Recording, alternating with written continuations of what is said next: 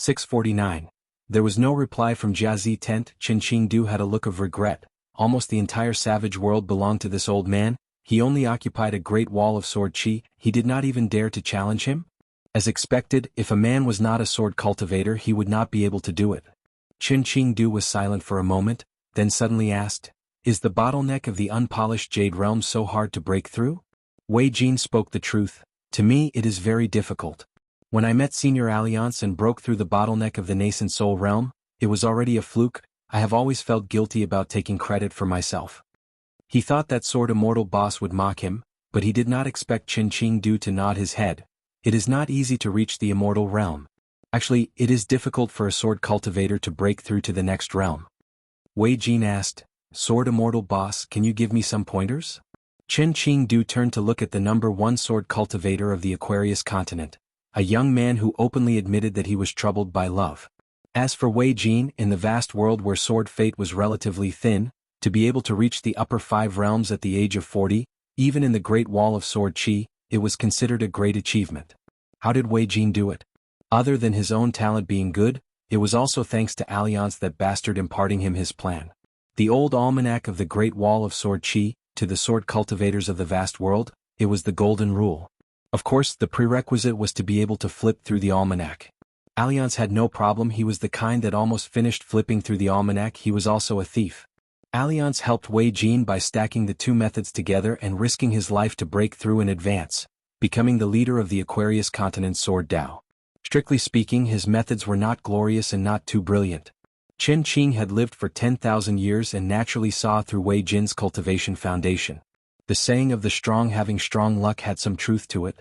As long as Wei Jin entered the upper 5 realms and stayed in the Aquarius continent, he would be able to occupy a continent and be at the peak of a mountain. He would be able to plunder the Aquarius continent's sword fate as he wantonly. Wei Jin only needed to follow the prescribed order. Since his aptitude was good enough, he would slowly improve in the next 100 years, and if nothing went wrong, he would definitely become an immortal. Wei Jin was a person who knew when to stop. He had only fought a battle with the heavenly monarch of the North Continent, Xie Shiwenjian, and had consolidated his cultivation base. He had immediately given up on the great Dao steps that were within his reach. Instead, he had come to the Great Wall of Sword Chi. If not for the appearance of the new hidden official, Wei Jin would most likely have died in battle in this foreign land. In the end, he would at most leave behind a distant and vague story of a sword celestial in the Aquarius continent. Qin Qing had always admired such a young man. He dared to fight for power and was willing to die. On the other hand, a certain bastard was unwilling to die. However, they would rather live a life worse than death. In Qin Qingdu's opinion, it was acceptable, just like himself.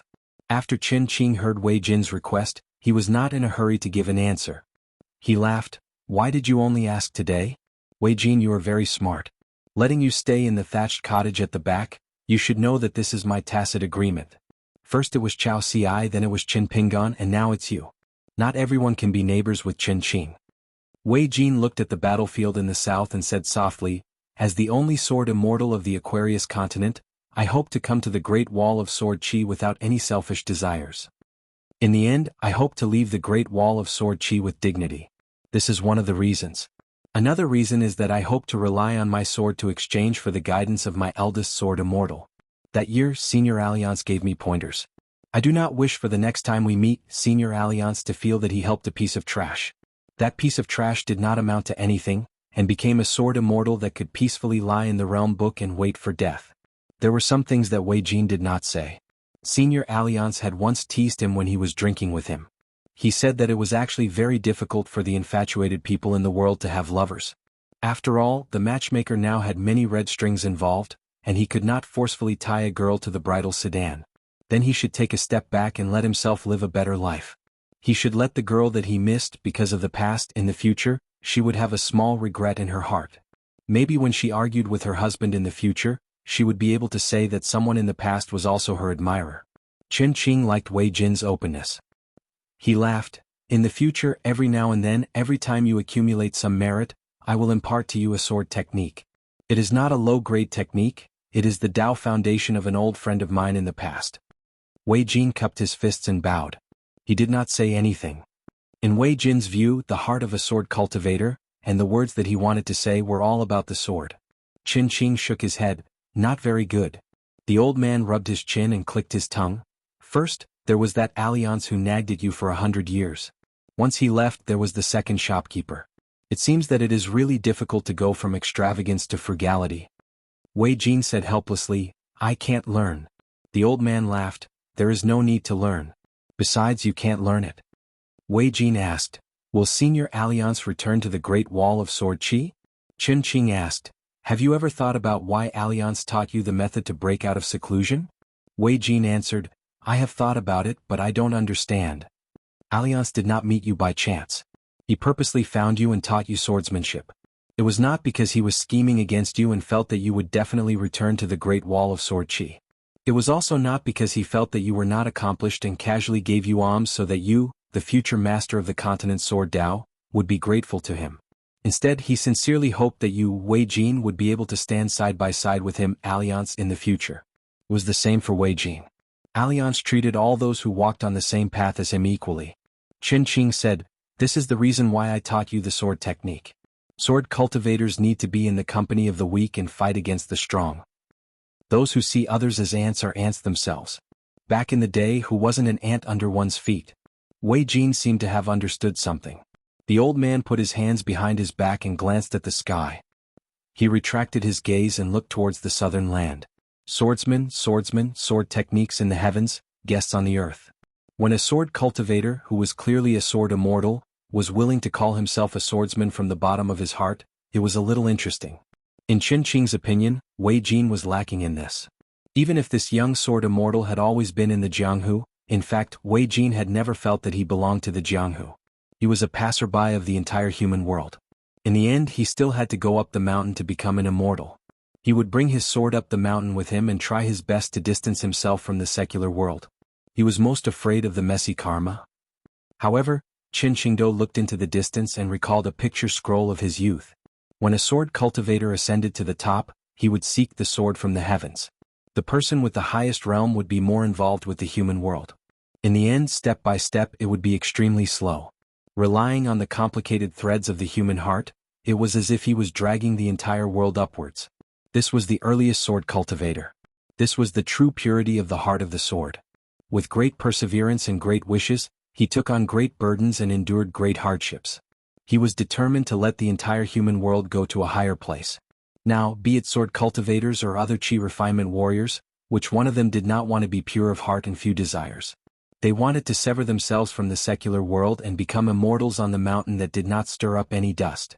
Even if most of the cultivators in the world had such a mindset, there would be no problem. However, if everyone was like that, there would be great trouble. Chen Qing put his hands behind his back and gently tapped his palms. He muttered to himself, there can be more of the former and less of the latter. There must be both types of people. Neither can be missing. On the southern battlefield. After exchanging a blow with Ning Yao, the unpolished Jade Realm Sword Immortal Death Warrior was slightly injured. However, he did not want to continue fighting. He immediately used a strange secret technique to escape. On the battlefield, where blood flowed, a circle of extremely fine ripples appeared one after another. Obviously, that was where the Demon Clan Sword Immortal Death Warrior's soul was. Moreover, the escape route was not in a straight line. It seemed that he had used some kind of formation. Ning Yao's second blow missed. Not only that, there was a ripple in a pool of blood 600 feet behind Ning Yao. For a sword cultivator, this distance could be said to be very close. The Sword Immortal Death Warrior actually wanted to risk his life for a blow. Ning Yao was even more ruthless. She was determined to exchange injury for life. She could have dodged in time. However, she still deliberately paused for a moment to give the Demon Clan Sword Immortal a chance. However, the Sword Immortal Death Warrior also gave up the chance. He completely dispelled the idea of assassination and chose to leave the battlefield. According to the records in the Jiazi tent, the golden robe on Ning Yao's body was worthy of being an immortal weapon. For a top assassin like him who succeeded in one blow, it was extremely restrained. Ning Yao could not find any trace of the Sword Immortal Death Warrior. Looking around, there was no sign of him in the nearby battlefield. Thus she gave up. However, she had already memorized the escape route of the Sword Immortal Death Warrior. She silently deduced it in her heart. If there was a chance to fight again, Ning Yao's sword would be more measured. What really annoyed Ning Yao was that the nascent soul sword cultivator that targeted Qin Pingan had also decisively retreated after his first blow failed. The demon clan army acted as a natural barrier. Ning Yao's third strike was dodged by the nascent soul sword cultivator. He formed a sword seal with both hands, and the sword immortal death warrior turned into thousands of sword lights that scattered in all directions. Ning Yao raised her hand, and the thousands of broken weapons on the ground chased after the sword lights like flying swords. It was as if the sky above the battlefield was covered with a torrential downpour of flying swords. At the same time, Ning Yao swept out dozens of feet and bypassed Qin Pingan in the distance. She slashed her sword forward. However, the nascent soul sword cultivator's flying sword failed to kill Qin Pingan. The so-called failure was that it did not kill Qin Pingan. Qin Pingan was trapped in the formation. When a nascent soul sword cultivator suddenly attacked, there was nowhere for him to hide. The only thing he could do was to avoid being fatally injured. Thus, his entire shoulder was pierced by the flying sword and most of it was blown off. When a sword immortal death warrior attacked with his flying sword, it was not only because of its sharpness, but also because of the sword chi left behind. It used the injured person's small world as a battlefield. The fine and complicated sword chi and wisps of sword intent were like countless dragons crossing the river. The sword chi was like a flood breaking through a dam, crashing into the acupoints and chi residents. It was a recognized fact that it was the hardest to recover from being injured by a sword immortal death warrior's flying sword. The sword immortal death warrior was worthy of being ranked first among the 4 troublesome ghosts on the mountain. On the battlefield, Fan Dash could no longer see Qin Pingan's figure. The mighty demon race army swarmed over from all directions, blotting out the sky and covering the earth. It was obvious that they wanted to surround and kill the young man. The demon race cultivators were the first to recognize the young hidden official's face. After his identity was revealed, the army retreated out of a survival instinct. It was because the young hidden official had not only defeated Li Zhen, a disciple of the moon-bearing mountain who was in seclusion, but he had also defeated Li Zhen, a top genius of the wasteland world, to the point that his soul was scattered. This matter had long been spread throughout the demon race army. This news was destined to slowly spread to the south, becoming a hot topic of discussion in the wasteland world. Year after year, it was like the grass on the plains, withering and thriving everywhere.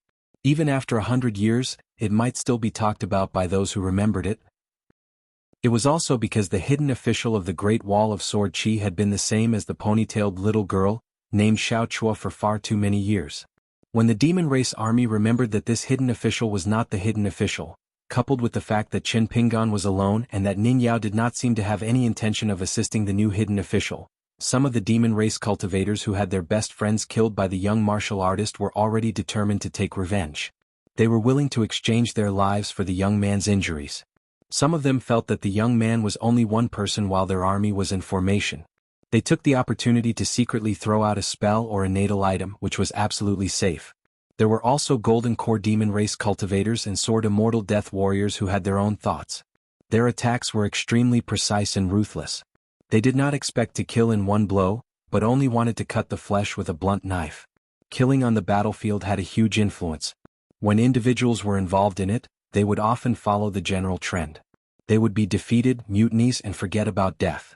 They were all like this. Finally, there was the nascent soul sword immortal death warrior who injured the young hidden official.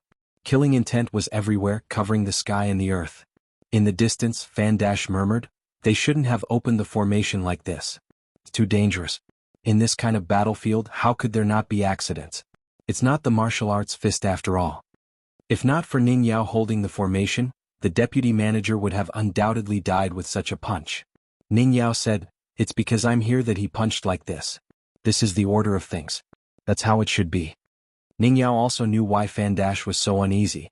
In the end, he was worried about Qin Pingan's safety. Ning Yao did not elaborate. Fan Dash was not a pure martial artist. The path of sword immortal and the path of pure martial artists were gradually ascending. The martial arts fist was at the peak. They seemed to be different paths leading to the same goal, but in fact they were very different. This was the true martial arts fist.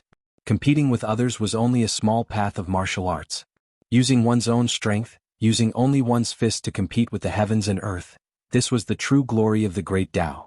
In the distance, the center of the encirclement had almost turned into a slowly moving hill.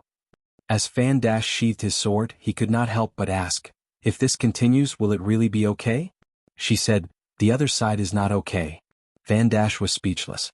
He could only continue to attack at the edge of the battlefield, trying his best to share some of the pressure on Qin Pingan. Actually, it did not mean much, but he had to do something.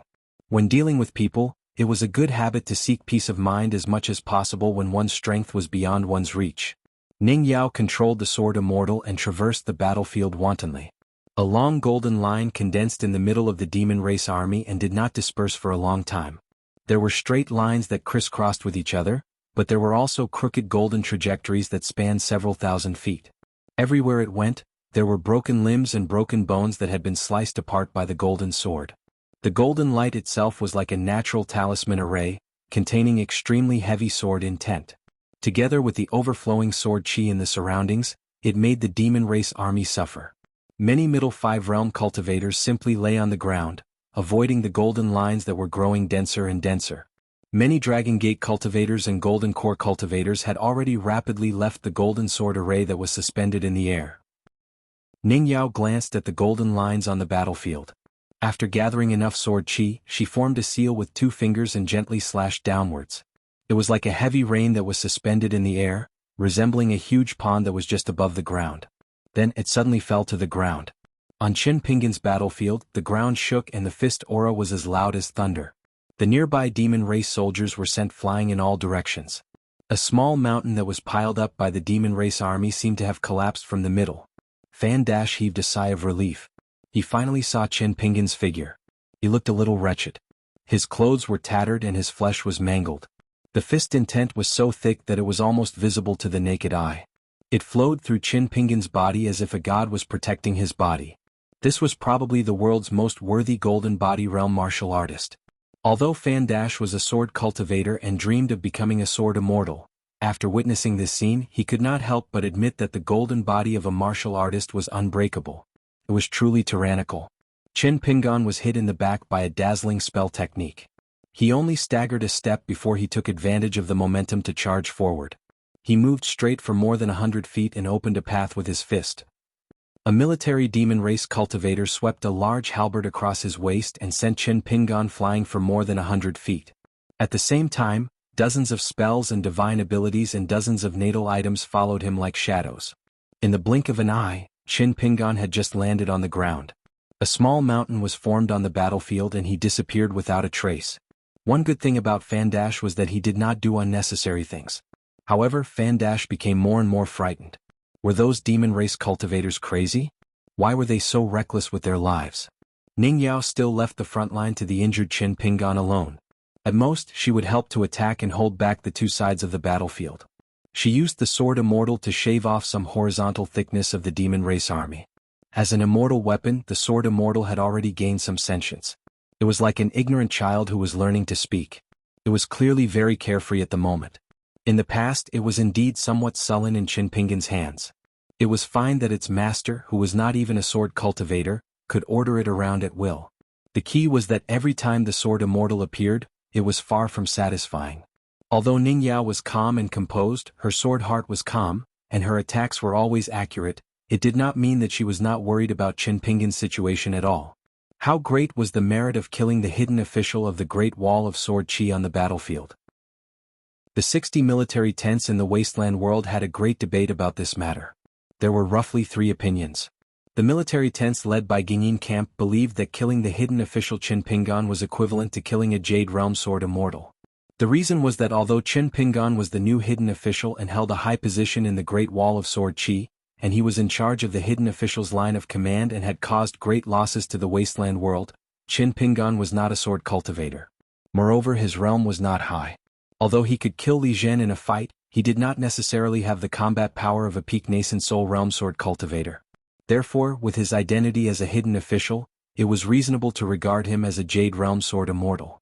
Led by Ding Mao's tent, another large group of tents supported by the 2 sovereign stage great demons, Yang Ji and Huang Luan, all believed that this young hidden official, regardless of whether it was a real threat or a symbolic significance to the Great Wall of Sword Chi, killing Qin Pingan would be equivalent to a sword cultivator in the immortal realm. It was not excessive to regard him as a great sword immortal. Apart from this, there was another lone armored commander's tent that raised an even more shocking opinion. As long as they could kill Qin Pingan, their battle merits should be at least between killing Dong Sanging, Chen Shi, Qi Tingji, Lu Ji, Old Def and Nalan Xiaowei, these 2 groups of sword immortals. Even if their battle merits were equivalent to that of an Ascendant Realm sword cultivator, it wouldn't be impossible. The debate was endless. The military tenants gathered their opinions and finally decided that the merit should be based on killing a greatsword immortal. However, the merit should be between Nailan Xiaowei and Yu Qin. It could not be regarded as an ordinary greatsword immortal. Fan Dash's heart trembled. On the battlefield far away, Qin Pingan, who was in charge of opening the formation, was punched in the direction of Fan Dash for the first time by a demon cultivator. Qin Pingan twisted his body in the air, dodging the entanglement of some key spells and magic weapons. He forcefully withstood the other attacks and landed on the ground. He slid back 5 or 6 steps and stomped heavily on the ground. He returned to the battlefield at an even faster speed and went straight for the demon cultivator, who was also a pure martial artist. The latter was not only the leader of a demon army, he was also a cultivator. Furthermore, he was in the far travel realm. After transforming into a human, he was tall and sturdy. He did not have any weapons on him, but his muscles were firm and imposing. On the front line, the two pure martial artists charged at each other. Both of them punched each other. The fist aura shook violently, and the surrounding demon army was immediately pushed back by the majestic fist intent that surged out. The demon cultivator in the far travel realm and Qin Pingan each took a punch, but neither of them retreated a step. They exchanged punches and both of them were punched in the face. Their heads swayed backward for a moment. On the battlefield, dull sounds like the beating of drums could be heard. The demon cultivator in the far travel realm roared.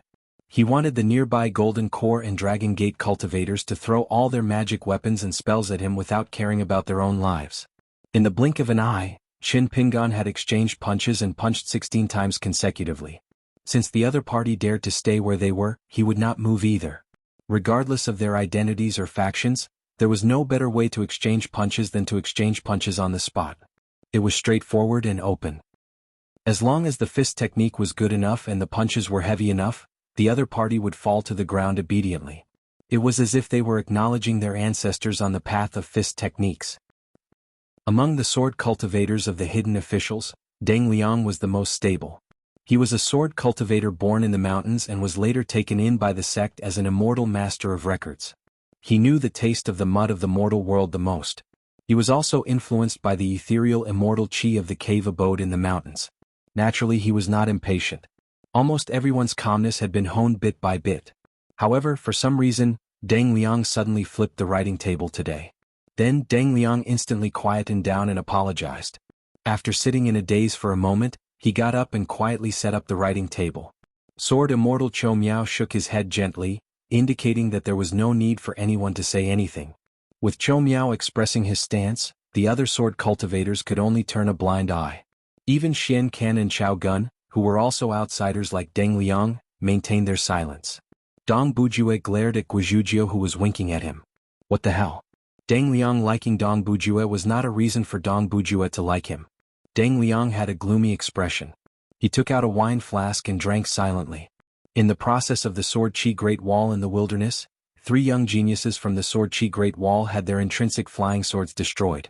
The 3 potential sword immortals who could be considered outstanding in the Sword Chi Great Wall had their great Tao severed. There was no doubt about it, and there was no what if. Then, in the chaotic battle, another 4 people were killed by the demon suicide squad. As for the young sword cultivators who were not on the list, there were even more. This was the result of the Sword Chi Great Wall having 2 sword immortals and more than 40 earth immortal sword cultivators who came down to provide support and lay in ambush. The spiritual energy of the Sword Chi Great Wall decreased rapidly.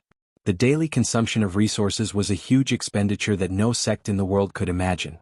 Once it was converted to divine money, it was enough to make the Tao hearts of the cultivators who were in charge of the income and expenditure of money become unstable just by looking at the numbers in the account books.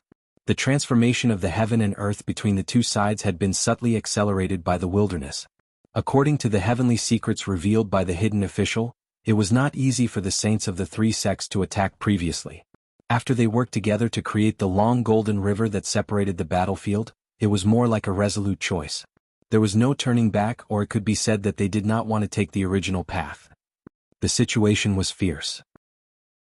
No matter how the hidden official's lineage racked their brains, no matter how the sword cultivators on the city wall forgot about life and death, they could only delay the situation for a moment. It seemed that they could not change the direction of the situation. Deng Liang was born as a wild cultivator. It was not that he could not accept failure, but Deng Liang had never felt so aggrieved, cowardly and resentful. In the end, it turned into a kind of dejection and he could only drown his sorrows in alcohol. The more he was in the summer palace, the more he could come into contact with first-hand information and observe the overall situation. When Deng Liang saw through the battles and the points gained and lost by both sides, the more deeply Deng Liang felt about the direction of the entire war, the more powerless he felt.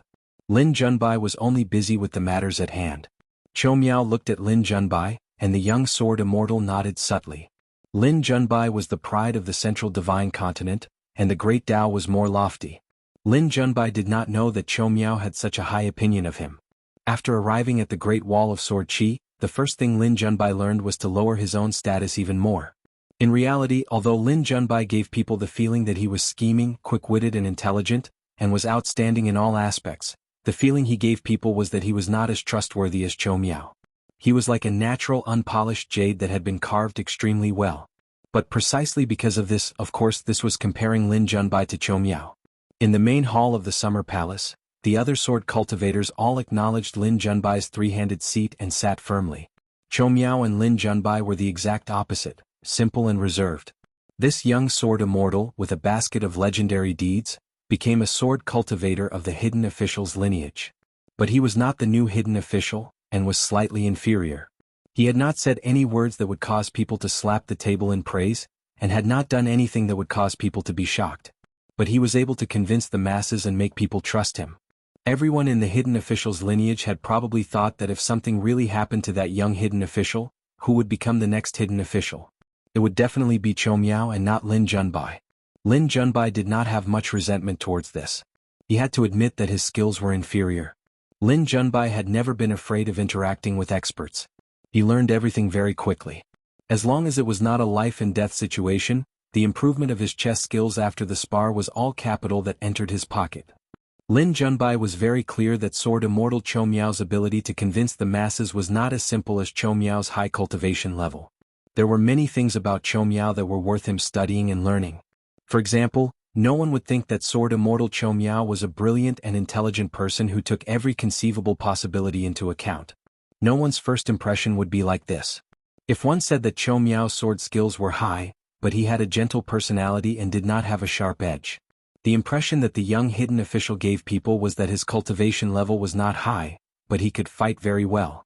He was shrewd and scheming, but he was actually a good person. In addition, the hidden official's lineage had many sword cultivators that each had their own strengths. Lin Junbai would benefit greatly from his training here every day, so why would he leave? Even if Qin Pingan chased him away, Lin Junbai might not necessarily leave. Lin Junbai glanced at the empty main seat and shook his head lightly. He would not leave, but he definitely would not become the hidden official. Qin Sancho glanced at the situation of the approaching battlefield. After some thought, he called for Dong Huafu to fly on his sword and approach Qin Pingan's side. At the same time, he asked Fatty Dong and Stack Cliff to put in more effort.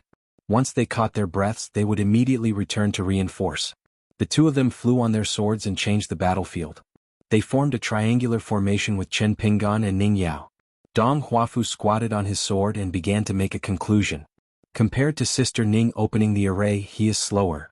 Dong Huafu thought for a moment and remembered that the second shopkeeper's innate ability was to keep accounts. He added, however, Alliance said that men cannot be too fast. Qin Sancho laughed loudly. However, the second manager happened to be punched by a demonic cultivator from the school of military who was wearing the gold crow armor. He seemed to have broken through the formation of the army that had been thinned by Qin Sancho's sword. In the end, he fell not far away from Qin Sancho. After rolling for a while, he stood up and smashed a natal artifact that was like a gangrene attached to the bones with his fist.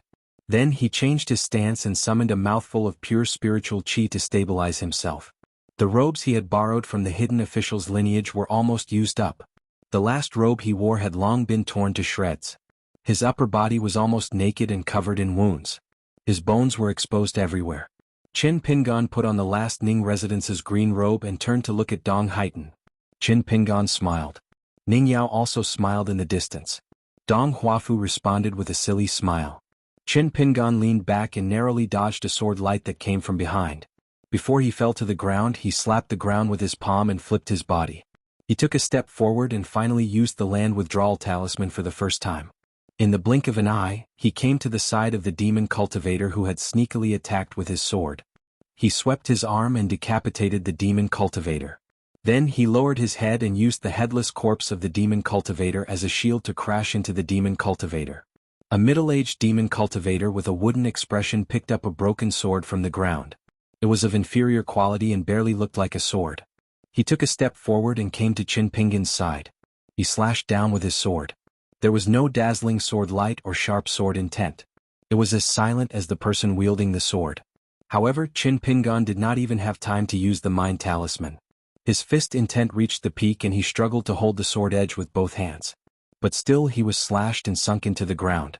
The man did not think of using brute force to directly cut off Qin Pingan's hands and shoulders. He casually pulled out the ordinary long sword and slashed it at Qin Pingan's neck. Qin Pingan directly clenched his left fist and pressed it against his chest. The man was clearly a little surprised. His sword would indeed change its trajectory midway and shatter Qin Pingan's heart. At the critical moment when the sword changed direction, the man took a step forward.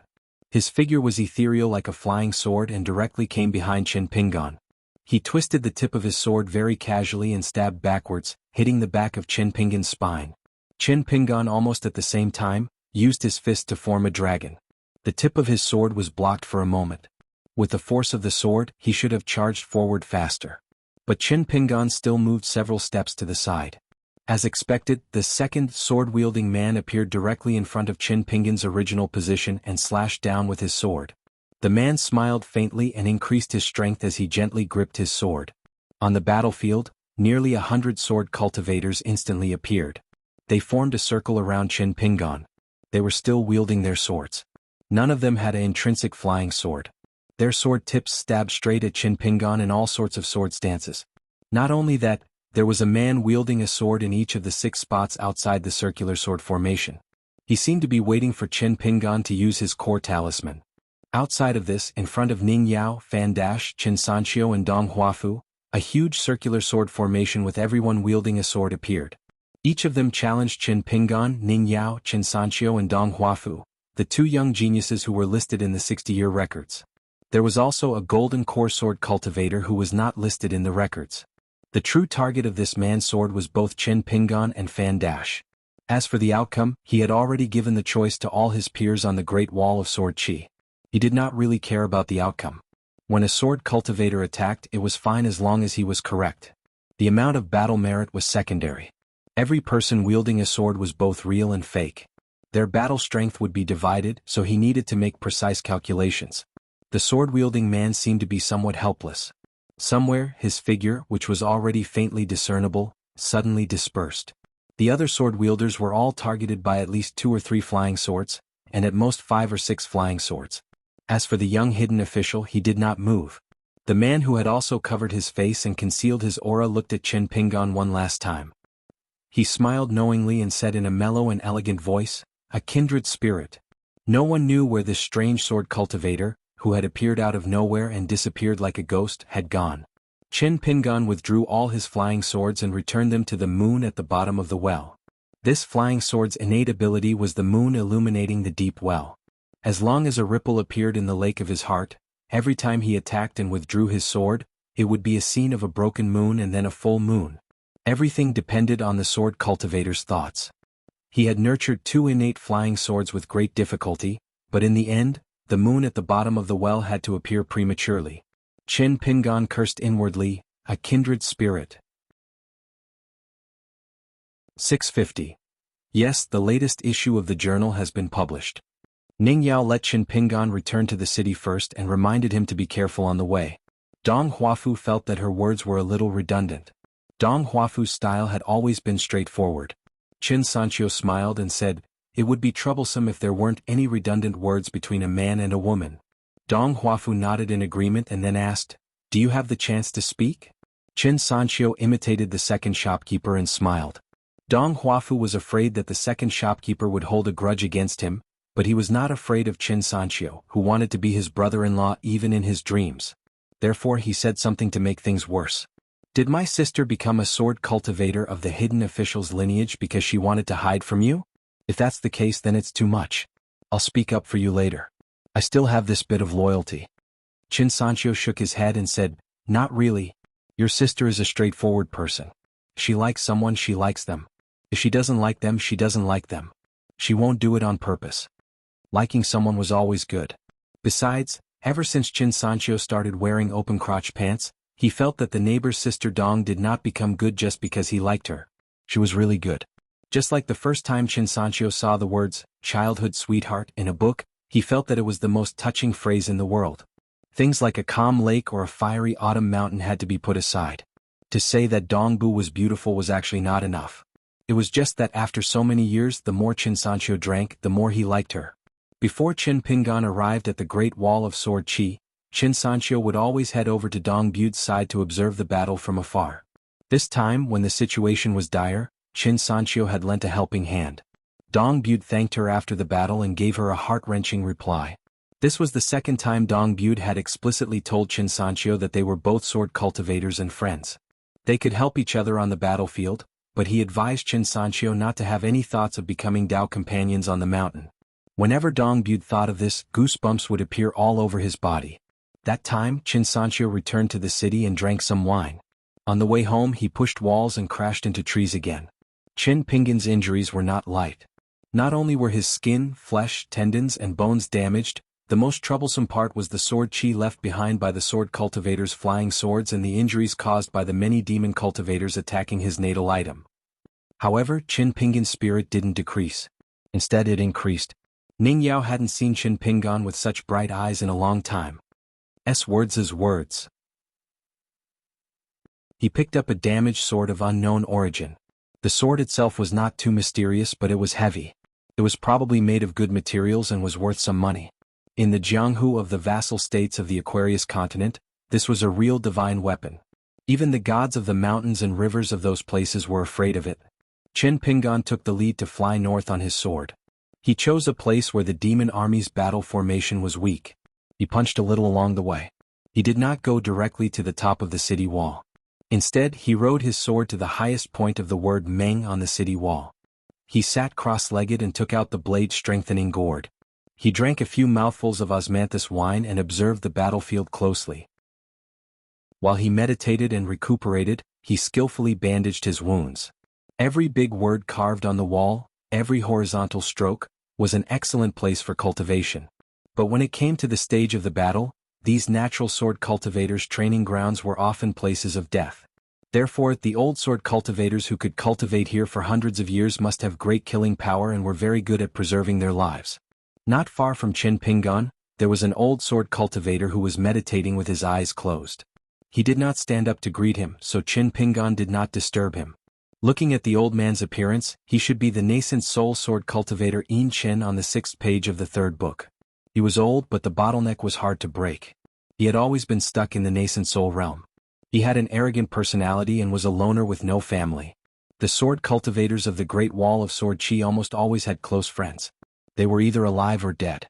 But Yin Chen never had any. As long as he entered the battlefield, his killing intent would be huge. Once he used his sword, he would not differentiate between friend and foe. Therefore, he killed many demons, but the battle achievements he accumulated were not much. He was not as good as many young Jindan sword cultivators, because many of his battle achievements were erased. The old sword cultivator Yin Chen's reputation was even worse. After all, no one was willing to get close to a monster who would even kill their own sword cultivators. Every page of the 1st and 3rd book had different annotations from the hidden official sword cultivators. If there were too many sword cultivators in the Summer Palace, they would add in a few extra pages. Yin Chen, who was ranked very high in the 3rd book, had very few opinions. Only Chou Miao and Lin Junbai had written a few words. Their opinions were completely different from the common view of the Great Wall of Sword Qi. In terms of accidental injuries on the battlefield, almost every sword immortal had done it. Those who harmed the innocent did not deserve to be scolded. But Yin Chen was different. Many times, the old man's swift and fierce sword attacks were precisely calculated to kill a few sword cultivators. According to the division of responsibilities of the hidden official's lineage, the old sword cultivator Yin Chen only needed to guard the place. He did not need to leave the city to fight. Qin Pingan finished bandaging the wounds of various sizes.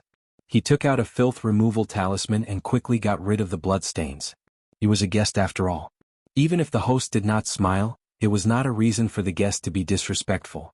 The old man opened his eyes and said hoarsely, "Kit, you are really interesting. I've seen a few pure martial artists of the Great Wall of Sword Chi. When others use their fists, they are restrained by flying swords and magic treasures. You, on the other hand, are suppressing yourself." Chin Pingan turned his head and smiled. "Senior Een has good eyesight." The old man asked, "Don't you have a knot in your heart because I didn't call you Lord Hidden Official?" Chin Pingan said, "No." Een Chin looked at the front line of the battlefield. To the north of the Golden River there was Ning Yao who helped. To the south, there was the sword cultivator who was responsible for opening the formation. Een Chin sneered, "Every time I see these so-called young geniuses, I can't help but feel depressed. How can you compare yourself to others?" Chin Pingan smiled, "More sword cultivators will be the same when they see Senior Een." In fact, Een Chin was also one of the young geniuses. He was extremely outstanding. His glory at the Great Wall of Sword Chi back then was roughly equivalent to the present Lord Gao Yi in Situ Weiran. Practicing the sword was extremely smooth. He broke through the realms with irresistible force. He only stopped when he reached the nascent soul realm. He did not expect that this pause would lead to hundreds of years of wasted time. Een Chin sneered, "Other than looking up at people and secretly drooling, what else can trash do? Take me for example. I've been sitting here all year long. I went from a young trash to an old trash. A person who would even scold himself when he was ruthless was basically invincible when it came to quarreling." Chin Pingan asked, "Senior Een, did you see through the background of the man who held the sword?" Een Chin sneered, "The reclusive officials are getting worse with each generation. You are just an outsider whose realm is not high anymore. You relied on your connections to take over Senior Shao Chua's summer palace. There are countless secret records in the archives. In the end, you don't even know this little bit of information? Even if you can't recognize him, can't you guess?"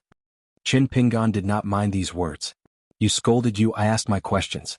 He continued probing, "Is it the Heaven's Pride who is ranked at the top of the moon supporting Mountain's 100-sword deities? Is his ranking similar to Zhu Gong and Li Zhen?" Een Chin, on the other hand, asked your questions and scolded me. Now I guess the entire Great Wall of Sword Chi has said all kinds of nasty things about Senior Shao Chua. They are really a bunch of bastards who have no parents to teach them.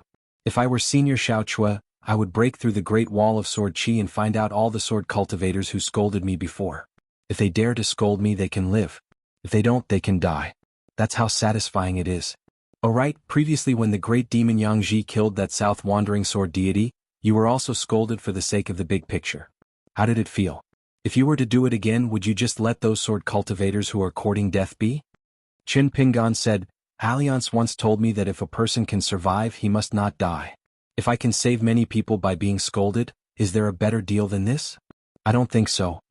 Een Chin immediately shut his mouth. It was not about how right the young man's reasoning was. It was not the case at all. This young reclusive official was a reclusive disciple of the literary sage's lineage. He was his junior brother and even had a good relationship with the great sword deity. Een Chin did not care about him at all. Only when he was related to Alliance did Een Chin have a headache. Indeed, Een Chin had been screwed over by that son of AB*TCH in the last 100 years. He had really caught a fat sheep and was plucking it. After plucking the fat sheep, he would replace it with a skinny sheep. When the skinny sheep was gone, the fat sheep would probably recover some of its wealth. Very well, then he would pluck another one. If a Liang only had such means, Een Chin would have just ignored him. However, that fellow had really squatted beside him and mumbled to himself for several hours just so that he could say something to old immortal Een Chin. Only then would this trip to the Great Wall of Sword Chi be worth it. Een Chin couldn't help but curse at a Liang. In the end, a Liang immediately turned hostile and was pinned to the ground, giving him a good beating. When Alliance left, he was very refreshed. He did his signature action of running his hands through his hair and saying, "Awesome, awesome. Quarreling and fighting, big and small, over 800 fights and I still won all of them." Een Chin was lying on the ground and was stunned for a long time. After that, Alliance often came to find old immortal Een. He called it a chat and increased his winning percentage once or twice. Remembering Liang, Een Chin was not entirely resentful. After all, the two of them had never actually sparred with Q-Sword. It was more of that man bragging about how he was liked by good girls in the vast world. It was just that from the beginning to the end, he had never mentioned a girl's name to Een Chin. However, Alliance occasionally said a few serious words, and they were all aimed at Een Chin's nascent soul bottleneck. No matter how bad Een Chin's temper was, he still had to remember this favor. Inchen might not know how to be a person, but he was still very clear about good and bad people. Sometimes, perhaps because he was too clear, he was too lazy to know how to be a person. The two of them did not know each other, and their temperaments were too different. In fact, there was nothing to talk about. Moreover, Inchen did not like to drink. Otherwise, Chin Pingan would have given him a bottle of Bamboo Sea Paradise wine. Inchen suddenly said, "Do all the pure martial artists in the world practice martial arts like this?" Chin Pingan shook his head and said, "The way of practicing martial arts is actually very similar. You can't escape the fact that you have to be beaten before you learn martial arts. The only difference is the strength." Inchen asked again. He said, "You picked up so much trash in front of Ning Yao. Aren't you embarrassed?" Now there was something to talk about. Chin Pingan smiled and said, "I have a lot of bad habits. Fortunately, Ning Yao doesn't mind." Inchen asked, "I think you look ordinary. You're just passable. How did you hook up with her?" "I only heard that Ning Yao went to the world once, but I didn't expect that she would be so vicious. In my opinion, you're far inferior to that Chao Si. I especially went to the city wall to take a look at that guy.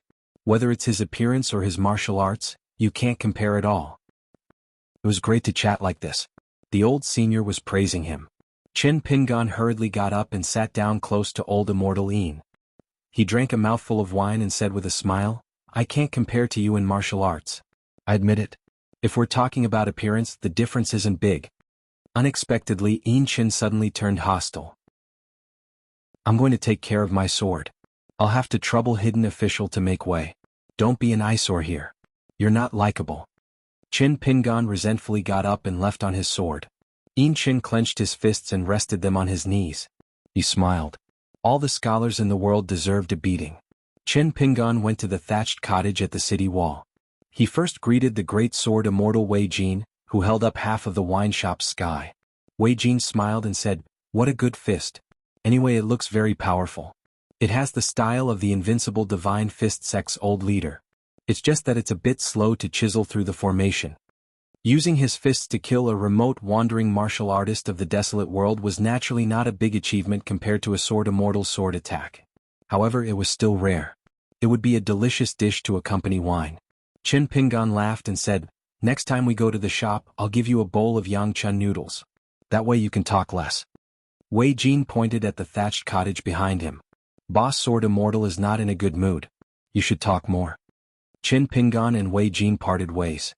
As soon as he landed on the city wall, Boss Sword Immortal walked out of the thatched cottage with his hands behind his back habitually.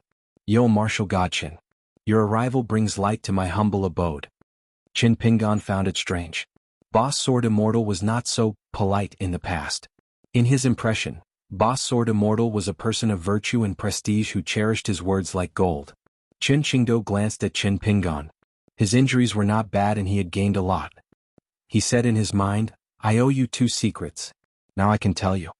Chin Pingan restrained his expression. However, Boss Sword Immortal's 2 so-called little secrets were bigger than the other. One was about the Great Wall of Sword Chi, the hometown of all the felons.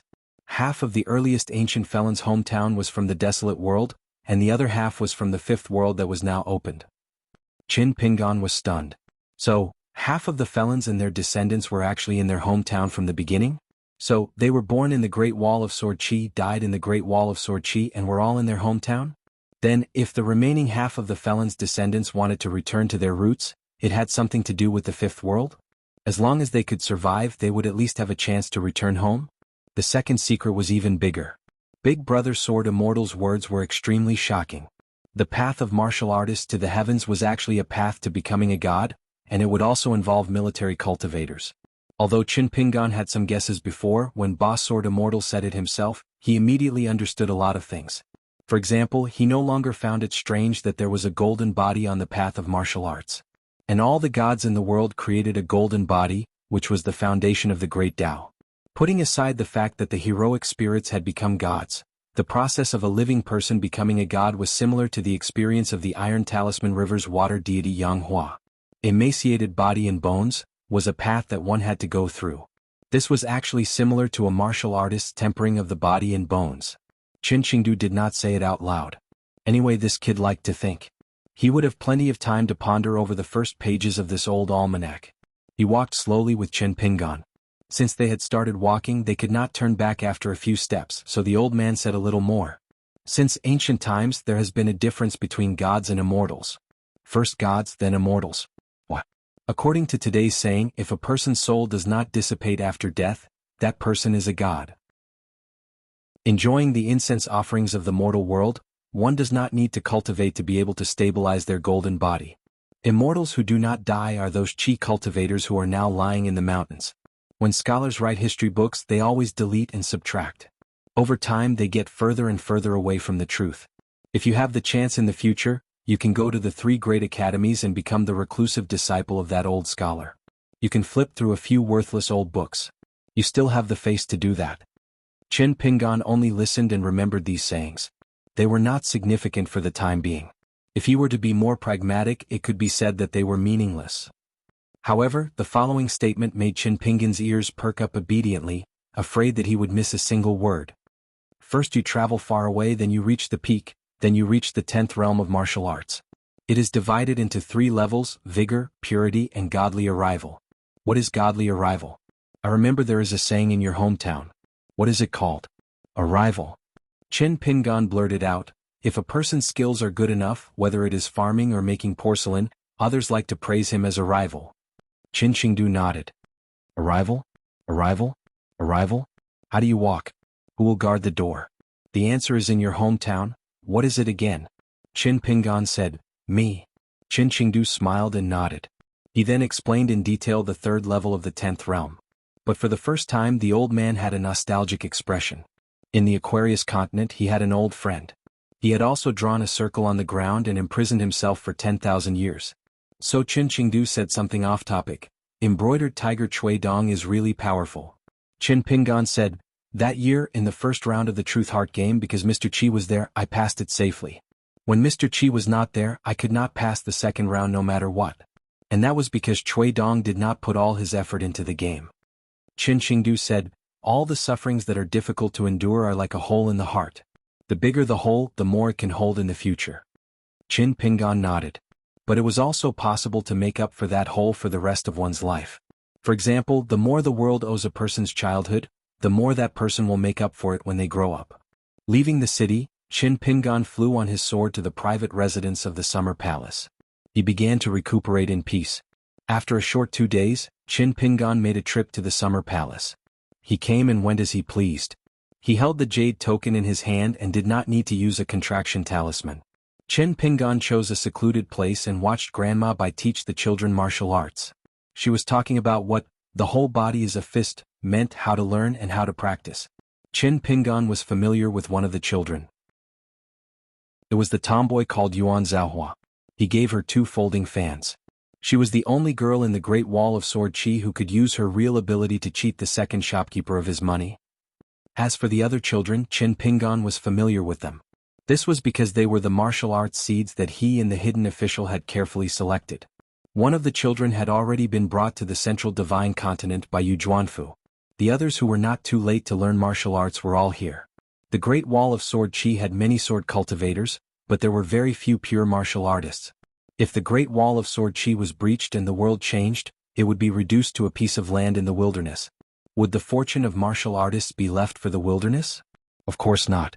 However, Qin Pingan also knew that there was little hope for this group of children to compete for the title of strongest, if they were to make a last-minute effort. Moreover, there was a natural pressure in the Great Wall of Sword Chi. The Great Tao clashed violently. He did not understand before, but after being pointed out by the eldest sword immortal on the city wall, he understood. The female martial god of the central divine continent, Pei Wan, had most likely come prepared. As for Chao Ci, she was purely focused on martial arts.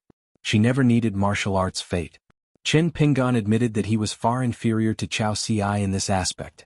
Now, as long as martial arts fate was willing to come, Qin Pingan wished that the martial arts fate could call for relatives and family members to come and welcome guests. The more the better.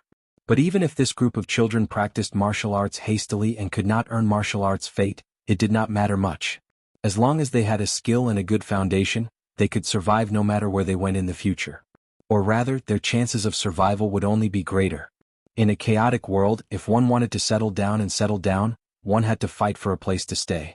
Many times, identity was not very useful. At the training field, Grandma Bai punched out. The distance was very short, and the punch was only half an arm's length. But the fist intent was very strong. It was natural and natural. At the level of a martial artist of the seventh realm, the so-called fist moves were actually a competition of the depth of the fist intent. It was similar to a simple manifestation of the great Tao. Grandma Bai's punch landed without warning on a strong-looking boy beside her. The latter stood in place without moving, his expression saying, "Kill me if you can." It was Jiang Yun, who came from a noble family on Taishiang Street. His talent was very outstanding. When Grandma Bai stopped punching, the child did not realize that he, who was not afraid at all, was actually sweating profusely. This was a rare latent talent. Grandma Bai punched again. Her fist almost touched the forehead of a girl from Yuhu Street. The latter was slightly weaker than Jiang Yun. Although she did not move, her body shook slightly. More than 10 children stood in a row. Grandma Bai walked past them one by one. Some children retreated, while others gritted their teeth and stood in place. But Grandma Bai did not punch. However, Qin Pingan could see that when Bai Mama walked to the children's side, her fist intent had already arrived. Unfortunately, there was only one child named Su Gong from Mumeng Alley. His intuition was correct. When Bai Mama's fist intent moved slightly, he had already moved back. Although his choice was the opposite of Jiang Yun's, they were all good seeds that had the potential to be possessed by the fist intent earlier. Looking at that tomboy Yuan Zhouhua, he looked as if he was facing a great enemy, but his body was tense. Grandma Bai quietly released her fist intent, but he still did not notice it. Qin Pingan felt that this was nothing. On the path of martial arts, it was not that aptitude was not important. It was also very particular, but it was not as harsh as chi cultivators. It was also not like swordsmen who gambled their lives and relied on luck. Swordsmen did not rely on hardships to become swordsmen. But when it came to fist techniques with a certain level of aptitude, one could be slow and steady. One's skills would gradually increase. Of course, the 3 realms would be a huge threshold. But it would not be difficult for these children to pass the 3 realms. It was only a matter of time and difficulty. Qin Pingan leaned against a pillar in the corridor with his hands in his sleeves. He looked at the children. Those who wanted to learn fist techniques were mostly from poor backgrounds in Twilight Street and Twilight Street. Those who did not want to learn were usually from big clans like Jiang Yun. The children began to practice their stances again. Grandma Bai would occasionally help them twist their bones and tendons. Then that child would begin to roll on the ground, wailing and crying. Seeing this, Qin Pingan, who was originally in a peaceful state of mind, immediately became gloating.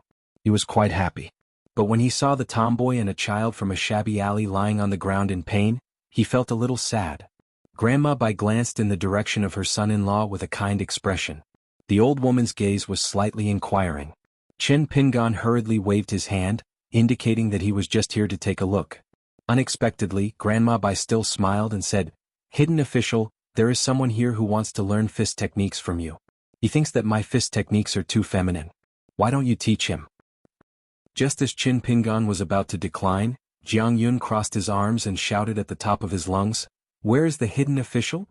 Damned little brat, who exactly is the hidden official here?" Qin Pingan looked at the tomboy who sat up. He silently raised his hand, his arm trembling, and wiped the dust and sweat on his face. Grandma Bai smiled. Qin Pingan could only quickly walk to the training field. Qin Pingan did not do much. He only talked about some of the insights of the 6-step stance. It was concise and to the point.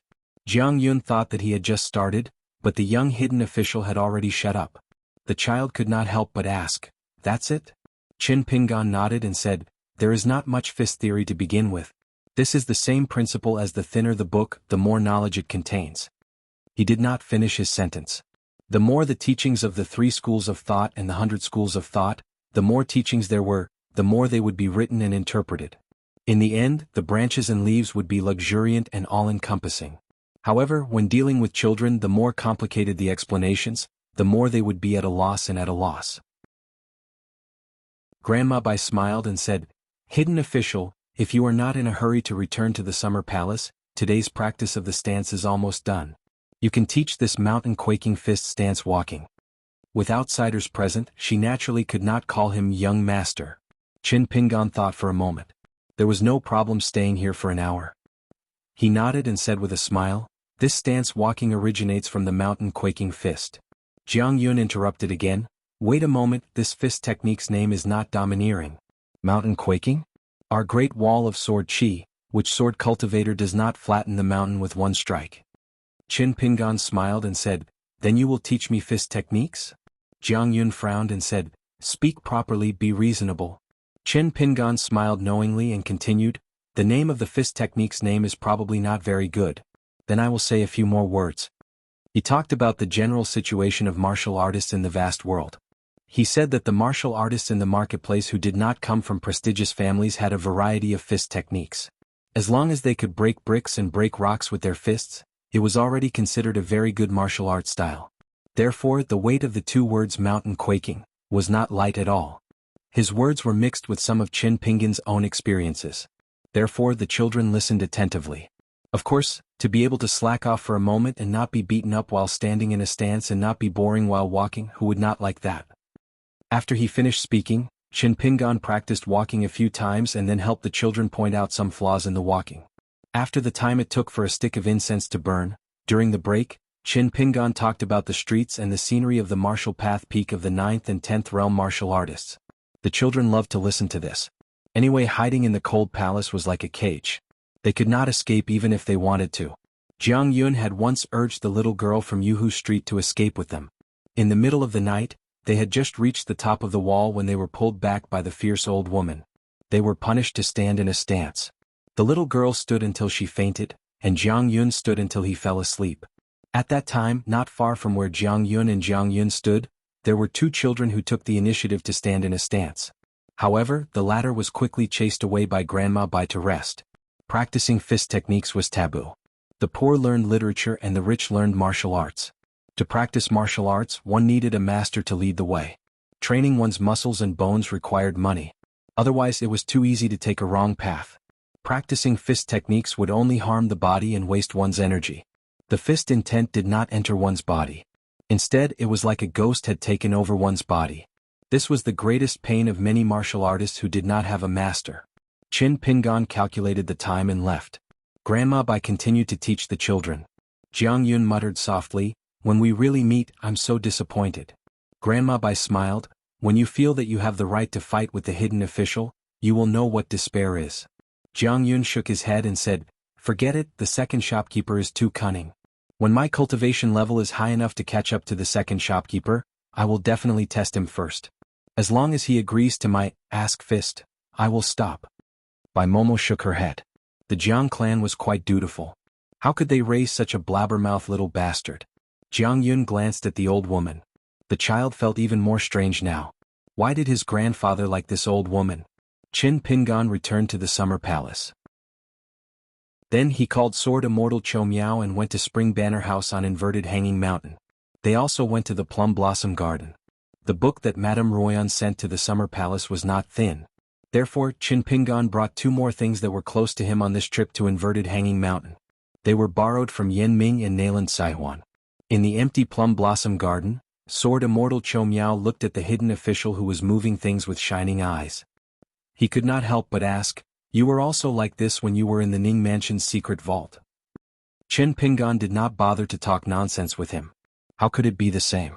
When they arrived at Spring Banner House and carefully looked through the account book, Wei Wenlong explained some of the tricks in it in a low voice. Sword Immortal Miyu was a little sleepy.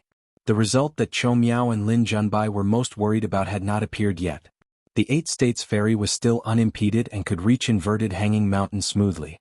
On the way here, Cho Miao suggested that they could raise the price appropriately.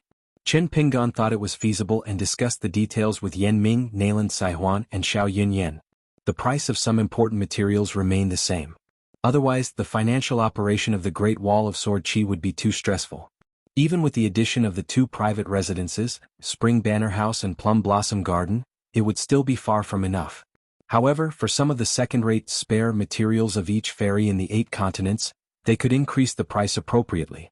After returning to the Great Wall of Sword Qi, this was the first time Qin Pingan got close to the mirage north of the city. He did not enter it but only looked from afar. Sword Immortal Cho Miao looked up at the sky and said telepathically, let's not talk about the killing power of the sword. If we only talk about the essence of the matter, can you do what boss did? Qin Pingan shook his head and said, it's very difficult. On the Great Wall of Sword Qi, Ning Yao and the other sword cultivators took the lead to return to the city on their swords. Everyone was injured, and Stack Mountain was the most seriously injured. Chen Qingdu walked out of the thatched cottage. Qin Sancho called him ancestor, and Qin Qingdu grunted in acknowledgement. That was all. If an outsider met Qin Sancho when he was drinking, it would be very hard to imagine that this handsome young drunkard was Qin Qingdu. The old sword immortal Qin Shi, who was able to carve the character Qin on the city wall, had once privately asked ancestor Qin Qingdu if he could let Qin Sancho leave and follow a certain scholarly sage to study in the vast world. Qin Qingdu only asked one question. Would Qin Sancho's surname be Qin in the future? In the end, Qin Shi dejectedly left the city wall. Qin Sancho respectfully bid farewell, and then took the lead to leave on his sword. The descendants of the Qin clan had always been like this. Having an ancestor whose swordsmanship truly reached the heavens was equivalent to not having one. It could even be said that it was better to not have one. Dong Huafu, Yenzhua, and the others also left. They would return to the city to recuperate for a few days, and Stack Mountain needed even more time to recover. Only Ning Yao was left. Qin Pingan rode on his sword and arrived at the city wall. Accompanying Ning Yao on the city wall, Qin Pingan's feet lightly swayed. Ning Yao asked, "You've been staying in the summer palace for more than a year. Is it because you're hiding something and don't dare to see me?" Qin Pingan wanted to say something but hesitated. Ning Yao said, "Apart from the fact that you like someone else, there's nothing that can't be said." Qin Pingan couldn't help but laugh. After a moment of silence he said, "I didn't intend to say it, but I suddenly realized that what I think is the best may often end up being the worst. After all, when two people who like each other are together, it's really not a matter of one person. So I'd better tell you. After hearing it, you can hit people but you're not allowed to be angry." After hearing this, Ning Yao nodded. Qin Pingan told her about that matter, which could be regarded as an agreement between him and the sword immortal. Ning Yao didn't say anything. Qin Pingan asked softly, "Not angry?" Ning Yao asked back, "Is being angry useful?" Qin Pingan thought for a moment. It seemed to be useless, but he didn't dare to say so. Ning Yao raised her eyebrows. "That's it. She didn't say so." Qin Pingan tapped his heels on the wall.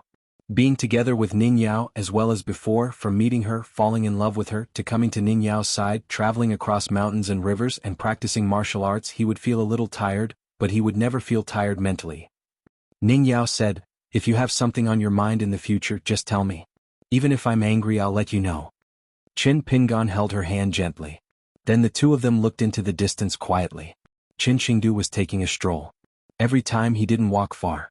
He walked slowly and then went back the way he came. He glanced at the backs of the young man and woman in the distance.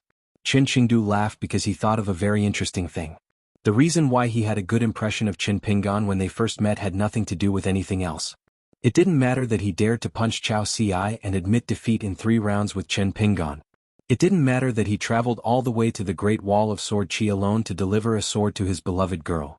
It didn't even matter that Qin Pingan was involved with that senior. Back then, Qin Qingdu looked at the young man who had the potential to be an earth immortal but had his bridge of longevity broken.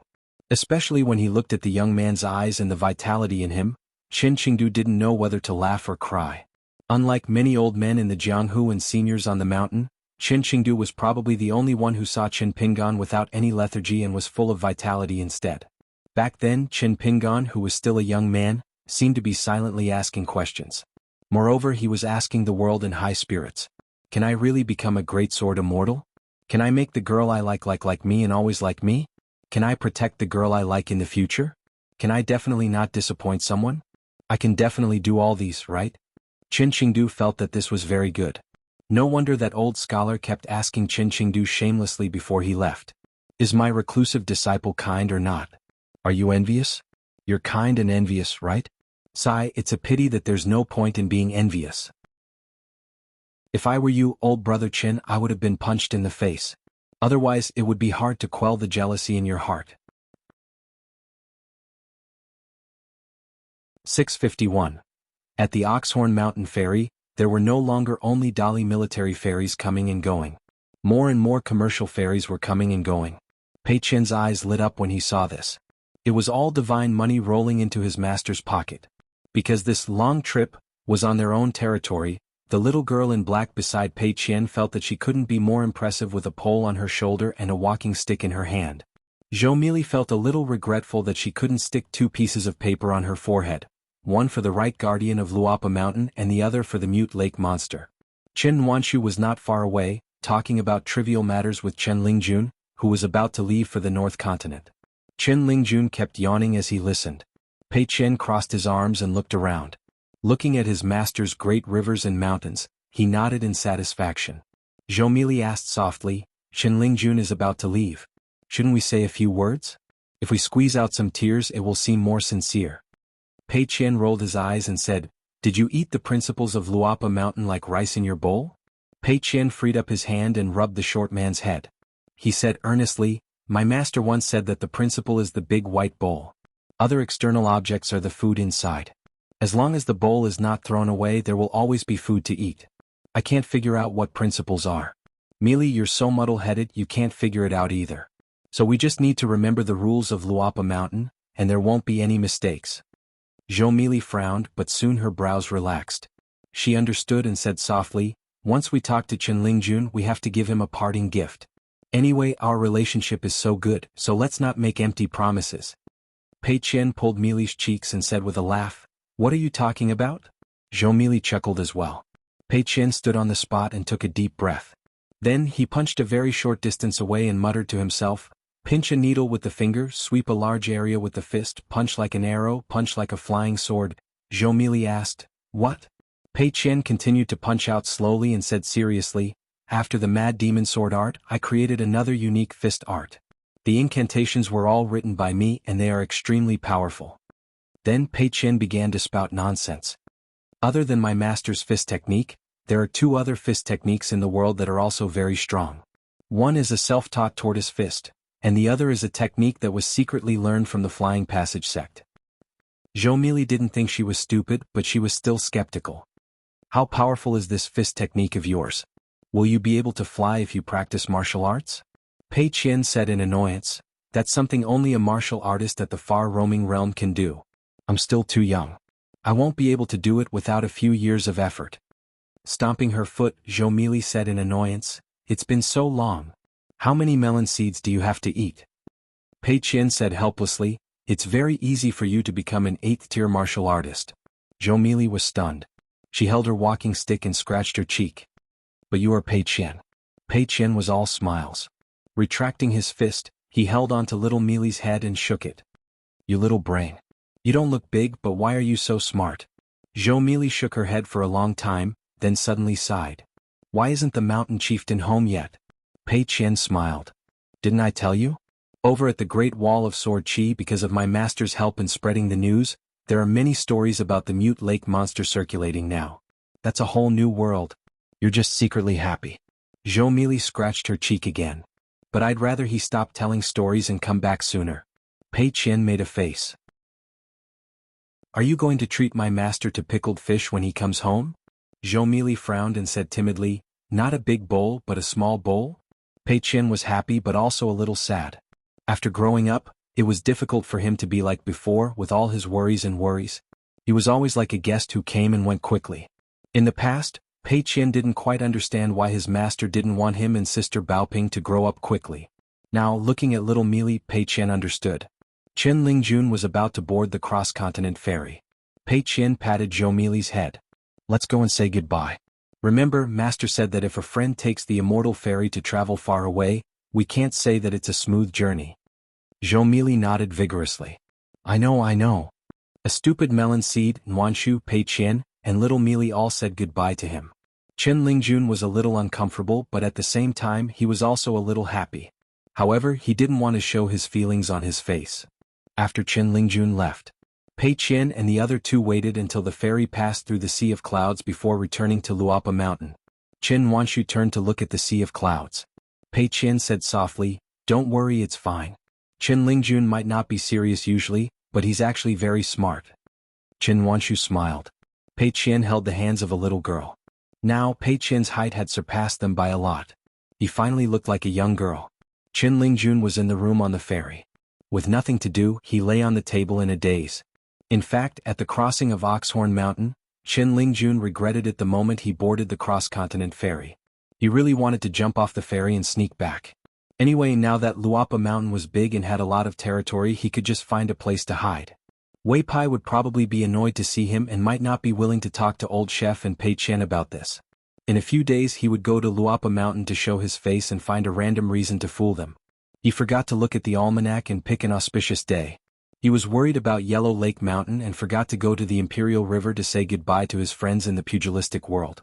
There was nothing wrong with concentrating at home, working hard and cultivating diligently. There was a big bamboo box on the table. In fact, it was rare for Lord Wei Shan to be so generous and lend him something close to him.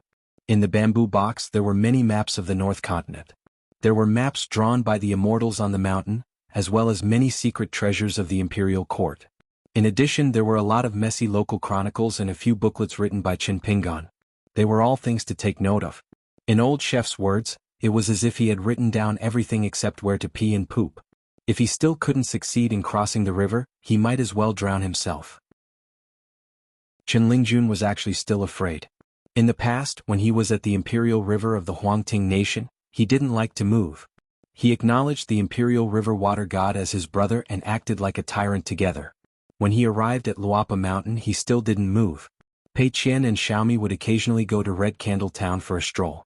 Chen Lingjun only went around the mountains of Luapa Mountain, touring the scenery and chatting with the old immortals. He brought the black snake with him and patrolled the various places in a carefree manner. Ever since the blind old Taoist named Jia Cheng moved from the Dragon Riding Alley to the Yellow Lake Mountain to cultivate, Chen Lingjun often went there as a guest. They hit it off very well. If bragging really worked, the entire vast world would be their private garden. However, Chen Lingjun now knew that the other party was flattering him so much. It was still because of Qin Pingan. Chen Lingjun didn't dislike this kind of thing. He quite liked it. No matter how good the wind in Luapa Mountain was, it was inevitable that there would be distant relatives and distant relatives. After all, he and Wan Shu, that little fool, could be considered the earliest elders of Luapa Mountain. Later on there were old chef Pei Chen Shiro and the others. The silly Tsin Yuanji, the silly girl Yuan Bao and the silly Yuan Lai. Because the big fool was Chao Qinglang. Later on, Qin Pingan kidnapped Xiaomi from the North Continent. Sometimes Chen Lingjun himself felt that Wei Pai, old chef, and the others looked down on him. He couldn't blame them for having high standards. He really blamed himself for not being ambitious. He liked to eat and wait for death. He bragged and bragged. The more people the merrier. How good was that? He ran all the way to the North Continent alone. What the hell was he cultivating for? Skeleton Beach, Hemp Sect, Mural City, Sect Master Zhu Quan, 2 honorary consecrators of Luapa Mountain, Mute Lake, Willow Jiqing, Spring Dew Garden, Cloud City, Jide, the Central Dragon Palace, the westernmost mountain, Lion Peak, Li Er and his wife, Li Huai's sister, Li Lu. Little Treasure's brother, Li Shixing. Old Master's friend, a fire deity temple, Taihui Sword Sect's Lu Jinglong, his disciple, Little White Head. Am I going to cultivate for a bright future? I'm going to visit people and give them gifts, okay? I have no choice but to jump on the ferry. Chen Lingjun packed his luggage and slipped from the second floor to the first floor of the ferry. In the end, Wei Pai appeared near the railing of the ferry. Chen Lingjun laughed and said, "Mountain Lord Wei, why are you being so polite? You don't have to send me off." Wei Pai laughed and said, "The entire North Peak continent is under my jurisdiction. Have you forgotten?" Chen Lingjun ran over to massage Lord Shan's arm and said, "How would I dare to forget? Even if I have to pee, I'll hold it in. I'm afraid I'll taint the great rivers and mountains of the North Peak." Wei Pai said, "The North Peak Crown Prince's Mountain is located at the northernmost tip of the Aquarius continent. I'll greet the mountain god and watch the ferry leave. It won't be too late for you to jump then. I won't care. You can take your time to return. As for whether you'll go ashore in the East Peak continent or Ganzhou Mountain, it's up to you." Chen Lingjun was dumbfounded. The prosperous Clear Breeze City had been singing and dancing for hundreds of years. The dynasties had changed, the mountains and rivers had changed, but the Clear Breeze City that was built at the foot of the mountain had remained unmoved. All the emperors and monarchs had always been respectful to the Su family. Because of the Su family's ancestor, the Su family was able to sit on the Fox country, which was equivalent to half a blessed land. It was rumored that the fox immortal that the Su family's ancestor met had 7 tails, but no one knew if there was an additional one now. The fox skin beauties produced by the Clear Breeze City Su family were expensive, but they were rare and in short supply. It was a specialty of the Aquarius continent. As the number of cross-continent ferry ships in the North Continent increased, the Clear Breeze City Su family became more and more wealthy. Especially a few years ago, the Sioux family's patriarch changed the ancestral law and allowed the fox country to activate the mirror flower, water moon, causing the price of a fox skin talisman to double. The Sioux family hired a master painter to draw the 4 beauties painting and the 18 ladies painting. They were either meticulously engraved or copied. Along with the scattered 4 marquises and folding fans, they were all sold out the moment they were released. Some of the immortals on the mountain who were not on good terms with the Clear Breeze city said sarcastically, the Sioux family was only short of selling erotic paintings. If Su Hun dared to sell them, he would be a true hero. They purposely belittled Su Hun as a man who rolled in a pile of women. However, this man was indeed a true nascent soul realm military cultivator. After obtaining the strange Swansea armor, he was like a tiger that had grown wings. His combat power was extraordinary. He was one of the few people below the upper 5 realms in the Aquarius continent with outstanding killing power. In a private room of a restaurant in the downtown area of the Clear Breeze city, a young man continued to eat. A scholar in a green robe had already put down his chopsticks and got up to stand by the window. He looked at the bustling crowd outside.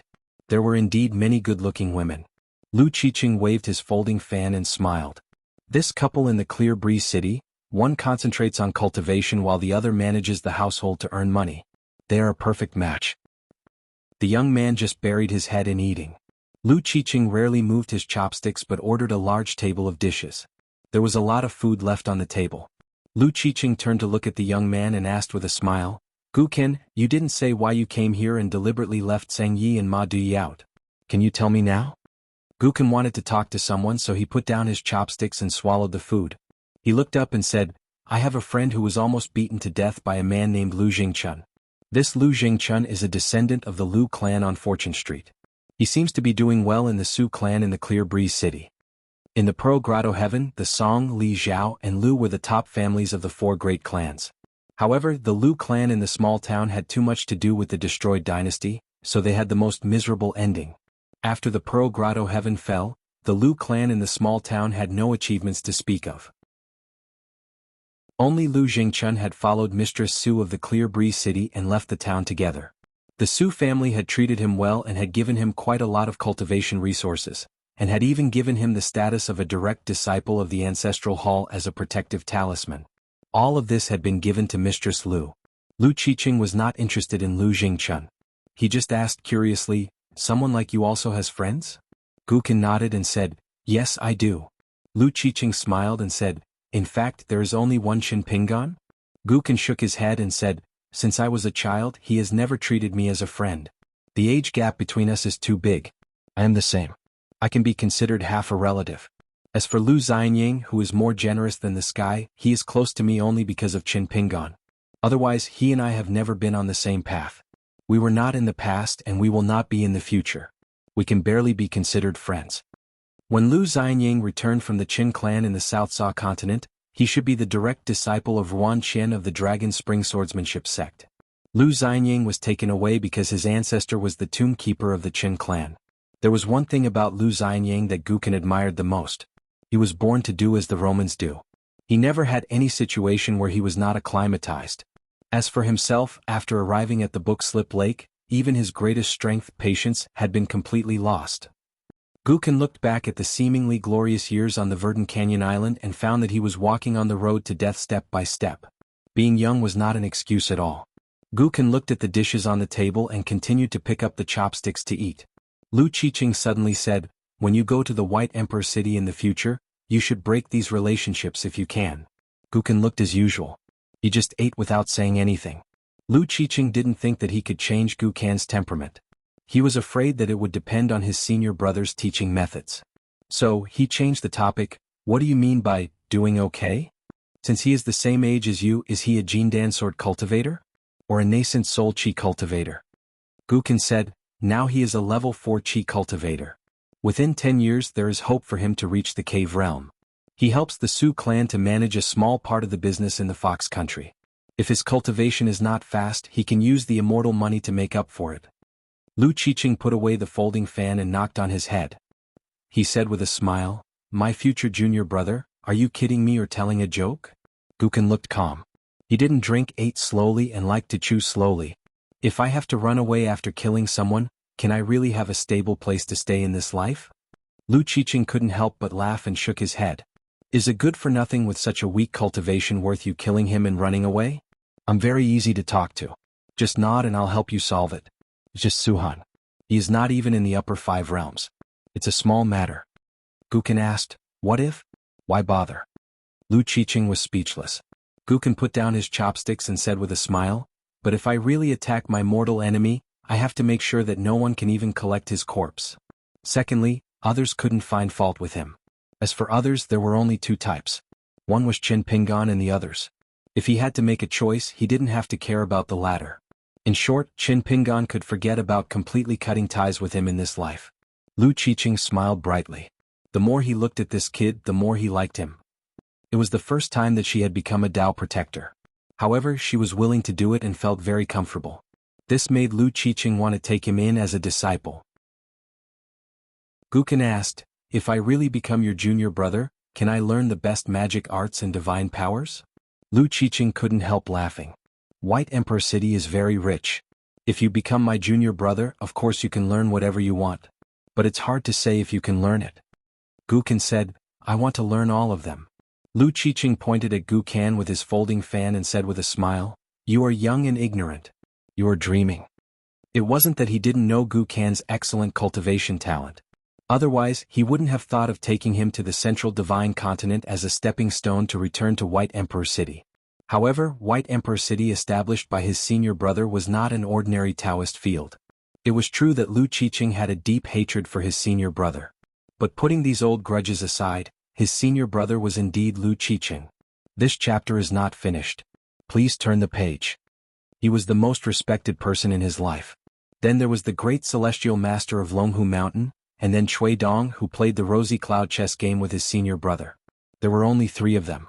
Lu Qiqing couldn't help but remind him, my senior brother's temperament is unpredictable. You may reach the sky in 1 step or you may become an ordinary person. Even worse, you may lose several lifetimes. Don't think too lightly of it. In order to find a potential candidate for a closed-door disciple, senior brother had stared at that pitiful worm for 600 years. For the pitiful worm himself, his 8 lifetimes were actually all for the sake of the final disciple of White Emperor City. In the end, that person reached his 9th life, but for some reason, senior brother still abandoned him.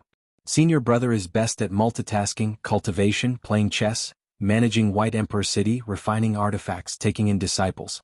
There is almost nothing that senior brother is not good at. And he does everything calmly and flawlessly. Guken nodded and said, then I have found a good master. Lu Qiqing laughed. Guken stood up and paid the bill. Lu Qiqing suddenly said in surprise, what a beautiful girl. Guken didn't care. Lu Qiqing said in surprise, not common, not common. She has a great background. If I'm not wrong, that silver gourd is one of the 7 highest-ranked blade-strengthening gourds. Guken frowned, walked quickly to the window, and looked at the young woman who was leading the horse slowly. She was dressed in red, with a wine gourd and a narrow knife hanging from her waist. It was Li Baoping. Why did she come to Qingfeng City? Guken said, we are not in a hurry to leave. Let's wait until she leaves Qingfeng City. No matter what happens during this period, I owe you a favor.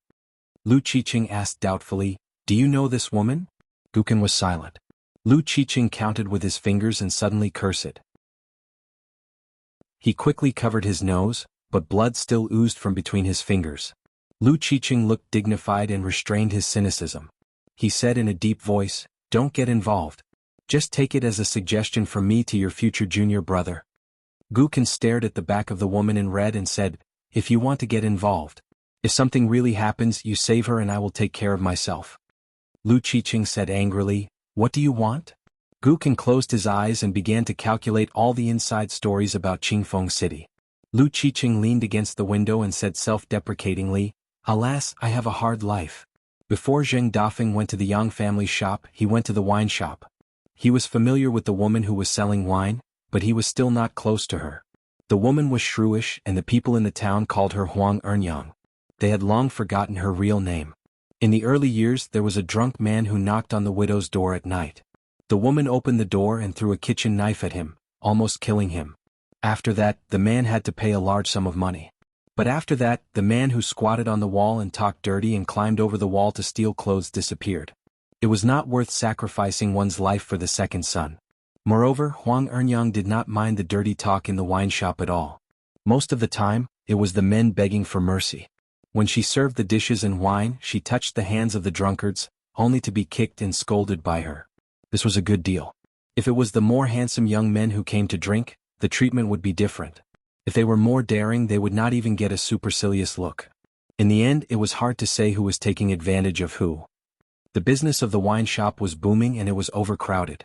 Master Ruan, who had transformed from a blacksmith to an immortal, often came here to buy wine. After a while, Huang Enyang's wine shop became the golden signboard of the small town. Many foreigners were willing to come here and take advantage of the immortal aura of Saint Ruan, the chief consecrator of the Li dynasty. The business of the wine shop and the pastry shop in the Riding Dragon Alley were doing very well. Zheng Dafeng stood at the door of the shop and was a little worried. With so many sloppy men staring at her, he guessed that Huang Enyang was shy and would not dare to flirt with him. Now that the shop was bigger and they hired 2 workers to do odd jobs, Zheng Dafeng felt that the taste of wine was not as good as before. It was completely different from the time when the business of the shop was poor and he was a big customer here. Huang Enyang was leaning over the counter. Every time she saw him, it was as if she saw her man coming home. Every time she would sway her waist, walk around the counter and call him Big Brother Phone. Sometimes she would pinch his arm and curse him in a low voice that he was a heartless bastard. He almost turned into a piece of peach blossom cake. She still had to hold his arm and walk into the shop with him. How could there be such a heavy hidden weapon in the world? It was very hurtful. Zheng Dafeng was afraid of hurting his arm. Every time he sat down he had to rub his arm for a long time before he could lift the wine bowl. 7 or 8 tables were full. Zheng Dafeng planned to come again when there were fewer people. He did not expect that there would be a table full of local men.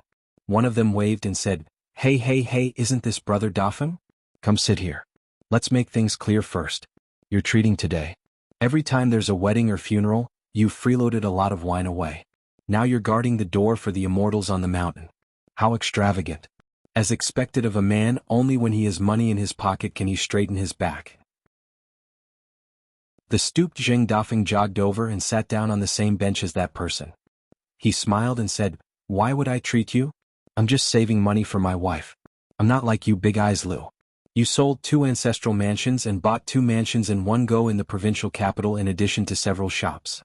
How grand do you think you are? My treat? Isn't this a slap to the face of a rich man like you, Big Eyeball Liu? Big Eyeball Liu was a common saying. It meant that he could not see people. The man with the surname Liu was not angry. He was used to bickering with Zheng Dafeng. The words between them were like a drizzle. Whoever got angry would lose. The man did not come to the small town often in recent years. The 2 ancestral houses that took up quite a lot of space had been sold long ago. He did not cherish the past. In the past he would still pass by when he went to visit the graves. Later on he did not even bother to visit the graves. It was too far away. During the Qingming festival, he would burn more yellow paper on the roadside outside the big house in the provincial capital. The man lowered his voice and said, Do you know that the widow in Mud Bottle Alley is doing well now? She's really rich now. The man gave him a thumbs up. In terms of family wealth, that pretty widow can be considered this. The man immediately regretted it. If I had known, I would have bought more back then. Otherwise, not to mention a few houses and shops in the provincial capital, even 2 or 3 streets would have taken my surname. Zheng Dafeng poured himself a bowl of wine. If Huang Enyang did not personally bring it to his mouth, it would not taste good. Zheng Dafeng raised his bowl first and toasted everyone at the table. He drank it all in one gulp. The few people at the table were about the same age as Big Eyeball Liu in the past. Now they all had their own family businesses in the provincial capital. They were living a life of luxury that they did not even dare to dream of in the past. The old woman who came first and the foxy concubines who came later was always in a state of chaos. In addition, there were also some clever servant girls who had some thoughts. On normal days it was livelier than the new year. Zheng Dafeng toasted. Other than a relatively simple and honest acquaintance who returned a bowl of wine, the rest did not touch it and pretended not to see it. Zheng Dafeng did not care about this. He was just here to freeload wine. Why would he care about his face? He hurriedly poured another bowl of wine. Only then did Zheng Dafeng wipe his mouth and smile. I'm not too sure. Back then I wasn't very close to the Gu family's wife. You know that. Big Eyeball Liu joked. I'm curious. Both of you are pretty widows. The Gu family's wife in Mud Bottle Alley has a soft personality. Why don't you hook up with her? Why do you like Huang Enyang? Zheng Dafeng smiled. The man on the other bench had a face full of shrewdness. He was famous for being stingy and stingy back then. He seemed to be careless and asked casually, "Doffing, I heard that you're hanging out with that kid in Mud Bottle Alley now? Look at you, you're getting worse and worse. In your early years you were guarding the gate and did not care about anything. Now you're working for a junior who's younger than you. Aren't you embarrassed? Besides, looking at you now, you don't look like you've made a fortune. Why don't I give you a hand? We've been good brothers for so many years. Don't you have a little rundown house in the east of the town? I'll help you find a rich buyer in the capital." Zheng Dafeng started to pour wine again. He waved his hand and said, "No, that's my little house. I'll just lie there obediently. If I fart with my butt facing the east, even the paper windows in the west will shake. It's not worth much." The man glanced at Big Eyeball Lu. The latter immediately persuaded, "Brother Dafeng, there's money everywhere in the capital. To be honest, if there's a string of copper coins on the ground, if it's not gold or silver, I wouldn't even want to bend my back. If you sell that yellow mud house and settle down in the capital, what kind of beautiful wife can't you get? Besides, if you go to the capital, all of us old brothers will be there. We can help each other. Isn't it better than you guarding the gate for someone else?" Zheng Dafeng started to stir. He did not refuse and dragged it on. The next time they meet he could still freeload wine. In the end, everyone at the table had worn out Zheng Dafeng's patience. When they left they did not pay the bill. Zheng Dafeng called a familiar face to take a seat. The familiar face called his own acquaintance to drink. Then Zheng Dafeng wanted to run away. Unexpectedly, the woman's eyes were sharp. She smiled and said, "Brother Dafeng, do you lack money in your pocket or in your pants? If you lack money and can't pay for the wine with our relationship, we can just waive the bill. But if you lack something, then I can't help you." Zheng Dafeng did not stop walking. He pretended not to hear. Huang Ernyang slammed the table. "Zheng Dafeng, get your ass back here. If my tofu is brave enough, then you can eat as much as you want. But you dare to owe me for the wine? Did the heavens borrow your guts?" The people of the town had always been simple. Zheng Dafeng turned around and sauntered to the counter. He laughed softly. "If I lack money, I lack money. When will I not lack money? Huang Ernyang, don't you know? Brother Dafeng is full of vigor. His reputation is not undeserved." Huang Ernyang leaned against the counter and munched on sunflower seeds. "Why don't you gamble now? Did you go into the mountains and fall into a pig's nest?" Zheng Dafeng smiled mischievously. "I gamble for fun. I never ask for money. Have you ever seen me win?" Then Zheng Dafeng said earnestly, "Tens of millions from gambling is just a plot of land by the river. The money of life and death goes around in circles for 60 years. One skill, craftsmanship, passed down for 3 generations. Palm land, crop money, thousands of years." Huang Ernyang rolled her eyes. "You're the only one who likes to pretend to be a scholar." Zheng Dafeng glanced at the woman's clothes and extended his hand. "Sister, what kind of cloth is that? It's so sturdy. Let Brother Dafeng take a look." The woman only munched on sunflower seeds and did not dodge. She did not believe that this guy would dare to touch the cloth on her chest. Sure enough, Zheng Dafeng resentfully retracted his hand and pretended to find a way out for himself. He wiped the table and complained, "Sister, it's not that I'm nagging you, but you don't even know how to find a diligent worker. Look at this table, it's so oily that even a fly wouldn't be able to move its feet. If you're not careful, wouldn't you be crushed to death by 2 mountains?" The woman only sneered. "You have the nerve to call me sister? Count with your fingers." "How long has it been since the shop took care of business?" Zheng Dafeng leaned on the counter and glanced at the noisy table. He laughed. "What's there to take care of now? You don't need my few bowls of wine." The woman took advantage of the stooped man's turn to look elsewhere. Her eyes reddened, but she quickly covered it up. It was as if many years had passed in the blink of an eye. When she first opened this shop, she was still a young woman. She was even prettier than she was now. She didn't have wrinkles at the corners of her eyes, and her hands were very tender. Thinking back to those days, when she mustered up her courage to serve wine to the customers, almost all of the drunkard's eyes would glance at her chest. Only one young man also looked at her chest, but he also liked to look at her small hands. He would say a lot of pleasing words just like the words in books. She didn't really understand what he said, but it made people feel happy. The reason why the shop was able to survive the early bleak years was because of this man in front of her. It was not as simple as drinking wine. It was just that when she was at her best, she was embarrassed by those words. Now that she was older and knew more about the ways of the world, she was not as beautiful as before. She only felt that Zheng Dafeng was different from ordinary men. His eyes and mouth were not honest, but his hands were honest. The woman only found out much later that this was a truly honest man. Zheng Dafeng turned his head. Same old rules. Put it on the tap. All right, give Brother Dafeng another bowl. The woman slammed the bowl on the table and personally poured the wine into the bowl. She faced the wine jar. When she turned around and bent over, she knew that the man was definitely looking at her. Huang Ernyang poured the wine and leaned against the counter again. She looked at the man who was sipping the wine and said softly, Big Eyeball Lu, this group of people is after your house. Be careful. Maybe he came back to town this time because of you. Zheng Dafeng nodded. You really know how to care for people. I'm talking to you about serious matters. Huang Ernyang's tone became slightly more serious. She frowned and said, Don't be careless. I heard that after this group of people became rich, they started doing business in the state capital. When money is in the hands of good people, it's courage. When it's in the pockets of these people, it's evil. Your shabby shop is small, but it's in a good location. Walk east of the town and you'll find the immortal graveyard. Now it's a martial temple. Over the years, how many officials have gone there to burn incense and worship? How grand is it? Don't you know? But I have to give you a piece of advice. Once you find a suitable buyer, sell it. Don't hide it too much. Be careful that the Yamen wants to buy it from you. When the time comes, the price will be too low. Are you going to sell it or not? If you don't sell it, how can you live peacefully in the future? Zheng Dafeng grunted in agreement. Therefore, when it came to dirty and troublesome matters, there were many in the marketplace.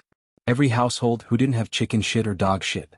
But when it came to intelligence and kindness, there were also many. Every household who didn't have a few bowls of clean rice. The woman suddenly felt sad.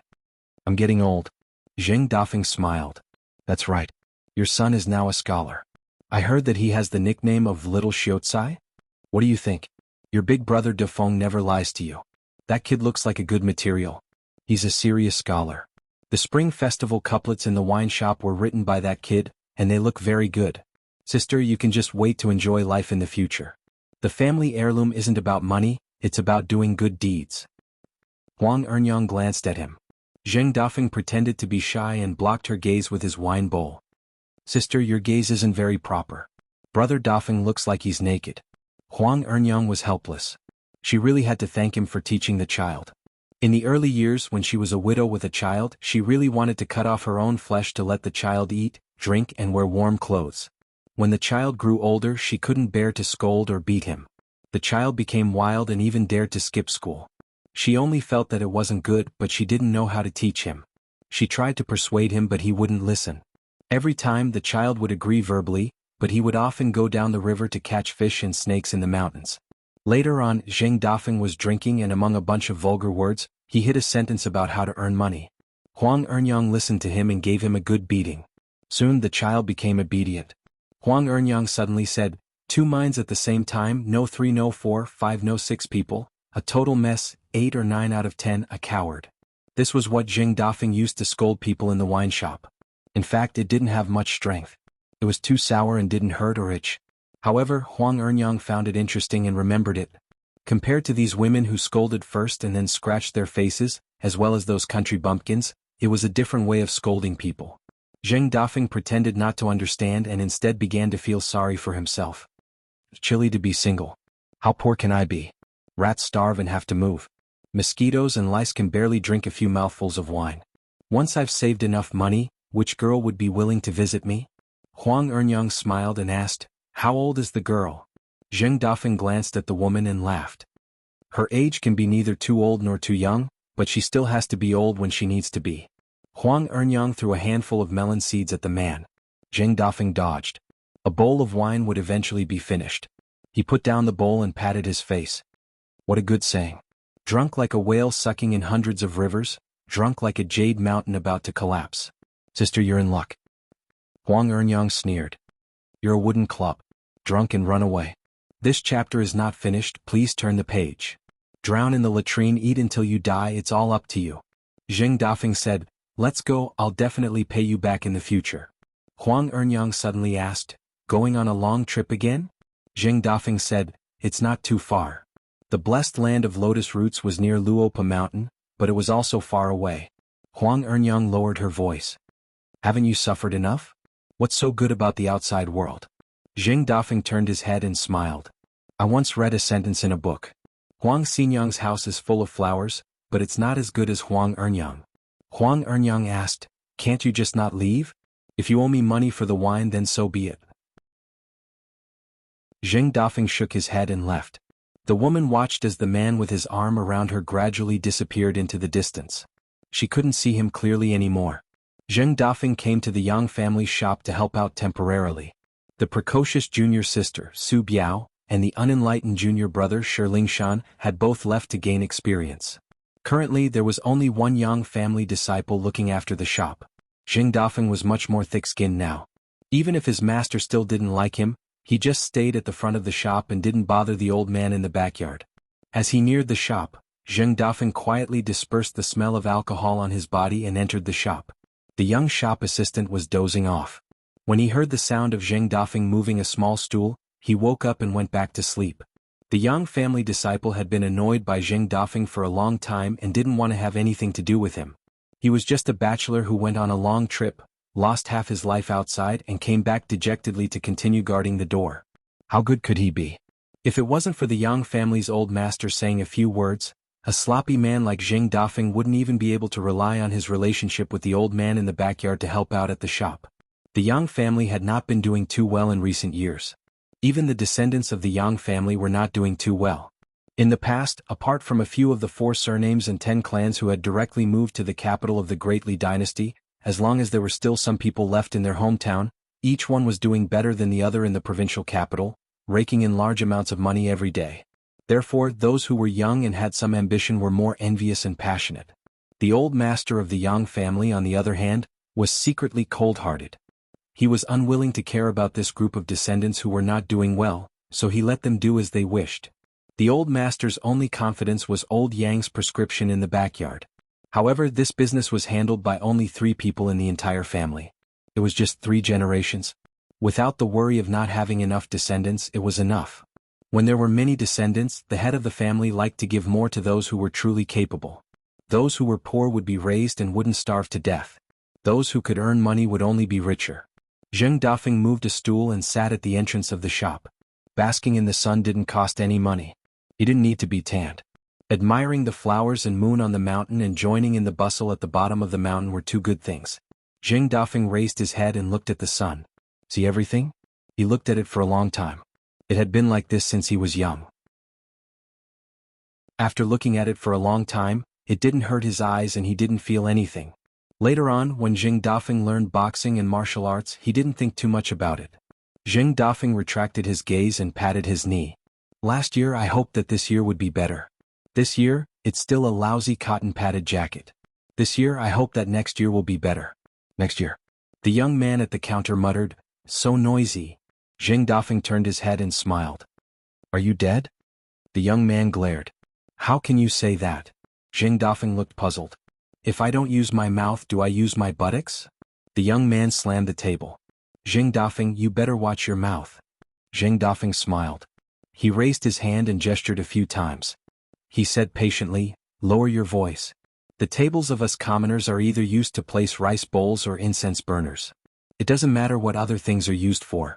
For example, the abacus. It doesn't matter. So don't slam the table. It's disrespectful to the gods of heaven and earth. That's unacceptable. The young man sneered. Don't king spout nonsense here. You're a cripple with a rotten hunchback. You'll be a lowly watchdog your whole life. Do you really think this shop is your own home? Stabbing someone with a sharp knife was worse than stabbing someone with a sharp horn. However, Zheng Dafeng didn't spar with his senior brother Lier the most. Instead he sparred with his mouth. There weren't many commoners in the town, but there were many experts in the art of talking. Clay Bottle Alley and Apricot Blossom Alley were places full of outstanding people and experts. That taciturn Shin Pingon didn't make any moves during his youth. In fact, this skill was accumulating internal energy day after day. Zheng Dafeng was immediately happy. Su Dian was too stubborn, Shi Lingshan was too simple-minded. Finally, there was someone who knew how to talk. Zheng Dafeng moved a stool closer to the door and laughed. Yang Xia, I heard that you love to burn incense at the Tiefu River Water God Temple? Don't you know the real rules of burning incense? Let's not talk about other things. For this kind of thing, do you have to pay attention to the rules? Do you know why you have to hold the incense with your left hand? Do you know that you're left-handed? If that's the case, it won't be good. The young man named Yang Xia was a little shaken, but his face was still full of disdain. He was too lazy to talk. Jing Dafeng laughed. 15 loves the woman next door. 30 loves other people's children. 50, 60 is his good daughter-in-law. The third branch of the Yang family has good family style. Yang Xia's face immediately flushed red. He picked up the abacus and threw it at that bastard. The head of the Yang family's third branch indeed had a bad reputation in Fulu Street and Peachleaf Alley. He was the kind of rich person who didn't have a knot in his belt. Jing Dafeng reached out and caught the abacus. This is your Yang family's money-making tool. It can't be lost. If it's broken, who will pay for it? I'm a barefoot man and you're a little rich. Even if you throw dirty water at me, will it work? Who do you think will pay in the end? You're waiting to wade into muddy waters and go to the provincial capital to earn that heartless fortune. In my opinion, it's better not to go. The rise and fall of a family depends on etiquette and righteousness, not on wealth or poverty. Study hard. If you can't do it, give birth to a few more children. There's still hope for you to rely on your descendants to bring glory to your ancestors. Yang Xia's face turned ashen. He was so angry that his whole body trembled. Zheng Dafeng shook his head and raised a hand. Don't fight with me. I don't know how to control my strength. If I punch you, you'll probably start practicing drunken boxing. The kind that doesn't need a teacher. Yang Xia was about to walk around the counter. It wasn't a fight. It was time to go home. Suddenly the curtain was lifted. The old man said, Yang Xia, you're competing with a doorman. Don't you find it embarrassing? Yang Xia snorted coldly. However, now that he had a way out, he still had to leave the Yang family's shop. He just slowed his steps and walked more steadily. When Yang Xia stepped over the threshold and finally disappeared into the distance, old Yang, who rarely walked to the front of the shop, came to the door and said, Is it fun to compete with a piece of trash? Does he understand human language? Zheng Dafeng had already stood up and straightened his back as much as possible. When an old man took in a disciple, it was of utmost importance to respect his master and his teachings. Zheng Dafeng followed the old man to the backyard. The old man lifted the curtain. When he passed the threshold, he casually put him down. Zheng Dafeng gently supported him. When he passed, he still supported him and gently put him down. Old Yang sat on the steps of the main room. He tapped his pipe and picked up the tobacco pouch at his waist. Soon he began to puff again. The thin bamboo pipe had been given to him by someone else, while the tobacco leaf had been given to him by that little brat Li Huai. After all these years, the pipe had changed from its original verdant color to a faint bamboo yellow. Old Yang said, It's just a tiny lotus root paradise. Even if you go, what's the point? Zheng Dafeng said, It's still a vast world. Old Yang gave his disciple a sidelong glance. Being too smart was never a good thing. Zheng Dafeng helplessly said, I'll listen to master. Great. This time he really did have to go on a long journey. Old Yang said, When you get there, you'll have to start all over again. The road will be even harder to walk, but as long as the road isn't hard to walk, there will be more people. There's a reason why Fan Junmao was made Mountain Lord Nanyue and not you. In any case, Zheng Dafeng just listened to the teachings. Old Yang asked, Why do you think the Confucians opened up a fifth world at this time? You have to know that the world was discovered long ago. Zheng Dafeng replied, It's to prevent the 100 schools of thought from not helping when the war is imminent. Instead, they'll be a hindrance. Now that a world has appeared out of thin air, we'll fight for it if we have the ability. Old Yang asked again, Do you know why the vast world is the most tolerant of Taoists and Buddhists? Is there a place for the Confucian academies and Buddhist temples to stand in the green world? Zheng Dafeng's expression was solemn. He definitely couldn't think of an answer to this question by himself. Old Yang waved his hand and dispersed the smoke. He asked, I once scolded the saints of the 3 schools of thought as Pishio, right? Zheng Dafeng nodded. The old man smiled and said, I just don't know who will be the first to slap me. Now that his master was on his side, he didn't mind saying more. However, Zheng Dafeng missed the bleak days when his master didn't talk much. Zheng Dafeng was suddenly stunned. Old Yang sneered and said, You finally remembered? You thought that you weren't as smart as Li Er and were never convinced. Li Er had once reminded Zheng Dafeng to think carefully about why his master never spoke more than 10 words to him. Back then, Zheng Dafeng felt that his master felt that he was an eyesore and wasn't willing to speak more. 10. Martial Artist 10 Realms. Back then, as a martial artist at the peak of the far-wandering realm, He had traveled south to Old Dragon City and guarded that dusty shop. Later on he had met Qin Pingan and broken through. He had really almost broken through 2 bottlenecks consecutively and directly advanced from level 8 to level 10. Old Yang sneered and said, "If you had the ability to make me speak more, you would have reached Realm 10 long ago. There wouldn't be so much trouble now. You wandered to the east and wandered to the west, asking questions to Qi Jingchun, chatting with that old man Yao, so what? Are you Realm 10 or Realm 11 now? Yes, multiplied by 2 it's almost enough." Zheng Dafeng was still more used to such a master. However, Zheng Dafeng rarely talked back. Mr. Qi and old Yao are still very knowledgeable. It's my own poor comprehension that can't learn the subtleties. Did I say that your comprehension is good? Old Yang twisted out some tobacco shreds, his face full of sarcasm. What's the most damaging thing about a house? The window paper is torn? The door is rotten? Is that a big deal? Even a poor family in Clay Bottle Lane and Apricot Blossom Lane can't afford this little bit of repair money? Let's just say that Qin Pingan's ancestral house can be replaced with a new one every time a child goes up or down the mountain with a hatchet. No matter how well you learn other people's principles and think you understand them thoroughly, it's just the work of putting up door gods and hanging spring festival couplets. In just a year the wind and rain will weaken it. Zheng Dafeng said, "It's changing beams and pillars. It's making a big fuss." Old Yang nodded and said, "Do you think it's so easy to learn other people's principles? You have to tear down the original beams and pillars. That's the real meaning of cultivating the mind. You have to endure it when you're competing with yourself." Old Yang sighed. "Let's not talk about the distant ones. Let's talk about Qi Jingchun. He's been in Liju Grotto Heaven for 60 years, but he still can't think of a great Tao that's right and proper. Look at Qin Pingan. How many principles do you think he knows? Not many. Just a few. What kind of person am I? How should one understand the world through scholarship? How should one establish oneself in the world? How should one live in harmony with the world? How should one live better? Just these 3 things and a few principles. Whether one is a good person or not, many little things make an ocean. Is it complicated to be a truly good person? It's very simple, but is it easy to do? It's very difficult." Old Yang could roughly guess Qi Jingchuan's knowledge in the past. The Taoist ancestor once said that losing the Tao was followed by virtue, losing virtue was followed by benevolence, and losing benevolence was followed by righteousness. Qi Jingchun was probably trying to think of a way to solve this problem. She might be trying to push it back. It was not the order, but it was the order. In fact, Qi Jingchuan's concerns were even greater than this. Unfortunately, it was all in the past. Zheng Dafeng asked, "Then what about me?" Old Yang asked in return, "The master leads the way.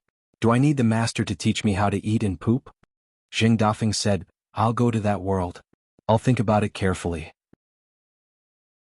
Old Man Yang raised his hand and shook his sleeves, throwing out the small temple that he had refined and put away. The old man waved his hand, and specks of golden light flashed and disappeared into Zheng Dafeng's forehead. Zheng Dafeng did not move. Old Yang said, "It's returned to its owner. Leave it with me. It's not an eyesore. I won't look at it anyway. It's just annoying." The golden light was Zheng Dafeng's soul. Zheng Dafeng stood up and bowed. "Disciple thanks Master for teaching and protecting me." Old Yang puffed out a cloud of smoke. Zheng Dafeng immediately sat down. It was not very respectful to just stand like that. Zheng Dafeng turned his head.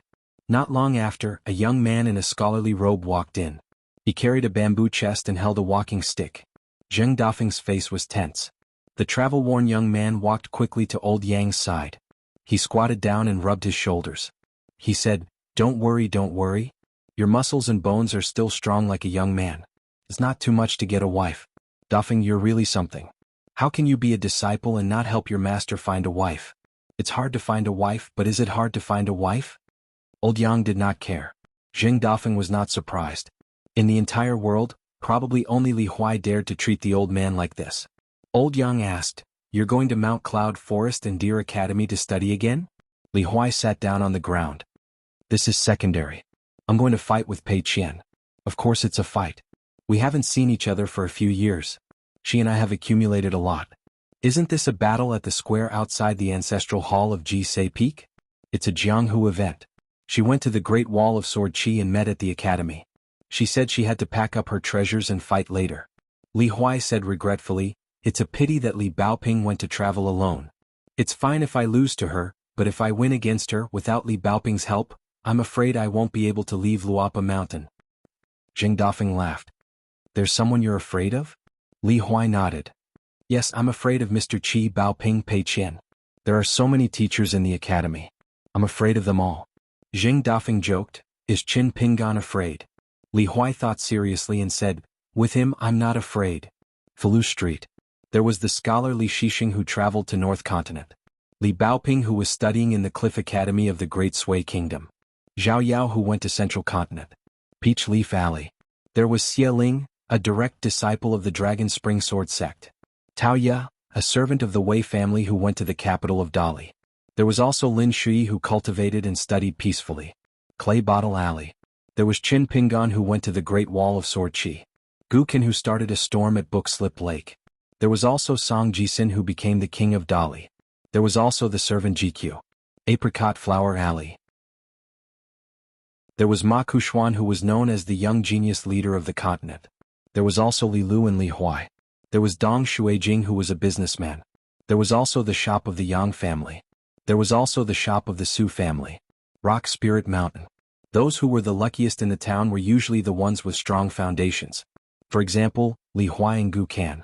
Back then, the one who had the most leaves on the old locust tree was actually Gu Kan. No one knew. Back then, the little slug had packed a big bag of leaves. When he returned to Clay Bottle Alley and was reminded by Qin Pingan, he realized that there were so many locust tree leaves in his bag. The one who had the toughest life was probably Qin Pingan. However, in the blink of an eye, nearly 15 years had passed for the children and youngsters in the streets and alleys of the Pearl Grotto Heaven. Everyone had their own encounters, opportunities and achievements, but it was not a smooth journey. Unknowingly, 15 years had passed. Many children in the town were already in their 20s. The group of young people back then was already in their 30s. End of chapter. 652. A tall, large young man and a beautiful woman entered the territory of the Dragon Province of the Dali dynasty together. It was a treasured land of feng shui after Li Zhu's dwelling shattered and took root in the earth in the past. There were many stories about the landscape here, and it was one of the best cultivation grounds of the Aquarius continent. However, all of the landscape and people seemed to be tainted by the mist of the mountain's feng shui, obscuring everything. When the two of them made their way towards Huaihuang City along the Tiefu River, they passed by an ancestral temple of the water goddess that flourished with incense. Due to their identities and cultivation foundations, neither of them were bold enough to enter and offer incense. When they finally saw the eastern gate of the city after so much difficulty, the young man felt like he had been relieved of a great burden. He sighed emotionally, we're finally here. Miss Ma, should we pay Mr. Chen a visit first, or should we visit Gu Kan's home in the provincial city? Luapa Mountain might be a little harder to find, but the provincial city is relatively easier to find. The couple's journey north through the Dragon Province this time had not been easy. It was mainly because Gu Kan had suddenly told them to head north by themselves. He and the strange scholar called Lu Qiqing wanted to visit the Su clan in Clearwind City, which made the timid Zheng Yi extremely uneasy. In his early years, the caretaker of Green Gorge Island, Zhang Yi, had dragged him out of the fiery pit on Reedy Moon Island and brought him to the thatched hut at the entrance of the mountain. After meeting the accountant, Zheng Ye's life underwent an overwhelming change. Afterwards he met Gu Kan. From fear to intimacy and now to dependence, it had all happened in just a few years. To cultivators who liked to meditate, it was like the snap of a finger. Before he knew it, Zheng Yi, who would have nightmares from a casual glance from Gu Kan, instead felt uneasy without Gu Kan by his side. He went on a sightseeing tour, feeling unsteady every step he took. In reality, Zheng Yi, who was naturally suited to the path of ghost cultivation, had broken through quite quickly in the past few years. As a matter of fact, it could even be described as extremely fast. It was only because he had Gu Kan by his side that he did not stand out. Zheng Yi was now a true sea-viewing realm Qi practitioner. In the Jianghu and mountains of regular vassal states, he could be regarded as an immortal of the middle five realms. Due to the fact that Zheng Yi had cultivated unorthodox techniques, her yin qi was rather heavy. Therefore, when Zheng Yi traveled to the north with Gu Kan, she was still able to get close to the mountains, rivers, temples, and immortal mountains. However, when she parted ways with Gu Kan, she did not have the guts to do so. In addition, Ma Dui, who was by her side, was even more ghostly. She was only able to walk in the human world by relying on the fox skin talisman. In the eyes of the immortal masters on the mountain who had profound Taoism, whether it was Zheng Yi or Ma Dui, they were easily regarded as disgraceful and filthy existences. Ma Duyi had a jade pendant hanging from her waist. It was the Peace and Peace jade pendant that Guken had given them as a protective amulet. She thought for a moment and smiled. Let's go to Luapa Mountain first. We are so familiar with Mr. Chin, so we shouldn't be rejected. Even if Mr. Chin isn't there, it shouldn't be difficult to ask someone for a cup of tea, right? Tseng Yi grinned and said, okay, I think so too. There were always some people who would feel more at ease when they thought of this. After passing Huaihuang County, they asked the local people for directions. However, they couldn't understand each other. They finally found a shopkeeper who could speak Dali's official language. However, the shopkeeper didn't know the specific address of Luapa Mountain. He only gave a general idea. After passing the small town, they first found Jinju Mountain, which was just a small hill. Then they would find an opportunity to ask the immortals in the mountain for directions. After entering the continuous mountains full of spiritual qi, the two of them searched for a long time before they found Mount Huiming, which was the territory of Luapa Mountain. After going south, they reached the foot of Luapa Mountain's cliff, which was not too far from the southern gate. However, Tseng Yi and Ma Di saw an incredible scene. First, they saw a little girl in black with her back to them. She was looking up at the sea of clouds hanging on the cliff like a snow-white belt. The little girl carried a small golden pole on one shoulder and a green bamboo walking stick on the other shoulder. She shouted loudly, Pei Qian, don't jump wrong this time. It's so troublesome to fill the hole." Tseng Yi glanced around the little girl. The ground was full of potholes. The green bamboo walking stick on the little girl's shoulder was very familiar. The little girl in black suddenly turned her head and looked at the two foreigners who had stopped in their tracks. She slipped away as fast as lightning. Tseng Yi suddenly looked up. A black dot broke through the sea of clouds. With a whistling sound, it suddenly fell.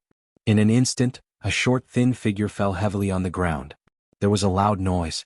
The earth trembled and dust flew. Tseng Yi concentrated and stared into the distance. He saw that in the big hole there was a girl with dark skin and a thin figure. She bent her knees slightly and slowly got up. She turned her head and looked at the little girl in black who was holding her head and squatting at the edge of the big hole. She complained, "Little Mealy, what's going on? If I didn't have sharp eyes and changed my landing route, you would have fallen into the hole. What if you got hurt? Didn't I tell you not to move?" As she spoke, the girl with a shocking demeanor walked casually to the little girl's side. Then, intentionally or unintentionally, she stood between Zhou Mealy and the two foreigners. Ma Di noticed that the girl was wearing a pair of sloppily woven straw sandals. Fresh blood was flowing out. Ma Di couldn't help but glance at the cliff and then at the girl. Was she jumping off the cliff to commit suicide or was she playing around? Tseng Yi and Ma Di were not pure martial artists. They didn't know the many subtleties of the girl jumping off the cliff. Ask fist. The girl was using the ask fist with her body in the earth. She had to restrain all her godlike fist intent. She had to rely on her physical body to deliver the heaviest punch, as if she was falling from heaven to the mortal world. In the girl's words, she was going to give the little girl on the ground a hard blow to the head. This was a method that the girl came up with herself. Nuanshu obviously didn't agree. He felt that it was too dangerous. Pei Qian was still at the bottleneck of the fifth realm. His physical body wasn't strong enough. Little Mealy felt that it was feasible. Just as Qin Wanshu was about to ask the old chef, Pei Qian stepped on the 6 green bricks on the ground outside the bamboo building, opened up a path with the 6-step walking stake, and leaped into the air, disappearing from sight. Zhou Mealy was lying on the cliff with her but sticking out. Qin Wanshu was very anxious. Old chef had appeared at the edge of the cliff unknowingly. He glanced at the ground and clicked his tongue. Qin Wanshu was relieved. It seemed that everything was fine. Later, Pei Qian quickly climbed up the cliff. Then, limping, his eyes shining, he laughed and said, "Awesome. Awesome." Julien didn't say anything. He turned and left. Then there were many big holes on the ground. Zhou Mealy secretly made a fierce gesture to Pei Qian. Qin Wanshu, who was rarely angry, scolded her. Then there was the scene that Tseng Yi and Ma Di saw today. If this was how Luapa Mountain treated their guests, it was a new experience. Pei Qian looked at the two strangers who came from afar and asked, "Is the sound of the abacus on the left or the right?" Tseng Yi was confused. Ma Di answered, "Facing the mountain gate. It's the accountant's room on the left." Pei Qian smiled and cupped his fists. "Greetings, fellow Taoist Tseng and sister Ma." Pei Qian, the first disciple of Luapa Mountain. Ma Di sighed in his heart. What a clever girl. She had good taste. Gu Kan had said in private that Lu Qiqing had cast a camouflage spell on them that could help hide the aura of the otherworldly item. However, Gu Kan also said that there was no need to reveal this to Tseng Yi. When traveling outside, Tseng Yi should be careful. Ma Duyi laughed and scolded at that time. She was worried that he would cause trouble by wandering around, right? Gu Kan smiled and didn't say anything. She just handed over the priceless peace and safety token. Ma Duyi didn't argue with Gu Kan. In the end, it was Gu Kan who thought more and was more experienced. Sometimes, when he got along with Tseng Yi and Ma Duyi, even without Gu Kan, he would sigh with emotion. Gu Kan learned things too fast. No matter what she learned, cultivation was needless to say. She spoke official dialects everywhere, traveled with the heroes of Jianghu, chatted happily with the officials who went for a spring walk, and chatted with the woodmen in the countryside and the common people in the marketplace. It seemed that Gu Kan could always do as the Romans do, pulling Ma Duyi and Tseng Yi apart. At this moment, Zhou Mili was standing beside Pei Qian, tilting her head and frowning. Then she pretended to understand and nodded gently, pretending that she was used to the Jianghu and understood everything.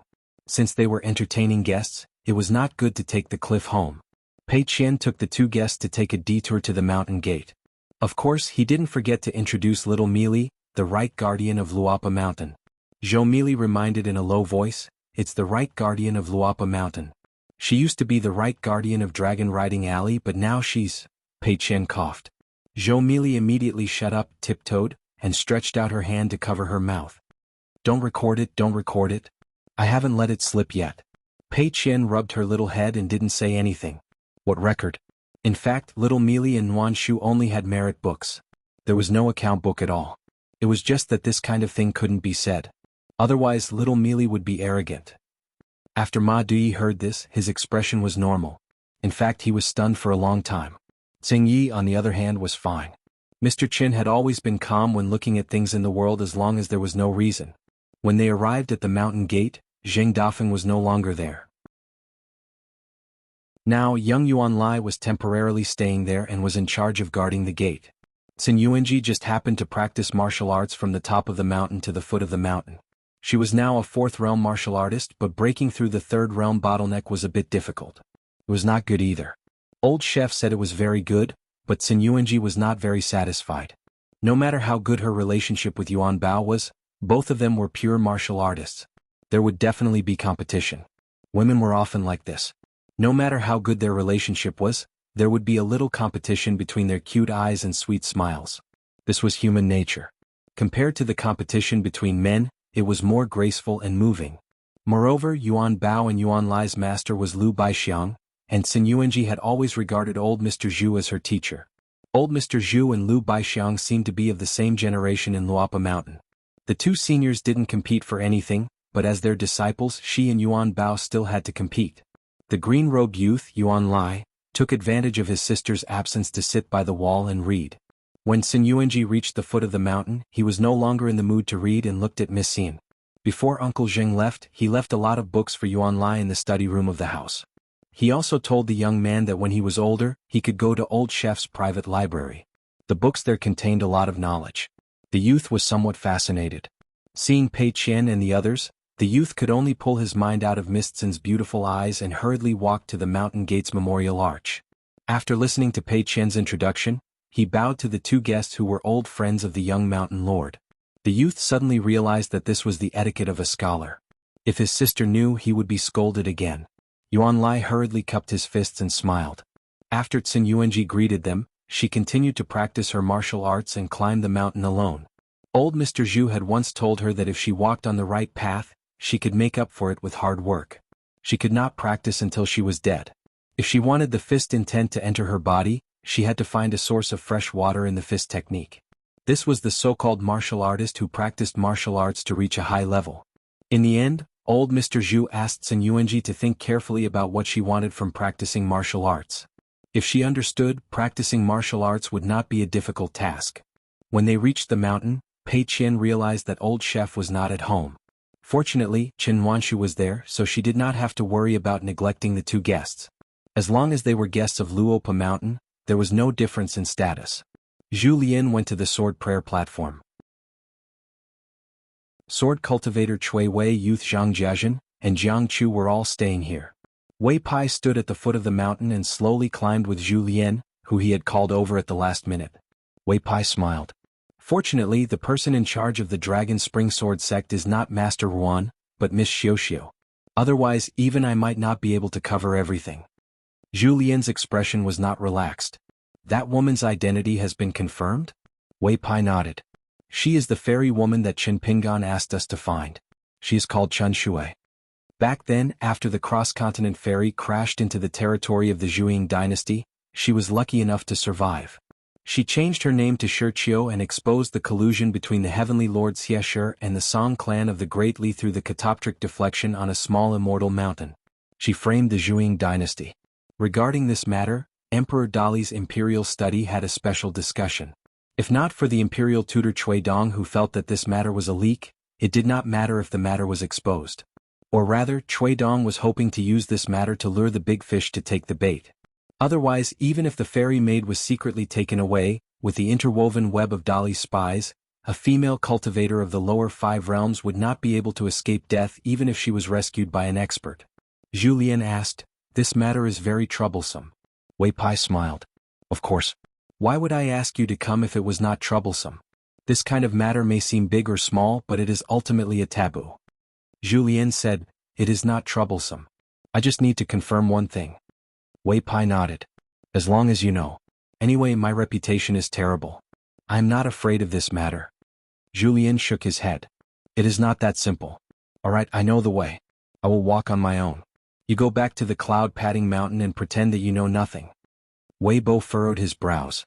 Zhu Lian said, "Don't ruin the relationship if you want it to last. Brother Wei, we are friends and business is business. Since we are friends, there are some things that I should not involve you in." Wei Pai smiled. "Then I will keep an eye on the surroundings of the sword prayer platform. If there is any movement, we will discuss and come up with a plan." Zhu Lian nodded. A friend was honest and kind, so he should return the favor. This was the righteousness of the Jianghu. Wei Pai, who had previously detained the group of people from the border of the northern peak to the sword prayer platform, disappeared. Zhu Lian saw the travel-worn group of people. Cui Wei, who was at the golden core bottleneck of the Great Wall of Sword Qi, was confused. He could only watch over the group of people who had mysteriously appeared on the mountain top. There was a young master surnamed Dugu, a maidservant named Meng Long, and a girl named Shirqiu. After Zhu Lian arrived, he nodded to Cui Wei, who left on his sword. Zhu Lian looked at the girl whose real name was Zhou Shunyer and asked, "Miss Zhou Shunyer, I have 2 questions. Please answer them honestly." The maidservant, Meng Long, looked somewhat displeased. The pale-faced young master, however, looked calm. Zhou Shunyer nodded. Zhu Lian had a kind expression. He smiled and asked, "First, did Miss Zhou Shunyer want to find my young master? Second, when did you have this idea? Did you want to find the only person you can trust in a foreign land after the ferry crashed? Or did you have no choice but to do so now that you have no other choice?" Zhou Shunyer's eyes were clear. She said, "I have never thought of finding Qin Pingan before. The reason why I changed my mind now is because I have implicated you and caused you to be hunted down. I only hope that you can survive and that Qin Pingan can hand me over to the Dali dynasty." Zhou Shunyer paused for a moment and smiled sincerely. "It may be childish, but it is the truth." Zhu Lian nodded and smiled. "I trust you, Miss Zhou Shunyer." Then, the hunchbacked old man turned his head with a smile. "You are a noble of the Zhuang dynasty who has been exiled all over the world, right?" Young Master Dugu nodded. "Indeed, I dare not lie to you. My real name is Dugu Duanshuan, and I am now known as Xiao Pisian. I am from a fallen country. I do not want to die yet, which is why I came up with this plan. I used a favor to coerce Miss Shirqiu into bringing me to Luapa Mountain to seek protection." Zhu Lian asked, "Do you think you can survive at Luapa Mountain, or are you desperate?" Young Master Dugu said, "It's the latter." Along the way, the 3 of them had been intercepted twice. The first time was an unexpected encounter, while the second time was when the cultivators accompanying Dali's army had come prepared. Zhu Lian smiled. "What favor do you owe Miss Zhou Shunyer? Tell me about it. I'm only in charge of some trivial matters on Luapa Mountain. I haven't studied much, so my knowledge is limited. I really do need to consult young Master Dugu properly." Dugu Duanshuan was speechless. He obviously had impure motives for risking his life to save Shirqiu. He definitely did not do it out of pure righteousness. The maidservant, Meng Long, was miserable. How did her young master end up in such a state? After a moment of silence, Zhu Lian asked, "Where did the final battle take place?" Dugu Duanshuan said, around the borders of the kingdom of Southern Stream, extremely far away from the dragon province of Dali. The reason why I was intercepted was because someone among the cultivators accompanying Dali possessed the imperial jade seal of the Zhuang Empire. They were able to follow the traces and find me. After the battle, I first pretended to head south.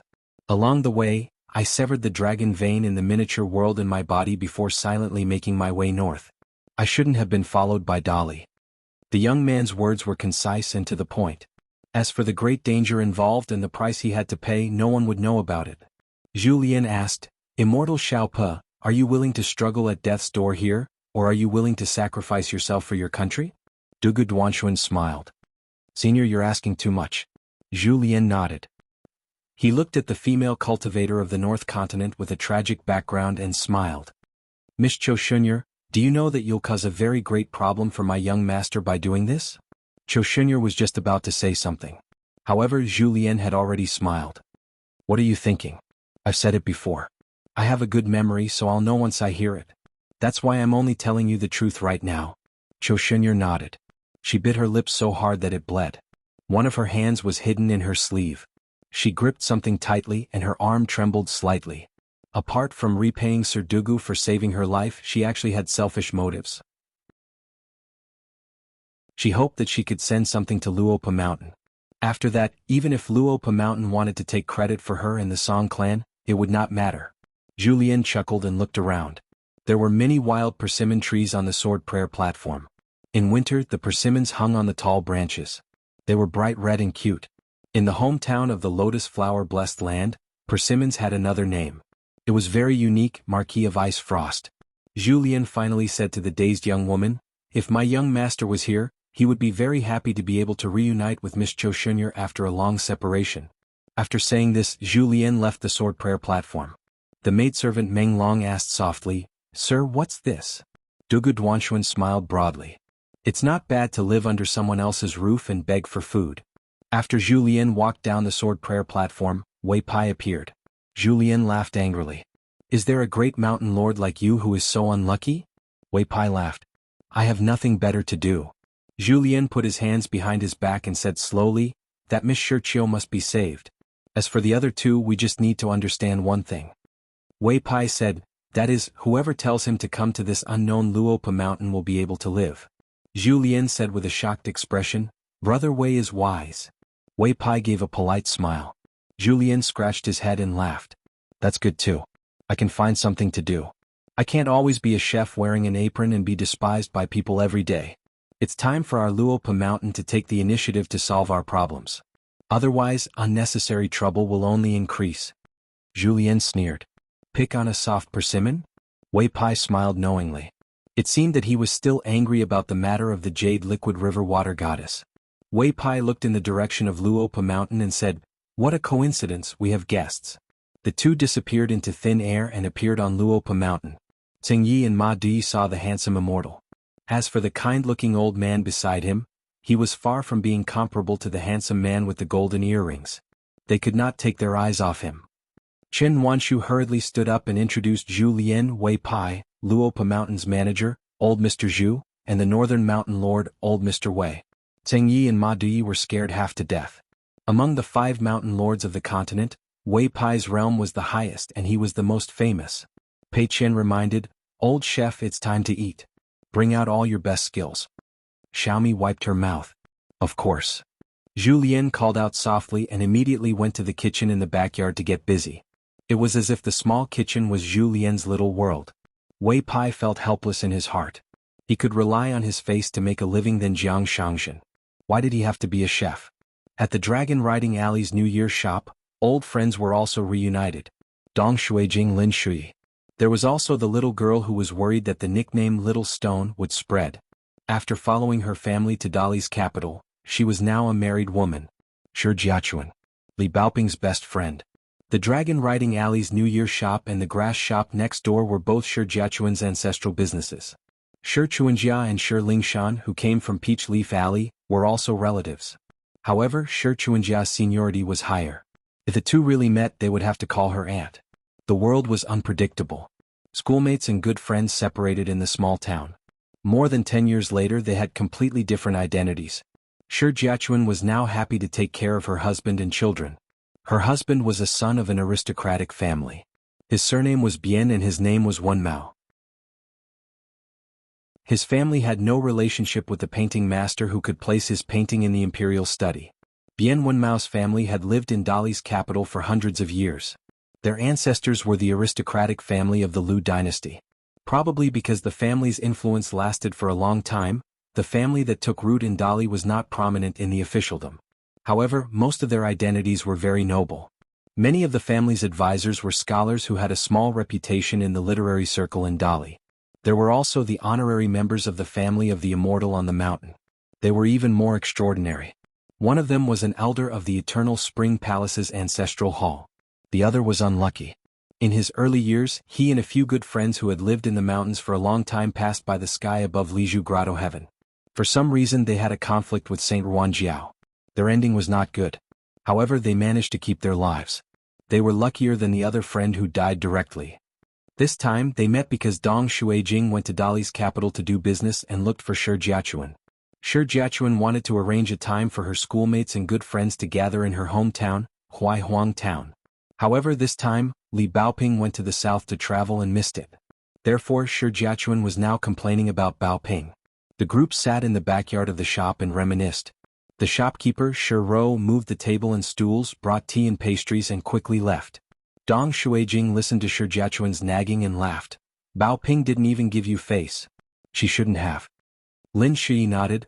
I'll let Li Huai talk to her later. Shi Jiachuan rolled her eyes and said, Li Huai? Forget it. Your guts are the size of a needle's eye. How dare you kick up a fuss in front of my Baoping? Suddenly realizing that her husband was sitting beside her, Shi Jiachuan quickly sat up and restrained her expression. Bian Wenmao was a distinguished and elegant scholar. His elders gave him an excellent name. Now he was compiling history books in the Hanlin Academy. He was an outstanding talent among Dali's native officials.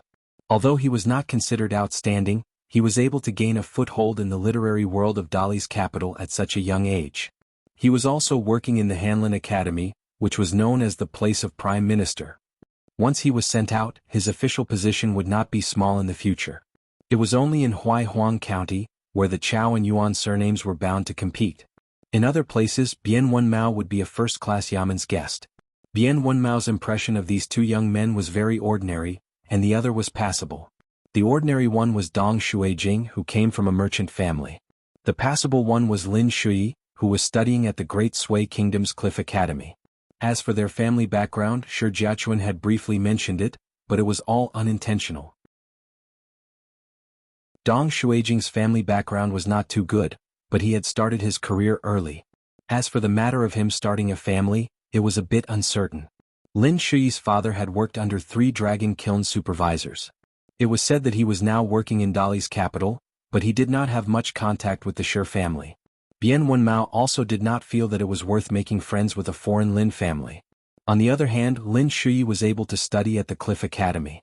In the future he would be able to enter the Dali's officialdom. Li Huai energetically walked into the rear courtyard.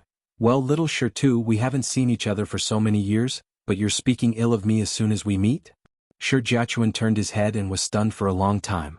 How did the dignified Li Huai suddenly grow into a tall young man? Lin Shui and Dong Shuijing, the former did not change much and had always been the same. Dong Shuijing was also fine. Only Li Huai did not seem to be the same as when he was young. For example, when Li Baoping threw his underpants on a tree, Li Huai rolled on the ground and cried, just to attract Mr. Qi. Shi Jiachuan stood up and joked, Li Huai? You must have eaten a lot these past few years. Bian Wenmao slowly stood up and smiled without saying anything. Li Huai was one of his wife's classmates who talked a lot with his wife. He spoke without restraint and said a lot of embarrassing things. Therefore he was also the one that Bian Wenmao was least interested in. At first glance, Bian Wenmao could tell that he was a blockhead who did not know how to read. He only got into the Cliff Academy because of his ancestors' good deeds. This kind of person would not be able to stand up even if you gave him a few excuses. Sooner or later he would retreat to the bottom of the stairs. Anyway, Dong Shuijing was good at something. There were some rumors that he had clung onto Supervisor Chao and County Chief Yuan at the same time. If this was true, his business should not be too small. Li Huai first greeted Shi Jiachuan, who obviously did not like him very much and was polite and distant.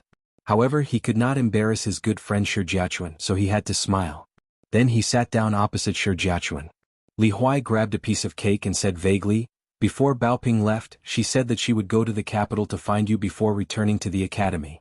Shi Jiachuan smiled and said, "At least she has some conscience." Lin Shuyi and Dong Shuijing sat opposite each other. In fact, they had a good relationship. However, Shi Jiachuan thought it was funny. The reason was simple. They both liked Li Huai's sister. Shi Jiachuan did not think that Lin Shuyi had a good family background. He was also a scholar, so Li Lu would definitely like Lin Shuyi. Shi Jiachuan always felt that Li Lu, who often went to the private school to pick up her younger brother from school, was strange. However, he could not tell what was strange. Logically speaking, Li Lu was older and was already a young girl. She was gentle and weak in front of everyone. Compared to GQ, who was by Song Jisun's side in the mud bottle alley, they had completely different temperaments. They were both beauties. However, Shi Jiachuan felt that if he really got along with Li Lu, the maidservant GQ, who did not smile in front of anyone, might not be as difficult to deal with as Li Lu. Bien Wenmao still had a social gathering with friends in the provincial capital. However, it was rare for his wife to leave the capital and return home. Moreover, they were all her childhood friends. This Tanhua scholar restrained himself and did not show the slightest bit of emotion. Shi Jiachuan was very considerate. After about an hour at the shop, he got up and left for the provincial capital. His husband's friend's carriage was waiting for him at the Dragon Rider Alley. Li Huai and the others saw him off at the door of the shop. Coincidentally, Yu Lu and Xie Xie had also come down the mountain from Linlu Academy. They came to the Dragon Rider Alley, planning to go to Luapa Mountain with everyone. Earlier, Li Huai had gone there alone. When he returned to the Cloud Peak Academy, he repeatedly talked about how he had lost. Bien Wenmao did not take it to heart. He politely said goodbye to everyone and helped his wife into the carriage. Finally, he bowed and said goodbye. After watching the carriage leave, everyone went to the backyard of the shop to chat. Li Huai held the back of his head with both hands. "This Bien Wenmao is so arrogant." Lin Shuyi said indifferently, "Shi Jiachuan is looking for a husband. As long as Bien Wenmao really likes her, it's fine. Shi Jiachuan is not looking for a good friend for us." Dong Shuijing nodded. Li Huai pursed his lips. "I just think that Shi Jiachuan can find someone better." Lin Shuyi shook his head. "It doesn't make sense." Li Huai suddenly became worried. Is it really okay for Baoping to wander the Jianghu alone? She is not a cultivator. Lin Shuyi thought about it but still did not reveal the secret. Yu Lu and Xie Xie had similar thoughts. The only one who was kept in the dark was probably Li Huai, who was unlucky and could only see if there was dog shit on the ground. Before Lin Shuyi went to Luapa Mountain, he asked Li Huai and the others to wait for a while. He went to the ancestral house to clean the courtyard and the ancestral hall. The young scholar was alone, silently reciting his family's teachings. Finally, he lit 3 incense sticks and murmured, "Thank you to the ancestors." Li Huai was impatient. He said that he would go to Jinzhu Mountain first and wait. When he arrived at the small hill not far from his ancestral house, Pei Qian and Zhou Mili were already waiting there. Pei Qian said, "The general of a defeated army." Li Huai quickly said, "It's an honorable defeat. I don't dare to say that I'm brave." Pei Qian nodded and said. Pei Qian asked, "Where are the 2 minions of our branch?" Li Huai said guiltily, "They wrote the wrong articles and were scolded badly by the headmaster. Now they are chewing their pens." Pei Qian shook his head and then pointed to Zhou Mili beside him. "Zhou Mili will be the deputy chief of our branch from now on." Zhou Mili was stunned on the spot. Good news. Now she had a lot of official titles. Li Huai was overjoyed. The branch, which originally had a total of 3 people, finally had a strong army. Then everyone went to Luapa Mountain in a mighty manner. When they reached the mountain, Yu Lu stopped at the mountain gate and said that he would go up the mountain later to chat with Yuan Lai, who was guarding the door and flipping through books. Xie Xie also wandered alone.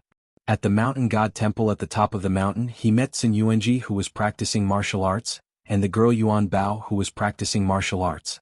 Xie Xie looked a little absent-minded. It was as if he saw himself in the early years of his carefree cultivation on the mountain. After that, Pei Qian brought Xiaomi to Lotus Root Blessed Land after Old Chef and Wei Ba nodded their heads.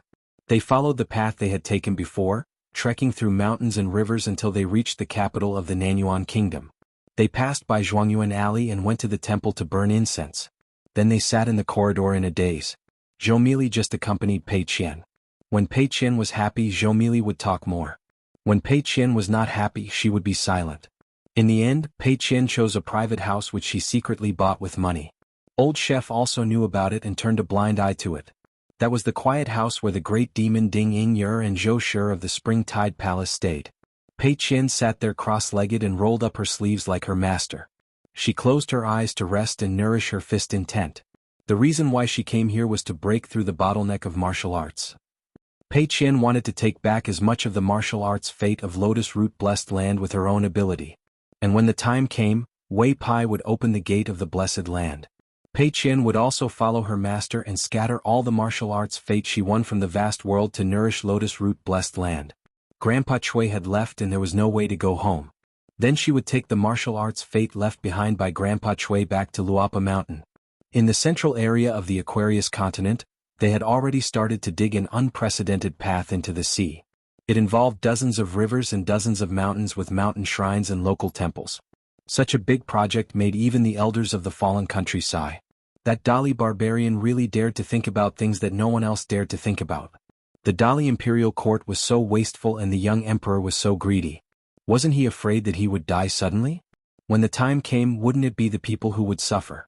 Just hearing that Lakeview Academy, the new Zhongyu that had a good reputation, and the Yunlin Jiang clan with a long history would all participate made people have mixed feelings. Could it be that the entire Aquarius continent would be surnamed Song in the future? Becoming a place with only one surname? The Great Li Imperial Court selected 3 people from the local area to be in charge of the excavation of the Great Desecration Tunnel. They were Guan Yiran, the direct descendant of the Guan family of the Upper Pillar State, Lu Xuanmei, the general of the capital, and Lu Qingfeng, the civil official of the Qingluan state. Except for the last one whom he had never heard of, the 2 young people, Guan Yiran and Lu Xuanmei, were no strangers to the officialdom of Dali's capital city. Firstly, both of them came from high families. Secondly, they were both outstanding figures among the younger generation. Especially Guan Yiran, who joined the border early and grew up in a pile of corpses as an army cultivator. Lu Xuanmei was not bad either. She had fought her way to the south to become an official. The Guan clan had been in charge of Dali's Ministry of Personnel for many years. They were known as stable as a mountain as well as smooth as water. Generally speaking, assistant ministers, especially the left assistant minister, were transferred to other places to serve as officials of the border. Even if their ranks were the same, it was still considered demotion. Therefore, the left assistant minister of the Ministry of Personnel was a joke in Dali's officialdom. It was said that there were once 2 officials who left the capital to become officials of the border. They were both from the same background as the left assistant minister of the Ministry of Personnel. However, the Dali imperial court was extremely unfamiliar with Lu Qingfeng.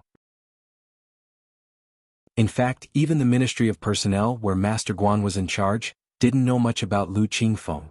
The vassal Qingluan's reopening of the water transport, the Ministry of Personnel's evaluation was only good. He didn't make any contributions, but he worked hard to be in charge of a region. He was transferred to a border county to serve as a governor. He never thought that he would immediately have to go up north to deal with a large group of unreachable mountain and mountain gods. He was promoted from primary 4th rank to secondary 3rd rank. The Dali Imperial Court granted him a temporary position of Great Blasphemy Supervisor. Guan Yiran and Lu Xuanmei's ranks didn't change, so they instead seem to have been reduced to the assistance of a small vassal state civil official. However, Lu Qingfeng was not the first to be promoted from a vassal state to a high official of Dali. Wei Li, the governor of a county in the Great Sui Kingdom's old vassal state of Huangting, skipped several ranks and was promoted to the current governor of Dali's Dragon Province. Among the mountain and mountain gods, a certain local lord in the confluence of the 3 rivers in Red Candle Town was promoted to the city god of a province's city god pavilion. These were all strange stories in officialdom. It was said that the governor of Qingluan, Wei Liang, also showed signs of being promoted. The Ministry of Personnel in Dali had already leaked some news. The Qingluan kingdom in the southeast of the Aquarius continent had mysteriously gone from a remote place to a prosperous land of feng shui. Officials could distinguish between the clean and the turbid. The greatest distinction between the clean and the turbid in the Aquarius continent actually depended on whether or not they were born in Dali. However, these changes in the officialdom were nothing compared to the Chiduan mountain lord Wei Ba of the remnant god of the Holy Water Country. Wei Ba's promotion to the mountain god of the Pailuan mountain and his subsequent promotion to the mountain lord Beiyu of the continent was nothing. It was not worth making a fuss over. The Dali Iron Cavalry had been fighting in the south for many years now. There were actually even more young faces who had risen to the ranks of generals. Apart from the descendants of the families of generals, there was no lack of people from poor backgrounds. It was just that the people of Dali border army died quickly and were promoted quickly. The people of Dali had been influenced by more than 100 years and had long been accustomed to it. The system of civil officials and mountains and rivers had always been strictly operated. Therefore, when someone suddenly appeared, it was relatively more eye-catching. Today was the first gathering of the 3 officials in charge of the great blasphemy excavation. There was no welcoming banquet, just on the banks of a large river. Lu Qingfeng, retainer Wang Yifu. Guaniran was confused. This descendant of the surname of Pillar Country was also baffled.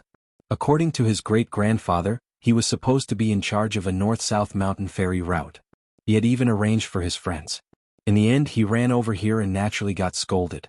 Lu Xuanmei, 2 guards by her side, Chao Jun and Wei Xian. Wei Xian followed Chao Jun, whose ancestral home was in Mud Bottle Alley. Following Lu Xuanmei, who did not look like a descendant of a noble family, he could be considered to be doing well.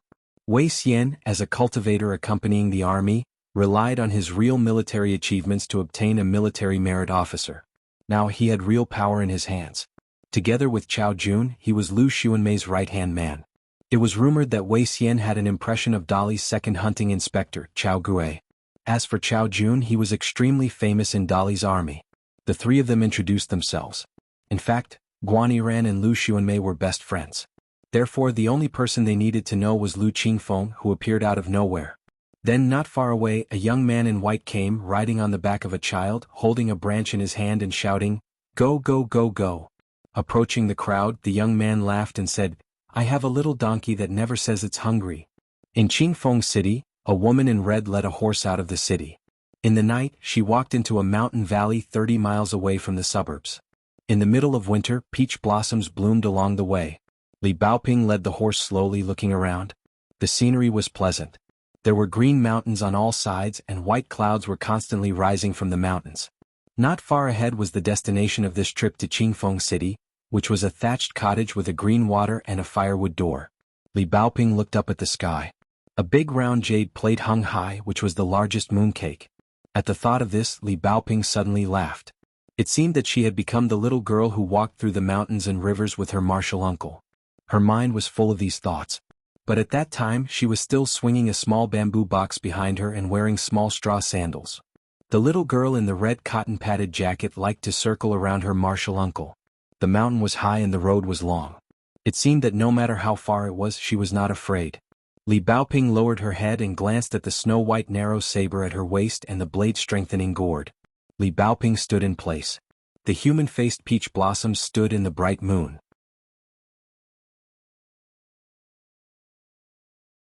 653. Li Baoping was leading the horse.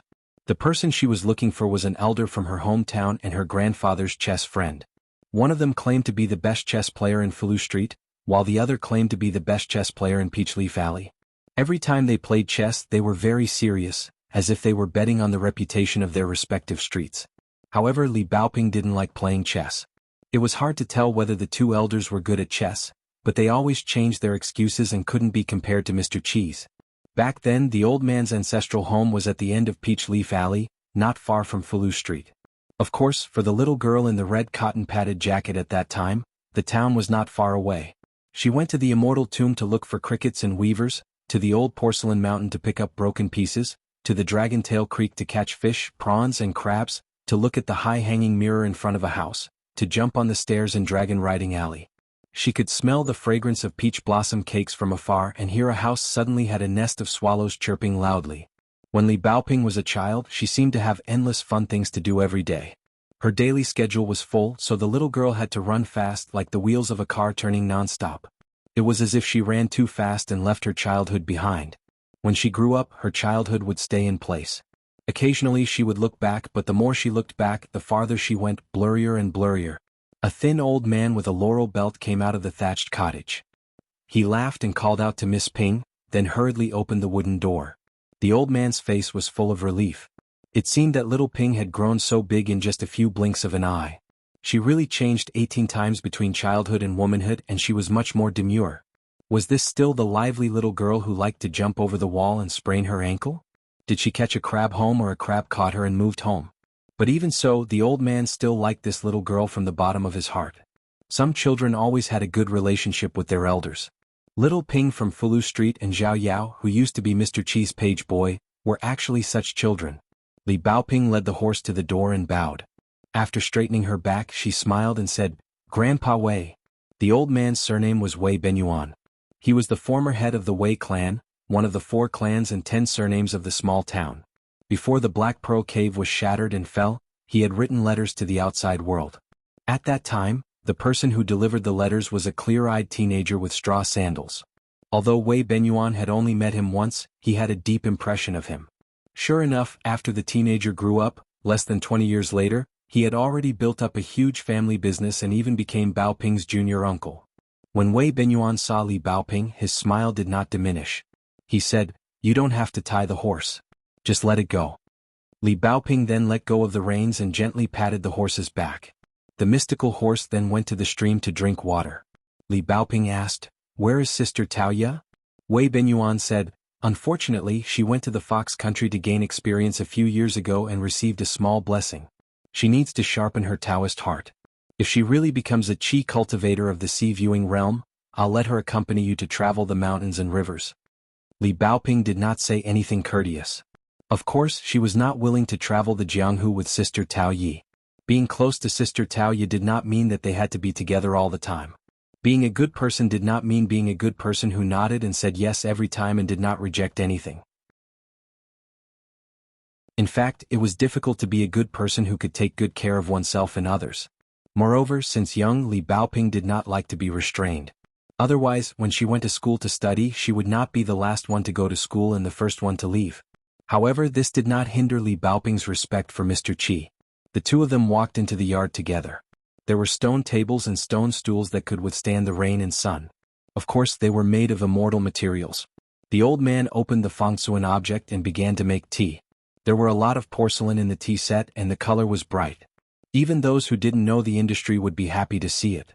These were the substandard products that the Wei family had intercepted in the small town through their relationship with the kiln supervisor. The so-called flaw was actually just a sentence from a real supervisor. It wasn't easy to pick out a small mistake. The supervisor just had to nod casually and turn a blind eye to it, and they would be able to get a favor from the old masters of the big families for free. Why wouldn't they do it? Wei Benyuan was the same as Li Baoping's Yuanian grandfather. They were very rare cultivators in the small town in the early years. However, Li Baoping's grandfather was more of a talisman and had high attainments. But for some reason he declined the invitation of the late emperor of the Song family and did not become a minister of worship in the Dali imperial court. Wei Benyuan, on the other hand, was good at alchemy and left his hometown early. Other than the Wei family's ancestral house that was left idle in the small town, the Wei family's descendants also went to other places to spread their family. The Wei family's feng shui was good and their descendants' character and aptitude were not bad. They had the potential to study and cultivate. Wei Benyuan himself chose a place with feng shui on the outskirts of the Qingfeng city. The peach trees and streams were specially chosen and suitable for making alchemy furnaces. Wei Benyuan hoped to break through the bottleneck of the Jindan stage. This paradise was exchanged between Wei Benyuan and the Su family of the Qingfeng city. Back then, the late emperor of Dali treated the big families in the small town generously and could buy the immortal mountain in the west at a very low price. Wei Benyuan complained that cultivating there was too noisy and not peaceful. It would inevitably make people feel uncomfortable. Therefore he exchanged it with the Su family for this 1,000-year-old ancestral land. However, Wei Benyuan did not agree to become a minister of worship of the Su family. The Su family's wife pestered him several times and the family head, Su Hun, personally went there, but Wei Benyuan did not agree to become a minister of worship of the Su family. Wei Benyuan was a little worried. Li Baoping's horse and the snow-white saber in the scabbard at her waist were too eye-catching. The old man could not help but ask, "Traveling alone this time, are there any accidents?" Without waiting for her to answer, the old man said angrily, "Old Li really dares to be so careless? Bad chess skills, half a bucket of ink in his stomach. Not only that, but now his brain is also muddled?" Li Baoping smiled and said, "Grandpa Wei, I'm not young anymore." Wei Benyuan said, "I don't care what old Li does. If someone bullies you, tell Grandpa Wei. Grandpa Wei's realm is not high, but there are a lot of messy relationships. It's a waste not to use them. Many of them can't be handled by my descendants. I can't bring them into the coffin. Li Baoping shook her head and said, Grandpa Wei, there's really no need. I didn't make any enemies on this trip. Wei Benyuan joked, are all the lechers blind? Can't you all see that our little Ping is so beautiful? Li Baoping said helplessly, Grandpa Wei, please show some of the demeanor of an elder. Wei Benyuan smiled and said, that grandson of mine, you really don't like her? Li Baoping shook her head. Wei Benyuan suddenly laughed and said, my little Ping won't like that guy. In fact, although the old man was never the kind of strict elder with a straight face and put on airs, he wouldn't laugh like this either. The old man was stunned for a moment as he heard Li Baoping's voice. The old man nodded and replied with his mind, indicating that there was no trouble here and there were no spies of the Su family in Qingfeng City. The peach garden itself was a protective array. Even a normal nascent soul cultivator might not be able to enter quietly. Even if Su Hun was not a normal nascent soul cultivator, the head of the Su family had a strong physique and was proficient in attacking spells. He also had the mace armor and was known for his fighting skills. Therefore, there was no need to worry about someone using the Mountain View Ubijna in the cottage. Li Baoping then took out 2 green talisman and handed it to the old man. She explained, my brother sent this from the North Continent. The letter didn't say much except for the names of the 2 talisman. One is the Core Formation Talisman and the other is the Mud Pill Talisman. My grandfather should have sent it personally, but since I was going to travel, he asked me to bring it with me. Wei Benyuan took the talisman. After hearing the name of the talisman, he put it on the table and shook his head. He said, Little Ping, although you're a cultivator, you might not know that these 2 talismans are priceless. I can't accept them. If I accept them, I'll never be able to repay them in this life. It's a good thing to have a high level of cultivation, but it makes me feel awkward. After weighing the pros and cons, I decided to give up my cultivation and keep my heart. Wei Benyuan smiled and said, I'm the one who's being awkward. I appreciate your brother's kindness. You're indeed the sage she who I've been teaching since I was young. I'm not being polite on purpose.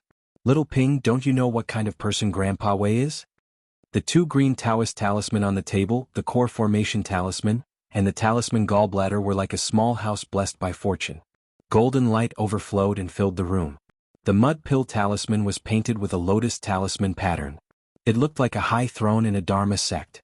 Purple chi lingered around it, creating a grand atmosphere. Li Baoping seemed to have expected this result. She smiled and said, my brother said that if I don't accept these 2 talisman, I'll never come to Grandpa Wei again. I'll listen to my brother. Wei Benyuan waved his hand. The cultivation of the Great Path involved the fundamentals. It was not a child's play. It was not a child's play. Li Baoping said, I'll really listen to my brother. Wei Benyuan frowned and asked, Sage, she is traveling alone in another continent. It must not be easy for him. It was not easy for him to come across such a great fortune. Why would he give it away? Wei Benyuan could not bear to scold Li Shixing, who was traveling far away in the North Continent, and Li Baoping, who was right in front of him. They were both the best juniors. How could he bear to scold them? So the old man began to scold old man Li again. Old fool, you're really old fool. You're muddle-headed. No wonder your chess skills are so bad and your chess character is so bad. Li Baoping said, Grandpa Wei, my brother knows what he's doing. Wei Benyuan thought for a moment and said, I'll accept it first. In the future, unless Sage she tells me clearly, I'll take it as Grandpa Wei keeping it for him. Li Baoping smiled and said, that's not something I can control. Wei Benyuan reminded her, Qingfeng City is a place where good and bad people mix. If you still want to travel to the Fox Kingdom, Grandpa Wei will not be at ease. Smart people have bad intentions. Of course you have to be careful. But those stupid and bad people in the mountains are actually the most annoying. They forget righteousness at the sight of profit and lust. They rely on gambling to make a fortune. The world is a mess. Li Baoping nodded and said, okay, I'll let Grandpa Wei escort me. Otherwise, I'm afraid that if I go to the Fox Kingdom to look for Sister Taoya, I'll get into trouble because of myself. Wei Benyuan smiled bitterly and said, now that you mention it, Grandpa Wei seems to be playing tricks. Although Taoya was a servant of the Wei clan, Wei Benyuan had always regarded her as a junior of his family. Li Baoping was not his biological granddaughter, but she was better than his biological granddaughter. Li Baoping smiled and did not say anything. Her grandfather once said something very strange. The reason why Brother Wei was unable to break through the bottleneck of the Jindan was not that his aptitude was not enough, but that his heart was too soft and kind. It might not be appropriate for a cultivator to be too aggressive and strive to be the first in the great Tao. But it was even more inappropriate to not have any of that. Wei Benyuan asked, "Play chess with me?" Playing chess, fishing, and Mirror's Flower, Mirror's Moon, were known as the three great pleasures of the mountain. They were the best way to pass time after cultivating. Li Baoping declined tactfully, "Grandpa Wei, you know that I don't like to play chess since I was young. Watching you play chess at that time was already my greatest patience." Wei Benyuan frowned and stood up. He looked up at the peak of the mountain and sneered, "Sneaky, are you so shameful?" If Li Baoping did not come, Wei Benyuan might have a good conversation with the uninvited guest. On the peak of the mountain stood a cultivator whose figure was covered by clouds and mist. That person looked down at the cottage in the call and smiled. "The elixir stove has just started and the immortal peaches are falling. Your alchemy skills are not good, but you are good at picking a place. The Su family has treated you well, but you are courting death. You are not even willing to be a consecrator in name." This person. He purposely let Wei Benyuan discover his tracks so that he could appear in the open. He appeared to be calm and unhurried. Of course, he did not rely on his cultivation level to be arrogant. Instead, outside the formation of the call, he also carefully set up a formation that surrounded the whole kernel. To crack Wei Benyuan's mountain river formation, one had to find the flaw first and then make the final decision to break the formation with brute force. But once the formation was broken, there was no point in hiding. Wei Benyuan made a gesture in his sleeves. The mountain wind and mist condensed into white clouds in an attempt to block that person's vision. He did not expect that the Qi cultivator who spoke in the elegant language of the Aquarius continent seemed to have extremely profound Tao skills. As far as the eye could see, the white clouds connected to the formation of the call actually dispersed on their own. Wei Benyuan looked around. This guy had a good trick. The water of the stream was already suffused with a faint green glow. There was obviously a magic treasure hidden in it. The glow quickly spread to the shore and spread out like a colony of ants. The most important thing in alchemy was the mixing of water and fire. The reason why Wei Benyuan chose this place to build the cauldron for alchemy was that this stream with innate water fate was extremely important. Wei Benyuan did not hesitate and silently recited the incantation. He wanted to use the method of flipping the back of a turtle to directly smash the mountain root and water fate of the stream. Even if he could not succeed in alchemy, he wanted to interrupt the infiltration of the other party's magic treasure into the mountain river formation.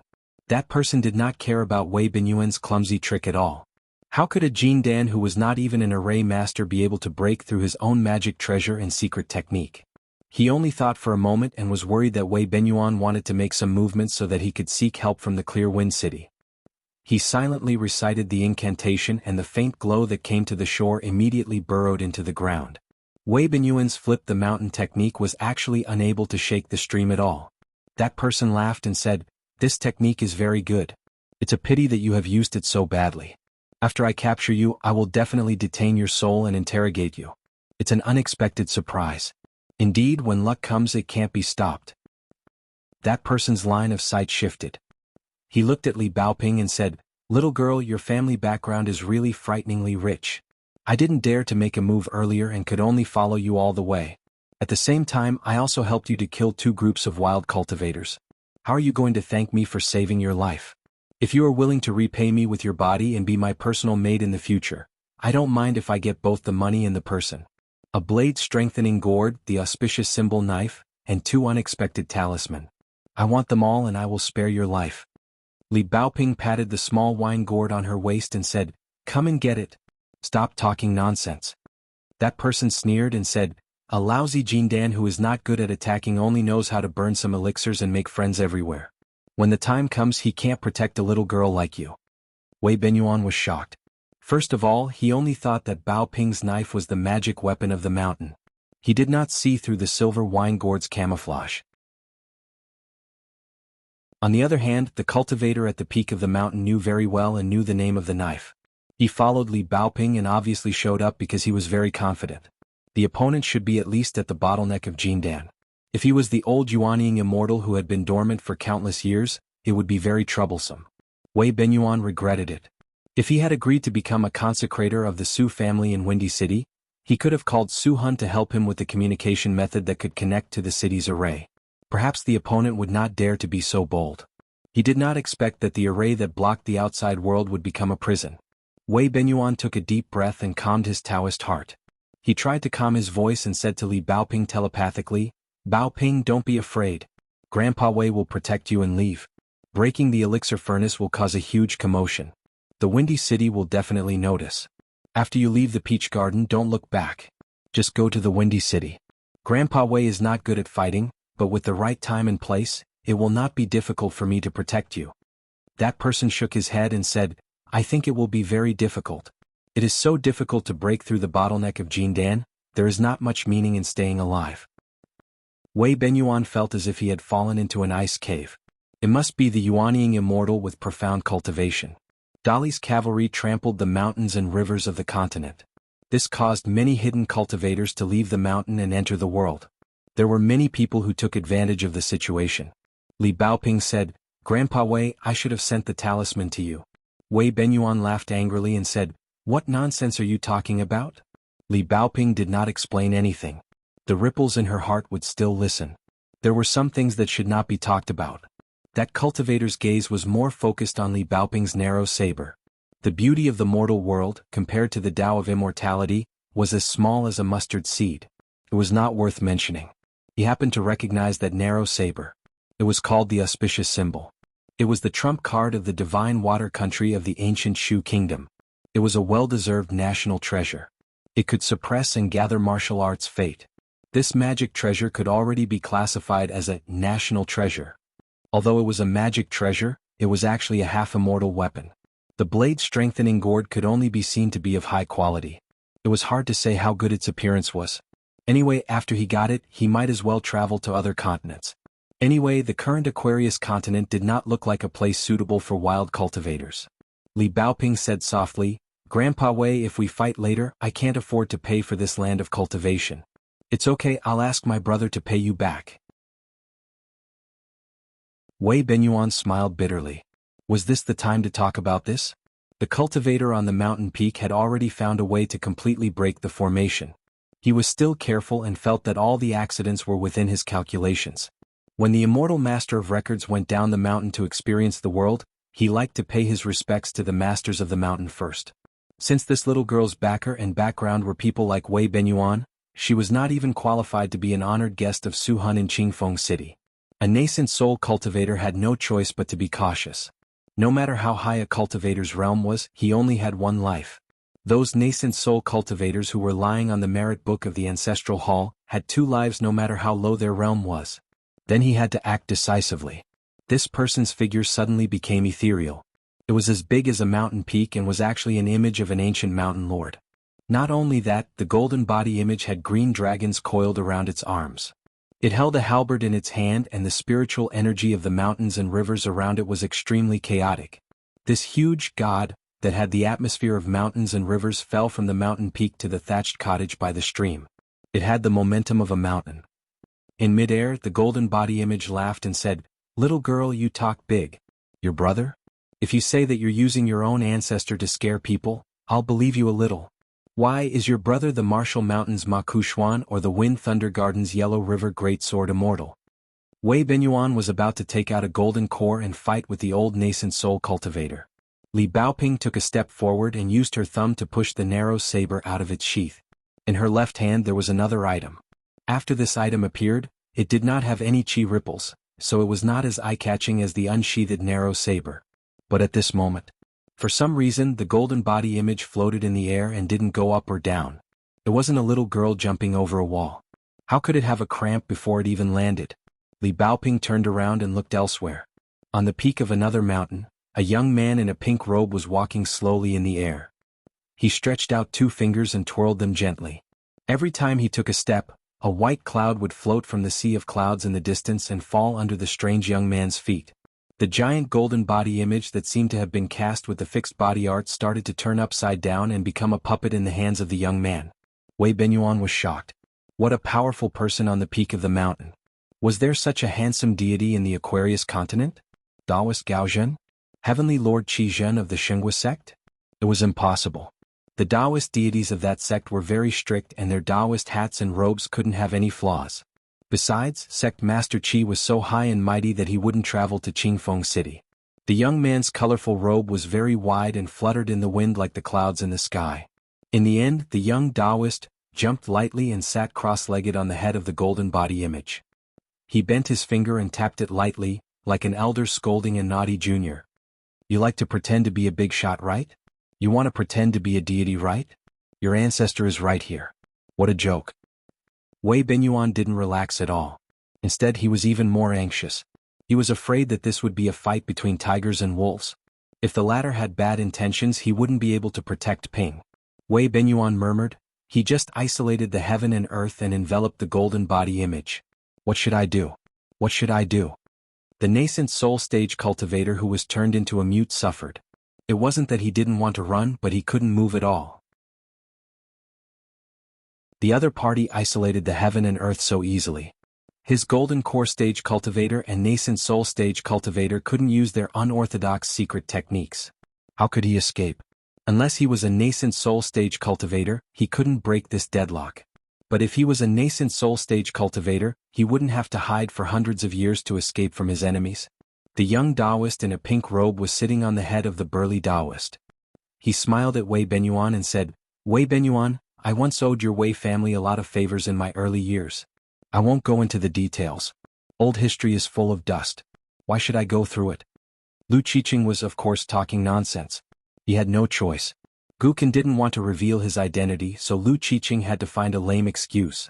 But people on the mountain really believed it. For example, Wei Benyuan believed half of it. Li Baoping didn't believe it at all. Lu Qiqing tilted his head and continued to imprison the golden body image. It was not difficult for a nascent soul stage cultivator to break free from the restraint of his mercy. He just didn't dare to act rashly. That was right. It was too boring to travel with Guqin this time. Therefore, Lu Qiqing felt that he lacked a follower to relieve his boredom. A nascent soul stage cultivator from the mountains was barely worthy of this honor. If it was Lu Qiqing's most disgusted immortal, he should have been dead by now. He beat the young one and the old one came? How old was he? Then he should go to White Emperor City to fight? Even if he was in the Ascendant Realm, he wouldn't dare to make a move even if Lu Qiqing stood still. Anyway, they were going to the Central Continent. If they didn't leave a mess behind, Lu Qiqing was worried that Guqin wouldn't cultivate well.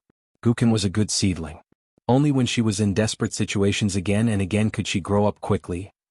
She was not afraid of spoiling things through excessive enthusiasm.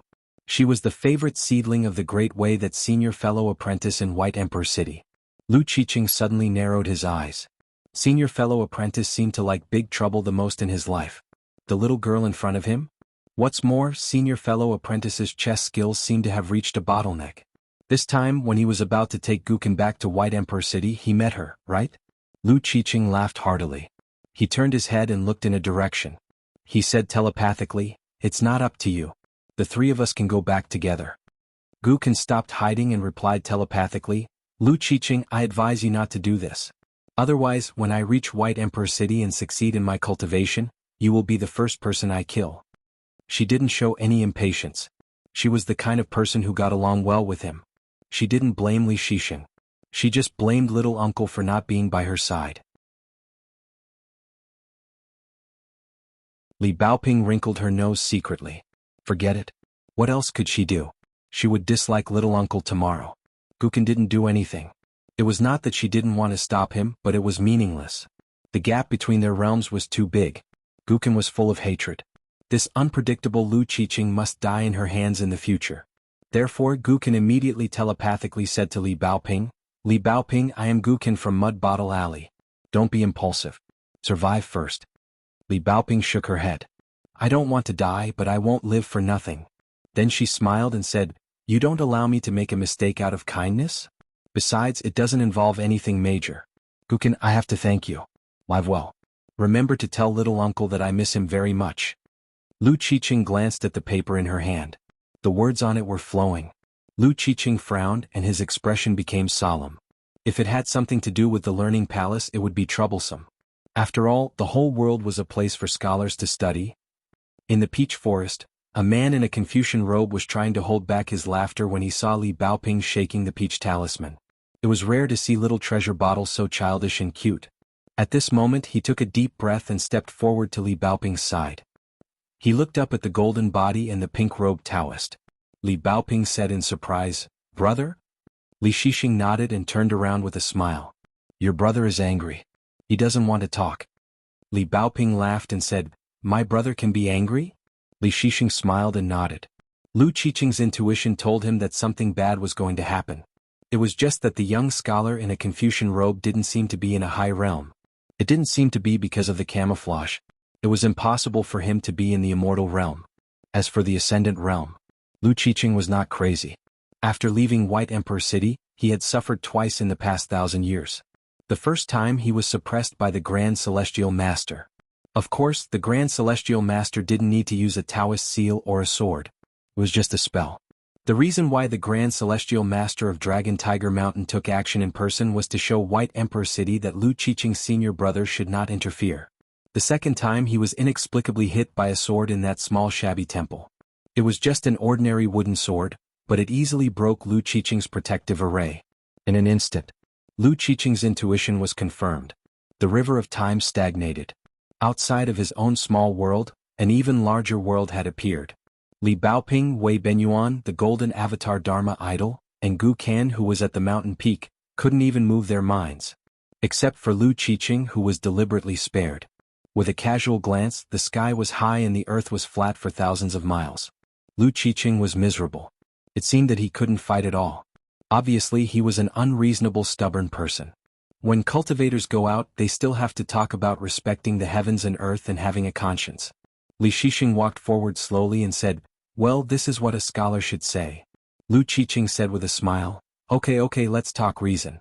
I'm a person who listens to the principles of scholars. Li Shixing said, Next, I'm going to reason with you as Little Treasure Bottle's brother. Lu Qiqing was about to leave this place and drive the small world to collide with the big world to escape. As for the realm in the face of the cultivators of the upper 5 realms, it didn't matter if they were on the ground or not. Between heaven and earth, the Dharma idol of a middle-aged Taoist suddenly appeared. Lu Qiqing's legs went soft and he sat back down. He was still desperately suppressing his Taoist heart that almost collapsed on the spot. He stood up shakily, bowed and remained silent. Li Shixing asked, If apologies are useful, what's the use of the rules of the Great Path? The middle-aged Taoist, who was as tall as a mountain, raised his arm and slapped down. With one slap, Lu Qiqing and the Dharma idol of the nascent soul cultivator were smashed into the ground. There were no spells or magical powers, nor were there any magic treasures.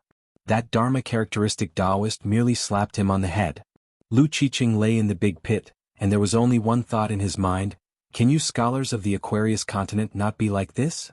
After Li Shixing kept his Dharma idol, he came to the big pit and looked down at the dying Taoist in the pink robe. He calculated with his fingers and sneered, When you return to the White Emperor City, tell your senior brother that I'll find him to play chess. Lu Qiqing was disheartened. His senior brother had once joked with him in private that Cui Dong had a chance to make the White Emperor City no longer hang the banner, first of the world, but the chance was slim. That person was not in the vast world, but in the Baek Okekyung building under the blue underworld sky. He was the eldest senior brother of the second and third chief, Lu Chen. He was the first disciple of the Taoist ancestor, and Lu Chen was taken in as a disciple by this person. One could only imagine how powerful this person's Tao was. Lu Qiqing struggled to get up again. He was still silent, but he sincerely and respectfully bowed to Meng Qi in a proper Taoist way. When Li Baoping came back to her senses, Li Shixing was still standing beside her, and the Taoist in the pink robe was still sitting on the head of the golden Dharma idol. Everything was the same as before. Lu Qiqing seemed to be smiling, but he was sweating profusely. The river of time was flowing in reverse. The key was that Wei Benyuan was still alone in a certain section of the river of time, and he was still motionless. I've reasoned with that expert just now and it's fine now. Li Shixing laughed softly, Don't tell Grandpa Wei that I'm here this time, or else he'll drag me into a game of chess. Back then our hometown only had a few chess manuals, and Grandpa Wei kept on reciting chess theories and flipping through them. It was actually very annoying. Li Baoping nodded vigorously. Li Shixing's figure dissipated, and he returned to the small vassal state in the North Continent. This kind of cross-continent travel was actually not easy since his cultivation level was still not high. Therefore he needed to come and go as soon as possible. Li Shixing suddenly laughed and said, You secretly grew up and didn't even say hello to Big Brother. Li Baoping grinned. Li Shixing smiled and shook his head and disappeared in a flash. Wei Benyuan also returned to normal. Then Lu Qiqing immediately stood up and left, saying that he was just joking with the little girl. As for the nascent soul cultivator under his butt, he had already put away his Dharma idol and left with Lu Qiqing. Lu Qiqing said to Gu Kan in his mind, "I'll wait for you in Qingfeng City. There's no hurry, you can catch up first." Gu Kan suppressed the doubts in her heart and landed on the thatched cottage. She went straight to the point and said, "Li Baoping, I'm sorry about today's matter. In terms of heart and mind, I'm half right and half wrong." Li Baoping was a little surprised. How could such a Gu Kan make martial uncle so sad back then? Or could it be that Gu Kan had changed a lot in just a few years? Li Baoping thought for a moment and told Grandpa Wei that she was going to take a walk by the stream with this fellow villager. Wei Benyuan was confused, but he still nodded and said, "Be careful." Li Baoping and Gu Kan walked by the stream. The two of them had only met when they were young and had never chatted. One liked to move while the other liked to be quiet. When they met in their hometown, they just brushed past each other. At most, the little girl in the red cotton-padded jacket who walked in a hurry had a deep impression of the little boy's 2 streams of snot. Back then, the little slug thought that the little girl in red, who was a little older than him, did not look like a child from a rich family at all. She really did not know how to enjoy life. These two were almost the 2 most naughty children in the town. The only difference was that they were born in different families. One was born in Fulu Street, while the other was born in Mud Bottle Alley.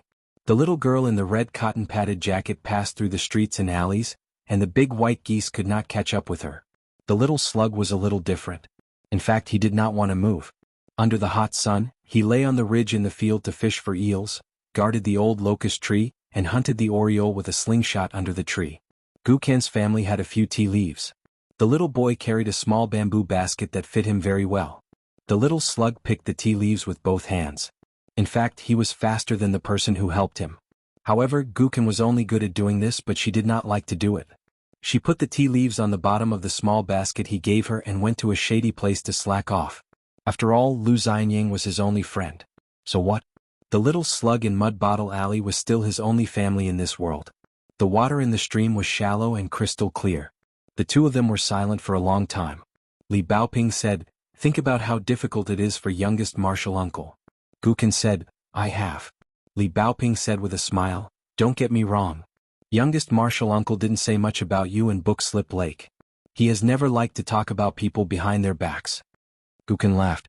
Of course she would not get him wrong. What's more, so what if she said it? Gu Kan had never liked to suffer, but she was good at being scolded and beaten. Deep in Gu Kan's heart, he still did not care about other people's opinions. Even Qin Pingan did not know that Gu Kan had been to Fulu Street and Peach Leaf Alley earlier than him. Lu Xianying said that there were many rich people there. Their money bags were too full and they often dropped money on the ground. Gu Kan had tried to pick up the money, but she didn't manage to pick it up even once. Even Gu Kan had run out of patience. She was so angry that the little slug had been sneaking around Peach Leaf Alley, kicking one peach tree after another. From beginning to end, Gu Kan had taken care of all of them. During this period, whenever he encountered pedestrians, he would immediately pretend to squat under a tree and watch ants. Gu Kan now recalled that those peach blossoms, leaves, and branches that had fallen on the ground back then should have been gathered and hidden well. Li Baoping continued, "But youngest martial uncle is so familiar with you. As long as you have a little bit of promise and do something well, youngest martial uncle will not be stingy with his praise. The first time you traveled with youngest martial uncle's topic of the whole hometown almost always revolved around you and Lu Xianying. But after youngest martial uncle came back from Book Slip Lake, he did not talk much about you." Li Baoping raised her hand and pointed at her eyes. "A person is the best at telling the truth." Youngest martial uncle did not say anything, but he said everything. Gu Kan grunted in agreement. Li Baoping said, "Let's call it a day." Gu Kan did not dawdle. He said goodbye and left. Suddenly he stopped and said with a smile, "Li Baoping, thank you." Li Baoping asked with a smile, "You only remember to be polite now?" Gu Kan's eyes brightened. He shook his head and said, "I'm not being polite. It's because you were the first person to accompany him out of his hometown. If Li Baoping had not been at his side back then, he might not have been able to reach Gu Kan's side." Li Baoping smiled. Gu Kan also smiled. Back then, in that small temple whose walls were covered in names, Lu Xianying stood on a ladder while Qin Pingan held the ladder. Gu Kan threw some pieces of charcoal at Lu Xianying and wrote down their names. The positions were extremely high. Finally Gu Kan said, Li Baoping, you will probably meet Chen Pingan earlier than me. When you meet him, tell him that Gu Ken is in White Emperor City, cultivating the great Tao.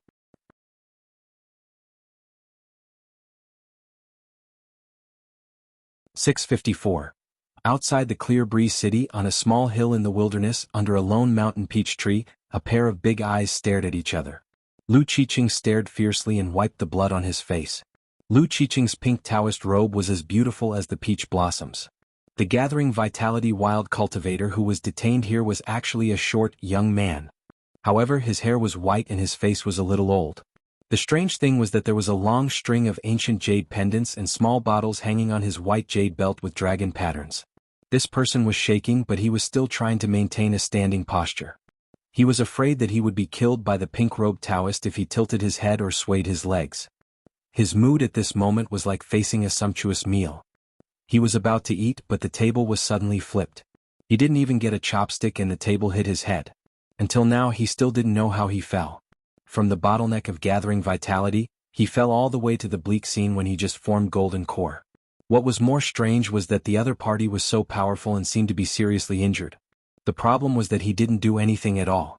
He used to be a hero who dominated a region and was worthy of the title of the retired emperor behind several small countries. He liked to hide his identity and look for treasures everywhere. He was famous in the entire Aquarius continent for being stingy. He fought with Li Tuanjing in the Wind and Thunder Garden and survived several attacks. He was chased by an old immortal of the Divine Grandeur sect for thousands of miles and still didn't die. In the early years he and Lu Laoqing were enemies and friends. They once explored the ruins of the immortal's mansion in the secret land of the Gushu country. They didn't share the loot equally and were almost killed by Lu Laoqing, who was at the same level as him. Later, even though Lu Laoqing reached the sky in one step, he still killed several disciples who were traveling on Gonglu Island. Lu Laoqing couldn't find him, so he had to give up. His life could be said to be brilliant and varied, and he had experienced all sorts of strange things. However, none of them were as confusing as today. Who was the other party? How did they do it? Why did they come here? Would he die here? Lu Qiqing shook off the blood on his hand and smiled. Thank you. Seeing that the senior was a Taoist immortal, the young cultivator from the mountains and lakes decided to cater to him. He bowed and said softly, I'm Chai Bofu and my Taoist name is Long Bo. I believe you've heard of me before. With a few steps, mountains and rivers would shrink and huge clouds would form with a breath. He was talking about this renowned Count Xiu of the wild mountains and lakes, and he was extremely skilled in assassination and fleeing. Moreover, he was skilled in water element attacks. According to rumor, he'd had a conflict with Lu Jimao of the Slip Lake in the Grand Tao, and they'd even fought for an immortal secret manual that could reach the heavens. According to rumor, both of them attacked ruthlessly without holding back, and they'd almost fought to the point their brains sprayed into the surroundings. Lu Qiqing gnashed his teeth and said, F***CKU. My name is Lu Qiqing, a citizen of Baishui. Have you heard of me? Chai Bofu braced himself and said, Junior is ignorant. I have never heard of Senior's name. Lu Qiqing fell to the ground with his back against the peach tree. He looked dejected. Picking up chicken poop in the cracks of stones and dog poop in the mud. It took me a lot of effort to accumulate this little bit of cultivation, but it's gone with a slap. You don't want to live anymore? Kill me. Chai Bofu didn't move at all. He didn't pretend to be frightened and he wouldn't say a few words of loyalty and sincerity. When dealing with this kind of cultivator who had extremely high cultivation and was not well known, the most taboo was to act smart and draw legs on a snake. Lu Qiqing began to close his eyes and rest. He knocked the peach tree with his head again and muttered, Cut the peach tree and spoil the scenery. Then Lu Qiqing slapped his own face fiercely as if he had been awakened. He smiled and said, I should be happy. There's no one in the world who can survive a disaster like me. There will be good fortune in the future, great fortune. Lu Qiqing stood up. He changed from dispirited to high-spirited in an instant. He straightened his back, shook his sleeves and took out 3 incense sticks. Then he looked at the wild cultivator who was standing there stupidly and began to stare at him. Why don't you get away from me? You're disturbing me from burning incense and praying to immortals. Lu Qiqing suddenly took a deep breath. No. I have to be kind to others. I have to treat people with courtesy. I have to be educated. Chai Bofu moved away step by step. He didn't dare to stand still until he was 50 or 60 feet away. He didn't feel aggrieved at all. Qi cultivators who were born in the mountains and could reach Chai Bofu's position were all shrewd. In the Wind Thunder Garden, Li Tuanjing once joked that the most profound cultivator in the world was not an immortal master but a wild cultivator. It was a pity that he had to take the unorthodox path. Otherwise he would be able to reach the Tao. Lu Qiqing collected his thoughts and abandoned all distracting thoughts. He began to chant. Then he rubbed the tip of the incense stick with his fingers and slowly lit it. Lu Qiqing seemed to bow 3 times to heaven and earth. In fact, he bowed first to the Hall of Ancestral Masters in White Emperor City who had taught him Taoism. He bowed second to the blue-robed Confucian in the ancient temple who gave him a sword. His swordsmanship was so high and his righteousness was rare. He bowed third to the middle-aged Taoist who had great power just now. Guqin was cautious. When he was riding the wind, he saw Lu Qiqing who didn't deliberately hide his breath. He landed near the mountain peach tree. After Lu Qiqing bowed 3 times he said, "What if? Why bother?" Lu Qiqing was silent. When the incense stick in his hand burned out, he regained his usual demeanor. He said with a smile, Okay. Don't sprinkle salt on my wound. My heart and liver are aching now." Guqin didn't look at the wild cultivator at all. However, his second sentence showed his true nature. "Why should I keep him?" Lu Qiqing asked with a smile. "Guqin, do you want to be my junior fellow apprentice or my junior nephew?" Guqin said, "It's not up to me to choose. Don't talk about him." All these years, if strangers met Guqin for the first time, they would think that he was a gentle and respectful scholar, a young man with a good family education. However, Guqin and Lu Qiqing had traveled to the north hand in hand. They had spent a lot of time together. They both knew what kind of people they were. Guqin was insulting Lu Qiqing when he said that he didn't hold a grudge against him today. Guqin said directly, "You said yourself that Mr. Qi had done you a great favor. He gave you some valuable advice and showed you the way to break through the barrier. That was how you reached the upper 5 states. You also promised Mr. Qi that when Qin Pingan visited White Emperor City in the future, you owed Mr. Qi a favor. Therefore you would certainly show him kindness. Now you should consider the consequences. What you did today was ungrateful. Secondly, you made an enemy of me. Lu Qiqing, you are indeed a master of White Emperor City. You do as you please. I am looking forward to White Emperor City more and more. This is probably the only thing you did right today." Guqin didn't talk to Lu Qiqing secretly in his mind. Lu Qiqing squinted at the wild cultivator Chai Bofu who was determined to die. He withdrew his gaze and said helplessly, "Do you want Brother Longbow to die so badly?" Guqin didn't say anything. Lu Qiqing explained patiently, "First, yesterday's matter is yesterday's matter. Tomorrow's matter is tomorrow's matter. For example, if Qin Pingan wanted to argue with me, I would use my senior brother. If Qin Pingan died, I would push the boat with the current and use Mr. Qi's favor. It would be equivalent to saving Qin Pingan's life. Wouldn't that be returning the favor? Second, let's not talk about today's result. My thoughts at that time were very simple. Compared with helping my senior brother to reach the top, making an enemy of you is your own choice. Guqin, if you were me, what would you choose? Finally, I respect and fear my senior brother, but I love and miss White Emperor City. I don't want it to be just a stepping stone. I need someone to appear and give my senior brother a reason to convince himself." Except for Lu Qiqing's last sentence, Guqin understood everything. Regardless of whether Lu Qiqing's reason was wrong or not, it was a reason that Lu Qiqing sincerely agreed with. Lu Qiqing was speaking from the bottom of his heart to Guqin. Guqin could not agree, but he had to show the reason that he did not agree with. Fists, Taoist techniques and words were all acceptable. In the end, Lu Qiqing had been looking down on Guqin. What he thought and what he saw was the highest point of White Emperor City.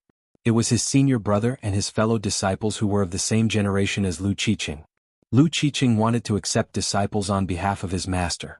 His biggest enemy, or rather, the barrier, was actually his fellow disciples. Chai Bofu felt a chill down his spine. On the path of cultivation he had experienced many ups and downs. It was the first time in his life that he felt so desperate. The 3 words White Emperor City were like a mountain pressing down on his heart, making Chai Bofu unable to breathe. In the 9 continents, there were millions of cultivators. In their hearts, there was only one holy land, and that was White Emperor City of the Central Divine Continent. The city lord was recognized as the #1 figure in the demonic path. Yet, this pink-robed Taoist and this young man kept calling him White Emperor City, senior brother and junior brother. Therefore, Chai Bofu waited for the 2 to fall silent before asking, "Senior Lu Guqin, how can I not die?" The only person who really asked was the green-robed young man whose cultivation level was not high. Since Lu Qiqing had detained him here, at least his life was not in danger. However, this guy Guqin had some old and new grudges with him. Chai Bofu had heard of the name Guqin before, mainly because of Lu Jimao's true monarch cutting river. It was rumored that Guqin, as Lu Jimao's direct disciple, had a nascent soul realm water dragon when he was still a child. He had killed a lot of people at Book Slip Lake, but for some reason he suddenly fell silent. The water dragon disappeared and Guqin disappeared without a trace. Then the entire Book Slip Lake was taken over by foreign cultivators and became a subordinate sect of the Jade sect of the Tongya continent. Those who obeyed were probably fed to the fish by the True Realms sect. Those who understood the general situation seemed to have taken a divine bath in Book Slip Lake, washing away the filth of the wild cultivators. Chai Bofu felt that his recent luck was really terrible. How did he meet this little devil? How did Guqin get involved with Lu Qiqing, who had crossed the river, and White Emperor City? Lu Qiqing pointed at Guqin. Whether you live or die, you can ask my future junior brother. The higher Guqin's cultivation, the easier it would be for Lu Qiqing to return to White Emperor City. Guqin said, "If I die, I won't have to die." Lu Qiqing couldn't help but laugh. This was quite a novel way to put it. Chai Bofu said in a deep voice, "Guqin, why are you so aggressive? Why do you insist on killing me? Even if I have some old grudges with your master, you are a wild cultivator and I am even more so. What is this little grudge?" Lu Qiqing said playfully, "Brother Longbo, you and Lu Jimao?" Chai Bofu said, "To fight for a copy of the River Severing Sutra." Speaking of this, Chai Bofu suddenly realized something. "Guqin, does Lu Jimao really think of you as the successor of the family?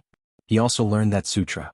Is he afraid that if I stay by your side, the great Tao will clash everywhere and ruin your fate?" Chai Bofu said to himself, "Lu Jimao is the most narrow-minded person. He can't wait to kill all the cultivators in the world. How could he be willing to teach you the fundamental method of the great Tao?" Guqin naturally wouldn't reveal the inside story. Back then, Lu Jimao didn't have much confidence in breaking through in seclusion. It was very likely that he would die.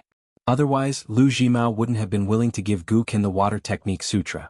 Guqin wouldn't have been approached by the true owner of the sutra, Lu Qiqing. After Lu Qiqing was schemed against by Cui Dong, he once took in a registered disciple. That young man was old Demon Mi's disciple. His name was Yuan Tian Tian. Unfortunately, Lu Qiqing spent some effort, but the results weren't good. He was too embarrassed to keep him by his side, so he threw him on a small mountain and left him to fend for himself. The young man also had the little fox demon by his side. When Lu Qiqing parted with them, he didn't give any alms to his registered disciple. Instead, he gave the little fox demon a cultivation method and 2 protective items. However, she probably wouldn't be very diligent in her cultivation in the future.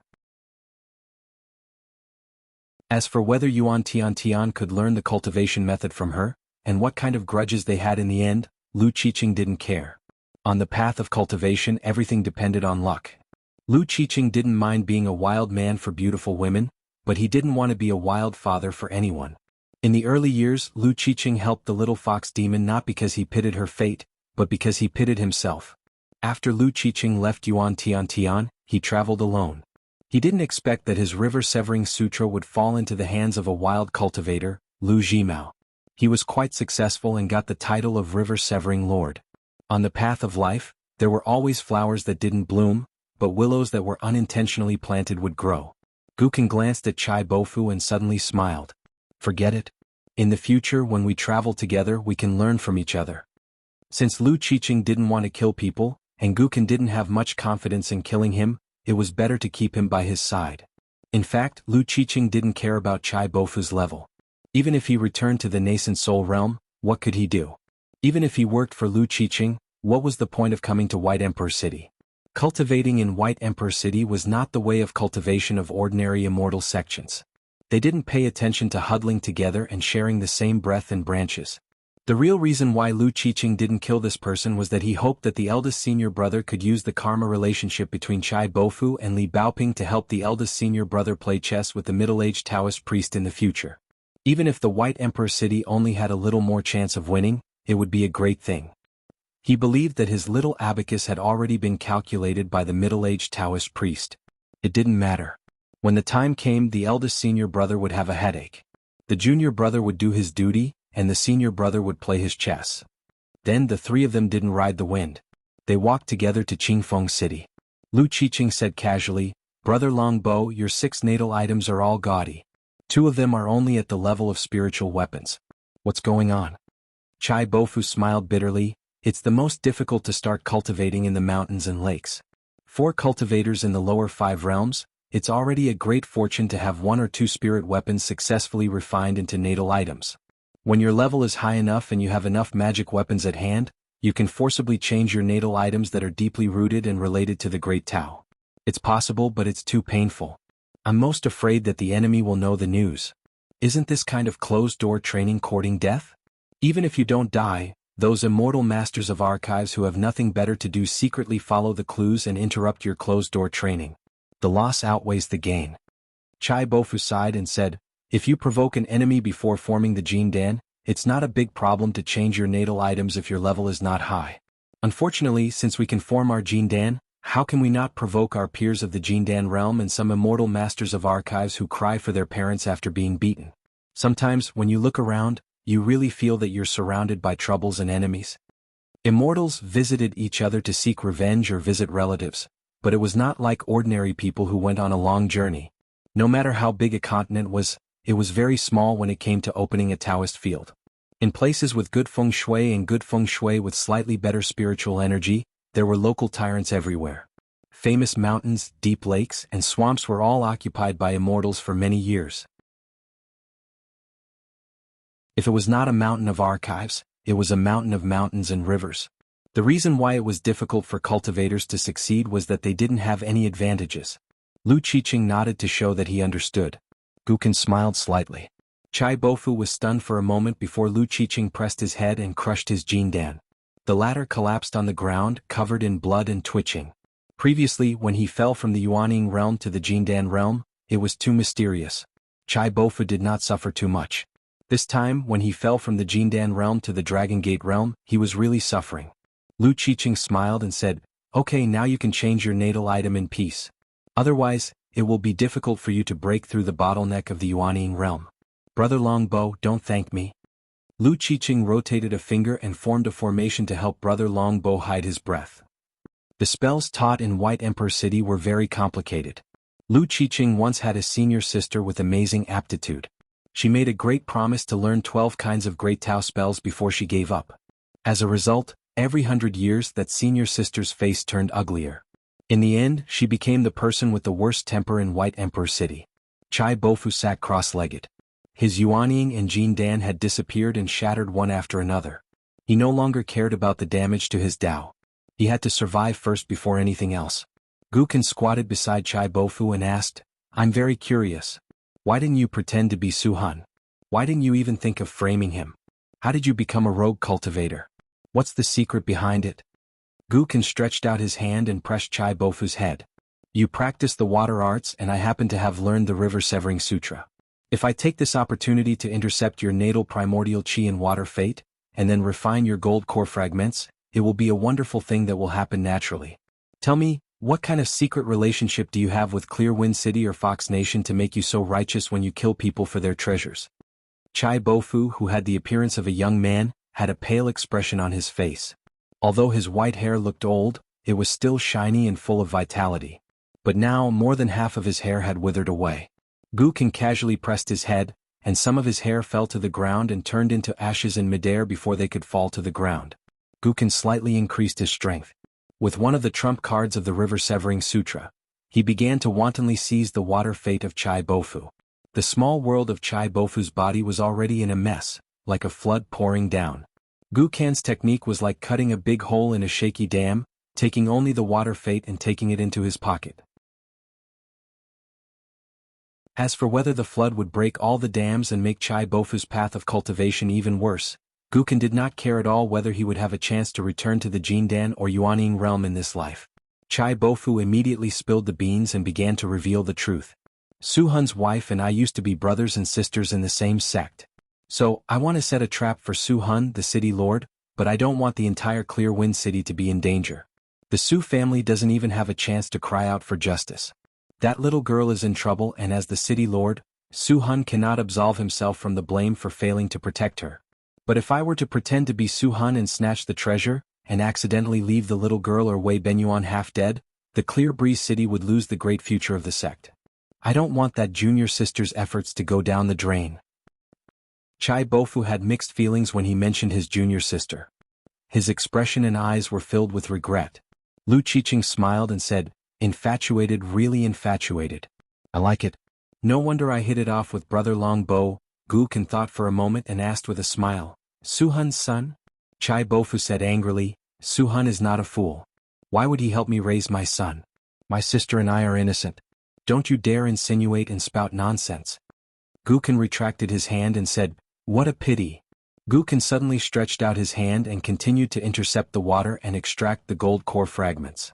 He asked, "You don't think Suhun is a fool, but you think I'm a fool?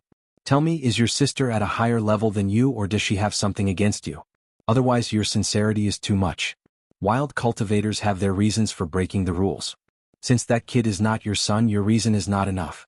Well, if you really can't forget, when Clear Wind City is in danger and is about to be destroyed, Suhun snatched your sister and you took his wife and son to raise.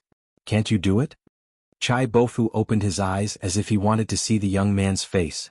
He smiled bitterly and said, "Although I'm a wild cultivator, I don't think there are any natural wild cultivators. Gukin, good boy, you are one." Chai Bofu was silent for a moment and said, "My sister has been shrewd since she was young. After I worked with her to kill my master, before she married into the Su family of Clear Wind City, I only knew that she had another sect's inheritance. Was very secretive. I have always been afraid of her and never dared to offend her." Gu Kan turned to look at Lu Qiqing and said with a smile, "My level is low, so it doesn't matter if I'm a fool. What about you? Do you still think this Brother Longbo is infatuated?" Lu Qiqing said with a smile, "It doesn't matter. I'm a fool." Gu Kan retracted his hand and stood up. He looked at Clear Wind City, which had a high chance of becoming an immortal sect. Uncle Chai's heart turned to ashes. After being tormented by that little bastard Gu Kan, even his Dragon Gate realm was going to have holes everywhere, and it was going to be very difficult to mend them. Gu Kan said, "Let's not go to Clear Wind City. Let's go back to the town." Lu Qiqing said with a smile, "Up to you." Gu Kan said, "When we're in my hometown, I advise you to take it easy." Lu Qiqing's face was extremely ugly. Back then, Qin Pingon, Qi Jingchun, and today's Li Baoping and the Sage of Lust. In addition, there was Gu Kan, who was too lazy to hide his killing intent, Ma Kushuan, who had joined Martial Mountain, and Song Mu, the young lord of Dali. They were all F***king people who had walked out of that **TTY place. Lu Qiqing immediately changed his mind. "Let's go north first. Then Brother Longbo and I will wait for you at the border of Pearl Cave Heaven. We won't go to the town with you." Gu Kan said with a smile, "As long as you restrain yourself, you don't have to be so cautious." Lu Qiqing said in a heavy tone, "What if? Why bother?" Gu Kan asked, "What if Li Baoping goes to the Fox Kingdom?" Lu Qiqing said with a smile, "That little girl is not as simple as you think. Let's just talk about her own means. In the small Fox Kingdom, whoever dares to touch her will have his tail cut off." Gu Kan's face was gloomy. "Lu Qiqing, although I don't know why you changed your mind, don't forget that I'm going back to my hometown. Don't make me go to the Li family's ancestral house on Falu Street." Lu Qiqing said with a smile, "Oh, your habit of turning your back on me is scary." Lu Qiqing was angry when he said this. He looked down at Chai Bofu, who was still sitting on the ground. He raised his foot and stepped on the head of the young, nascent soul. He slightly increased his strength and smashed the young man into the ground, leaving only half of his head above the ground. Chai Bofu didn't dare to move. Lu Qiqing squatted down. The sleeves of his wide pink robe were spread on the ground, as if an unusually beautiful peony had bloomed out of thin air. Lu Qiqing said impatiently, "I'll give you half an hour at most. If you can't stabilize the small Dragon Gate realm by then, I won't protect you anymore." Gu Kan suddenly asked, "Have you been to the inverted hanging mountain?" Lu Qiqing didn't even raise his head. He said frankly, "I don't dare to go unless I'm with you." It didn't have much to do with the level of cultivation. The key was that Lu Qiqing's identity was not suitable to get close to the Great Wall of Sword Qi. Gu Kan said, "What about Lu Qiqing?" Lu Qiqing said, "When we reach the White Emperor City, I will return this skin to him. If he is lucky, he will have a chance to become your fellow disciple." In the cottage in the Call, Li Baoping and Wei Benyuan also set off for the Fox Kingdom, which was allied with the Qingfeng City. Wei Benyuan naturally felt that the place where he refined elixirs was too dangerous. If he went to the Su family in the Qingfeng city, he could at least give Ping Nizi a protective talisman. Wei Benyuan summoned the talisman boat, and it was extremely elegant. As it traveled with the wind, illusory jasper lotuses appeared around the boat. They suddenly grew and stood tall and then slowly dissipated. Wherever the talisman boat passed by, it was as if a small boat had crashed into a lotus pond and opened up a waterway. When Li Baoping boarded the boat earlier, she took advantage of the fact that Grandpa Wei had boarded the boat first. With her back to him, she put her feet together and jumped onto the boat. It had been a long time since she made such a witty move. Obviously she was in a good mood. She saw her brother, protected Grandpa Wei's place of cultivation, and could meet her youngest uncle again. When Wei Benyuan sat down at one end of the boat, Li Baoping was already standing and did not sit down. It was such a beautiful scenery. It would be a waste if she did not see it. Riding a horse and looking at the mountains and rivers was different from looking down on the earth. Wei Benyuan and Li Baoping told some hearsay. As for the truth, it was estimated that even the Su family's disciples did not know what was written on their almanac. In the Fox Kingdom, where tens of thousands of fox spirits lived, the seven-tailed fox had been in seclusion for a long time. 700 years ago it was divided into three forces. One wanted to integrate into the Qingfeng city and the Aquarius continent, the other wanted to fight for a small world isolated from the world, and the more extreme side wanted to completely tear up the alliance with the Su family in the Qingfeng city. In the end, in the hands of the current master of the Qingfeng city, Su Hun, it became a confrontation between the two sides. The third force was encircled, killed, and imprisoned. It was also an important channel for the Qingfeng city to continuously produce the fox skin talisman. Moreover, after the woman took charge of the affairs, she had a knack for creating resources and making money. The overall number of fox imps in the Fox Nation had steadily increased.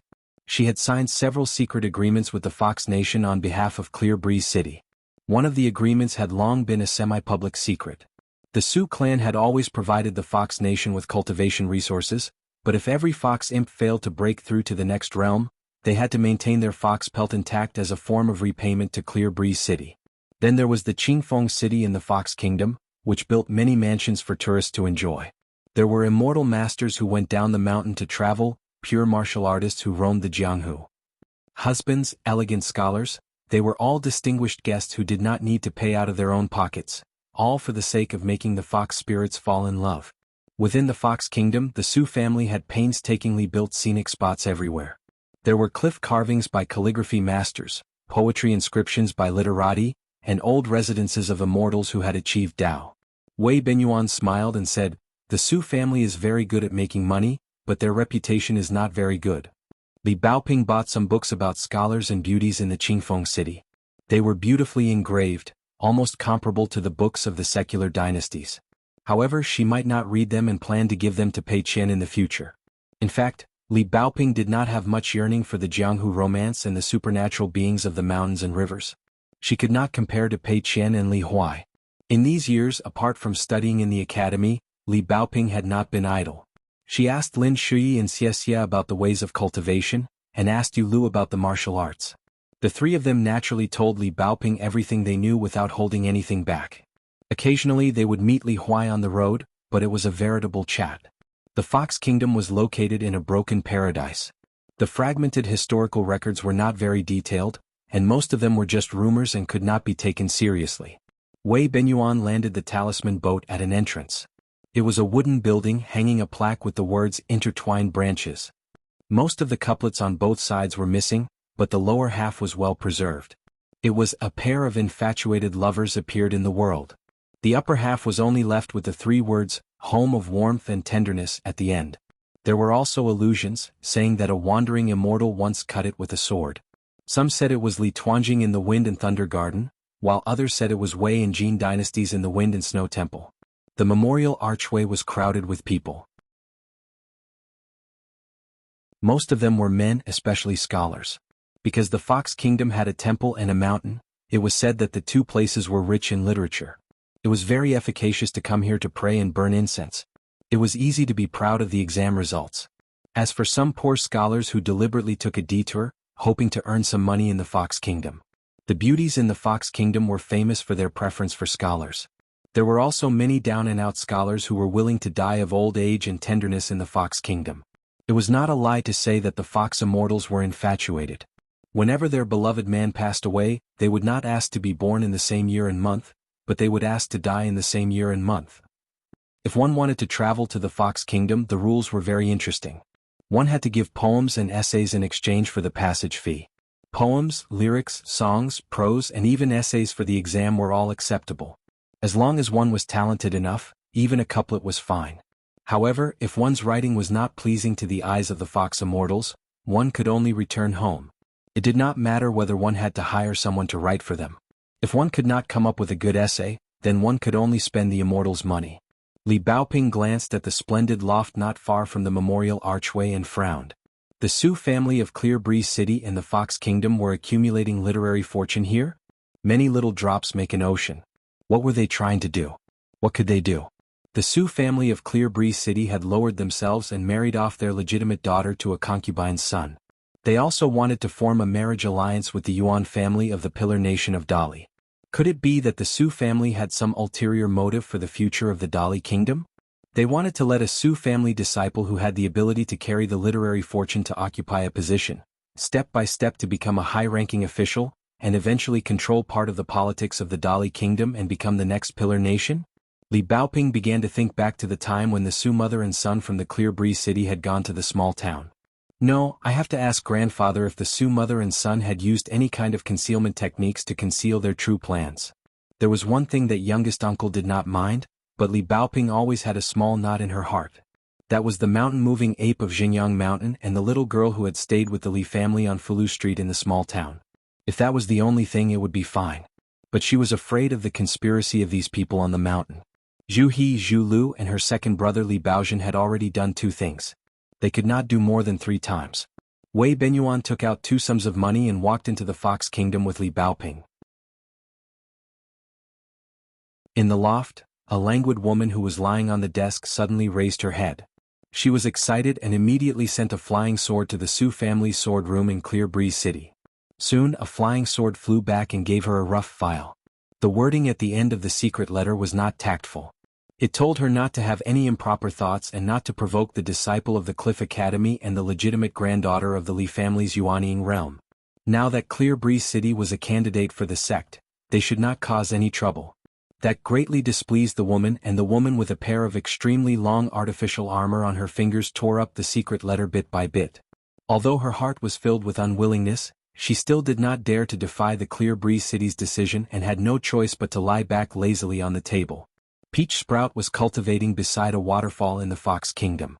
Wei Benyuan's so-called fated chance was that Peach Sprout accidentally passed by the waterfall and saw a piece of colorful silk floating on the water surface. Soon a Jindan Fox fairy rushed over and wanted to snatch the fated chance from Peach Sprout.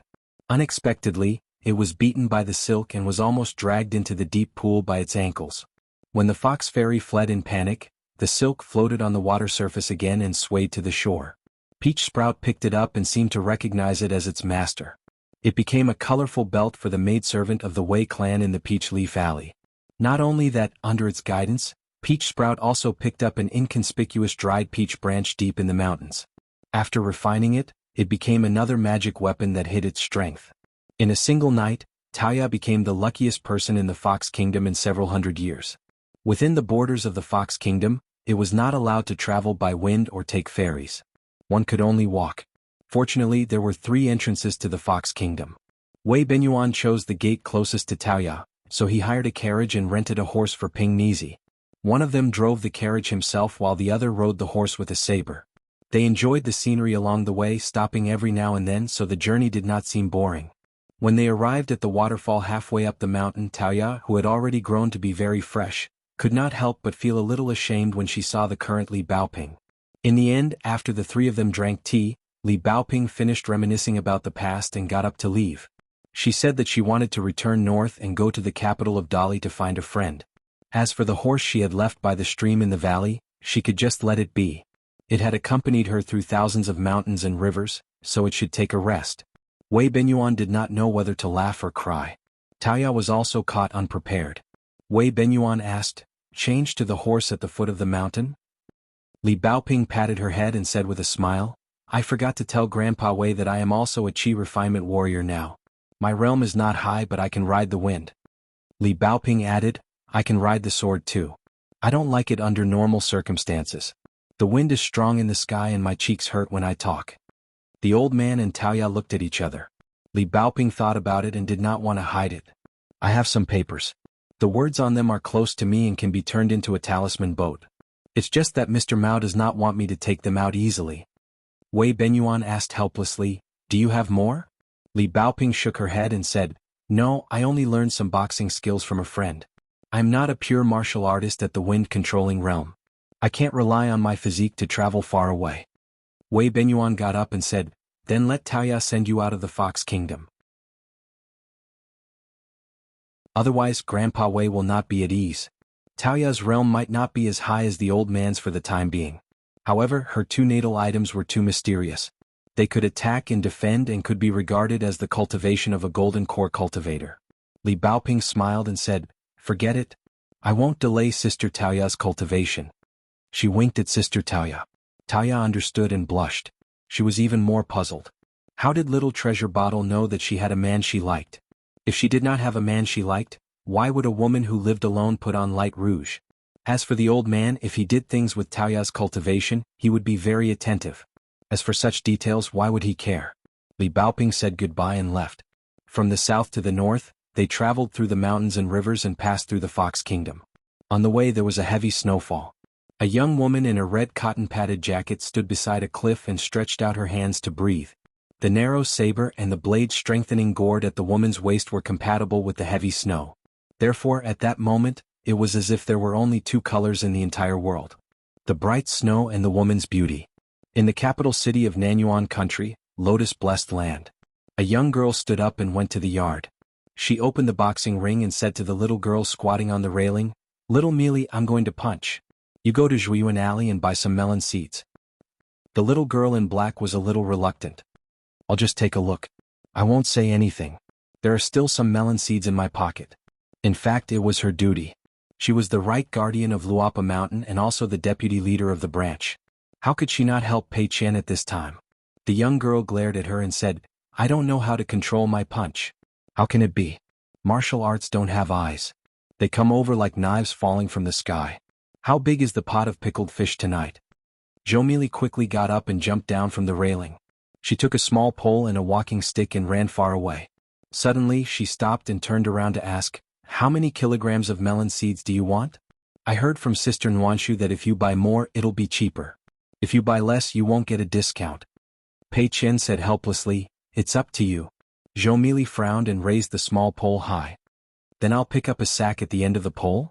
The little girl felt that she was already so clever that she was out of control. Pei Qian nodded. In fact, she was already speechless. Zhou looked at Pei Qian and knew how to control the situation. She immediately tiptoed and jumped over the courtyard wall.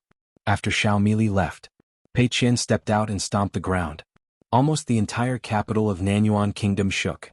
To be able to cause such a phenomenon, it was naturally not something that a fifth realm martial artist could do with a stomp. It was more of a fist intent that affected the mountains and rivers. Even the dragon veins of Nanyuan Kingdom were not spared. Pei Qian's arms twisted in a twisting posture. His fist move was extremely strange. After a slight pause, he gently punched out the deity drum beating style. After a moment, Pei Qian's whole person seemed to be following the fist.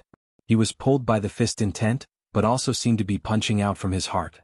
He wanted to go to the highest point to deliver the last punch. The girl's figure suddenly rose. She stepped on the air and then flew towards the sky. Her figure was as fast as lightning. Finally, she arrived at the sky of the lotus root blessed land. It seemed to be the place where the sun was hanging in the sky. Pei Qian finally delivered the last punch. After the punch, under the girl's feet, the vast golden sea of clouds under the sun suddenly dispersed. Almost all the Qi cultivators in the lotus root blessed land who had stepped on the path of cultivation and were the first to enter the middle five realms subconsciously raised their heads to look at a certain place in the sky. Then, the heroic spirits, ghosts, and monsters that were born in this new blessed land also looked up at the sky in a daze. At the same time, the martial temples in Dali, the martial temples in the Aquarius continent, and some of the other large martial temples in the other 8 continents all sensed something. 8 streams of martial fate surged towards the Aquarius continent.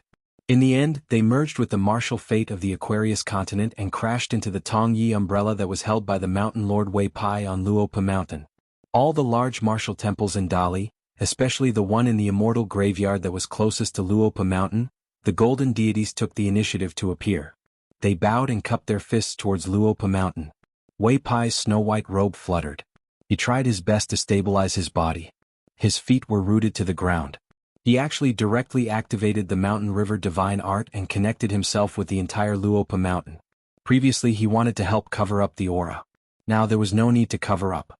Just standing firmly and holding the Tong Yi umbrella was already very strenuous for Wei Pai. This mountain lord of a continent still did not understand why Zhu Lian wanted him to hold the Tong Yi umbrella. Now Wei Pai was angry and amused.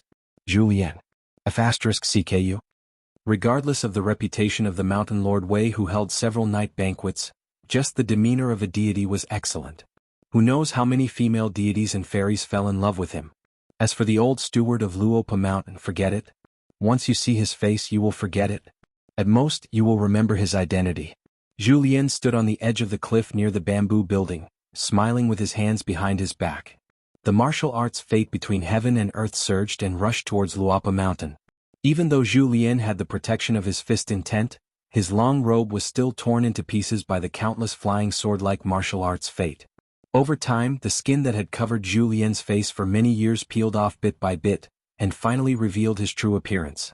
Zhu Lian stretched out 2 fingers and twirled a strand of hair. He smiled with squinted eyes.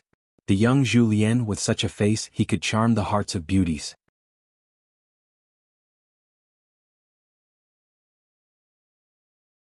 6:55. Pei Qian opened the door to the courtyard. Zhou Mili was holding a walking stick and carrying a small pole on her shoulder. There was a sack of melon seeds on one end of the pole. The little girl in black was chatting with the stone lion at the door. One was chattering while the other was silent. Zhou Mili heard the door creak open and quickly turned to look at Pei Qian. Just as she was about to ask, Pei Qian signaled her not to speak and then turned to look at the ridge in the distance. The martial arts grandmaster, who was in his prime, stood on the ridge of a magnificent building at the top of a mountain. Since he had been discovered, he wanted to leave this place and return to the palace to report the situation to the young emperor. In fact, he did not know much. His Majesty was only afraid of the young girl who had ascended to the sky and scattered the sea of clouds, so he hurriedly ordered him to come and investigate. He came too late. He saw the girl return like an arrow nailed into the earth. However, compared to the trembling of the capital and the great movement of the dragon vein, when the girl landed, it was completely different. She landed silently, like a feather landing on the ground. This made the martial arts grandmaster feel terrified. She had reached the peak of perfection and could be said to have reached the realm of perfection. After the death of the great devil Ding Ying, Yu Zhini, who turned to practice magic, disappeared. It was rumored that he had secretly ascended.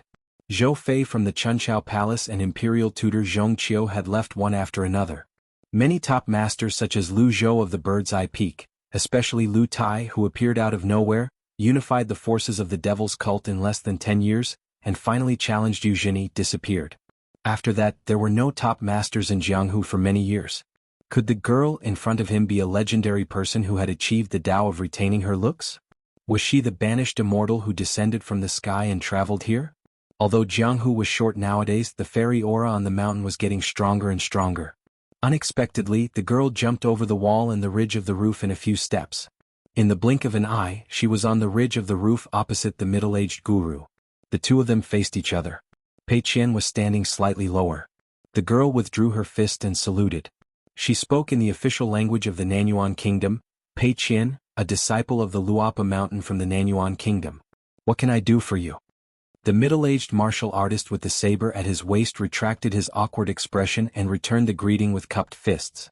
I am Dong Zhongxia. I am currently a consecrator of the Wei clan and the instructor of the Imperial Army's saber techniques. Dong Zhongxia smiled and said, I wouldn't dare to advise you. I'm only here to patrol. Since Miss Pei is cultivating here, I can return to my mission with peace of mind. His Majesty the Emperor had issued a secret order. No matter where they were, as long as they met a cultivator from the Luopa Mountain, the Nanyuan Kingdom had to be respectful. The previous emperor of the Wei family, Wei Liang, was in the prime of his life, but unexpectedly he abdicated the throne in favor of his eldest son. After the new emperor Wei Yan ascended the throne, he promoted the imperial examinations. He granted amnesty to the fishermen of the three surnames, the music families of western Shaanxi, and the beggars of Yuzhou. He removed their lowly status, and allowed their children to participate in the imperial examinations. Then there was the military selection. Disciples of the border and military camps, as well as 3 generations of Jianghu disciples with clean identities, were all eligible to participate in the selection. The imperial edict clearly stated that the military selection was set up to promote capable generals and trusted aides to serve the country. The third thing was to build a mountain and water temple. The Ministry of Rights was tasked to read through the local records of various states and counties. They would select loyal and virtuous officials and build golden bodies for them. They hoped that after death, they would become heroic spirits and continue to protect the local customs. In addition, the Nanyuan Kingdom's Wei Emperor began to secretly support and rope in cultivators to help suppress the demons and monsters that emerged from all over the country and prevent them from harming the country. Otherwise, even if the heroes of Jianghu were skilled in martial arts, they would be powerless in the face of these strange existences that they had never dealt with before. However, Dong Zhongxia was one of the best of the newest grandmasters in Jianghu. He was in his 40s and had broken through the bottleneck of martial arts a few years ago. After traveling, he suppressed several fierce demons and monsters along the way and became famous. That was why the new emperor, Wei Yan, chose him and made him one of the Nanyuan Kingdom's martial artists. Dong Zhongxia now knew that His Majesty the Emperor was the true grandmaster of martial arts and had profound attainments. Pei Qian smiled and asked, "Senior Dong isn't from Nanyuan?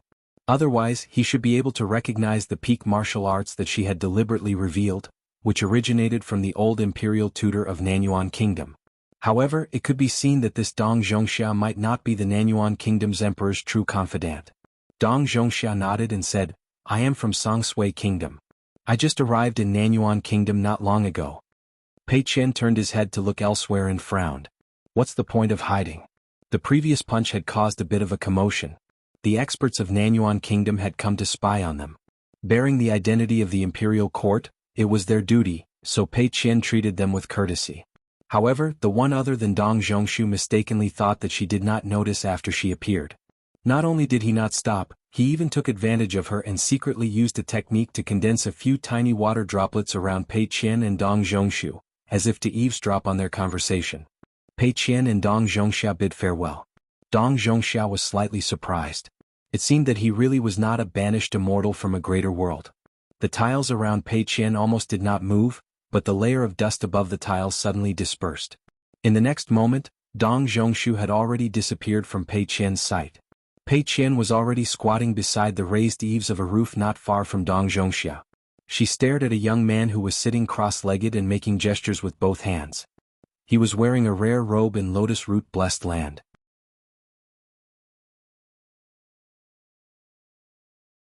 He wore a jasper laurel on his head and a white jade dagger on his waist. The young man smiled and stood up. "Wang Guangjing, a guest of the prince's mansion. Greetings to Miss Pei." Pei Qian asked, "Immortal Master Wang from the prince's mansion?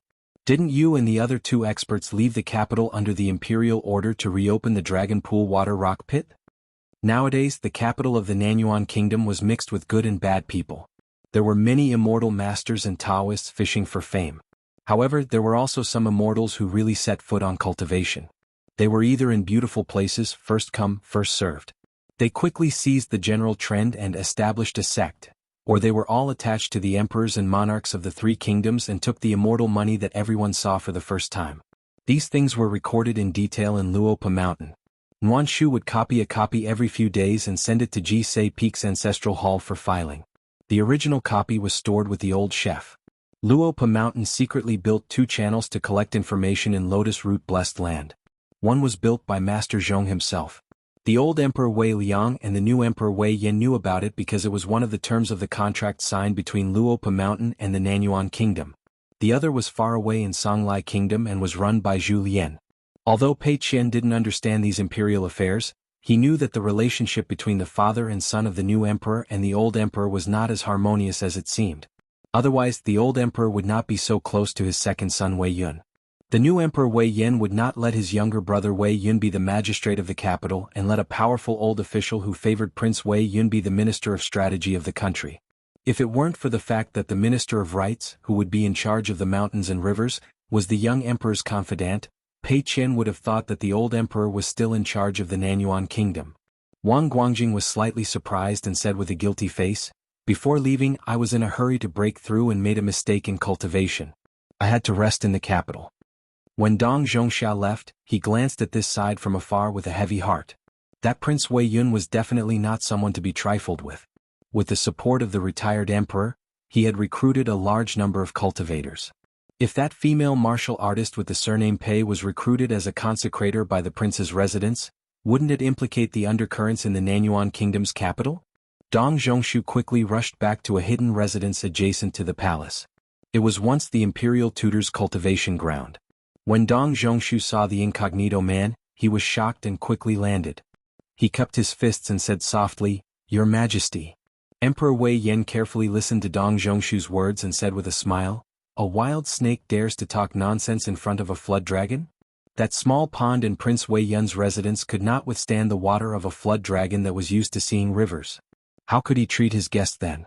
Beside Wei Yan stood a slender and graceful lady. She was his younger sister, Wei Zhen.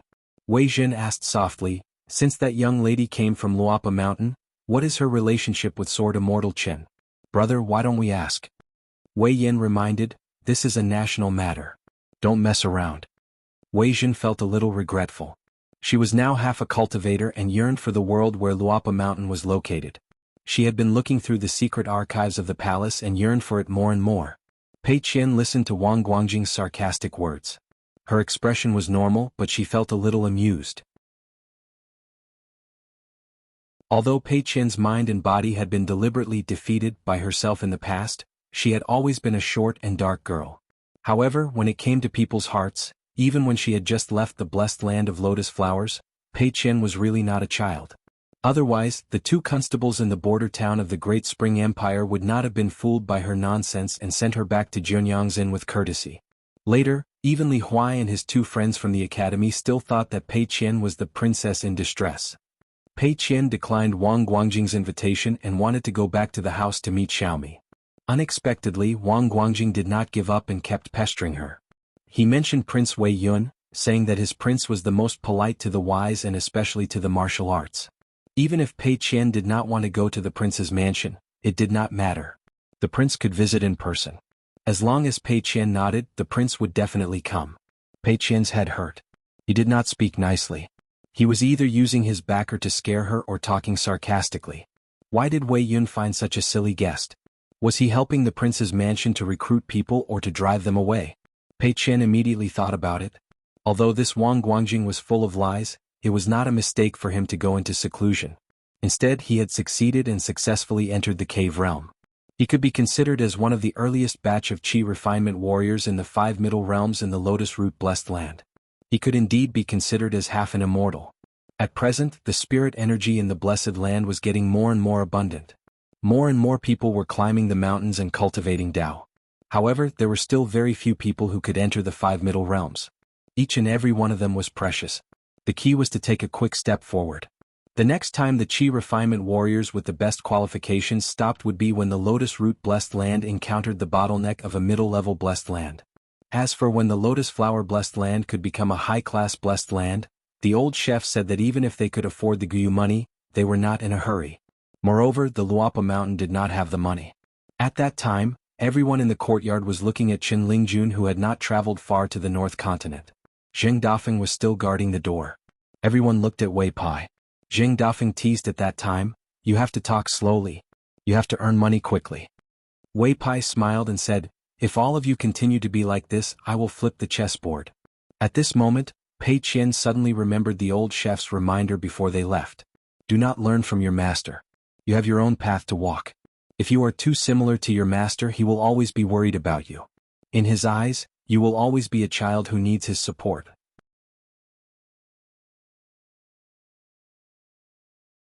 Pei Qian raised his eyebrows and felt that it made sense. He looked at Wang Guangjing again. Pei Qian no longer had the aura he had when he was talking to Dong Zhongsha. He said directly, "Don't have any ideas about my Luapa Mountain. I will not meddle in the Wei family's affairs. You are a guest of the Wang residence. Leave quickly and cultivate your Tao." Remember, my principles are only to say one thing. If others say something nice, listen well. In the future, if you have ill intentions and want to use tricks to test me. Pei Qian raised a fist and shook it gently. I am afraid you won't be able to take this punch.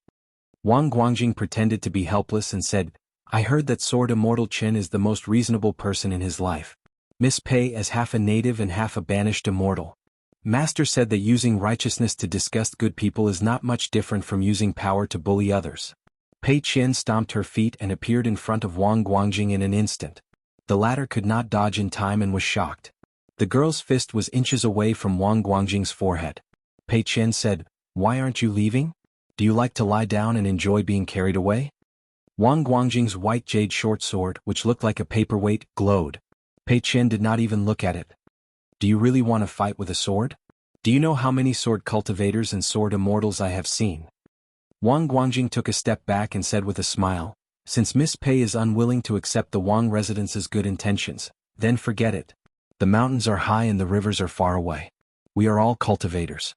Who knows, we might have a chance to become friends in the future. Pei Qian withdrew his fist and glanced at the scene in Wang Guangjing's heart lake. His aura changed again as he said in a deep voice, Grandpa Chui said that if a martial artist uses his fist, he should decisively use his fist if he can beat a bad person's guts out. Wang Guangjing smiled bitterly. Miss Pei, why are you so aggressive? Do you want me to kowtow and admit my mistake? Have I been disrespectful from beginning to end? Pei Qian was a little conflicted. She was afraid that her thoughts and observations were not wrong, but she did not control her strength and did something wrong. It was the same as Pei Qian's dilemma in front of the Jade Liquid River Temple. Instead, it was not as straightforward as Qin Lingjun. All of a sudden, Pei Qian looked up. A gray robe flew over and floated down. He held Wang Guangjing's head and twisted his wrist, causing the latter to spin all the way to the street. Julien's back was facing Wang Guangjing on the street. He raised his hand and casually waved it behind him. Wang Guangjing, who had not yet steadied himself, felt as if his head had been hammered. He flew backward and slid for dozens of feet on the street. His eyes rolled back and he fainted on the spot. Julien laughed. There's no such thing as guarding against thieves for 1,000 days. A rat's poop can spoil a pot of porridge. Julien leaned back slightly and looked elsewhere. There were cultivators lurking in the dark, ready to save Wang Guangjing. Julien asked, Do people from the prince's residence like to bring chicken poop and dog poop home? That Wei Yun had not been quiet for a long time. As for the old emperor Wei Liang, he had the temperament of an emperor. Even if he wanted to cultivate, he had never truly seen the vast world. After becoming the retired emperor, he had taken off his dragon robe. However, he had not yet completed his cultivation, so he kept playing tricks. Of course, he also had the thought of bargaining with Luopa Mountain. If not for the kindness of the current emperor Wei Yan, this lotus root-blessed land would soon be in a mess. At that time, the ones who would be the most upset would only be the teacher, Zhongqiu and Chao Qinglang. Pei Qian sent a telepathic message and asked in confusion, Old chef, why did you change your face? Julien said helplessly, The wind on the mountain is strong, it blew away. Julien turned to look at the young immortal who was dozing off on the street and remained silent. Pei Qian suddenly asked a question. Old chef, will you not be free in Luopa Mountain? Julien sighed. You have indeed grown up to be able to ask such a question. I thought you would only ask me this when you returned home. Pei Qian smiled. I'm just asking casually. You can tell me the answer later. Julien said slowly, The freedom to punch may not be great. But in life, the freedom to speak without restraint, the freedom to cook, the freedom to earn money and how to spend it, the freedom to flip through books, the freedom to look up and enjoy the scenery, the freedom to play chess with a good friend, the freedom to watch the younger generation grow day by day. Which one of these isn't freedom? Pei Qian was not used to talking about old people who were not old chef, so he quickly changed the topic and asked, What about Wang Guangjing who pretended to be dead? Julien said, Yu Lu and Xie Xie have already asked for leave from the Maoshan Mountain Master of the Academy. In the next 2 years they will travel to the Lotus Root Blessed Land together. When the time comes we can borrow people from Wei Yun and let Wang Guangjing lead the way. With Yu Lu, cultivating the heart will not be a big problem. Pei Qian asked curiously, Li Huai did not join in the fun? Julien shook his head. According to Brother Feng Feng, if Li Huai were to join in, the cultivators in the Lotus Root Blessed Land would not have any great opportunities. Pei Qian had an idea but he did not dare to say it. Julien asked, Do you want to go to the Lion Peak of the North Continent to find Li Huai's father? Pei Qian nodded. Senior Gu is no longer in this world, but Uncle Li's fist technique is still very good, and he taught Master before. I want to go there to practice. Li Huai also wants to go there to see his parents and sister. Julien thought for a moment. Okay. Pei Qian sat on the edge of the roof and was a little disappointed. But Master should have agreed to this kind of thing. Julien squatted beside him and comforted him softly. If young Master was here, he would definitely agree. On the street, a little girl carrying 2 bags of melon seeds ran over. Julien did not know whether to laugh or cry. You want to eat melon seeds like rice? Pei Qian leaped forward and landed on the street. As Zhou Mili ran over, she carefully walked around Wang Guangjing, who was lying on the ground. She kept her back to the unconscious Wang Guangjing.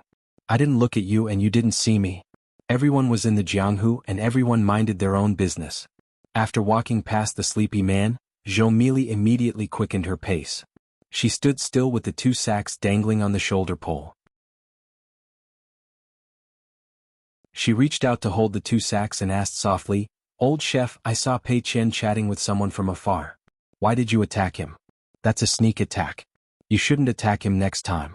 Otherwise it won't be good if word gets out. I'll eat some melon seeds first and muster up my courage to shout a few times to wake him up. Can you come again? Julien imitated the little girl's words and nodded with a smile. Yes, I like him. Julien's attack was very light, so Wang Guangjing had already woken up when Zhou Mili passed by. At this moment, his ears were sharp and he heard the little girl's words that sounded very conscientious but were actually not reasonable at all. This young immortal, who was both a guest and a behind-the-scenes military advisor in the prince's mansion, almost shed tears. Pei Qian pinched Zhou Mili's cheek and pulled. Zhou Mili immediately tilted her head and stood on tiptoe. She gently patted Pei Qian's finger and said vaguely, That's necessary. That's necessary. Julien stamped his foot. Wang Guangjing's whole body bounced up and he no longer dared to pretend to be asleep. After standing still, he said in a trembling voice, Greetings, old immortal. Julien nodded with a kind expression and patted with his hand. Wang Guangjing fell directly to the end of the street. Julien smiled. After this punch, he should be timid. Julien looked around and said to himself, It's a pity that when we met in the early years, Ding Ying was still a little boy. When I finally came back, he was gone. Otherwise, I could have taught him how to be a junior. He was not a martial arts madman talking nonsense. Actually, Ding Ying's later actions were more or less the same as Julien's. Earlier, Julien had already fought against 9 people in the Generational Pact. At that time, Julien had killed more than half of the grandmasters on the world's top 10 list. The reason why Julien did not kill Ding Ying was because he thought that his chances of ascending were slim.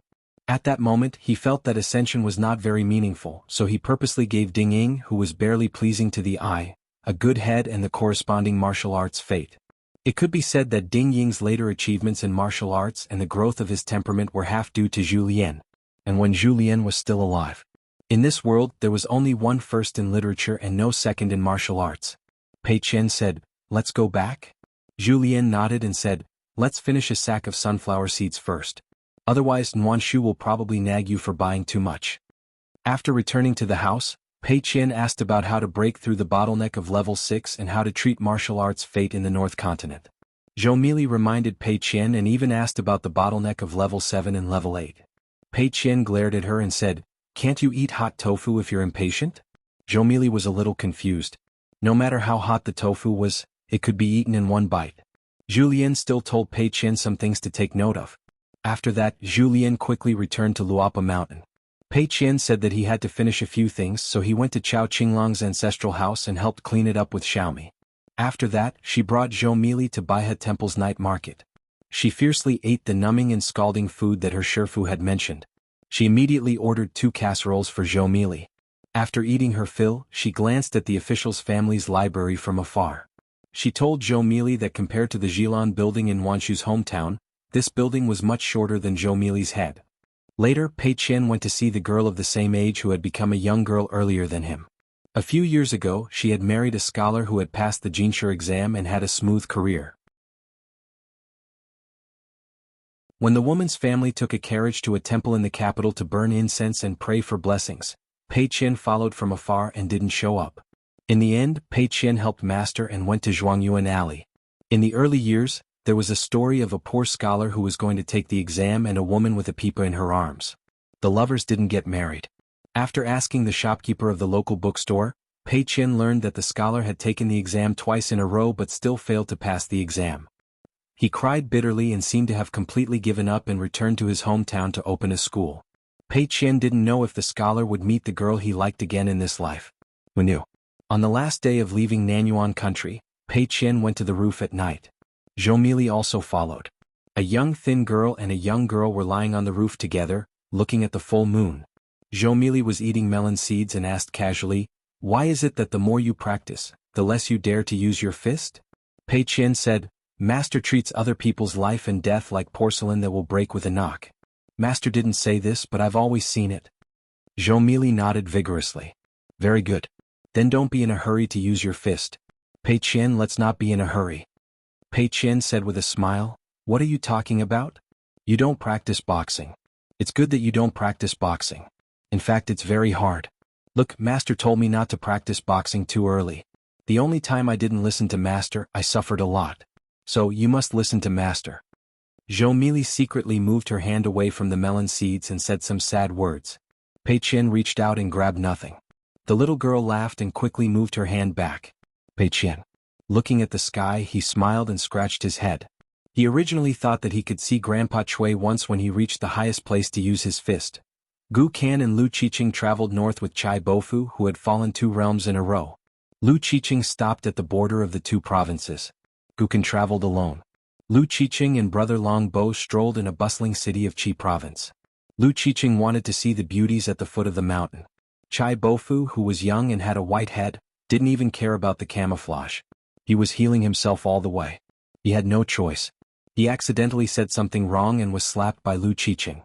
He almost couldn't defend the Dragon Gate territory.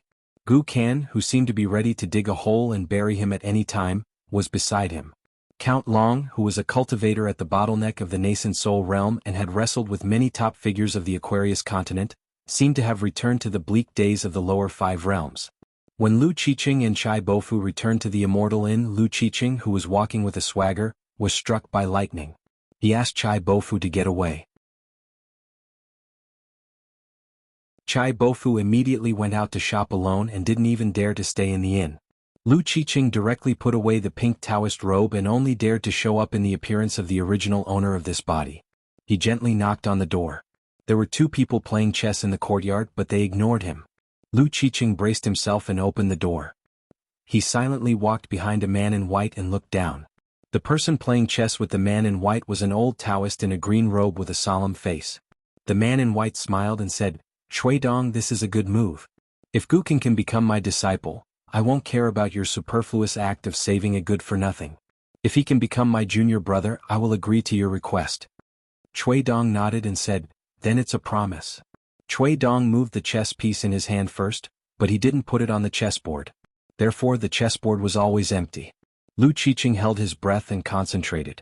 The man in white didn't look at the chessboard. He smiled and said, "You helped White Emperor City find a good disciple and invited that person to play chess with you. How should I thank you? No wonder my master told me that the reason why he chose you as his disciple was that he liked your ability to stir up a hornet's nest. He wanted to make me feel less bored as your senior brother." Lu Qiqing's mouth was dry and his face was stiff. The man in white got up and said, "Don't play anymore. This chessboard is a broken chessboard where capable people do more work. Chui Dong asked for it. Don't try to drag me down with you. The Dali dynasty can't bear the consequences." Chui Dong sighed and put the chess piece back into the box. He got up and said, "Then I won't see you off." The man in white nodded and disappeared in a flash. Lu Qiqing wiped the sweat from his forehead. Chui Dong put away the chessboard in the box. He glanced at Lu Qiqing and said with a smile, "Even I am not as good as you in seeking death." Lu Qiqing smiled bitterly and said, "I didn't expect that I would encounter so many what-ifs." Chui Dong smiled and said, "Not many, just 3. Lu Qiqing was indeed helpless. Chui Dong said casually, "If you die, you don't have to die and you don't have to worry about accidents." Lu Qiqing bowed and said, "Congratulations to Imperial Tutor for breaking through the realm." Chui Dong said, "Congratulating an old man who has lived for 99 years is also seeking death." Lu Qiqing began to act shamelessly. "With my senior brother here, I am not afraid of anything. Cui Dong said, I just need to say something to let your senior brother kill you.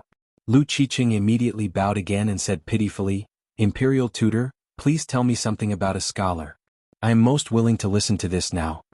Cui Dong said, then listen to my advice. When Guqin arrives at White Emperor City, no matter what happens in the future, you just need to protect him from death. Don't do nothing and don't do too much. Lu Qiqing still wanted to ask this real master about the mysteries of heaven, but Cui Dong had disappeared. Lu Qiqing sighed. The old Cliff Academy in the capital of Dali had been sealed off by the imperial court for many years. It was deserted, overgrown with weeds and foxes and rabbits. A snow-white rainbow light descended from the sky. It completely ignored the great array of mountains and rivers in the capital of Dali. It even seemed that it did not take the scholarly sage who was guarding the sky screen seriously. After the man in white appeared, he glanced at the imitated Baek Okkyung building that was ready to move. The Baek Okkyung building that had been activated seemed to have received an imperial edict at the last minute. The man who did not like to leave White Emperor City walked slowly and sighed, when flowers grow they become evil weeds. Before Guqin returned home. There were 2 pairs of master and servant, a total of 4 people. 3 of them were returning home. The vassal of Dali, Song Jisin, and the servant girl GQ from Mud Bottle Alley. Ma Kuxuan from Apricot Blossom Alley. As for Ma Kuxuan's servant girl Xu Dian, she seemed redundant along the way. And Song Jisin was disgusted by Ma Kuxuan, who pretended to be a bodyguard all the way. The ferry docked at the Oxhorn Mountain. Ma Kuxuan took Xu Dian to the river god temple of Longshu River. Song Jisin and GQ went to Mud Bottle Alley. But GQ left the house alone in the night. She looked at the clean yard next door and the Spring Festival couplets and walked out of the alley. After she left the alley, Song Jisin took a small stool to the yard in the dead of night. But he did not sit down. He stood on the other side of the yellow mud wall that seemed to be getting shorter and shorter, looking at the neighbor's yard. GQ went to the iron lock well first. She reached out and scooped up a handful of water, weighed it in her hand and poured it back into the well. Then she walked out of the town. Near Li Huai's house, she looked at the hill called Jinju Mountain and frowned. Buried there was the body of the real dragon that was refined and defeated by the saints of the 3 sects in one family. Jinju Mountain. Zhu Wangzhu. Jinju was the real body of Wangzhu. On the other hand, Wangzhu's current physique was transformed from the true dragon Li Zhu, and it couldn't be considered her true body. Someone still needed to add the finishing touch before he could rightfully take back that true body. Only then could she restore the real dragon's identity. At that time, all the luck of the flood dragon in the world would be gathered on her alone. Helping her break through the bottleneck of the gathering vitality realm was nothing. It was not difficult to break through the bottleneck of the pure jade realm. As long as she stabilized the immortal realm, her combat power was comparable to half of the ascendant realm. The writer and the person who added the finishing touch was the peasant boy who signed a contract with her in the early years. After GQ left the iron lock well, the first person she saw in the snow and cold season was Qin Pingon. However, at that time Qin Pingon's soul was too weak, and his luck was so thin that it made one's hair stand on end. She didn't want to be implicated by him, so she chose the neighboring prince of the great Li, Song Jisin, as her master. Why was the 4-legged snake that was thrown to the yard next door by Song Jisin and would run back by itself? Why was it so despised and still unwilling to stay at Qin Pingon's house? It was also one of the 5 opportunities of the Great Tao. Qin Pingon gave the little loach to Guqin. Guqin not only accepted it, but also caught it without any problem. Logically speaking, Song Jisin had been thrown away several times, so it should be Qin Pingon's opportunity.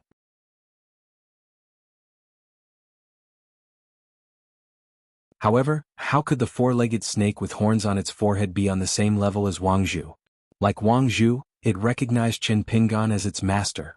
The master-servant relationship between Wangzhu and Song Jisin next door was just Wangzhu's camouflage. Later, Song Jisin changed the name to GQ, which was a great trick. The 2 words GQ originally belonged to the supervisor, Song Yuzhang. In fact, it was given to Song Yuzhang by Cui Dong. Then Song Jisin coincidentally saw it and knew about it. Unconsciously, he remembered it in his heart and kept it echoing. Finally, he helped Wangzhu to name it GQ. The 2 words GQ were related to the illusion of chiseling the wall to steal light. The plaque hanging in the main hall of the house in Mud Bottle Alley, Huayuan Palace, was written by the late Emperor of Dali. They were all very particular. Therefore, during those years, GQ was able to slowly absorb the dragon energy of the Dali dynasty. Therefore, Song Jisun missed out on the dragon throne. It was not without reason that he was only a vassal and not an emperor. Heaven's will and destiny were in the unseen world. When GQ met Lu Qin, who was looking for her in Mud Bottle Alley, GQ subconsciously mentioned Chen Pingan instead of Song Jisun. GQ stood where she was and looked at the Jinju mountain in silence for a long time. Song Jisun walked to her side. GQ told him the inside story in her mind. There was no point in dragging this out any longer. He might even become enemies with Song Jisun. Unexpectedly, Song Jisun smiled and said, "I don't mind." Wang Zhu blinked and said, "I don't mind either." Song Jisun was speechless. Then he felt a dull pain in his heart. The fifth world. The old scholar was above the sea of clouds, looking at the magnificent mountains and rivers. He said, "The poor scholar moves. Moving books is like moving mountains. Only those who have books on the shelves are rich." The scholar standing beside him was empty-handed. He did not have a sword in his hand because there was a sword light in the middle of the world far away. The scholar said, "The great rivers and mountains are going to be slaughtered again." The old scholar smiled and said, "Saints do not hurt things. Those who do not hurt things cannot hurt things." The scholar shook his head and said, "Saints are like that. How many saints are there?" The old scholar also shook his head and said, "As far as I can see, there are saints everywhere. It can be seen that your fighting skills are better but your vision is lower." The scholar was speechless. There were only the two of them in this world. This boast was not false. He was indeed an old scholar who did not take advantage of others. These words were said by the old scholar himself. It was not slandered by others. The old scholar was silent for a moment. Suddenly, he became spirited and said, "Since you have nothing to do, why don't I tell you more about my isolated disciple?" The scholar took a deep breath. He was going to talk again. It wasn't that he was impatient, but no matter how patient he was, he couldn't withstand the old scholar's nagging. He turned his head and said helplessly, "Can you stop talking about this?" The old scholar sighed and said, "It's a regret in life." The scholar sighed in relief. Using the sword was not as tiring as listening to the old scholar's nagging. The old scholar suddenly said, "If I don't talk about it, why don't you? This is a very novel idea. First set a small goal. For example, 1 second. Remember, the scholar's residence."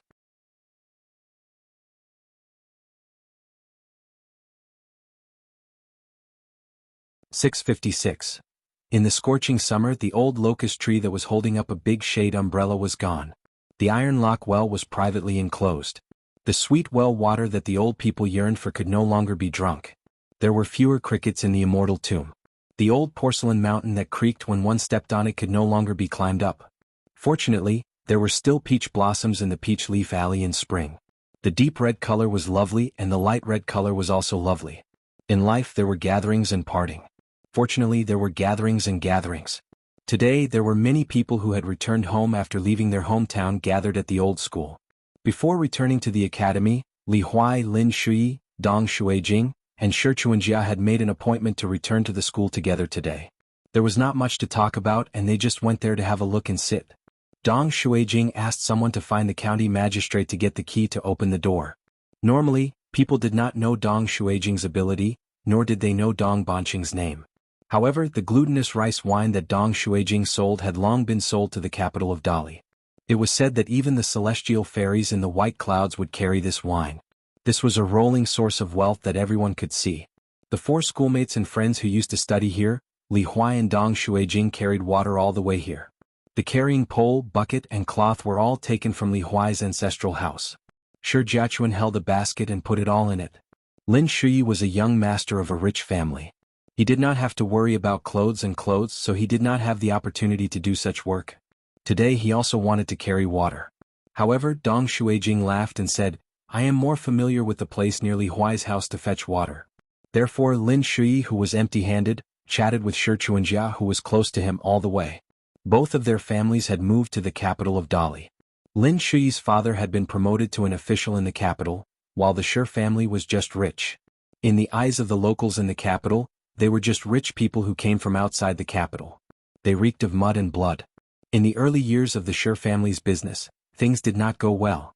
When they were cheated, they could not find a place to complain. There were some things that Shi Chuanjia wanted to say. Previously, there were too many people at the shop in Dragon Rider Alley, so even if she was joking, she couldn't say too much. Now that there was only Lin Shui around, Shi Chuanjia openly mocked and complained about Lin Shui. She said that her family was bumping around in the capital and that they couldn't find a temple even if they carried a pig's head, so she went to find Lin Shui's father. She didn't think that she would be rejected at the door. She only entered the house to drink tea and reminisce about old times, and that was it. Lin Shui's father made it clear that he wasn't willing to help. As a married woman, Shi Chuanjia was no longer the carefree little girl with ponytails. However, she was willing to talk about this openly because she was willing to treat Lin Shui as a friend. How the elders interacted with each other was their business. After Shi Chuanjia left the school and the academy, she became a housewife who took care of her husband and children. She cherished those years of schooling even more. She was able to complain to others face to face because she didn't have any resentment in her heart. Lin Shui also didn't hide anything for his father and family. He said, "Don't you know what my father's personality is like and what my family's situation is like? Back then, who dared to come to my house to play? Back then, was Baoping bold? How many times have you seen her come to my house?" Lin Shui's father was even weirder. When he worked in the construction supervision office, he was all by himself. When he returned home, he was all by himself. When he was with his concubine-born son, Lin Shui, he was almost harsh, but he was also another person. That man was all too clear with almost everyone he interacted with. Because he was efficient in his work, he had a good reputation in the construction supervision office and got along well with several construction supervision officials. Therefore, other than the praise of his colleagues in the construction supervision office, Lin Shui, as the head of the family or as a father, seemed somewhat harsh and heartless. When he traveled to the academy of the Great Sui Kingdom, the letter he sent to Lin Shui was always concise and to the point, as if he was calculating accounts. No matter how famous Lin Shui was now in the Great Sui Kingdom, even in the officialdom of Dali, that man didn't seem to have such a son. He never wrote to Lin Shui to ask him to come home and visit when he was free. Shi Chuanjia remembered something and joked, "Lin Shui, even my friends have heard of you. How capable must you be to be able to spread your deeds to the capital of Dali? They say that you will definitely become a sage of the academy. Even a gentleman dares to think about it. You are a successful immortal on the mountain, and you are also good-looking." Speaking of this, Shi Chuanjia turned sideways and looked at Lin Shui, who was dressed in a green robe. "Oh, you are really handsome. I couldn't see it at all in the past. You always have a straight face like a little teacher. You are not likable." Lin Shui said, "If you have the ability to say this, say it in front of Bian Wen Mao." Shi Chuanjia smiled and said, "I didn't say that you are better looking than my husband." Lin Shui shook his head and said nothing. Shi Chuanjia was a little emotional. At that time, Yu and Li Huai were the only ones who had the latest books in the school. They were the same for a year. Li Huai didn't like to flip books. He would feel sleepy as soon as he read. You were the most careful when flipping books. Lin Shui smiled and said, "You still remember such a small thing?" Shi Chuanjia asked in return, "If not these, what should I remember?" Lin Shui nodded and said, "It's a good habit." Lin Shui hesitated and said, "In the future, if something happens in the capital, I will ask Bian Wen Mao for help." Shi Chuanjia was stunned and then laughed loudly. She pointed at Lin Shui and said, "Since you were young, you spoke the least and had the most complicated thoughts. Why would Lin Shui need to ask Bian Wen Mao for help?" This kind of thing of helping others and building a ladder was probably Lin Shui's unique gentleness and kindness. Over at the school, Li Huai was cleaning while loudly reciting the beginning of an article about his family's teachings. Rise at dawn, sweep the courtyard.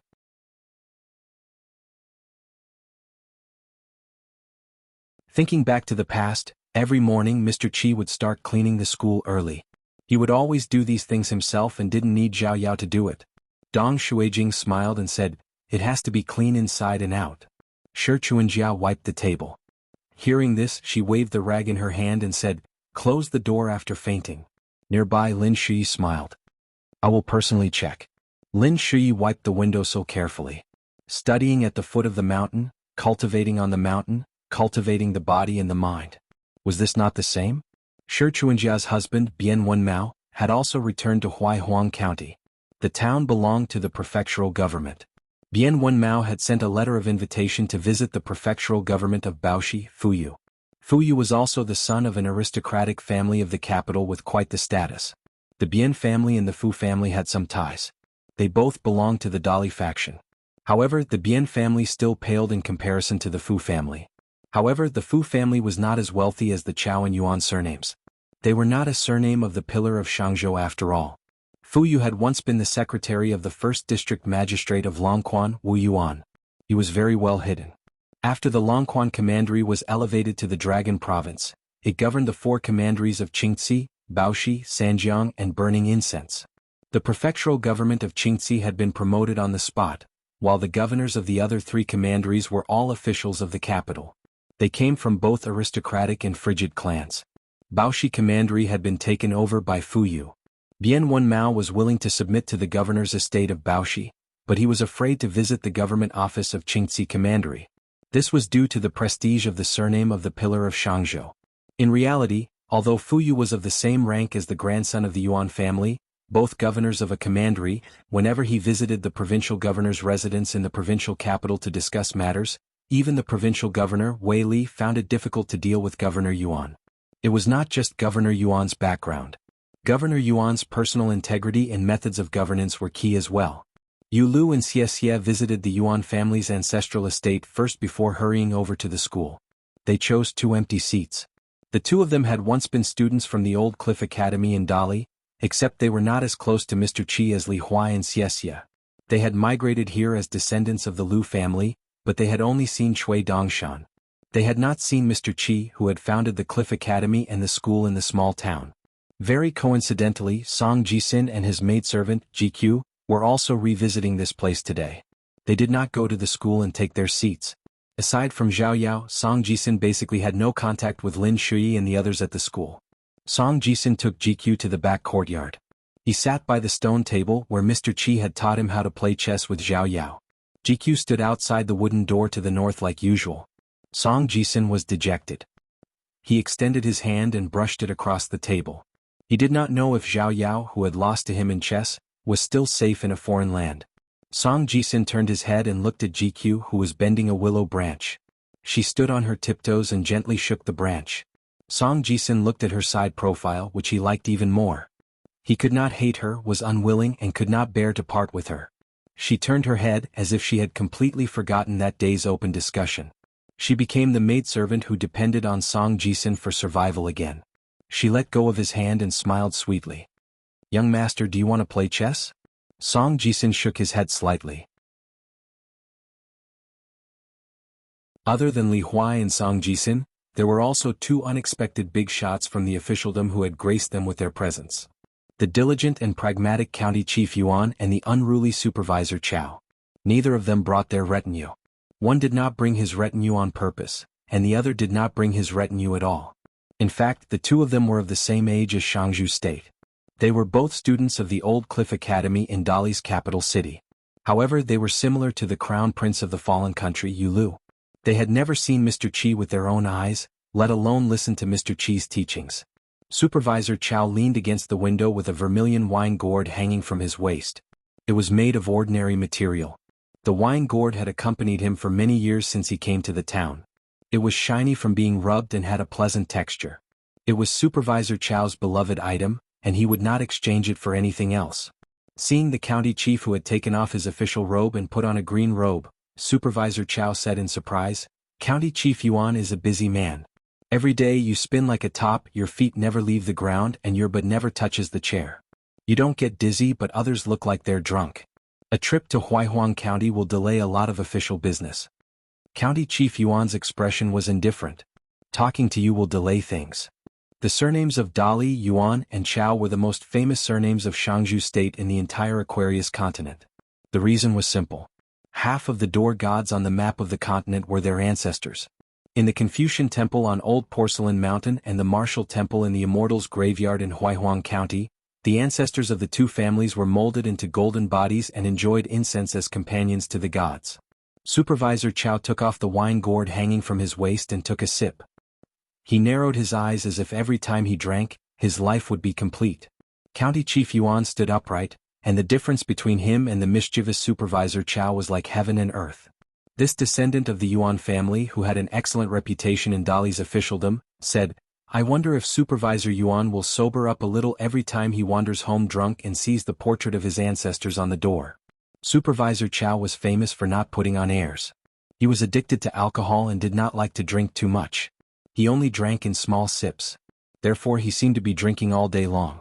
The road of life was the road to buy alcohol. He would stop halfway and chat with anyone. Fortunately, the address was the kiln supervision office in the small town. It was a quiet yamen that did not care about anything. Nominally, it was under the direct jurisdiction of the Ministry of Rights, and the capital's Ministry of Personnel had no right to interfere. In fact, whether the Ministry of Rights could control the Longquan Kiln Supervision Office or not, everyone in Dali's officialdom was as clear as a mirror. Supervisor Chow had specifically instructed the assistant officer that all the officials in the yamen must have a good or extremely good performance evaluation. If they only had a good performance, it would be extremely good if they were given some good wine. If last year's wine was extremely good, if they did not give some wine, this year's wine would not be extremely good. The Kiln Supervision Office's officialdom rules were that simple. It was so effortless that all the officials, regardless of whether they were clean or turbid, would be dumbstruck, and then their faces would light up with joy. Such an easy-to-deal-with chief official was hard to find.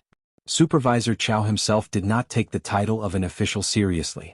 Over time, the small town's common people realized that this young official was not pretending to be approachable, so they also did not take it seriously. Huang Ernyang dared to laugh and scold him. She was the kind of person who had moved to the provincial capital. She also dared to address Supervisor Chow as her brother at the drinking table.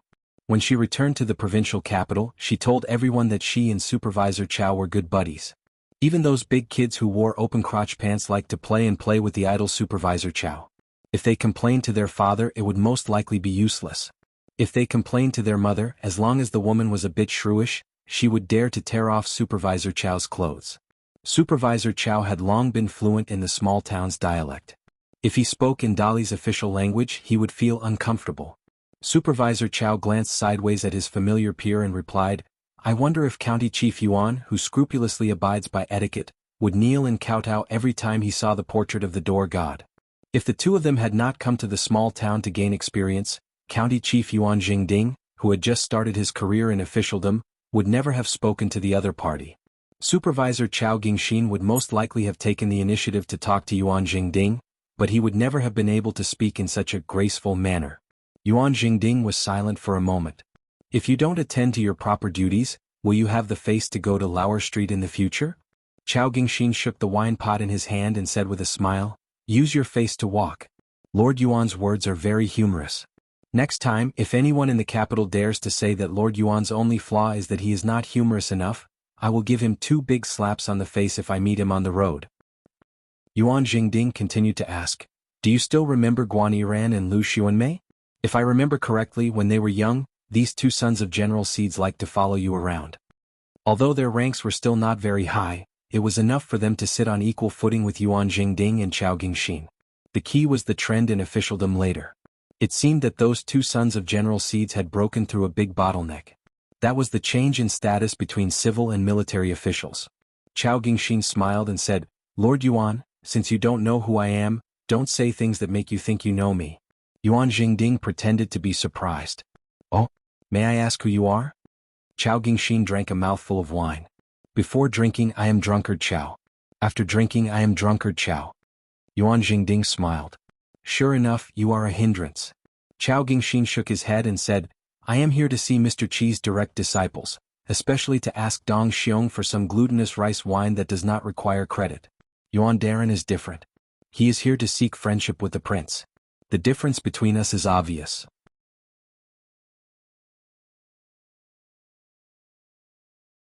"I am stepping on the mud of the shabby alley, even my boots are dirty." Yuan Daren is the bronze mirror above the high-hanging door, noble character and unquestionable integrity, open and aboveboard. Yuan Jingding frowned. "After all these years you only learned how to talk?" Chao Gingxin asked back, "Then have you learned it?" Yuan Jingding said in a deep voice, "It's not child's play." Chao Gingxin hung up the small wine pot and cupped his fists to beg for mercy. "Lord Yuan, you only care about your own ability. Don't worry about whether a lazy person like me can make progress." Yuan Jingding sighed in his heart. He didn't like this person's style. But deep in his heart, Yuan Jingding still hoped that this son of the Chao family could be a little more careful in his official career. Of course, Yuan Jingding mainly did it for himself. Whether it was the officialdom, the literary world, or Jianghu on the mountain, the world was so strange. Everyone who wanted to watch the fun liked the fight between rivals and was willing to pay more attention to it. It was not a good thing for someone to be alone early on and leave others behind. The kiln supervision office's responsibility was actually very big. Yuan Jingding was very envious. One was to guard against thieves and also to catch thieves. The small town's 4 families and 10 clans, Song, Zhao, Lu, Li, Qin, Shi, and so on, all had the power to supervise. On the surface, this office only supervised the production of imperial porcelain, but in reality, it could manage everything. The Yang family's shop, North Peak Cloud Mountain, Linlu Academy, Dragon Spring Sword Sect, Luapa Mountain, all the immortal mountains to the west of the small town, the school opened by the Qin family of the Dragon Tail Creek, the large and small civil and martial temples in the county, the City God Pavilion, City God Temple, Jefu River, Chongdan River, Xihua River, Yuya River, Red Candle Town, the officials of the border, the noble families and the lowly ones. Even if it was a cultivator, as long as Supervisor Chow wanted to investigate, he could investigate. Dali's Ministry of Justice and Ministry of Rights would not and did not dare to pursue the matter. It was just that this Supervisor Chow appointed by the late emperor seemed to have chosen not to care about anything. Yuan Jingding was happy and worried. He was happy that his neighbor, who was originally going to be Dali's mortal enemy in the future, was so useless. He was worried that the ambitious young emperor found this Chao Gingxin to be an eyesore. If he ran out of patience one day, he would not even give face to the Chao family and just replace him with someone else. In the future, after Yuan Jingding was promoted to the provincial governor of the Dragon Province, he would become a great official of the border who truly possessed great power. However, he would instead become restricted. After all, the lessons of the past were still fresh in his mind.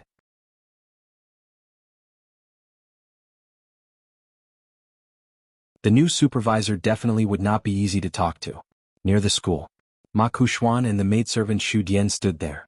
They exchanged glances with Chao Gingxin and Yuan Jingding, but neither of them had any intentions of greeting each other. They were never on the same side. Ma Kuxuan said, "When my grandmother was still alive, she liked to curse people very much. She would just curse them to their faces. If she dared not curse them to their faces, she would curse them behind their backs. Out of the people she knew, there were only 3 people she did not curse. Mr. Qi of the school was one of them.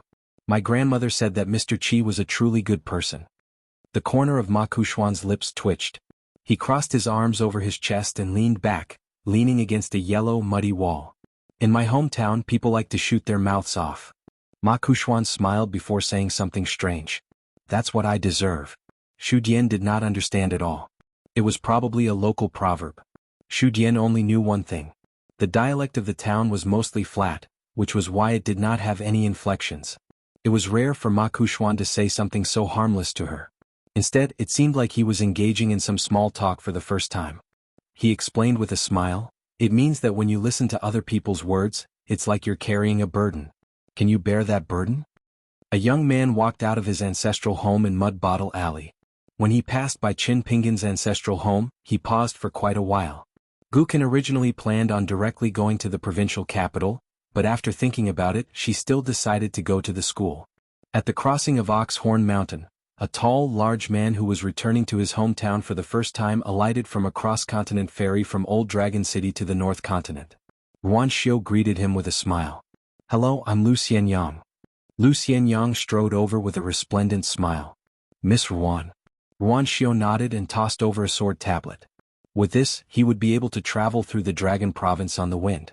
In reality, Lu Xianyang would become a direct disciple of the ancestral hall of the Dragon Spring Sword Sect in a few more years. Lu Xianyang had only lent it to the Mellow Qin clan of the South Swirling Continent for 20 years. Lu Xianyang accepted the sword tablet and bade farewell. He directly rode the wind to his ancestral home before visiting a grave near the Dragon Kiln. In the end, he returned to the town. He blocked the entrance to Mud Bottle Alley and gave Gukin a beating. Gukin did not fight back.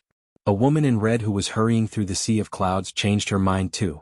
Calculating the time, she did not go to the capital of Dali. Instead, she took a detour back to her hometown. Lowering her head, she saw that she had arrived at the school. Ruan Xiu had gone to the shop in Dragon Rider Alley to suppress the new year, eating pastries along the way. She also made her way to the school.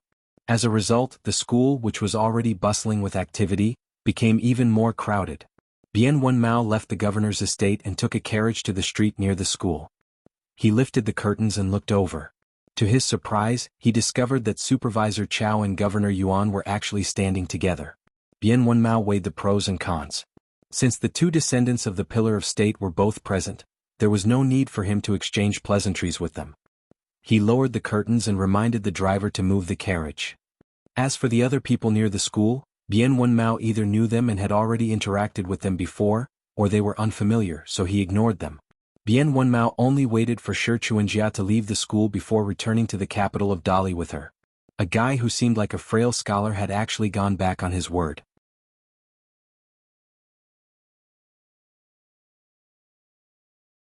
He brought his brother Long Bo carefully with him, strolling around the town. In the end, he was drawn over by the activity over at the school. Lu Qiqing gritted his teeth and silently told himself that he was just going to look around and not cause any trouble. Even if a random kid on the side of the road in this palm-sized place jumped up and slapped him in the face for no reason, he would still welcome him with a smile. So Lu Qiqing and his brother Long Bo saw this scene. The people over at the school began to disperse almost at the same time. So at a certain moment, everyone fell into the sight of the pedestrians on the street. The woman in cyan with a ponytail, Ruan Xiu. The one in red cotton-padded jacket, Li Baoping. Li Huai Lin Shui Dong Shuijing. Yilu thank you. Ma Kushuan. Song Jisin GQ. Lu Xianyang Gukan. Those people more or less glanced at Lu Qiqing, who was standing on the side of the road. Especially Gukan, who had a playful smile.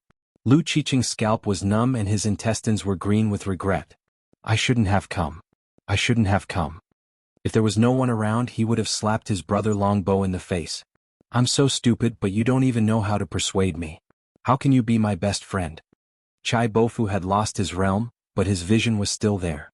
However, he was more stubborn than Lu Qiqing. My life is worthless now. Take it away. Lu Qiqing humbly asked for advice. Brother Long Bo, if you make a living here, how many days can you live? Chai Bofu was speechless. However, those people were getting farther and farther away from the school and closer to the street. Chai Bofu felt more and more suffocated. Lu Qiqing stopped talking in his mind and said to his brother Long Bo with a smile, Xiao, do you know that Qin Pingan and I are best friends? Chai Bofu thought for a moment and nodded, me too.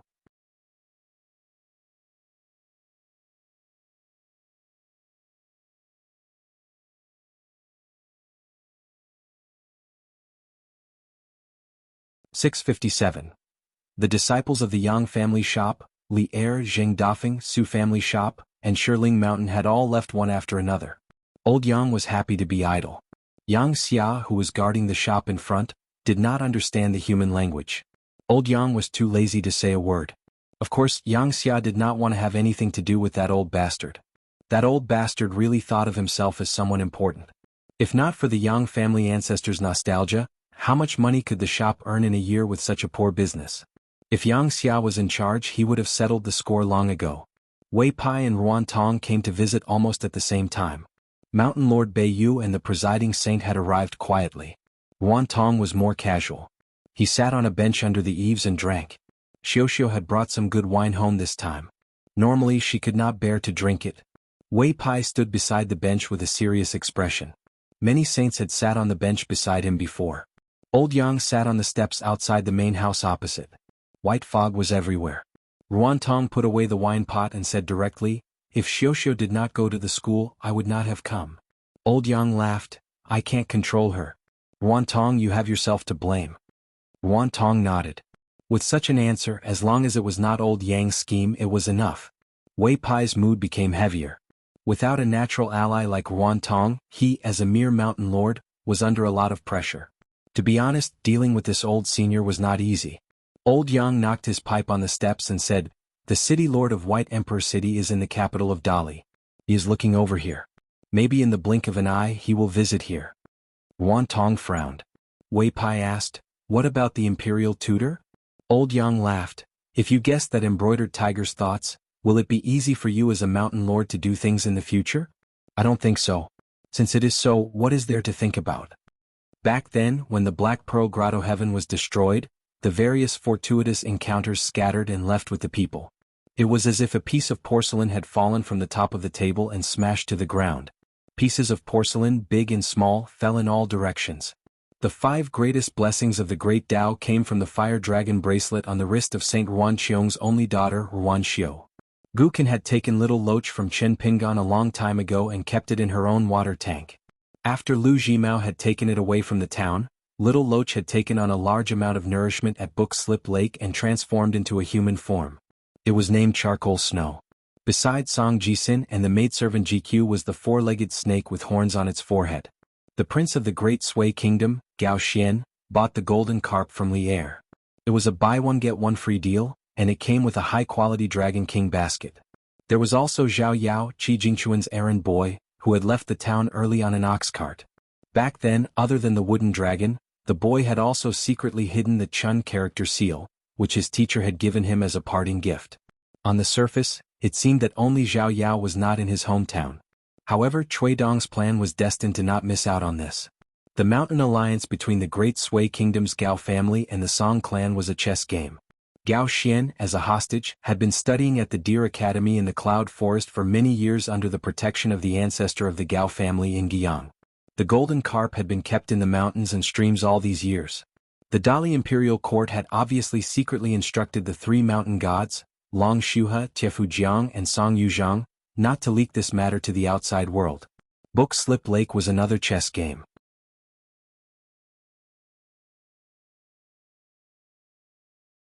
Gu Ken was in the game, and Ruan Xiu followed the cultivators of Dali all the way to the south to kill a young man who had great martial arts luck but was taken away from Dali. Ruan Xiu also almost fell into the game. After the incident at Book Slip Lake, Gu Ken's mother was scared out of her wits and chose to move back to her hometown. In the end, she settled down in the provincial capital and once again lived a life of luxury. There were 3 reasons. First, Qin Pingan's suggestion was seconded by Gu Ken. The woman herself also had lingering fears of the local customs of Book Slip Lake. Second, Gu Ken's father became a god after his death. First, he accumulated merits in the mansion of the ghost and wedding clothes. Later, he was promoted to a famous mountain god in the old mountains of Dali. Once he returned home, he would be much more stable. Third, Gu Ken hoped that his mother would stay away from trouble. From the bottom of his heart, Gu Ken did not trust his master Lu Jimao, the head of the true state sect Lu Laoqing. As for Song Jisin, from the beginning to the end, when had he ever left the chessboard? When had he ever not been a chess piece? How could Zhao Yao be an exception and truly escape from Cui Dong's plan? Ruan Xiu left. However, Wei Pai was still unwilling to return to Mount Padding Cloud. This gathering came too abruptly and strangely.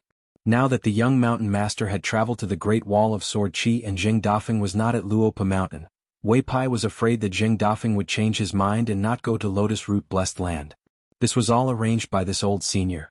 Now, the backbone of Luopa Mountain was actually only Zhu Lian. He, Wei Pai, would always be a guest in the Hall of Ancestral Masters on Jisei Peak without a seat. Old Yang smiled and said, Wei Shanjun, is it necessary to repay the kindness of creation in the early years like this? Wei Pai smiled bitterly and said, I'll have to trouble the old senior to tell me sincerely that this matter is not directed at Luopa Mountain. Then I will not disturb senior's peace.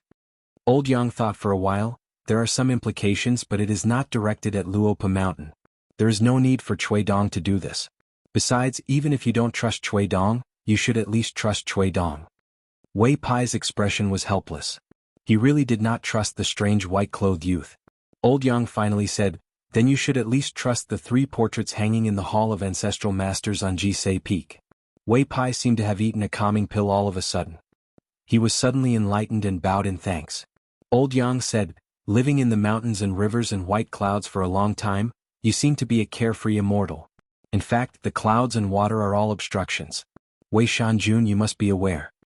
Wei Pai once again clasped his hands and smiled. The beautiful scenery of the world is both an obstruction and an eyesore. Don't take advantage of it and then pretend to be innocent. Old Yang smiled and said, Wei Shanjun, you have a good temperament. Very casual. Wei Pai was slightly relieved and bade farewell. Old Yang muttered to himself, what a good way to return what you borrow. It won't be difficult to borrow again. Everything Cui Dong's plan was to help GQ use a natural method to obtain a complete true dragon's luck without violating the rules. He had to make sure that the saints of the 3 sects and 1 family could not find any fault with it. Song Jisin had deep feelings for this maidservant who had depended on him for survival. Song Jisun would definitely be willing to pay for the opportunity of a four-legged snake. He might even think that it was too little. Ruanxiu would not care about the gains and losses of a fire dragon at all. If she could do something for the Dragon Spring Sword sect, Ruanxiu would not hesitate. After Gu King grew rapidly in the Book Lake, she understood the true power of the word rules, and naturally learned how to do business. Moreover, the life and death of her parents in the future was still Gu Kan's weakness. Prince Gao Xian had studied in Dali's Linlu Academy for many years. For the sake of the Gao family's mountains and rivers, even if he had to hand over a golden carp, he would still be willing to do so. As for Zhao Yao, since he could not even protect the Chun seal back then, how could he protect the wooden dragon now? It was difficult. Among the juniors in the town, the only one who was truly away from the chessboard was Qin Pingan. It was not as simple as him being far away from the Great Wall of Sword Qi. However, Cui Dong also had the ability to drag Qin Pingan back into the chessboard. The premise was that Qin Pingan still had a chance to return to his hometown. It was just that he did not know if Qin Pingan would be the chess piece or the player. Or perhaps he simply replaced him. Cui Yao? In front of the medicine shop, Yang Hua saw an old Confucian scholar cross the threshold. Yang Hua smiled and asked, "Sir, do you want to see a doctor or buy some herbs? Did you bring the prescription?" With such a glib tongue, how good could the business of the Yang family shop be? The old man did not mind. He smiled and said, "I can cure myself if I'm sick. I'm just looking around." Yang Hua was a little unhappy. He said casually, "Herbs are precious to begin with. Nowadays it's getting harder and harder to pick herbs in the mountains. So just look around. Don't mess around." The old Confucian nodded. The old Confucian looked around and was about to walk to the backyard. Yang Hua was anxious. This old man really did not treat him as an outsider. Unexpectedly, in the blink of an eye, the old Confucian lifted the curtain and went to the backyard. Yang Hua hesitated and cursed in his heart. It would be better if he fought with that old Yang. These two old things, one did not know how to make money and the other was not willing to pay. It would be best if they injured their muscles and bones for 100 days.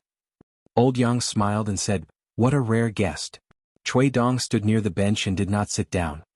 He smiled and said, "Since the guest is the host, the only thing I can do is to stop being an eyesore here." Old Yang said, "You are certain that Qin Pingan will not be able to return to the Aquarius continent for the time being? Unable to add the finishing touch to the lady, Dali will have to take a step back and use his trump card?" Cui Dong nodded and said, "That's a small matter. In the past, the contract that Wang Zhu and Qin Pingan signed was extremely unstable. If Qin Pingan's luck was not good and he died midway, although Wang Zhu would lose her restraints and could turn to sign a new contract with Song Jisun, but in the process she would lose a lot of her luck.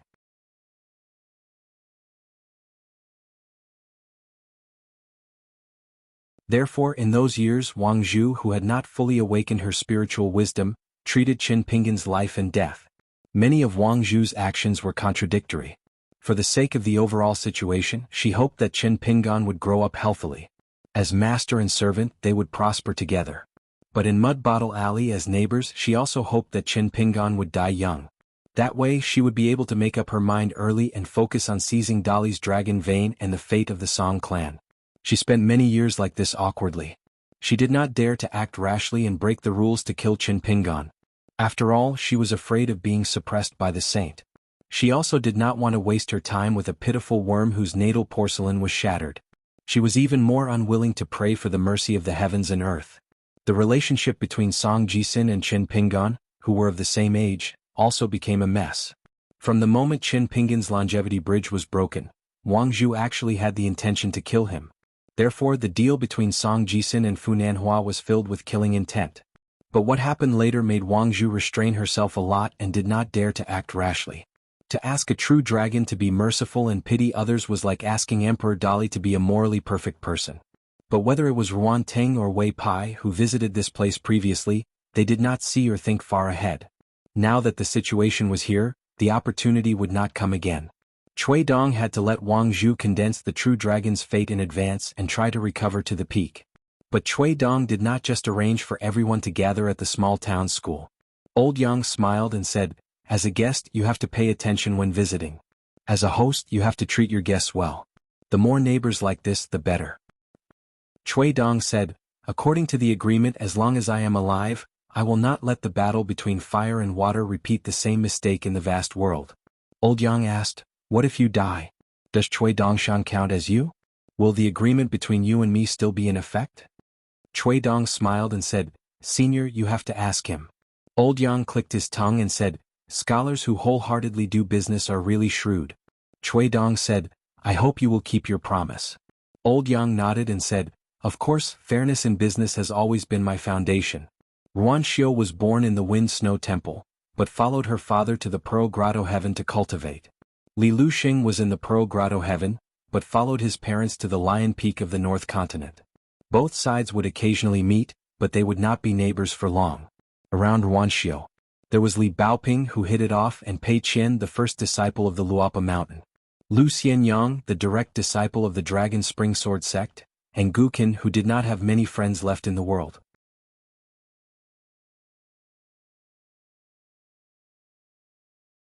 The Lu dynasty belonged to the fire element, and the crown prince of the fallen country Yu Lu, who carried the martial fate of the country, carried the gratitude of many people. Beside Li Lu, there was his younger brother Li Huai. The true dragon GQ was naturally close to the water. Then Song Jisun's choice was very obvious. Ma Kushuan, firstly, was willing to follow GQ, and secondly, his grandmother was promoted from the Dragon Whisker River Granny to the River God. Lin Shuyi and Dong Shuijing, the knife man, both liked Li Lu. When it came to major issues, both sides were still in their embryonic stages. Everyone had their own concerns, and if small matters accumulated, who could stay out of it in the end? Then, between both sides, there would need to be someone who was willing to be reasonable and could convince the masses. Qin Pingon. When Chui Dong played chess, he did not treat the chess pieces as puppets. Chui Dong never felt that the life and death of people were in his hands, and that playing with people's fates in his hands was not a great ability, nor was it something to be happy about. Instead, he needed to quietly pave the way for those chess pieces, so that the path of the chess pieces' great Tao might be crooked, but in the end, they would still appear at the crucial position at a certain moment. If he coveted the great Tao of immortality, Chui Dong would not have betrayed the line of the sage of literature. If he coveted authority, the position of the Grand Chancellor of the Academia and the Vice-Hierarch of the Confucian Temple of Middle Earth could be easily obtained. How difficult would it be for him, Chui Dong, to obtain it? Old Yang exhaled a cloud of smoke that enveloped the medicine shop and asked, How's that matter? Chui Dong revealed a rare look of helplessness. I can't trust him and he can't accept it, so I can only separate my soul and spirit. I observed Chui Dongshan quietly. In a day he has at least 2 thoughts and at most 70,000 thoughts. If it were Chui Dongshan quietly observing, I would have at least 3 thoughts and at most 80,000 thoughts. Both of us have our own strengths and weaknesses. Old Yang asked, Have you smoothed out those fundamental connections? Chui Dong shook his head and said, The dispute is not small. There are fundamental differences between our 2 sides regarding the 3 levels of conversion, and the order is almost completely reversed. It's very troublesome. Old Yang smiled and asked, Why didn't you ask me about it on purpose? Chui Dong smiled and said, In terms of age and state, you're the senior and I'm the junior. But in terms of scheming, we're of the same generation. Old Yang shook his head and said, There's no need to be humble, you're the senior. Chui Dong gave a fist salute and smiled, I don't dare to be honest, I accept it with fear. The line of the sage of literature, from the teacher to the disciple, seemed to be very good at it. Old Yang laughed involuntarily. After a moment of silence, he sighed and said, The old scholar has a good eye for taking in disciples. His first disciple's layout is as bright as the stars. His left and right sword techniques are like the bright moon hanging in the sky. Qi Jingchun is the most knowledgeable, but he has always been down to earth, guarding the human world. The Book Lake Real Estate sect was related to the Jade Gui sect of the Tongya continent. The Skeleton Beach was the continent crossing ferries of the Hemp sect, and their business was not small. Mo clan's big son, Shang clan's old ancestor, and many others who were still hiding behind the scenes had been invited to the gambling table by Chui Dong. Now, the White Emperor City Master had come to the Aquarius continent. Chui Dong sat on the bench and placed his hands on his knees as he mocked himself. It's just that they didn't end up well.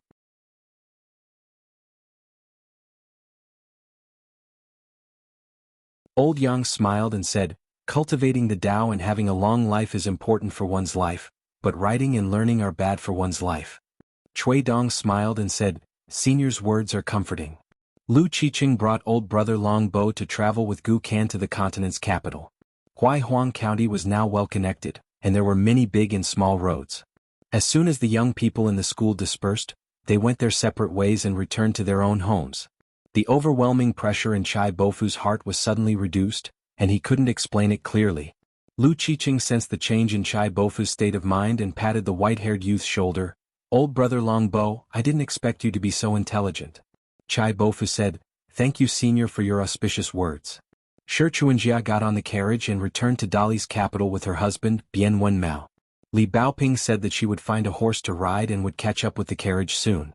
Li Huai, Lin Shui, and the others followed Mao Xiaodong back to the Great Sui Kingdom Academy. Chao Gingxin and Dong Shuijing went to Huang Ernyang's wine shop to drink. County Governor Yuan Jingding went with Song Jisin and the servant girl GQ. They found an excuse to go to Old Porcelain Mountain's Confucian Temple to pray. Ma Kushuan brought Xu Dian to the Immortal Graveyard's Martial Temple to take a look. Lu Xianyang followed Ruan Xiu to the Mountain of the Dragon Spring Sword Sect. He was not a direct disciple, so he did not need to go to the ancestral hall to pray. However, Ruan Xiu seemed to have been waiting for Lu Xianyang to say that he wanted to go to Luapa Mountain first. Lu Xianyang felt that it was reasonable for her to suggest that they go to the Dragon Spring Sword Sect first before going to Luapa Mountain. Then the two of them who were riding the wind saw Li Baoping walking towards the mountain. Zhang Jiajun and Jiang Chu from the Great Wall of Sword Qi climbed Luapa Mountain under the secret escort of sword cultivator Cui Wei. Chief Butler Zhu Lian had mentioned that he wanted the two of them to help out at the shop in Dragon Riding Alley. Zhang Jiajun and Jiang Chu thought that they should come here first to ask Elder Zhu about some things to take note of. Cui Wei also had his own plans and needed Zhu Lian's approval. Pei Qian was returning to Luapa Mountain from Lotus Root Blessed Land with Xiaomi. He was happy to see Zhang Jiajun and Jiang Chu. At least when he saw Chen Wanshu, who had a sack of melon seeds, he stopped nagging about her and Xiaomi. He had to entertain the two youths who were already considered family. Xiaomi was sly. Previously, Nwanshu complained that she bought too many melon seeds and the price was not good enough. Xiaomi did not complain and just pretended to be loyal but kept glancing at Pei Qian. What was the meaning of this? Yuan Lai had a good relationship with Zhang Jiajun and Jiang Chu, so they went up the mountain together.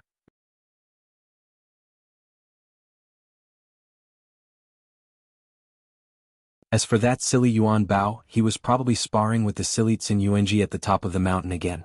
Li Baoping came to Luapa Mountain to borrow that horse.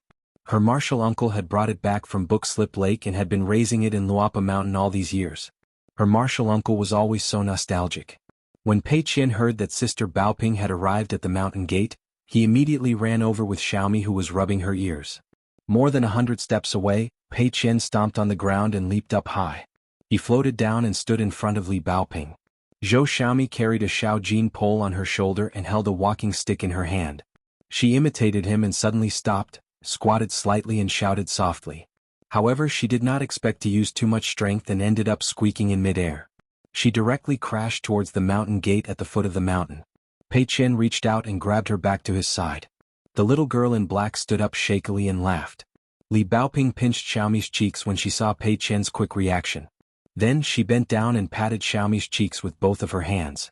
She pinched Xiaomi's cheeks lightly, and the black-clothed little girl's thin yellow eyebrows immediately rose and fell, making her look very comical. Under Yuan Lai's lead, Zhang Jiajun and Jiang Chu went to the mountain temple. It was an ancestral temple with almost no incense. Tsin Yuanji and Yuan Bao were, as Pei Qian had guessed, exchanging punches in the square. The three youths were sitting side by the railing in the distance. Zhang Jiajun only took a glance at the two slender and elegant elder sisters when they retracted their fists and left them alone. She turned her head and looked at the mountains and rivers outside Luopa Mountain. Coincidentally, there was a large flock of birds flying by. It was like a snow-white river hanging in the air, swaying and flowing slowly.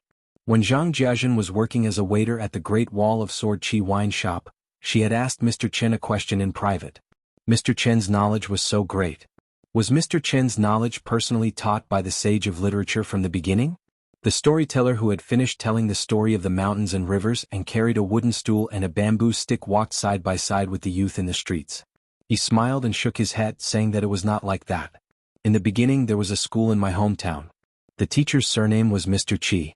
Mr. Qi said that the truth was in the book, but the person was outside the book. If you have the chance to go to my hometown in the future, you can go to that school. If you really want to study, there is a new school. The teacher's knowledge is also not small. At that time, Zhang Jiajun muttered those words about the truth in books. Mr. Qin raised his hand slightly and pointed into the distance. He smiled and said to a child who had never studied before, these words to his ears were like a mountain of gold and silver appearing out of thin air. The road was a little far but he could see it. Carry a chopper, carry a hoe, carry a wicker basket and earn big money. All of a sudden it gave people hope. It was as if there was finally some hope that there would be a day when they would not have to worry about food and clothing. In fact, the youth remembered many of Mr. Chen's words that had nothing to do with the truth. There were also many poor people in the world. The so-called good life was to be able to put up new door gods and spring couplets every year. The so-called well-off family was to have extra money to buy a lot of door gods and spring couplets. However, there were only so many places to put door gods and spring couplets in a house. It was not that one did not have money and could only covet but could not afford to buy them. When the youth finally arrived at Mr. Chen's hometown, Mr.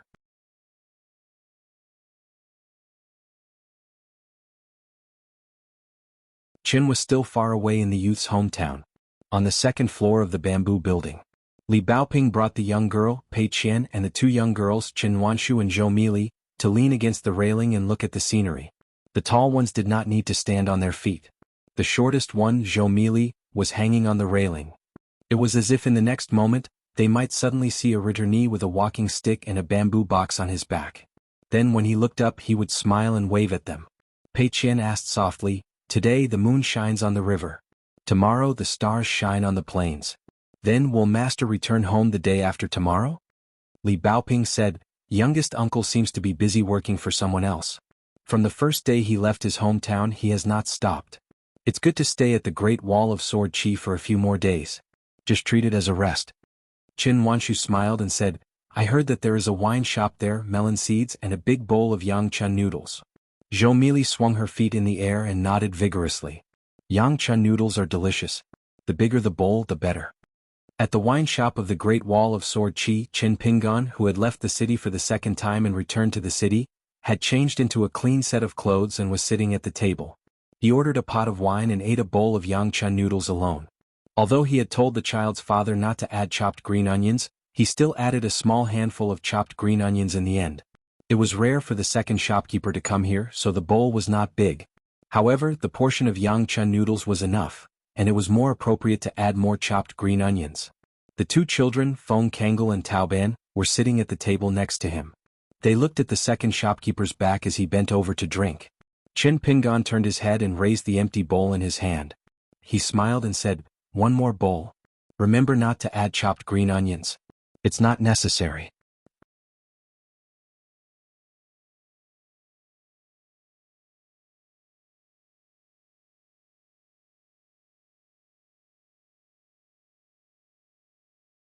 "658. Gukin arrived at the gate of the mansion in the provincial city. There were two white jade lions made by immortals squatting at the gate. They were so majestic that even a starving beggar would not have the courage to go near the gate to beg. Gukin was not in a hurry to knock on the door. Lu Qiqing and Chai Bofu had to stand on the street and drink the northwest wind. Gukin walked up the spotless steps and reached out to pull the door knocker with an animal head. She stopped her fingers and paused for a moment. It was the golden-painted pepper door knocker that could only be used at the gate of the Duke's mansion. Gukin sighed in her heart. She should not have overstepped her authority like this. Even if there was a peace and quiet plaque at home, it was not a big problem. The provincial governor's office in the provincial city should have received secret information from the Kiln Affairs Supervision Department, so they did not make a fuss about this matter with this house. However, she still had to tell her mother about this kind of thing. There was no need to be so extravagant in front of the house, which could easily cause problems. Gukin knocked on the door knocker and took a step back. A luxuriously dressed doorman opened the door. Seeing Gukin in ordinary clothes, he looked unhappy and frowned. He asked, "Which family in the city are you? Are you a servant in the government office?" Gukin was stunned for a moment.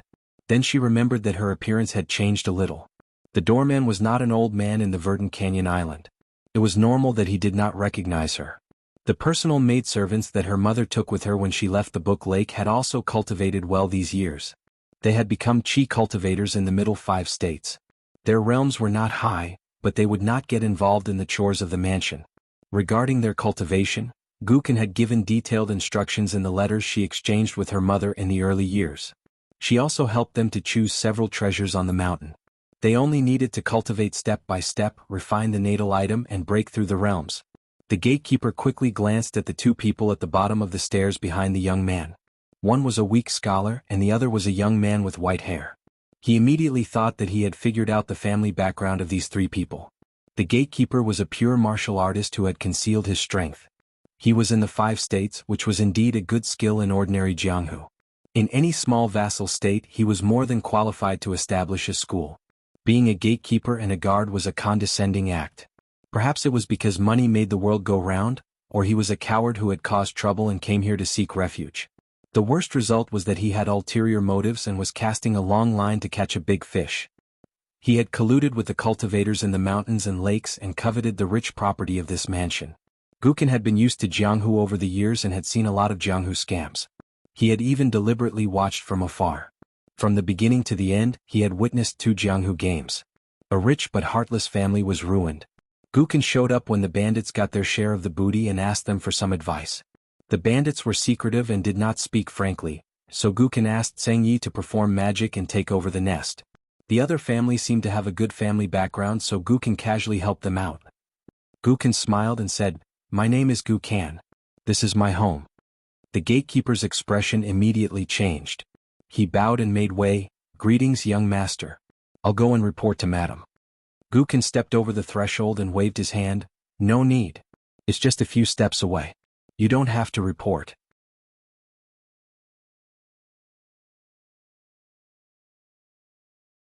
The gatekeeper smiled flatteringly. "At first glance, I almost mistook you for Sage Junzi from the academy."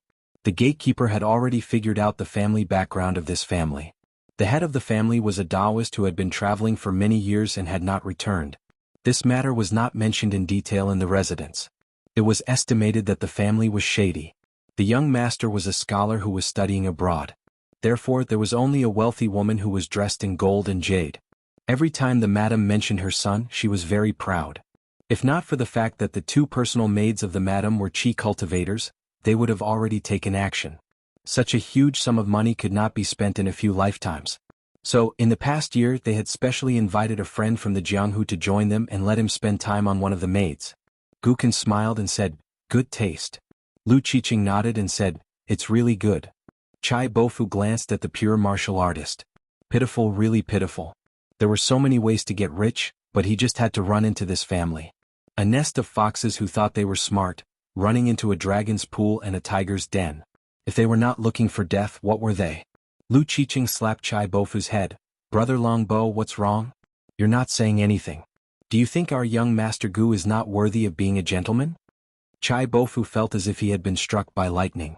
All the Qi residences trembled. The Dragon Gate territory that had been stabilized with great difficulty was in imminent danger. Chai Bofu quickly said, "Young Master Gu is worthy. He is worthy." Ordinary villains would shout a few words to scare people before making a move. But this eccentric senior beside him would make a move first and talk reason later. However, after interacting with him for a long time, Chai Bofu's heart became even more determined. He had to become a certified disciple of the Central Divine Continent's White Emperor City. The gatekeeper closed the door and suddenly felt a chill on the back of his neck. It turned out that the slender Gukin had stretched out his hand and grabbed the man's neck, pressing his head against the door. Blood had already seeped out between Gukan's fingers. It was clear how ruthless he was. He asked softly, "You don't have to worry about being laughed at by outsiders when you close the door. Tell me inside and outside how many people are there. Who is the one with the highest cultivation?" Gukin suddenly withdrew his hand and turned around. He looked into the distance with a smile, showing his back to the pure martial artist. A woman quickly ran over. She stepped on the hem of her skirt several times. Seeing Gu Kan, whom she had not seen for many years, she immediately burst into tears. She had endured hardships to live, enjoyed happiness and earned money. In the end, it was all for this heartless little bastard who only knew how to send letters home. Gukin quickly walked over. The madam hugged her son and began to sob. Gukin gently patted his mother's back. His expression was as calm as ever as he smiled at the 2 maidservants who were given all the glory and wealth that belonged to him. The 2 young women only exchanged a glance with Gukin before immediately lowering their heads. Their hands and feet were cold, as if they had fallen into an icy cavern. The woman let go of Gukan and wiped away her tears. She began to carefully examine her son. At first she was gratified, But who knew how much Gukin had suffered outside by himself? The woman covered her mouth and began to sob. She blamed herself in her heart. She blamed that damned man who had mysteriously become the mountain god. She blamed that Chinpingan for abandoning Gukan and killing that charcoal snow. She blamed the heavens for not having eyes. Why did they let Gukan suffer so much? After Gukan and his mother went to the hall to reminisce, he stepped into his own study for the first time. Lu Qiqing brought Brother Longbow to stroll around the mansion. Gukan called over the 2 servant girls and the gatekeeper who had not dared to fight to the death. Gukan moved a chair to the window. He put his elbow on the armrest and rested his chin on one hand. He asked, "A tall tree attracts the wind. It's inevitable. I won't ask the 2 of you for this matter. After all, my mother also had her faults. It's just that it's not good to forget one's roots. Does my mother know that outsiders have infiltrated the mansion to set up a trap?" The 2 servant girls had already knelt on the ground. One servant girl was at a loss. The other servant girl nodded and said, "I told the madam." The madam said to just treat it as a way to relieve boredom. Gukin hesitated for a moment before asking, "Did my father arrange a backup plan?" The servant girl said sternly, "The master is extremely worried about the madam's safety.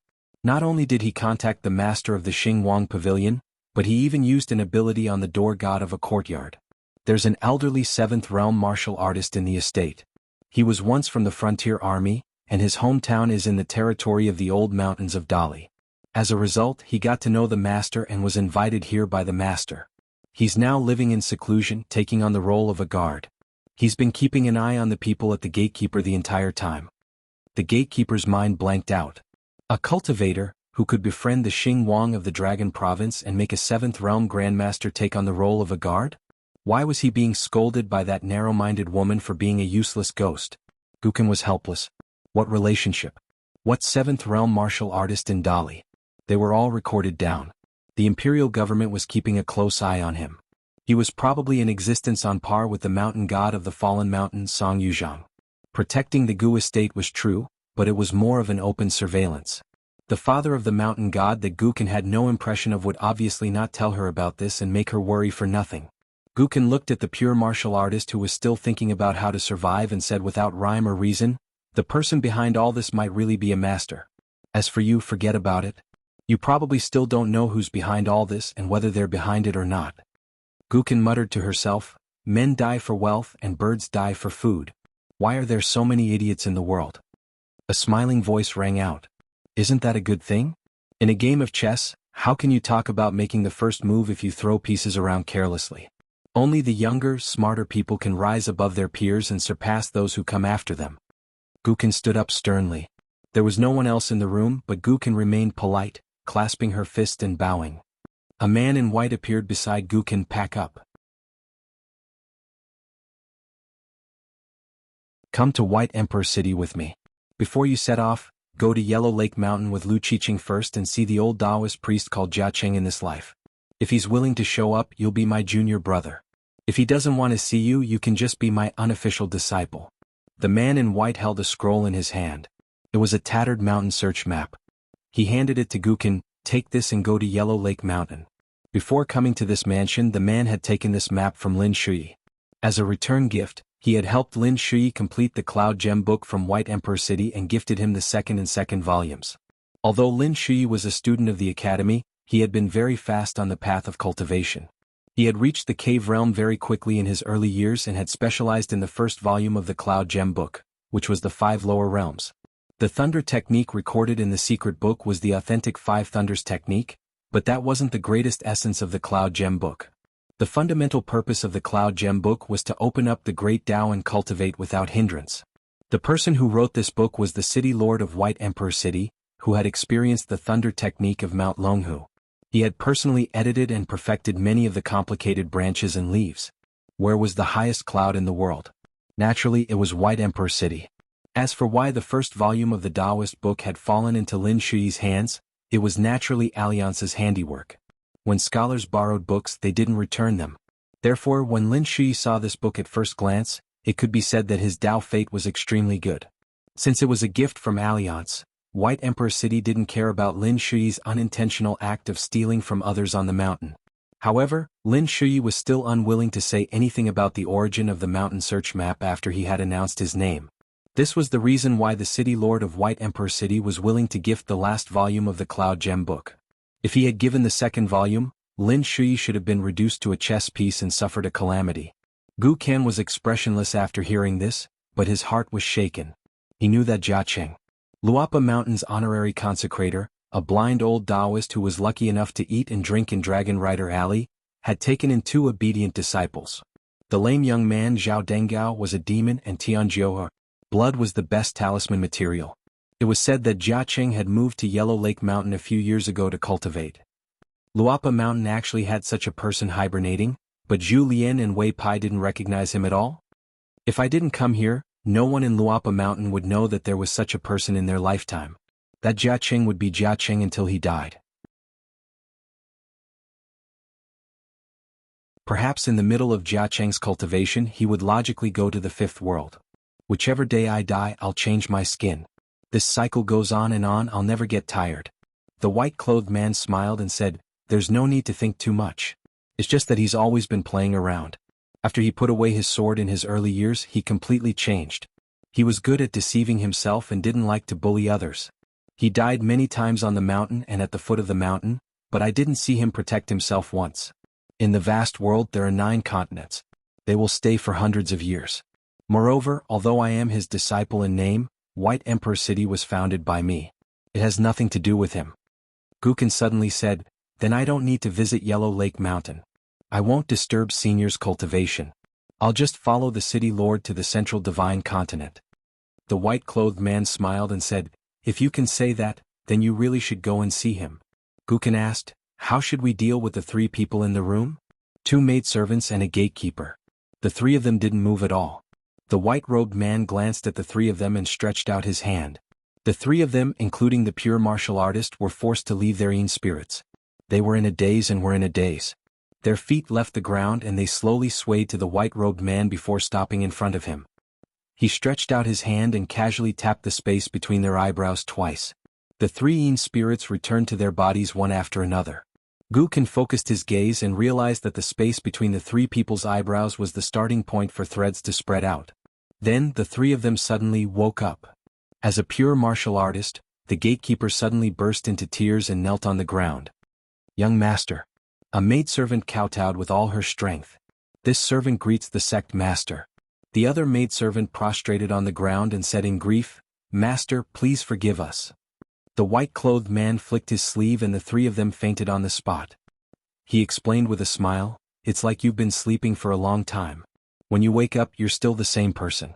You've just deleted some of your life experience." Sweat seeped out of Gukan's forehead. This was the demonic method of White Emperor City. It wasn't until this moment that he understood why Lu Qiqing would be so respectful whenever this person was mentioned. The other party could casually make a person no longer the same person, but still firmly believe that it was them. Then what were all the grudges and the so-called cultivation of the great Tao worth? The white-clothed man smiled. "Life and death are the most important things? Then what is life and death? I just understood that there were people who didn't want me to leave White Emperor City." He finally said, "That old man came to Pearl Grotto Heaven not to completely sever karma, but just to stroll around? Master finally has a bit of a master's demeanor. He finally surprised me once." Beside a thatched cottage on Yellow Lake Mountain. In the depths of the mountain. The blind old Taoist walked out of the thatched cottage during a break in cultivation and sighed. After his good brother Qin Lingjun left, there was no one to accompany him to chat about the mountain. It was really lonely. The so-called cultivation was actually just an excuse for him to move. He was no longer holed up in the straw shop in Riding Dragon Alley. In any case he was closer to Luapa Mountain. In the future he would return to Riding Dragon Alley. With this, his status as an honorary consecrator would become more and more solid. If the shopkeeper of the shop next door saw him in the future, would he dare to look down on him? Wouldn't he be inferior to him? Jia Qing suddenly felt a little frightened.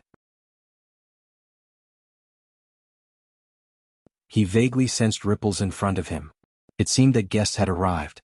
Jia Qing immediately braced himself and said loudly, "2 guests, it's not very appropriate for you to come uninvited and not greet me." Lu Qiqing's eyes almost popped out of their sockets. Sometimes when looking at people, one's skin, soul, aura, and so on could be hidden from others' eyes and ears, causing others to be unable to recognize them when they were close. Only some subtle traces, as long as one looked deeply, would be obvious. For example, the blind old Taoist's standing posture, the degree of bending his fingers when he made a gesture, and so on. In addition, the eldest senior brother did not say the reason and just threw him and Gu Can here. Lu Qiqing immediately thought of the most unlikely, if.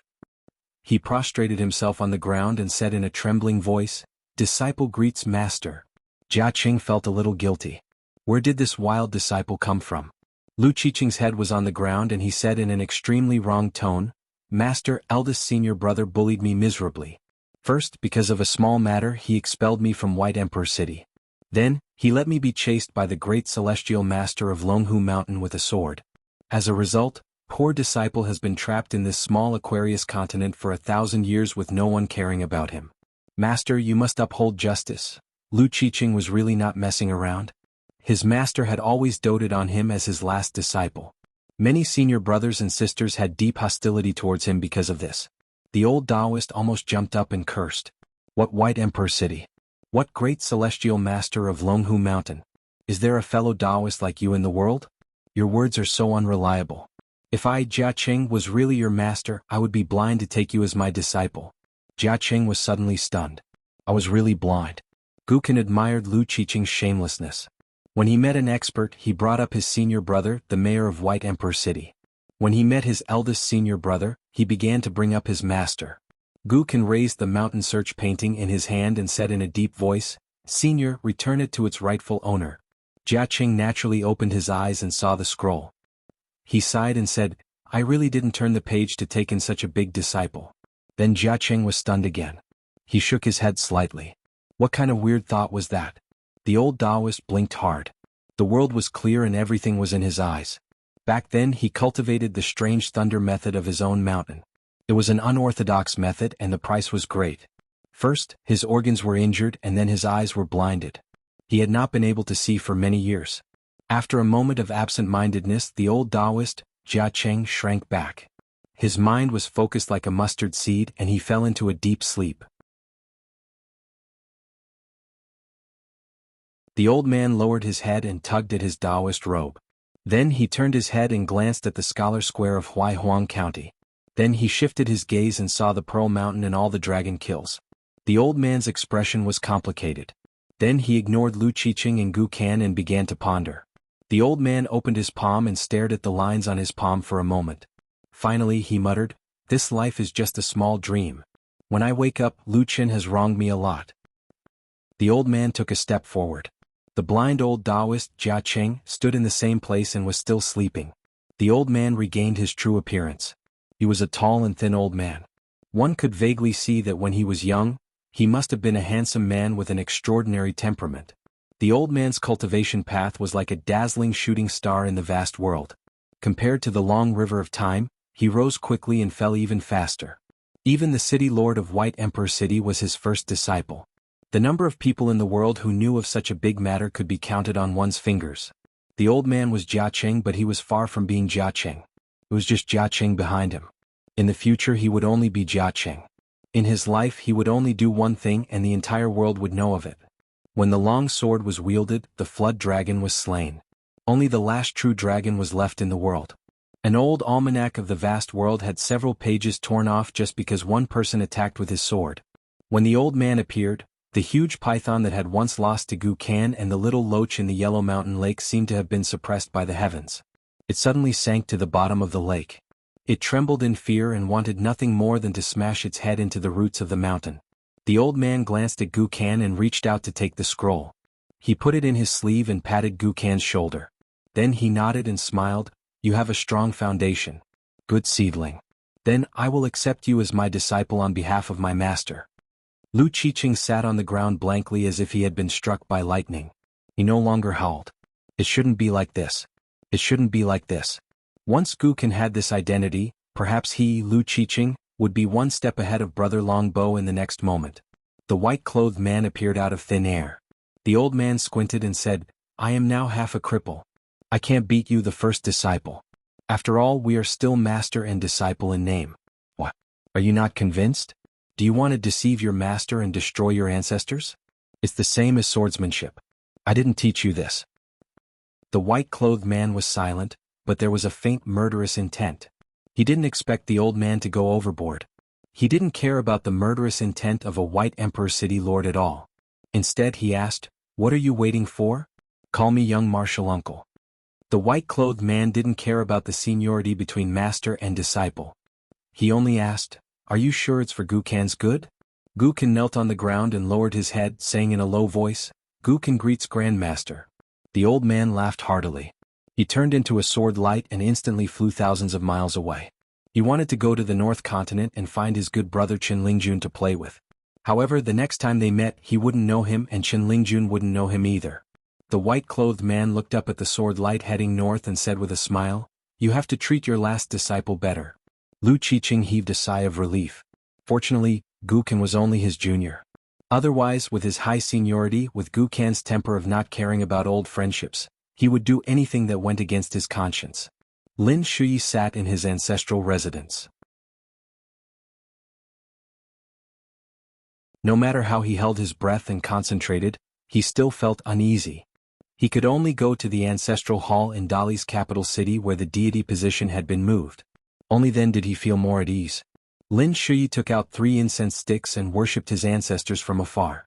After doing this he turned and walked to the ancestral hall's door. Just as he closed the door, he found an old Confucian standing beside him. Lin Shuyi was smart. He immediately bowed and said, "Lin Shuyi of Cliff Academy greets Grandmaster." Cui Dong smiled and said, "I'm no longer in the unified branch of the literary sage school. I don't deserve this greeting." Lin Shuyi straightened his back and bowed respectfully again. Dali's Lin's disciple greets imperial tutor. Cui Shi nodded. In the early years your performance on the road to study was extremely outstanding. Lin Shuyi was the first to notice that alliance was unusual and the first to get the opportunity. It was very difficult. This time you let that person do things within the rules. It's all because of your steady study, good preparation, and good fortune. Cui Dong took Lin Shuyi for a walk in the empty house and let the young man walk side by side with him. There was no need to be too restrained. Cui Dong said, "Your father has some difficulties and will not take the initiative to tell you more in this life." Back then, he was the first to tell Chen Pingan's father about the inside story of the natal porcelain. Of course he was kind. He even told Chen Pingan's father about the consequences. The two of them felt like old friends at first sight. Although their statuses were different, they were close friends. Therefore your father helped that man clean up the mess. Otherwise, Chen Pingan would not have been able to survive. Therefore, Chen Pingan later gave you the mountain search painting on the way to study. There is some karma in the unseen world. It's just that your father, with good intentions, did not want you to be too involved with Chen Pingan. He didn't want you to be swept away by the general trend and die young before you grew up. Therefore, he was very indifferent about you going to the Great Sui Kingdom Academy to study. Lin Shuyi was stunned. Cui Dong said, "Unbelievable? Then think about it carefully. Would a man who was the deputy of 3 supervisor of kills be simple? Would he really care so much about the reputation of being a son of a concubine? Then do you know that before the present supervisor Chao rushed to Huang town, after leaving the previous emperor's imperial study, the only person he went to ask for advice was your father in the capital, who did not show himself. How did your classmate Shi Chuanjia's family get through the crisis in the end? The Shi family themselves did not know and still had some resentment. Do you think your father would mind?" Cui Dong put one hand behind his back and 2 fingers of the other hand closed together as if he was holding something. Shi Chuanjia is nostalgic, so you are nostalgic. You are nostalgic, so all your classmates are nostalgic with you. Bien Wen Mao has high standards but low abilities, but he sincerely treats his wife, Shi Chuanjia, who comes from a poor background. Bien Wen Mao is understood by you. This Hanlin scholar from Dali's capital, if he encounters any difficulties in the future, you are willing to help. You choose to help even if you are not experienced enough and make some mistakes. How could your father sit idly by and do nothing? But don't forget, if you are like this, then everyone else will be like this. What kind of cultivation base will attract what kind of karma? This thing called realm is usually very useful, but it is the least useful at critical moments. Lin Shuyi, let me ask you, are you still willing to meddle in other people's business? Cui Dong gently pushed 2 fingers as if he had cleaned up those meridians. Lin Shuyi thought for a moment, then answered, "Things have already come to this and they are close at hand. It is better to take care of things one by one." Lin Shuyi sighed. "In the future, don't meddle too much." Cui Dong smiled knowingly. Your father's unreasonable and shameless behavior was not in vain.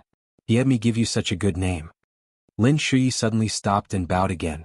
Gathering his courage, he asked in a trembling voice, "May I ask, Martial Uncle, why did you stand idly by and let Sir die alone?"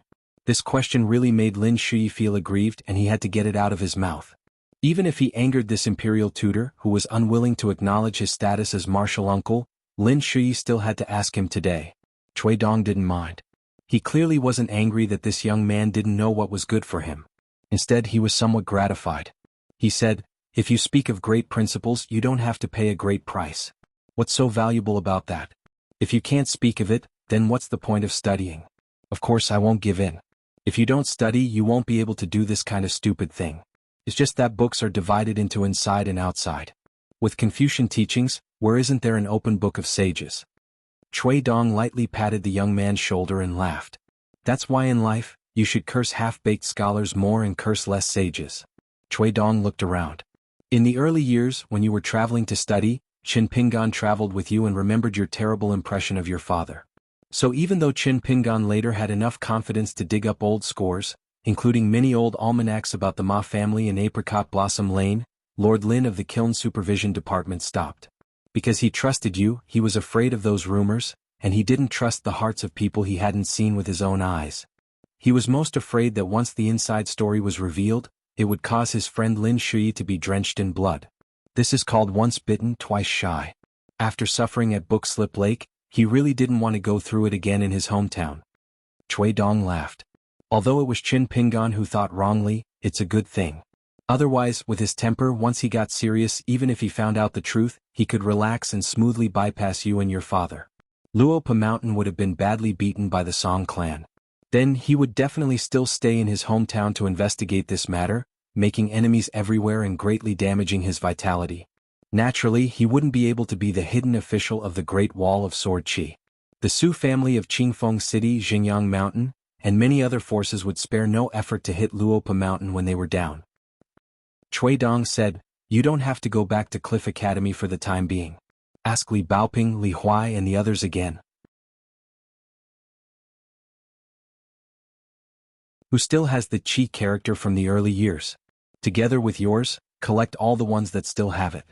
Then go find Cui Dongshan and give all the Qi characters to him. After that, go to Bookslip Lake and pick up the bamboo slips that Qin Pingan threw into the lake." Lin Shui didn't understand the reason, but still nodded and agreed.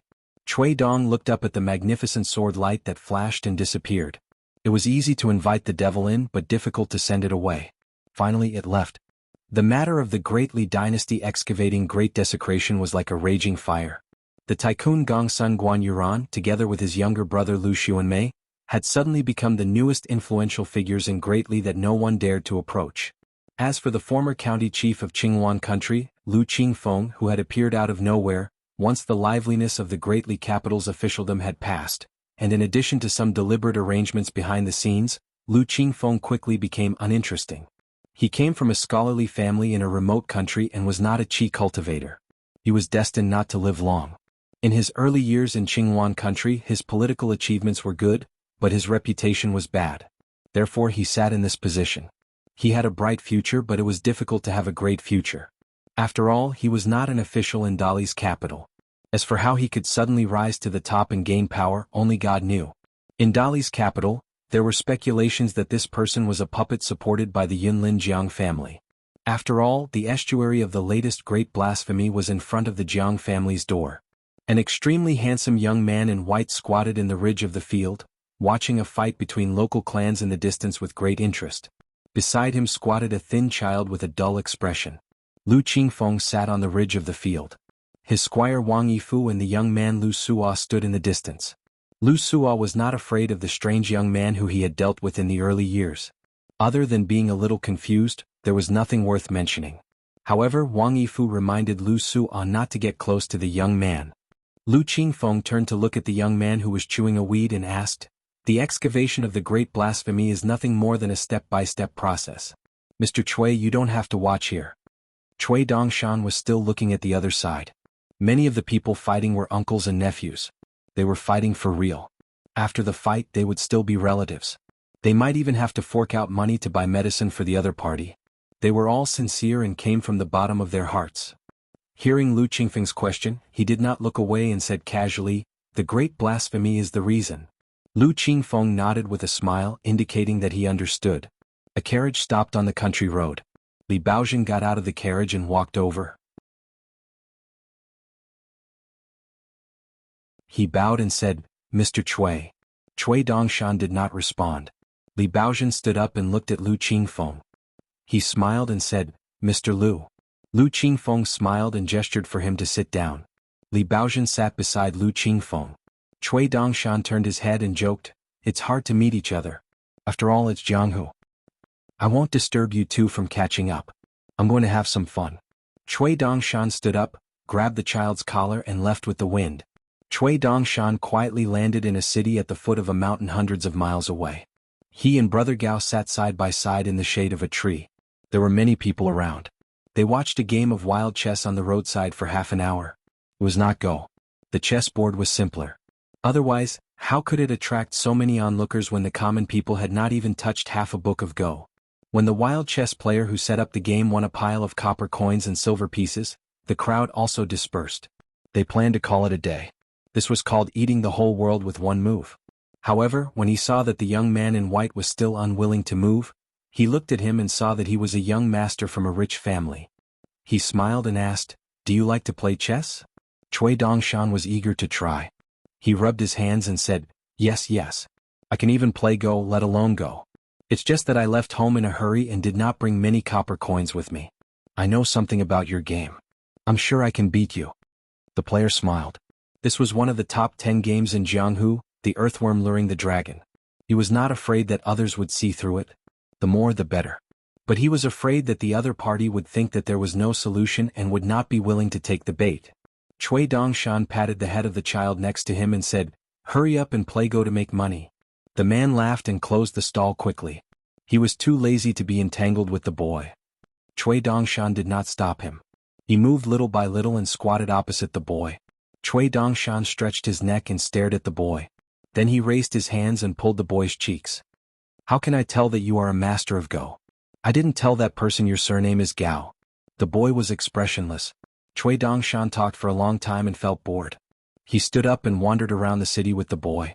He met a young man who came out of the capital to pick up scraps.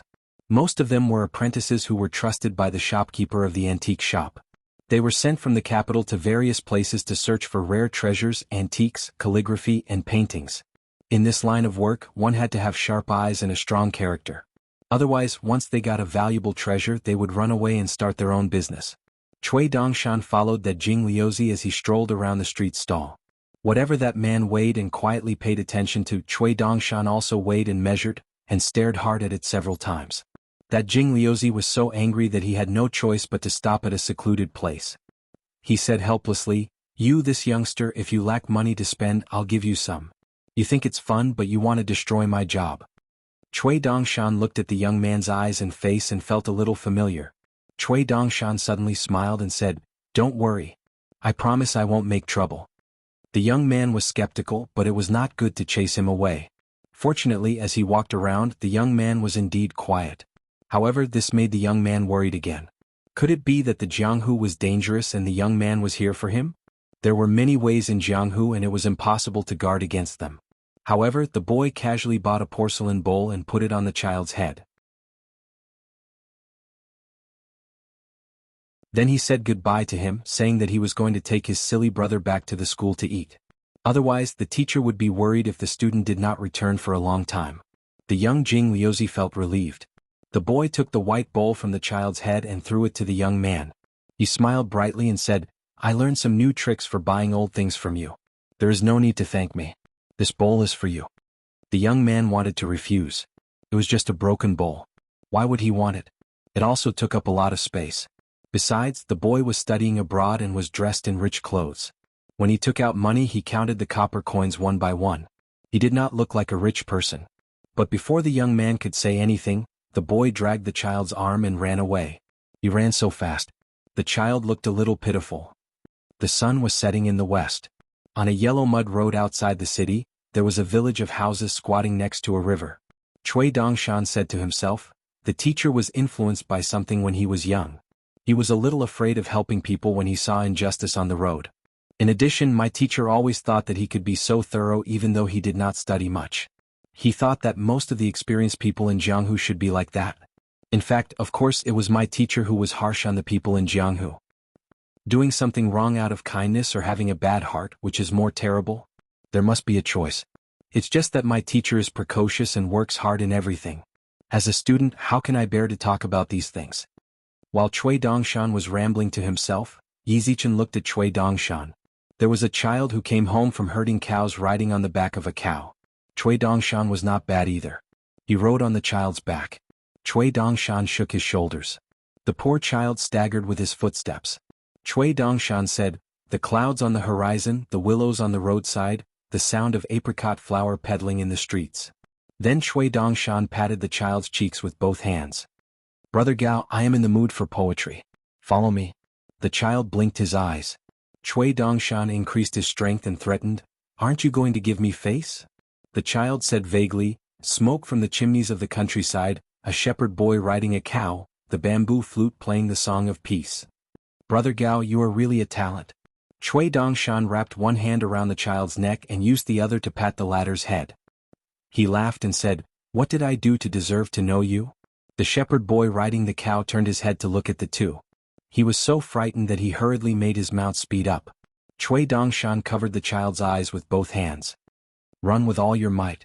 In the end, the child whose vision was blocked by Cui Dongshan swayed and ran forward. He ran all the way into the river. In midair, Cui Dongshan released his hands and waved his sleeves. Just as the two of them were about to fall into the water, the youth laughed loudly. "The wise love water. Dongshan is coming."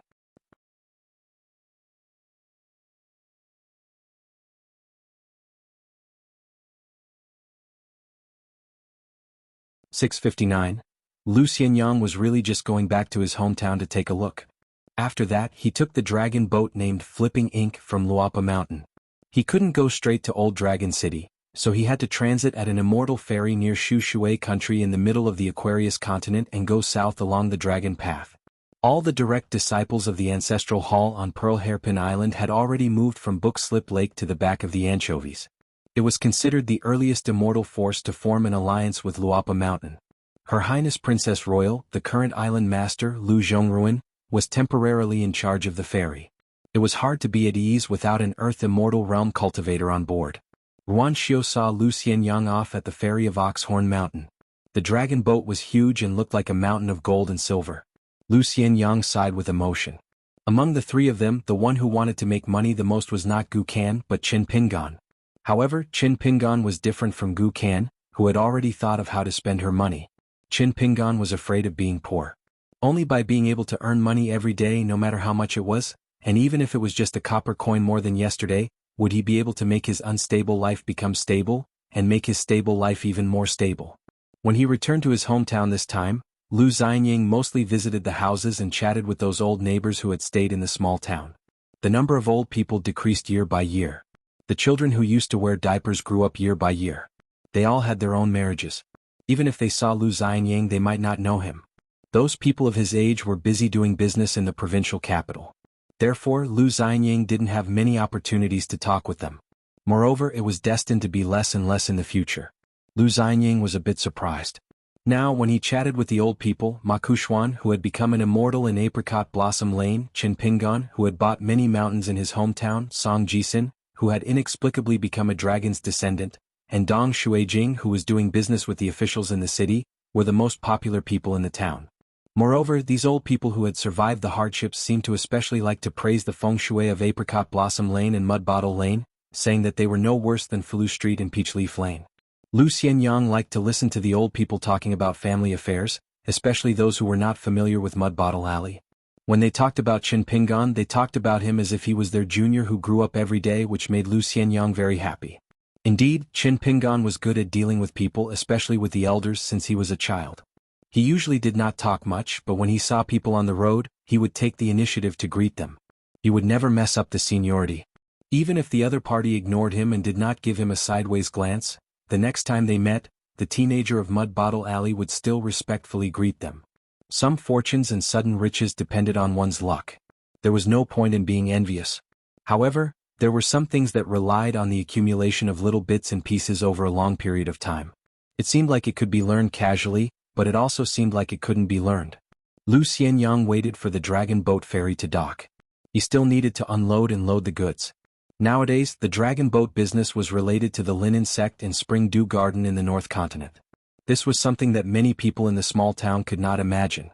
Lu Xianyang suddenly asked with a smile, "The child named Xialing on the mountain looks quite strange." It had always been the custom of the small town to have a hidden meaning. Ruan Xiu grunted and said, "Yes, he's just a child." Lu Xianyang was somewhat gloating. Ruan Xiu said, "You can't control Gukin." Lu Xianyang nodded and said, "At most I beat him up, but Gukin didn't fight back. He can't change the fundamental nature of a slug.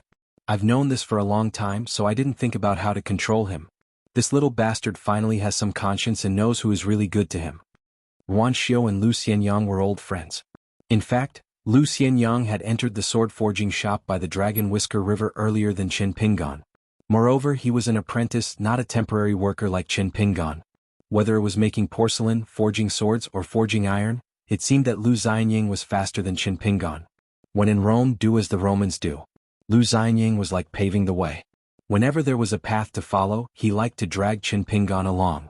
In life, many people wanted their friends to live well, but they didn't necessarily want their friends to live better than them, especially much better. Lu Xianyang was not like this, and neither was Qin Pingan. This was probably why two people with very different temperaments could become true friends. Moreover, after both of their lives had undergone earth-shaking changes, they became even more friends. Ruan Xiu held an embroidered handkerchief in one hand and picked up a peach blossom cake. She asked, "Didn't you go to Mud Bottle Alley to say hello to her and have a chat?" Lu Xianyang sighed, "The love of youth was so vivid. When I look back, it's a beautiful memory." When Lu Xianyang finished, Ruan Xiu had finished eating a piece of cake. She picked up a piece of almond cake and said, "What did you talk about with my father?" "My father seemed quite happy." Lu Xianyang laughed and said, "Master Ruan drank and I scolded Qin Pingan." Ruan Xiu nodded. Lu Xianyang was not lying, but there was something important that he couldn't tell Ruan Xiu. Back then, Qin Pingan went out to sea. After he returned, he found Lu Xianyang and asked him to go back to his hometown and pass a message to the Song clan of the Aquarius continent. Lu Xianyang felt that it was more appropriate for Ruan Tian, the chief consecrator of Dali and his future master, to argue with the young emperor. That was not a small matter. It was about the mellow scholar Qin supporting the Cliff Academy of the Great Sui Kingdom to return to the list of the 72 academies. However, the mellow scholar Qin was not familiar with the Linlu Academy built by Dali on Mount Biyun, so he wouldn't say anything to the Confucian temple. Lu Xianyang was puzzled at that time, so he asked why the mellow scholar Qin of the quasi-sage lineage did this. Wasn't he worried that the quasi-sage lineage would criticize him? Lu Xianyang's worries were not without reason. The vice-hierarch of the Confucian temple in the Central Plains was on par with Qin Pingan in terms of cultivation base and seniority. In short, Qin Pingan was a renowned mellow scholar and the pillar of the quasi-sage lineage. However, Qin Pingan's words and actions were still restricted by the quasi-sage lineage's orthodoxy. Qin Pingan seemed to be in a good mood at that time. He told Lu Xianyang that this was a deal between him and Qin Pingan. If Qin Pingan only relied on his identity as the last disciple of the quasi-sage lineage and dared to boast in front of Qin Pingan, then it would be unkind. Finally, on the stone cliff with the surging river under their feet, Qin Pingan patted Lu Xianyang's shoulder. The old man said something new to the young man. He said that scholars like us don't have to be ashamed to talk about benefits. We should be ambitious and practical. Scholars should walk out of the study room and walk beside the common people. We should talk about things that even those who haven't read books can understand.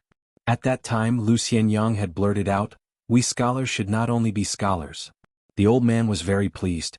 He stroked his beard and smiled, saying that the mellow scholar Chen's style of study was quite good. Ruan Xiu suddenly said, "I already said that I don't care too much. Then why did we take that underground river? It's not like there isn't a ferry that goes directly to Old Dragon City." She was Qin Pingan's neighbor and lived in Mud Bottle Alley, which was even worse than my family's ancestral home. She was also Song Machai's maidservant. She carried water and cooked every day, so she felt that she was worthy of him no matter what. If you want to talk about how much I liked her, well, I did like her a lot, but it was not to the extent that I yearned for her every day. Everything was up to fate. Whether they were together or not, what else could it do? Ruan Xiao asked, what kind of place is the Great Wall of Sword Qi? Lu Xianyang thought for a while and said, it's a place where there are few things but many sword cultivators. Cultivation, life, and death don't seem to be a big deal at the Great Wall of Sword Qi. So there are also many drunkards there. After all, sword cultivators and sword immortals like to drink.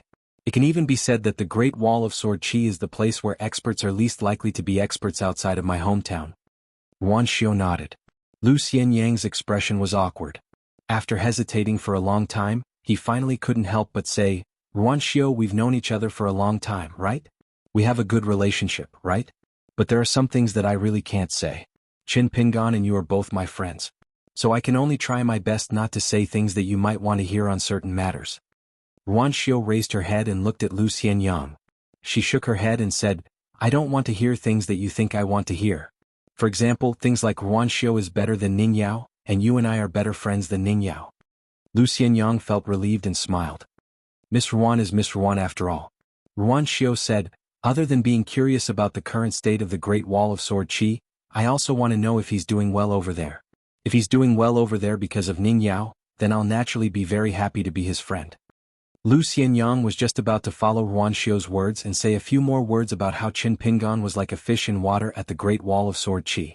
Lu Xianyang suddenly stopped and silently warned himself not to say too much. In a few years, Lu Xianyang would officially become a direct disciple of the Dragon Spring Sword Sect's ancestral hall when he returned to his hometown.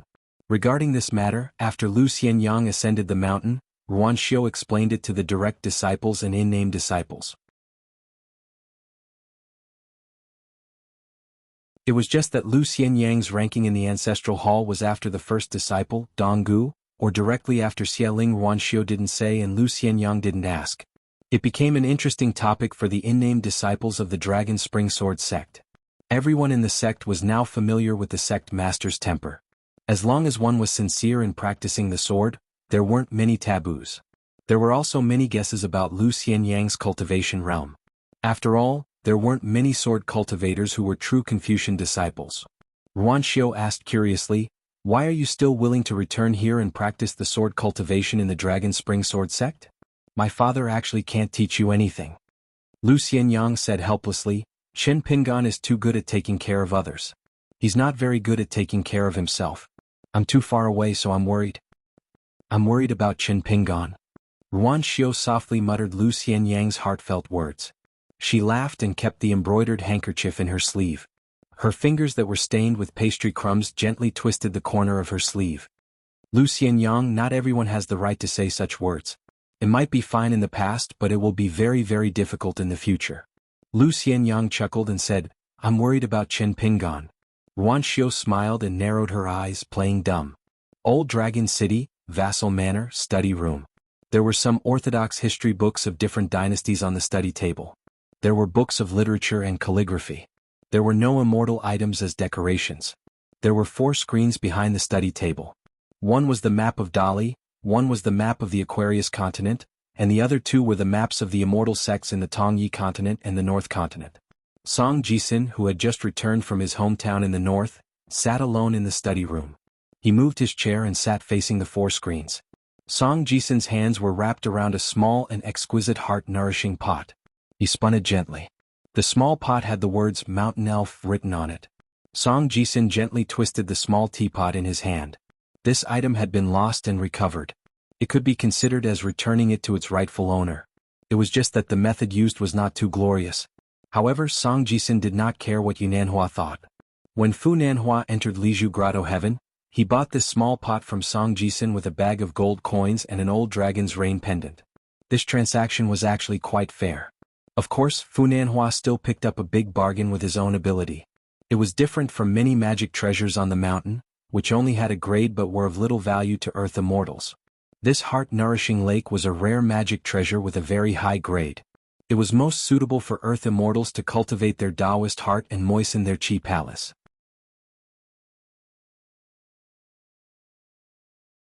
Not only that, there was a small cave in the pot and it was also a small object. Therefore, when Fu Nanhua got it, he asked an expert to inspect it. he was overjoyed and treasured it very much. Yesterday when Fu Nanhua was reminiscing with the young lord, Song Jisun mentioned this small pot. Today Fu Nanhua asked someone to deliver it. Song Jisun was not really greedy for the heart-nourishing pot. It was just that when he returned to his hometown, the young lord, who seemed to be diligent in politics but was actually muddling along, unconsciously raised his ambition.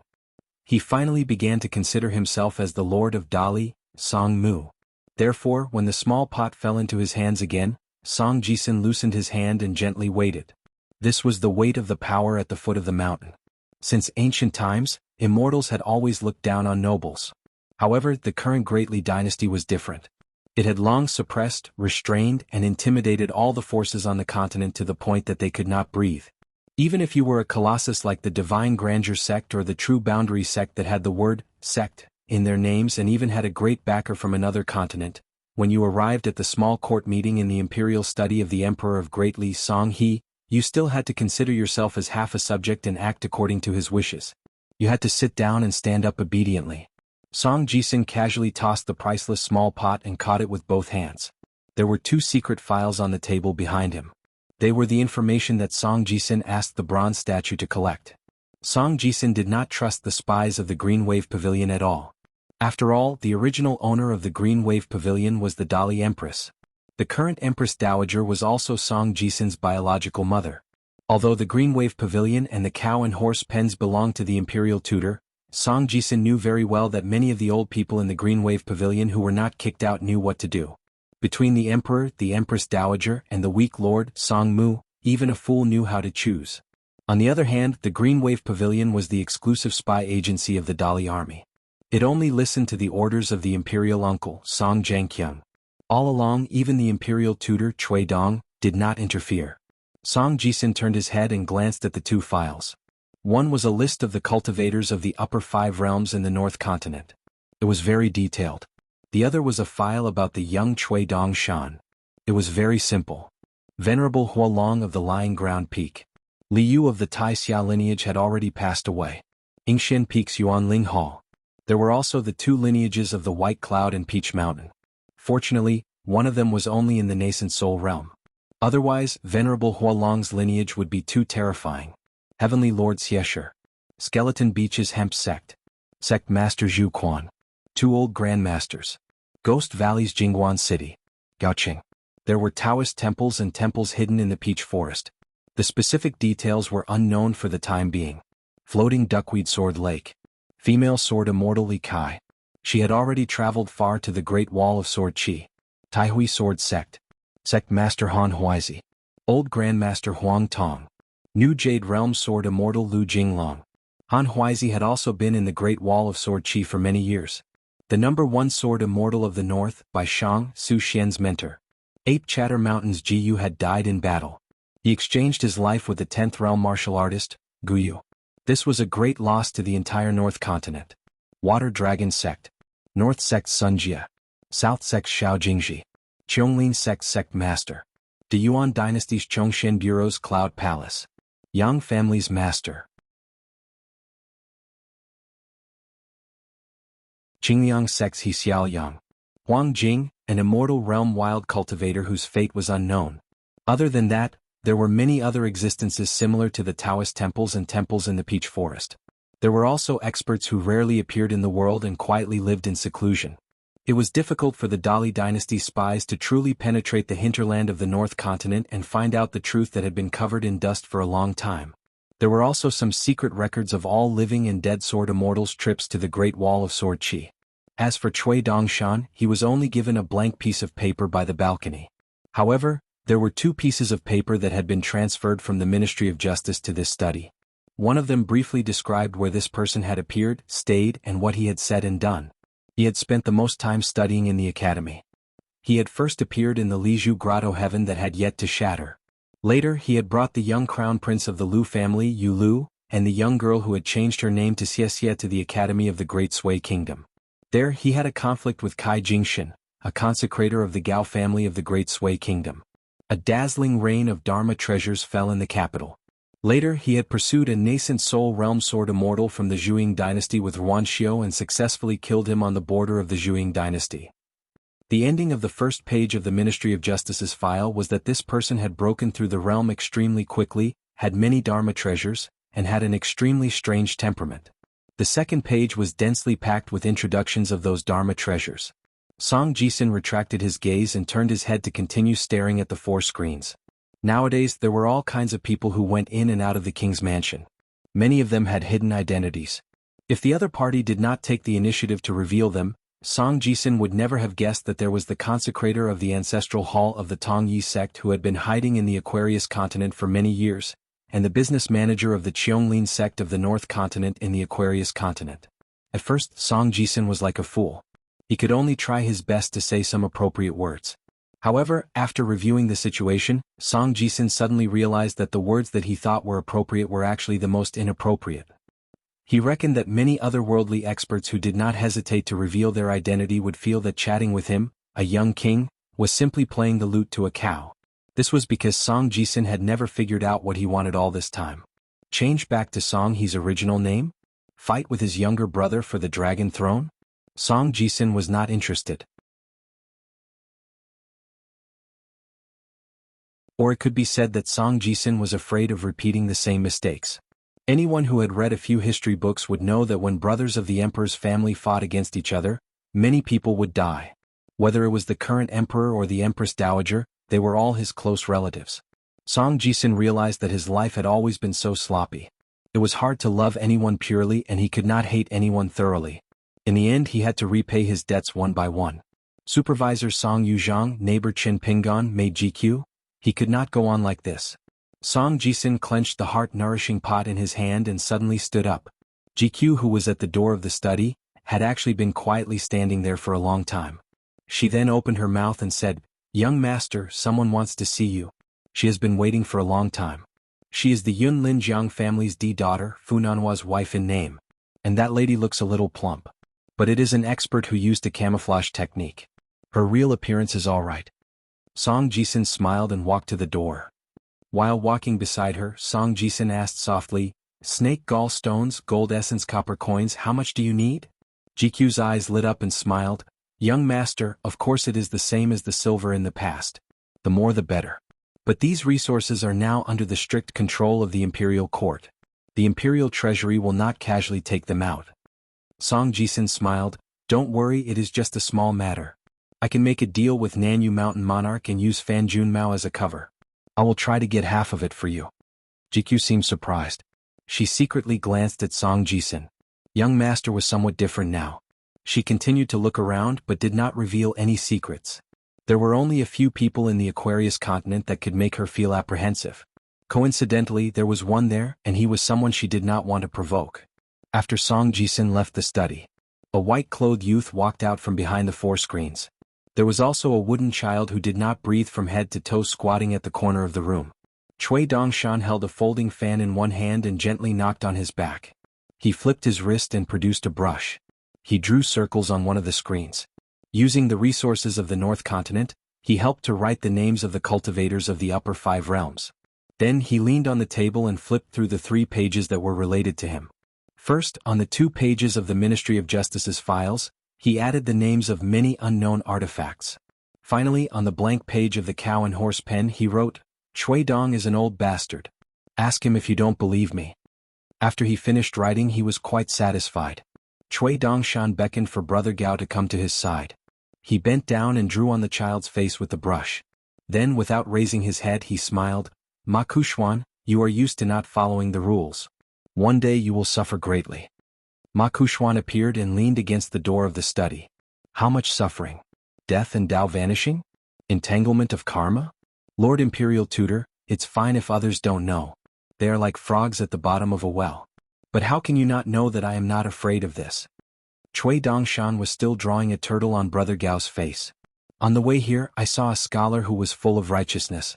He had some ability to read people's minds and the general situation. Faced with the swords and spears of a troop of Dali cavalry, he pretended to be generous and was willing to die for his country. He almost tricked me into losing my reputation. I had someone put the saber back into its scabbard, and only used the hilt of the saber to break one of the scholar's fingers. I only exchanged a few words with that official.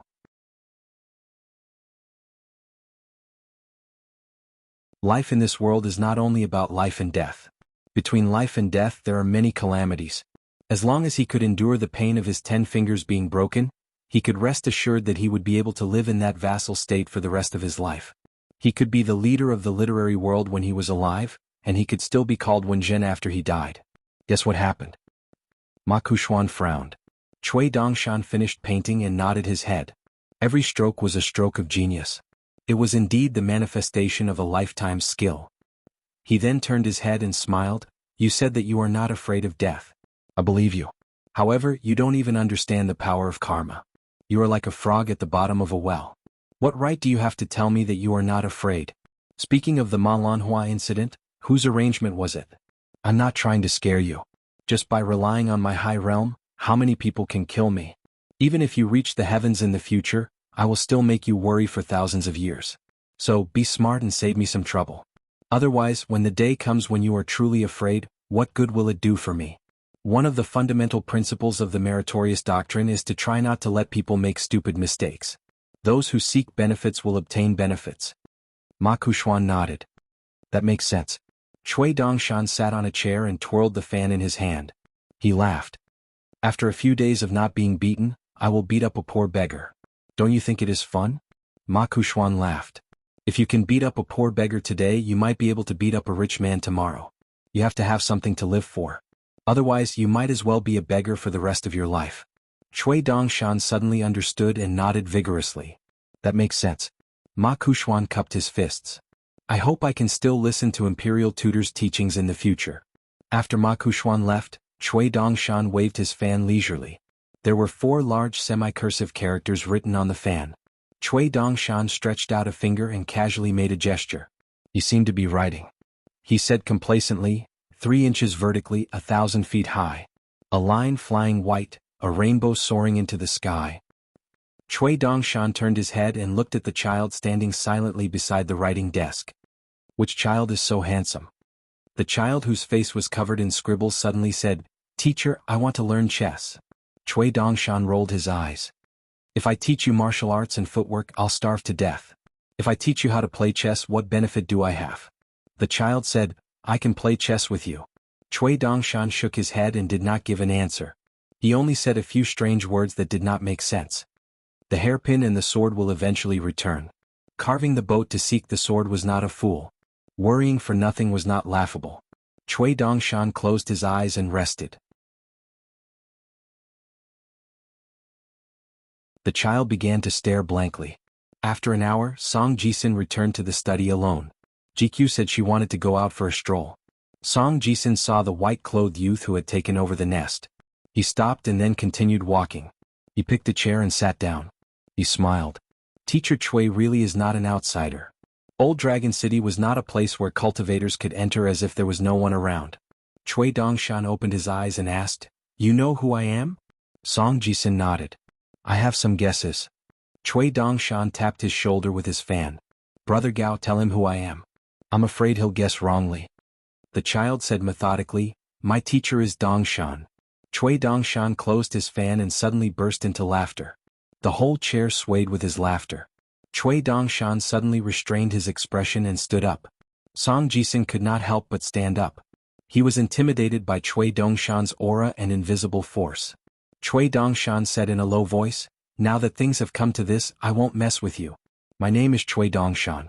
That Cui Dong is my most unpromising disciple's disciple. Song Jisun bowed and said softly, Imperial Tutor, why are you so mean to yourself? Cui Dongshan fanned himself with his hand. The breeze brushed his face. How can I relieve my worries? I can only laugh at myself. The 3 pieces of paper on the table turned to ashes and dissipated with the wind. Cui Dongshan walked around the table to the window near Song Jisun. He said softly, Qi Jingchun has high expectations of you. Why haven't you worked hard all these years? Song Jisun was silent. Cui Dongshan sighed. Song Jisun, do you know that in many novels you're the first one to appear in the beginning or the last one to appear in the end? Why are you the one who's disappointing? Is your brain not working well? Look at Ma Kuxuan from Apricot Blossom Alley. He has a cat with him. You're even more amazing. Before you left, you brought Wang Zhu with you. For example, Xie Ling from Peach Blossom Alley. Even their ancestors can walk out from the first few pages of the genealogy records. People like you are all little gods blessed by the heavens. Song Jisun's expression was ugly. What was this? The white-clothed youth raised his head and looked like he was crying silently. He seemed to feel that the atmosphere was not good enough, so he snapped his fingers. Brother Gao understood and began to sing that little song. It was a happy story about how delicious stinky tofu was. In Shui Dongshan's opinion, there were two good ways to live. One was to be blessed by the heavens. There were small worries and no long-term worries. One could open and close one's eyes and live a comfortable life every day. The other was to be blessed by the ancestors. With a skill, one did not need to worry about the wind, sun, and rain. With money, one could eat tonghulu and stinky tofu. One could even eat a tonghulu or a piece of stinky tofu in one bite. The poor young king stood in place, not knowing what to think. In the square outside the gate of the ancestral hall of Jisei Peak, a grand martial arts assembly was held. To show the importance of the assembly, a table and 4 benches were placed there. The table was filled with fruits and pastries. Of course, the gate of the ancestral hall could not be opened casually, and people could not casually move things out. Therefore, the tables and benches were specially moved from Luapa Mountain's ancestral mountain. Everyone present was now the leader of the Donghua Mountain branch under Longquan County's headquarters. The head of the branch, Pei Qian, sat on the main seat with her back facing the gate of the ancestral hall. Her arms were crossed in front of her chest. There was a wooden tablet on the table in front of her. It was the alliance leader's token of Longquan County's headquarters. Sister Bao Ping had handed it to Pei Qian for many years. The right guardian of Luapa Mountain, Zhou Mili, who had just been promoted to deputy head of the branch, and Qin Wanshu, who was worshipped by the branch, attended this assembly. Worship Qin Lingjun was absent, which had already been recorded in the account book by Pei Qian. The girl in a pink dress, who was in charge of all the keys to Luapa Mountain, and the girl in black, who was holding a small golden pole and a green bamboo walking stick, sat side by side on the bench. Li Huai, the head of one of the academies under the branch, and Lu Guan and Ma Yin, students of Cliff Academy, sat on the bench. Lu Guan, Ma Yin, and Li Huai were not only classmates in the Great Sui Kingdom's Cliff Academy, they were also good friends from the same academy. Lu Guan was a descendant of a poor family, Ma Yin was born of a rich family in the Great Sui Kingdom, and the Ma family was related to the Great Sui Kingdom's Gao family by marriage. Lu Guan and Ma Lian were both potential scholars in the Great Sui Kingdom who were highly regarded by the Academy's teachers. There was also the right guardian of Dragon Rider Ali, who was originally from Mount Mantu and the City God's Pavilion in Back Dragon State. Because he was the smallest, he was allowed to sit on the table by the head of the branch. He was fortunate enough to be able to sit face to face with the head of the branch. The left guardian of Dragon Rider Ali lay on the bench. The head of the headquarter, Li Baoping, was the head of the Wulin Alliance. The honorary head of the branch, the big white goose, Chui Dongshan, was absent from this meeting. Pei Qian coughed and glanced at the crowd. He said, "I called you here today because there are 3 things to discuss. It's not a game." Zhou Mili, put the melon seeds back first. Lu Guan, sit properly. The little girl silently put down the melon seeds in her hand. Lu Guan angrily sat properly. The head of the branch was indeed impartial and incorruptible. Pei Qian talked about 3 things. The first thing was to announce a few rules of the branch. They were the fundamental principles of Jianghu. Pei Qian had copied them from the Jianghu romance, and they mainly revolved around his master's teachings. For example, having a skill was the foundation of Jianghu people. Being chivalrous was the martial virtue of Jianghu people. Apart from using fists, feet, and swords, how to distinguish right from wrong, how to solve a situation accurately, and how to end it flawlessly was something that a true hero needed to think about again and again. It was necessary to roar when you saw injustice, but it was not enough. The second thing was to discuss the reasons for a series of changes and promotions in the branch. He emphasized on praising Zhou Mili and the incense stick for being punctual, and severely criticized the left guardian of the Riding Dragon Alley for being lazy and slacking. The last thing was that she was about to go to the North Continent with Li Huai. This was the first time the branch was going to travel down the mountain, so they needed to work together and talk about their own experiences in Jianghu. Qin Wanshu was responsible for writing on the side. After compiling it into a book, he would copy a few copies so that everyone would have a copy in the future. After talking about business, Pei Qian waved his hand. Eat melon seeds. On Jisa Peak it was joyous and harmonious. Along the way, the wind in the sky and the birds in the sky were companions. The cross-continent ferry pulled by the heroic spirit of the Linen sect in the Sea of Clouds smoothly docked at the Skeleton Beach Ferry. The Linen sect had 2 honorary masters of the Luapa Mountain, the nascent soul cultivator Du Wensi, who was stationed in the Green Room town of the Ghost Valley with the sect leader Zhu Quan, and the sword cultivator Pang Lanshi, a direct disciple of the ancestral hall of Moi Mountain. Chen Lingjun walked down the ferry with the mountain walking stick in his hand and a bamboo box on his back. Many cultivators who had traveled south and finally returned to their hometown flew down the ferry and argued with many cultivators at the ferry. It was an eye-opener for Chen Lingjun. The cultivators of the North Continent were indeed worthy of their reputation. They were full of heroic courage and were very forthright. How many people would be beaten down by the cultivators of the Dragon Spring Sword sect and Dali if this happened on his own Oxhorn Mountain ferry? Chen Lingjun first went to the increasingly deserted city of murals and bought a set of goddess painting as a gift for the Linen sect. The ancestral hall of Luapa Mountain had already given Chen Lingjun a sum of immortal money in advance for these expenses. However, Chen Lingjun did not use a single piece of snow in his little treasury to spend money. What a joke, would Uncle Chen lack this little bit of money? If it was in the early years of the Imperial River jurisdiction, the clanging of pockets and the collision of immortal money would be similar to thunder when he walked in the Jianghu. However, after arriving at the Longquan County, Uncle Chen was slightly more kind to others. Otherwise, with his fiery temper, he would have been beaten to death with a single punch. Sometimes, Chen Lingjun, who liked to let his imagination run wild, always felt that all the Qi cultivators in the world should live in the small town for a period of time and humbly ask him for some Jianghu experience. In the solemn Linen sect, the sect master Zhu Quan did not show up, and the 2 ancestors were not on the mountain either. One of them had traveled far away for many years. As for the other one, Yen Su, who was the patriarch of the discipline, had been busy strengthening the mountain-protecting formation with the elders of the central region who came to the Linen sect. Pang Lanshi was in closed-door training, and Du Wensi was still competing with those skeletons in the Qinglu town. Chen Lingjun did not see any acquaintances. He secretly complained that his master was not respected enough, that the sect master did not personally welcome him and hold a welcoming banquet for him. At the same time, he tried hard to maintain his posture as if he had seen the world and had to look around carefully. In the early years at the blacksmith shop in the small town, he almost fell into a trap when he fought with Ruan Teng, a saint of the wind snow temple dressed up like a farmer. Therefore, Chen Lingjun felt that it was safer for him to take it easy on this trip. Chen Lingjun presented the gift. The person who received Chen Lingjun and the gift was a person named Wei Yusong. He was amiable and claimed to be a bookkeeper who suffered from vexation every day and whose words were the most useless. Chen Lingjun felt that he had met a fellow sufferer, but he kept reminding himself that he shouldn't call others brothers so easily on this trip. Along the way, Chen Lingjun flipped through quite a few books, but most of them were things to take note of in places with steep mountains and rivers. Chen Lingjun did not pay much attention to the mountains like the Linen sect and Spring Dew Garden, which his master had visited before and had formed a relationship with. At this moment he felt that Wei Yusong was quite congenial and was a good candidate to cut a chicken's head and burn yellow paper.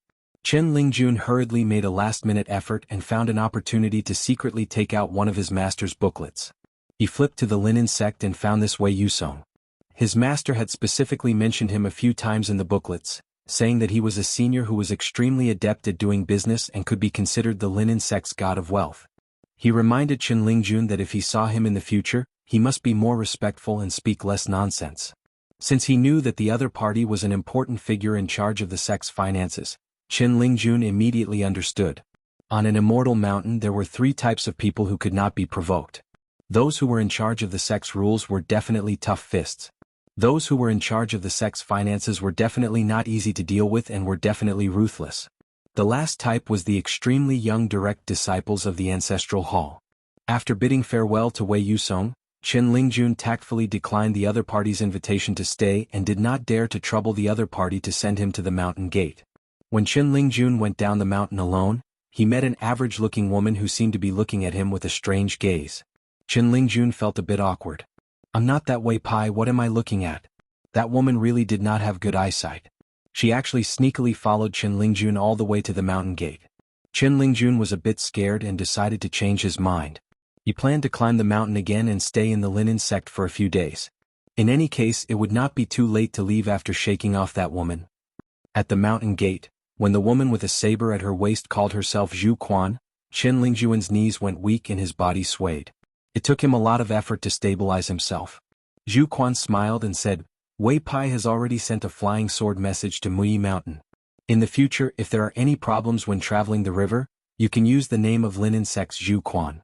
It might not be able to save your life, but it can definitely help you take revenge. Of course, it's best if there are no problems. However, it will be very difficult. Traveling the Jianghu in our North Continent without a bunch of trouble, what kind of experience is that? Qin Lingjun trembled with fear as he thanked her. Zhu Quan waved her hand and Qin Lingjun said goodbye. Zhu Quan suddenly asked, when will Qin Pingan return from the Great Wall of Sword Qi? Qin Lingjun shook his head and said, I'm not too sure. Every time my master goes out to travel, there's no telling when he'll return home. Zhu Quan looked at Qin Lingjuan's bamboo chest and mountain traveling staff and laughed. Do all of you from Luopa Mountain travel the Jianghu like this? Qin Lingjun nodded vigorously. Zhu Quan suddenly sighed and said, I'm a little envious of that guy's freedom. Qin Lingjun could not understand the strange words of these peak figures hidden in the clouds, but he could at least hear that this female sect leader, whose name shook the entire continent, had a good impression of his master. Otherwise, there was no need for her to make a special trip back to Muyi Mountain from Ghost Valley. The immortals of the ordinary mountains were most particular about being on equal footing. They treated people well and had complicated rules. In fact, Qin Lingjun was very satisfied that Wei Yusong had come to see him. A sect leader of the Five Realms who dared to challenge Gao Cheng of Ghost Valley for so many years, such a woman was really a hero. She actually showed up in person, so after Qin Lingjun left Muyi Mountain, he felt a little lightheaded. According to the established route, Qin Lingjun took a Spring Dew Garden ferry to the eastern estuary of Jibu. The ferry manager was the Jindan stage cultivator Song Lanxiao, who now had a seat in the Spring Dew Garden Ancestral Hall. After Qin Lingjuan's visit, Song Lanxiao was a little too polite. He directly arranged for Qin Lingjun to stay in the heavenly guest room and personally chatted with Qin Lingjun for half a day. In his words, besides the sincere warmth, he was respectful and humble towards Qin Pingan and Luopa Mountain, which made Qin Lingjun feel even more uncomfortable. Currently, Luopa Mountain, Cloud Padding Mountain, Hemp Sect, and Spring Dew Garden had formed an alliance. Among them, Hemp Sect's Wei Yusong and Spring Dew Garden's Tang Shi were in charge of specific matters. Song Lanxiao and Tang Shi were allies. The reason why he could become a member of the Spring Dew Garden Ancestral Hall was all thanks to the young sword immortal Qin. Moreover, Qin Pingan and Song Lanxiao's teacher hit it off. Song Lanxiao had almost never seen his own teacher. The further Qin Lingjun went from home, the more homesick he became. Everyone missed his home. Even the blind old Taoist who cultivated at Yellow Lake Mountain would often think of his home. Before they parted on the ferry, Wei Pai had said something. He said that it was not too difficult for cultivators to kill people with their skills and oppress others with their power. The difficult part was winning the hearts of others. For the first time, Qin Lingjun carefully read the contents of the booklet that he had missed before. Then he went to the observation deck and leaned on the railing in a daze. The bright moon hung high in the sky. The semicircle was hidden in the sea of clouds. It was both far and close. It was as if the ferry could crash into it if it slightly changed its route. It was as simple as a tourist passing through an arch. Whether or not the old master was in Luopa Mountain made a difference. Qin Lingjun had long understood this point. However, if he did not leave Luopa Mountain and make this trip, it would be difficult to understand why it was different and why it was different. When he was with the old master day and night, the old master's realm and identity seemed to be easily ignored. When Qin Lingjun walked on the mountains and waterways that the old master had walked, he realized that the young man from Mud Bottle Alley who he had followed reluctantly back then seemed to have become very powerful. Qin Lingjun collected his thoughts, packed his luggage and went to greet Song Lanxiao. Then he left the ferry midway and went to Escort City, heading straight for the Fire God Temple. Under the secret planning of the Lake Lord of the Dragon Palace of Tsangyun Lake, the Fire God Temple that had once been reduced to ruins was rebuilt.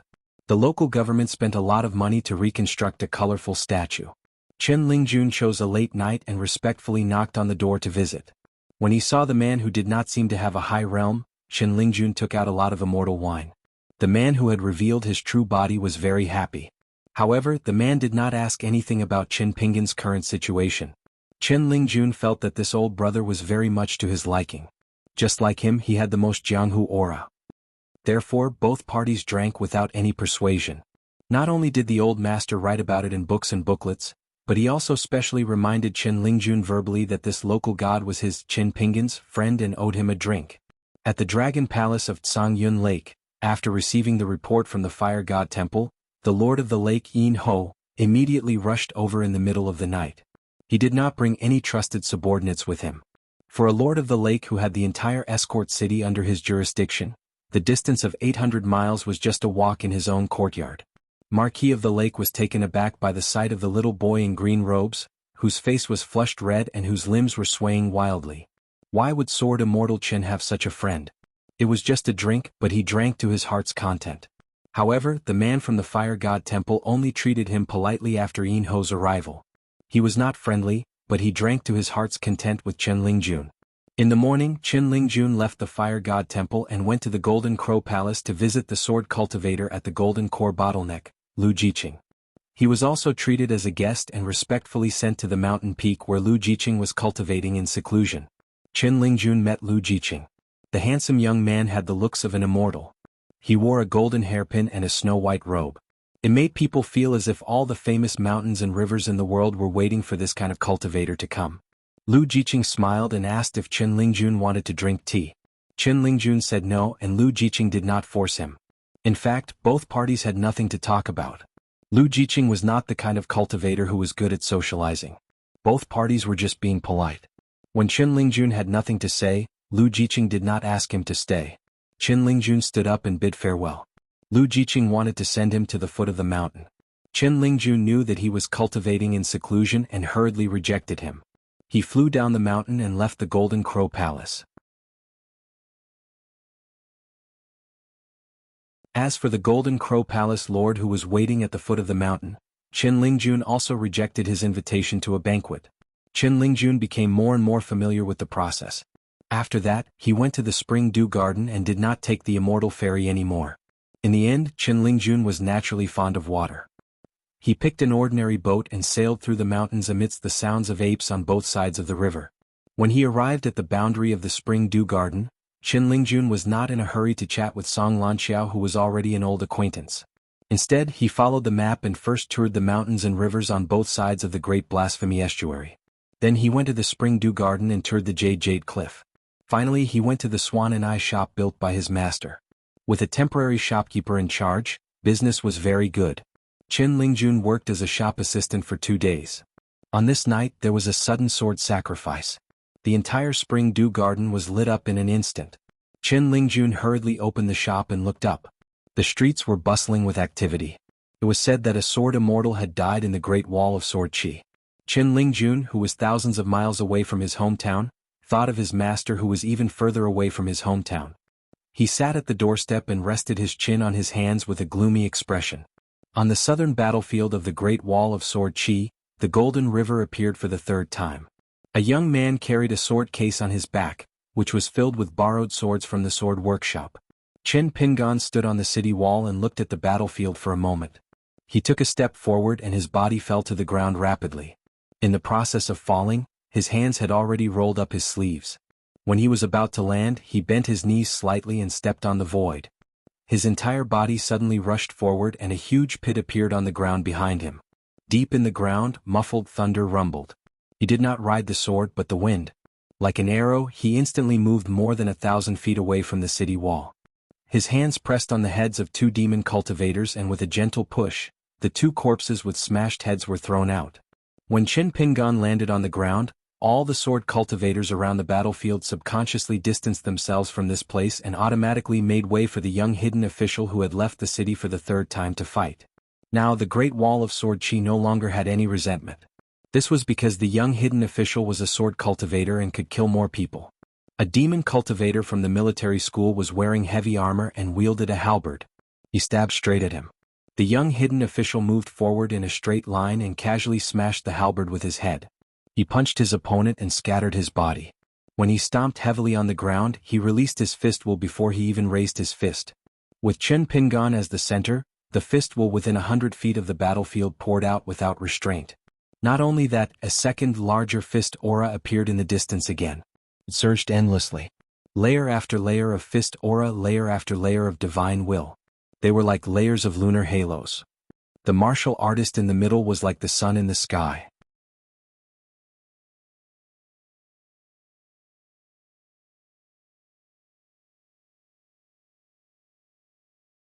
660. Qin Pingan made his way south by himself. Wherever he went, spells and spirit tools would rain down on him, causing a torrential downpour. Then Qin Pingan finally ran into a tough nut to crack. It was a short and stout man wearing a bright red chainmail. He wore a phoenix feather purple gold crown, with two extremely long feathers of a long-tailed pheasant. He looked like one of those fancy costumes on the stage in the marketplace. Anyone who dared to strut around on the battlefield of the Great Wall of Sword Chi was not only unafraid of death, but also qualified to be unafraid of death. This demon clan cultivator moved extremely quickly, as if he was using a length contraction talisman. In the blink of an eye, he had arrived beside Qin Pingan from several miles away. His fist directly broke through the thick fist intent around Qin Pingan's body and smashed into Qin Pingan's temple, sending Qin Pingan flying hundreds of feet away. Qin Pingan hit the ground with his palm and spun. He stood up and the man followed him like a shadow. He exchanged a punch with Qin Pingan. Both of them slid back almost at the same time, plowing a knee-deep ditch on the ground. The man shook his right wrist and pulled a feather with 2 fingers on his left hand. He spoke in the dialect of the Great Wall of Sword Chi. "You are the new hidden official? You are a martial artist in the far travel state? Your punches are not light. No wonder you could lose to Chao Ci 3 times and win against Yu Juanfu 3 times. He raised his right hand and signaled the demon army to retreat and leave the battlefield to him and the young hidden official of the Great Wall of Sword Chi. Qin Pingan stretched out his thumb and wiped away the blood at the corner of his mouth. He then rubbed his temples with his palm. The strength was not small. His opponent should be at the peak of the mountain, the martial arts realm of the demon race. Relying on the advantage of the innate toughness of his body, he was not as weak as paper. He was just a 9th realm martial artist with martial arts fate. He should not be courting death like this. Be it his clothes or his punches, his opponent was too indifferent. Qin Pingan soon understood. It was rare for him to talk to the enemy on the battlefield. You are the strongest 8th realm martial artist in the desolate world? You want to find a chance to break through and obtain martial arts fate? The short man let go of the feather in his hand and bounced up with a bang. He nodded and said with a smile, "How is it? Let's have a boxing match? If I say that no one will interfere, you definitely won't believe me. I reckon that I won't be able to control some sneaky sword cultivator death warriors. It doesn't matter. As long as you nod your head, anyone who obstructs me in the next round of the martial arts fist will be my enemy, including you. I'll kill them all." Qin Pingan stretched out his hand and pointed at the Great Wall of Sword Chi. He smiled and said, "In the city there is a level 9 senior who teaches me fist techniques. You can go over there and practice your Wen Quan." The short man's eyes darkened. He was very sincere, but this young hidden official who was famous now was not very good at all. Qin Pingan said, "I'd like to chat with you for a bit. No matter who a martial artist loses to, even if he is Chao Ci, it is not a glorious defeat. A loss is a loss. From this, it can be seen that the strongest martial artist in the desolate world, regardless of whether his fist is hard or not, his spirit and breadth of mind are indeed not very impressive. If you become the strongest, and reach the level 9, then you will be the biggest joke in the world." The conversation between the two parties was actually meaningless. It was just that both of them were scheming. The short man pretended to be bold and wanted to challenge Qin Pingan alone. He just wanted to use the young hidden official as a stepping stone. Once he broke through, other than the martial arts fate of the desolate world, he could also obtain a portion of the martial arts fate of the Great Wall of Sword Chi. As for Qin Pingan, he was naturally secretly searching for the strongest of the 100-sword immortals of the desolate world. Previously, when the saints of the 3 religions created the Golden River twice, Qin Pingan had fought twice outside the city. He had fought with the other party before. Although their fight seemed to have stopped after a certain point and they did not use their full strength, the details were closely linked. Whoever made a mistake first would die, and the way they died was not destined to be heroic. It would only make the sword cultivators who were watching the fight feel confused. The short man seemed to have lost interest in scheming.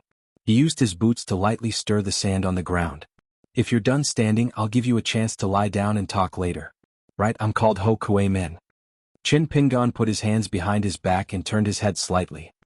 He extended a finger and pointed at his temple, indicating that if he had the guts, he could punch him again. He suddenly had an idea. He could try it out. The premise of trying it out was to let the other party try it out first.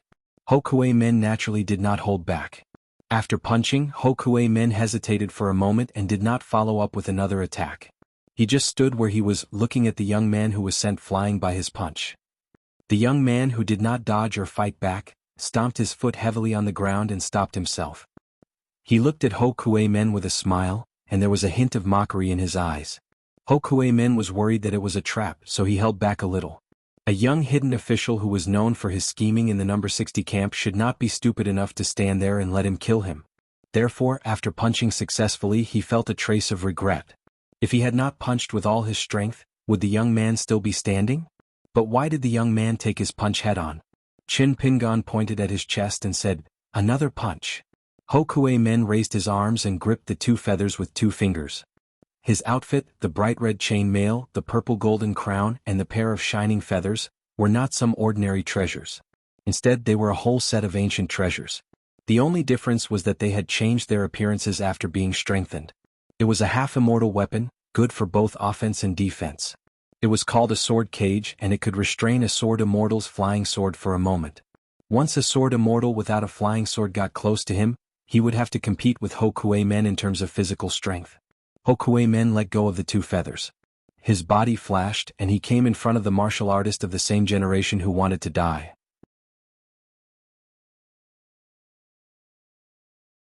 He punched, and the young hidden official fell to the ground in the distance. Qin Pingan stood up and spat out a mouthful of blood. He glanced at Hokuei men and cursed in the dialect of his hometown.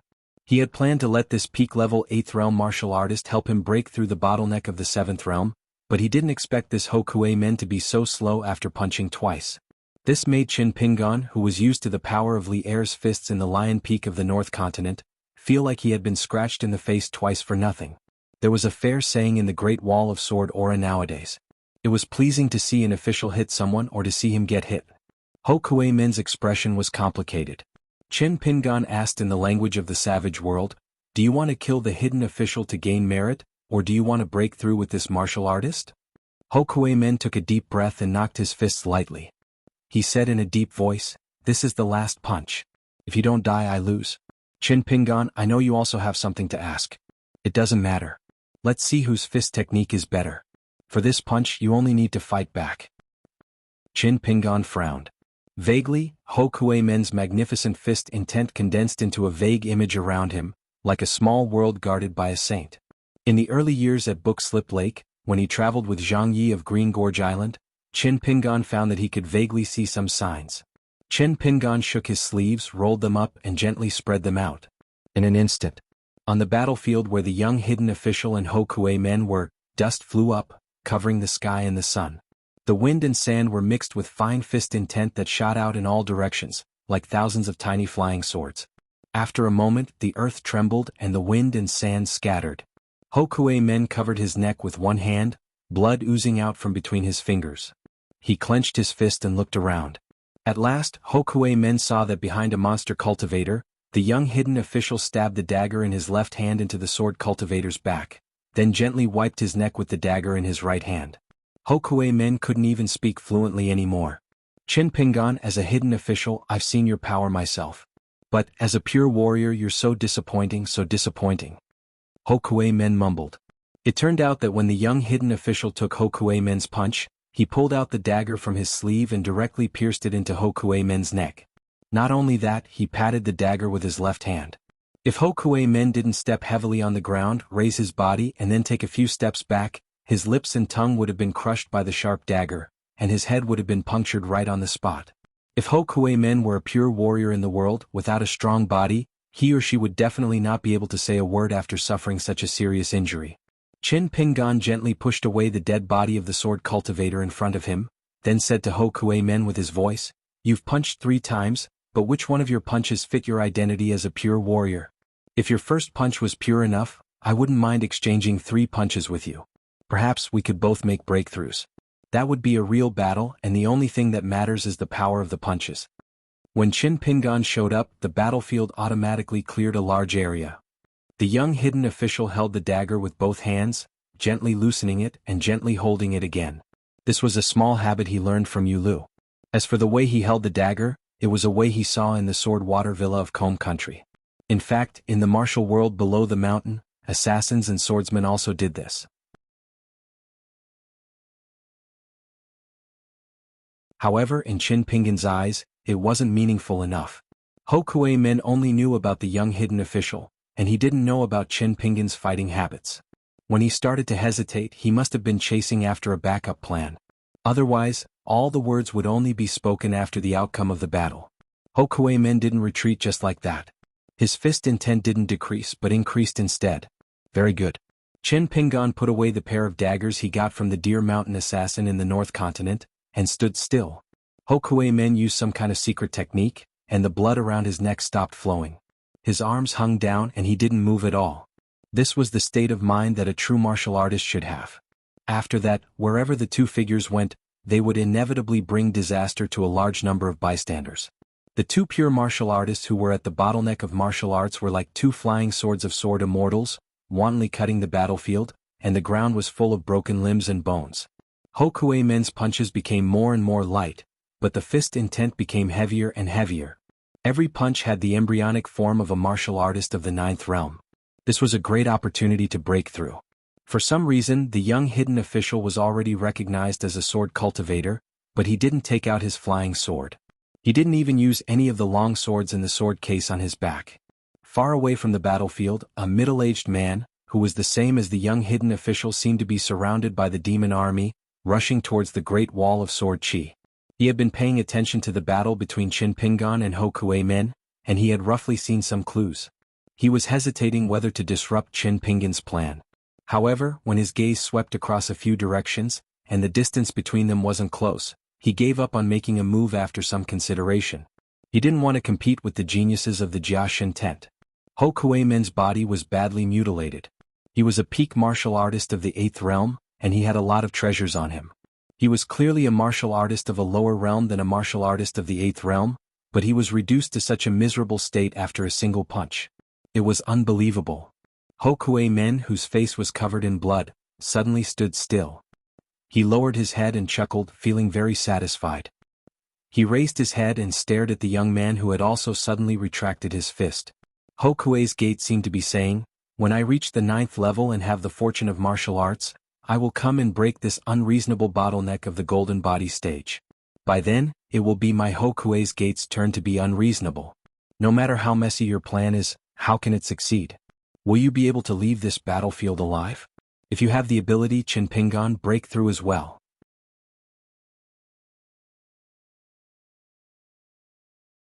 Ho Kuei men's cultivation level was clearly higher, but he was at a disadvantage. The crux of the problem wasn't that Ho Kuei men's physique wasn't enough, nor was it that his fist was too light. The crux of the problem was that Qin Pingan seemed to be able to predict the path of the fist. At this moment, Ho Kuei men saw that Qin Pingan didn't seem to be faking it, as if he was facing a great enemy. He only felt great. In his entire life he had practiced the fist technique and broken through every single time, and he had never felt so happy before. That Qin Pingan helped me break through today, and I'll leave his corpse intact later. The premise is that the young man's physique can withstand several punches from me after I reach the 9th realm. Streaks of martial arts luck from the wastelands broke through the air and descended upon the battlefield, crazily surging towards Ho Kuei men. Qin Pingan smiled knowingly. It's finally here. Ho Kuei men's punches were too light. They couldn't break through his bottleneck. At most, they could only help him break through a few key areas. Their bones and muscles were just icing on the cake. Because they were worried that it would affect the following battles, many of the 9th realm punches went straight for the vital regions. Once they landed on his body, Qin Pingan wasn't afraid of being injured. He was only afraid that the fist intent would overturn the small world in his body. Therefore Qin Pingan couldn't withstand all of them. He had to disperse most of them. Ho Kuei men's punches were great, but Qin Pingan didn't feel great at all when facing them. It didn't matter. Qin Pingan had experience in beating back martial arts luck. In the old Dragon City he had done it more than once. Moreover, Qin Pingan had withstood the heavenly tribulation twice. He had done it in the North Continent's follower city and in the Great Wall of Sword Qi against Ren Zhen. Qin Pingan tapped the ground with the tip of his foot and rose straight into the sky. He didn't punch out. He just kept climbing as if he wouldn't stop until he reached the highest point in the sky. Although he didn't punch out, he used the fist intent of the Great Cloud Swamp style to welcome the white streaks of martial arts luck from the desolate world. The middle-aged man stopped and looked up. He mumbled to himself, "You can even snatch martial arts luck? Can you do business like this?" That was because the young hidden official had used some strange method to pull all the white streaks of martial arts luck into the sky, making the young man look like a white streak of light. The martial arts fate in the world was an elusive existence. Otherwise, the Confucian temple in the central region would not be unable to stop it. The martial arts fate could only allow it to circulate among the geniuses of the 9 continents. In the desolate world, even the moon-supporting mountain couldn't stop it. The one in the most awkward position was naturally Ho Kuei Men, who had arrived but didn't get close to the martial arts luck. Ho Kuei Men bent his knees slightly and also rose into the sky. He chased after Qin Pingon, who was already as small as a mustard seed, and hoped to get close to the martial arts luck as much as possible. The middle-aged man, who considered himself a swordsman, still didn't attack Qin Pingon with his sword. It wasn't that he cared about rules or morals. In the battlefield he was the same as Qin Pingon. Every time he attacked and every time he exchanged injuries with his opponent, it was like he was making a bargain.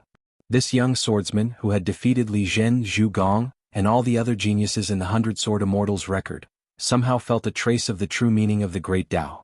If he attacked now, even if he could succeed, it wouldn't be worth it for his Great Tao.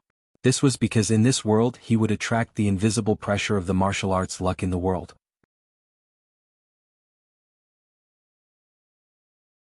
If he was a pure martial artist, it would be a good thing to train his martial arts. Unfortunately, he was a swordsman after all. No. Qin Pingon's fist intent and motive were all fake. He suddenly reached out his right hand and directly controlled a long sword from a demon swordsman not far away. He shook it slightly and dozens of sword fragments shattered into pieces. At the same time, he flipped his left wrist and forcibly blasted a few meridians in his palm with his own sword energy. After blood seeped out, he smeared it on the sword fragments. The young swordsman, who had used one of his trump cards, waved his sleeve and sent the fragments into the sky, straight to Ho Kuei Men. Almost at the same time, Ho Kuei Men's vision blurred. The figure more than 300 meters away from him first used a distance contraction talisman, and then used Song Zhen and Ku Lei's refined flying swords as a guide. Holding the saber with both hands, he stabbed Ho Kuei Men's cheeks with one saber, which went across his entire face, and the other into his heart. After the successful attack, he used the distance contraction talisman and disappeared instantly. In the next moment, the sword fragments hovered around Ho Kuei Men like a pocket-sized sword formation, protecting this demon swordsman who might be at the 8th or 9th level for the time being. If they hadn't arrived in time, Qin Pingon could have directly cut off half of Ho Kuei Men's head. Ho Kuei Men gritted his teeth. After taking 2 slashes, his ascending figure paused slightly, and then he continued to fly into the sky. The martial arts fate was then dragged to a higher place by the young hidden official. After making sure that Ho Kuei Men's life was not in danger, the sword fragments flashed and returned to the middle-aged man. The 2 pure martial artists broke through 2 vast clouds one after another. The first layer was only slightly higher than the top of the Great Wall of Sword Qi, and the cloud above it was far higher than the top of the wall. Suddenly they rose above the cloud and hovered. Qin Pingon frowned again, but this time he wasn't acting with Ho Kuei Men. Instead, he really felt that something was amiss. The martial arts fate in the higher place was absolutely real. Although Ho Kuei Men didn't know why the young hidden official stopped, after breaking through the cloud, he still approached the dragon-like martial arts fate with the help of the wind-controlling realm. Qin Pingon thought for a while and actually abandoned all his previous plans. He fell into the cloud and returned to the ground. Ho Kuei Men would generously accept the martial arts fate that should have belonged to him. Above the cloud, the sun shone brightly, and Ho Kuei Men was like a god. In an instant, Ho Kuei Men's eyes turned pitch black. After struggling for a while, he actually started to follow Qin Pingon, and at the same time he guided the martial arts fate to the ground.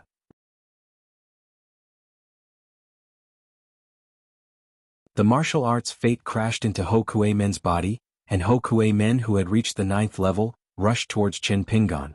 Qin Pingon changed his path of retreat 3 times, but he still couldn't dodge in time. On the ground, a shockingly huge pit was created, as if a Sword Immortal's natal flying sword had exploded. The 9th level martial artist Ho Kuei Men and his martial arts fate were all shattered. In Jia Xin's tent, the 5 potential Sword Immortals of the savage world no longer hid their tracks. They all appeared at the edge of the huge pit, each occupying an area. Zhu Gong, Li Zhen, Yu Si, Lu Bai and an Tan. The middle-aged man sighed, concealed himself and left. A powerful spirit beast had activated its spirit power and possessed Ho Kuei Gate, who was about to break into the next level. Ho Kuei Gate directly sacrificed a sure level 9 warrior in exchange for seriously injuring the young secluded official Chen Pingan? Zhu Gong said, "Be careful, it's a trap." A smiling voice sounded in everyone's hearts at the same time. How is that possible?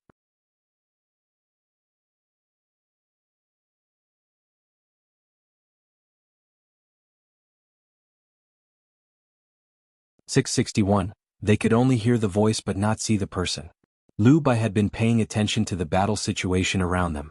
He quickly said in telepathy, "It happened so suddenly that there is no sword immortal to help us. We have to end this quickly." This female sword cultivator who came from the Zhoumi lineage along with the sword immortal minister had been the assistant of the main official wooden clog in the Jiaxin tent. She had never used her sword. "Young man?" Tan was the first to conjure his intrinsic flying sword. It flew close to the ground and circled the edge of the crater, creating a sword beam that lingered for a long time. "We have to force him to show up?" Tan had 2 swords hanging from his waist. He held the sword hilt with both hands and looked down at the dusty bottom of the pit. Some dust and sand could not block the vision of a sword cultivator. He did not know what kind of trick the other party used, but he could not find the figure of the young hidden official. However, Qin Pingan definitely did not leave this place. Tan communicated with his friends telepathically, "I don't care. Since I can't see, I will go directly to the pit to investigate. I will not give him a chance to recover. Zhu Gong, pay attention to the movement of the underground mountain. Lu Bai, pay attention to the sword to kill Qin Pingan." Beach leaped down and used his intrinsic flying sword, Armored Horseman, to open a path. The sword beam dissipated at the edge of the crater, revealing thousands of armored horsemen. They were densely packed into a formation. Although each horseman was only the size of a palm and looked comical, each one of them was like a flying sword. Instantly, countless pocket-sized horsemen charged down the slope from the top of the crater like a tidal wave pouring into a depression. The flying sword armored cavalry took the lead to open the formation in the formation of an army. It was the best time to explore the details of the young hidden official's trap. Tan was a sword cultivator of the Great Wall of Sword Qi. This natal flying sword was the most suitable to break the formation on the battlefield. It could be rated as a B-class by the hidden official's lineage.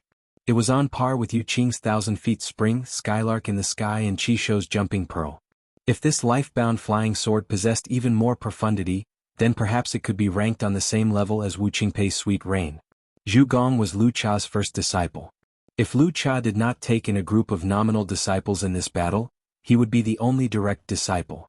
However, since the start of the war, Zhu Ying had never made a move. Compared to the female sword cultivator Lu Bai, he was even more mysterious.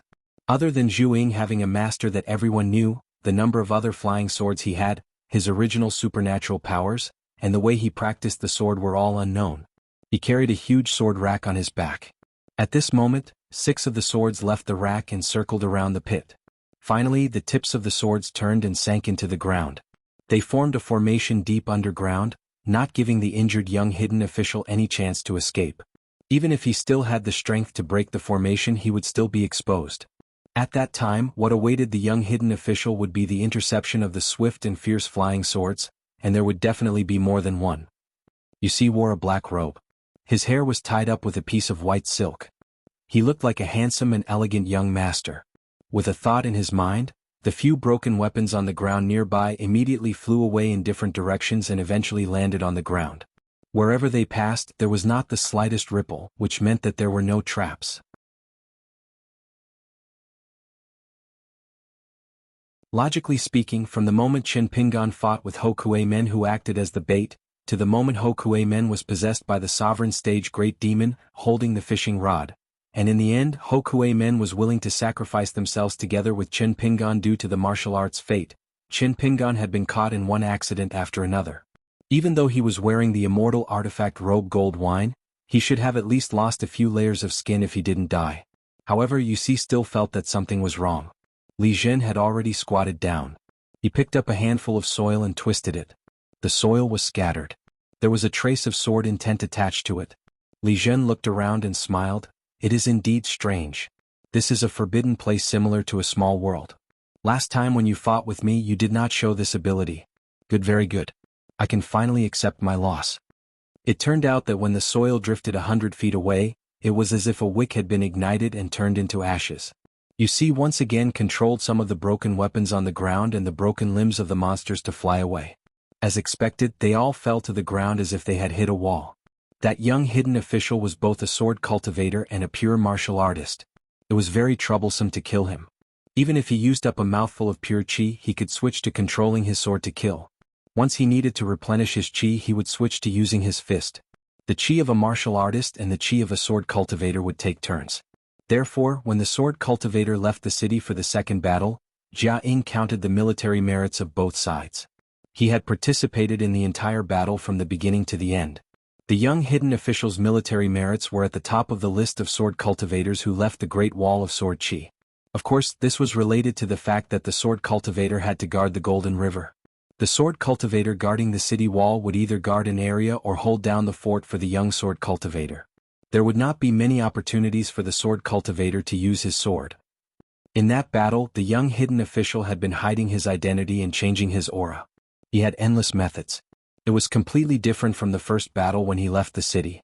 With Ning Yao protecting the array, he was able to open the array as a pure martial artist. The second time he rushed to the battlefield, he was more like an assassin. He would only use his fist and sword to kill the enemy when he had no other choice. Therefore, in the various army tents of the wilderness, this outsider from the Great Wall of Sword Chi earned himself a new nickname, the Southern Hidden Official.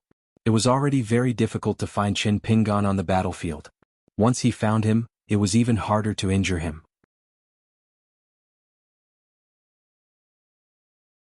Even if he was willing to exchange injuries with Chen Pingan, even if he was willing to die in exchange for injuries, Chen Pingan's retreat was abnormally decisive. The key was that Chen Pingan's ability to sustain a battle was too shocking. Therefore, compared to those sword cultivators on the Great Wall of Sword Chi who had great killing power, an opponent like the young hidden official was the most disgusting. Damn, I almost fell for it. Everyone, I'm sorry. It was my mistake earlier. You see, was extremely annoyed. He stretched out his hand and pressed on his sword. The sword will condensed into a solid form. Threads of snow-white sword chi surrounded his arm and the sword hilt. The sword chi was dense and the entire sword sheath was covered by a thin layer of frost. However, it can be seen that his injuries are not light. Otherwise, with Li Zhen's action, our hidden official would definitely continue to hide and not expose himself so quickly.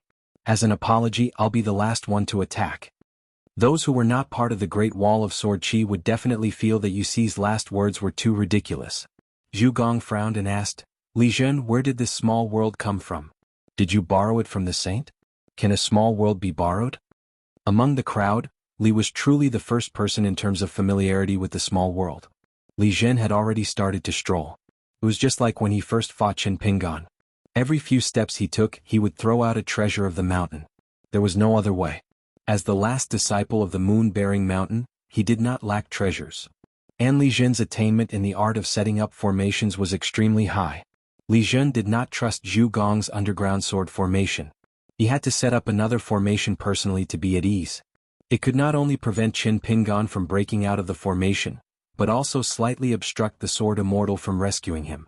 Li Zhen smiled and said, God knows how it came about. The most important thing now is to determine the mystery of this small world. Is it able to help Chen Pingan advance a level, or is it a place that deliberately targets chi cultivators? Or is it just a smokescreen to delay the battle so that the sword immortal can arrive in time to join Chen Pingan? Yu Xi had already been investigating this matter. Around him, broken limbs and bones were flying in the air, bumping into each other near the invisible wall. Yu Xi looked at the big pit. The dust had already been dispersed by him, but the bottom of the pit was still covered in white fog. Other than the restriction that isolated the world, the bottom of the pit is still uncertain. There doesn't seem to be anything strange around us. Why don't we just use our swords to break this small world? Li Zhen shook his head and squatted down, pressing the last magic weapon into the ground. At the same time he answered telepathically, it doesn't mean much. Chen Pingan doesn't mind us leaving now. Don't forget what our purpose is. It's to besiege and kill Chen Pingan. Previously, I tested with the flying sand and I already have the answer. As you expected, Chen Pingan is indeed heavily injured. Using the small world to mystify things, in the end he just wants to buy some time to catch his breath. Let's take a look first. Let's see the results of the sand sword. Yusi was helpless. With the situation of being besieged, he could not find anyone. He felt a little aggrieved. The armored cavalry army in the big pit had small banners attached to their spears and axes, which were colorful. The colorful banners and tassels attached to the spears and axes were the second of the sand sword's natal abhijna. Refining a sword required a variety of heavenly materials and earthly treasures, the most important of which was the soil from the 5 great mountains of the wildlands.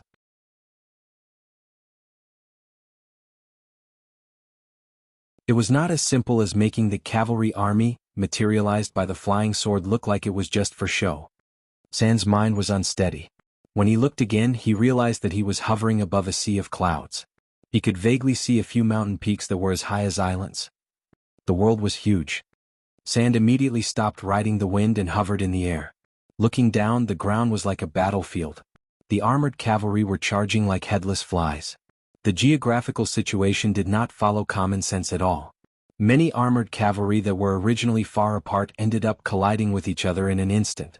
As far as he could see, there was an army of dark green armored cavalry that was crushing the army of crimson banners. Sand did not collect the natal flying sword, armored cavalry.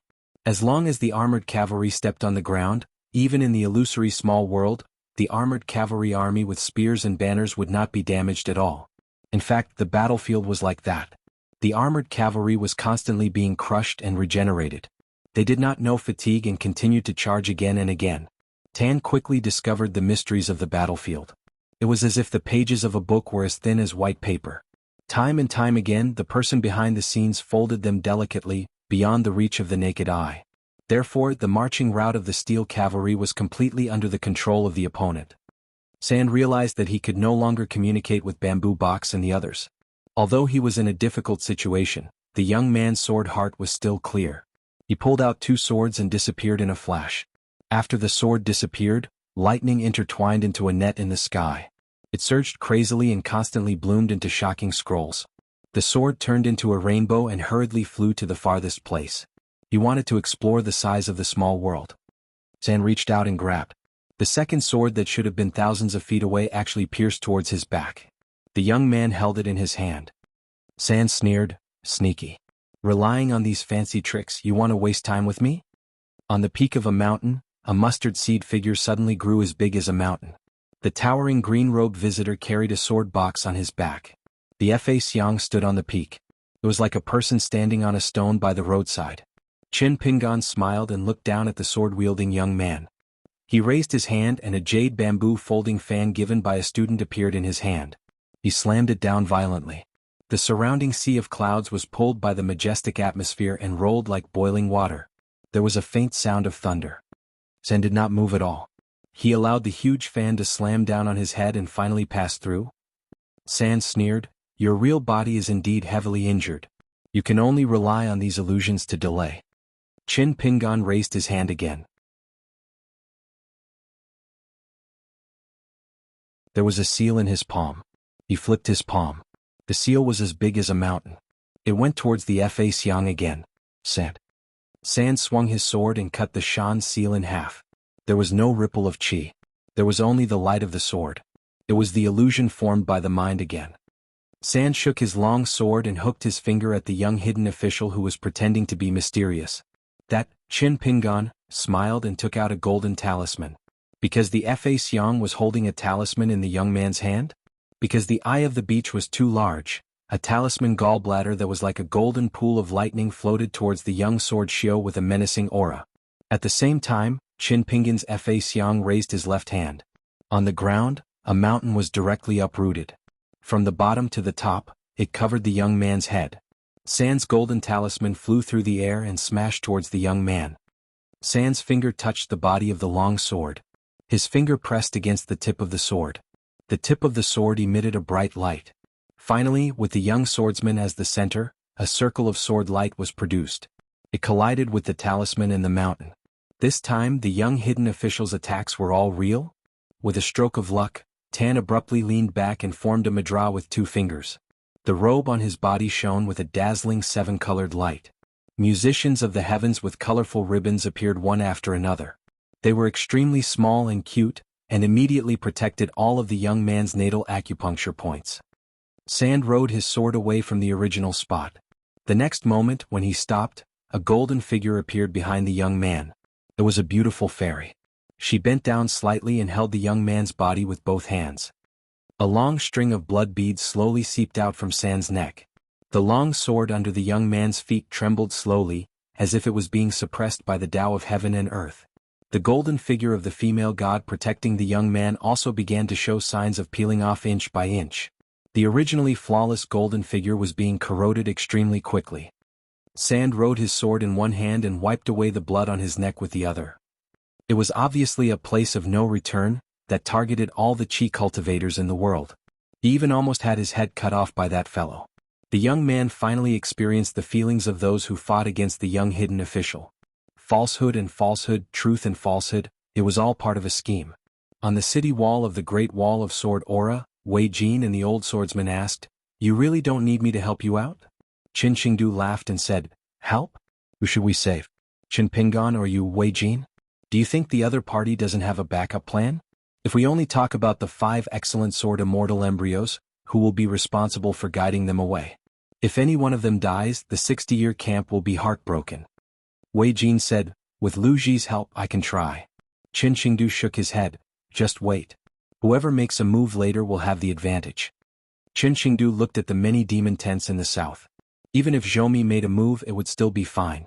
Only Lu Cha, if he had a reason to use his sword, the Great Wall of Sword Aura would be a little troublesome. For example, if a direct disciple whom Lu Cha had high hopes for died.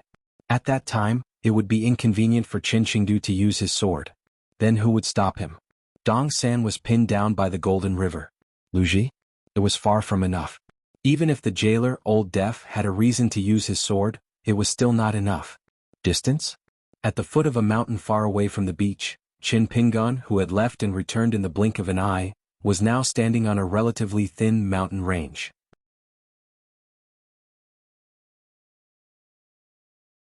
Under Qin Pingan's feet was the corpse of Ho Kuei Men, who had revealed his true demon form after his death. As for the black armor, the purple gold crown, and the 2 feathers, they had been damaged but not shattered after the previous collision. According to common sense, they should have been picked up and put into the pocket of the hidden official. However, this time Qin Pingan did not take all of them. He only put the feathers into the near hand that Yen Ming had temporarily lent to him in exchange for one.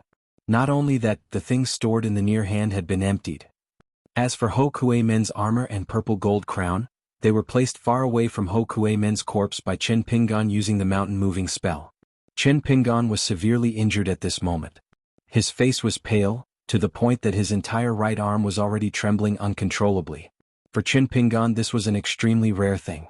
Ho Kuei Men's previous attack was too vicious. Qin Pingan was equivalent to taking a full-force punch from a 10th realm martial artist. If he had not dodged slightly, Ho Kuei Men's punch would have penetrated his heart on the spot. If he had taken a punch from a peak 10th realm martial artist on the training field and not died, that would have been an extremely good feeling. However, at this moment, it seemed like he was toying with the young sword cultivator, but in reality, Qin Pingan still could not escape the encirclement. That was an extremely bad feeling. Just now, he had missed the young sword cultivator, which made Qin Pingan feel extremely helpless. If his body was at its peak, that genius sword cultivator's head would have been placed in the square hand right now. However, the longer the young man was restrained here, unable to forcefully break out of the small world, the more Qin Pingan could recover. Qin Pingan looked at the young man's posture of being protected by a god, and did not withdraw his gaze for a long time. Tan did not look at that pretentious Dharma idol on the mountain peak that seemed to be resting with its eyes closed. The young man stared fixedly at the distance where a wisp of aura remained. Although he could not see the scene at the foot of the mountain clearly, the young man was certain that the young hidden official's true body was hiding there. The towering Dharma idol on the mountain peak opened its eyes, and 2 fingers formed a sword seal. Huge flying swords flew out of the sword box on its back. Tan broke through the air. The UG Dharma idol that used its hands to protect the young man's body turned around, its back facing those flying swords that were as large as immortal boats. Tan gritted his teeth and spat out blood. The sword that intertwined with lightning suddenly hovered between heaven and earth. Between the sword tip and the sword hilt, a sliver of sword light blossomed, shooting towards the sky and the earth respectively.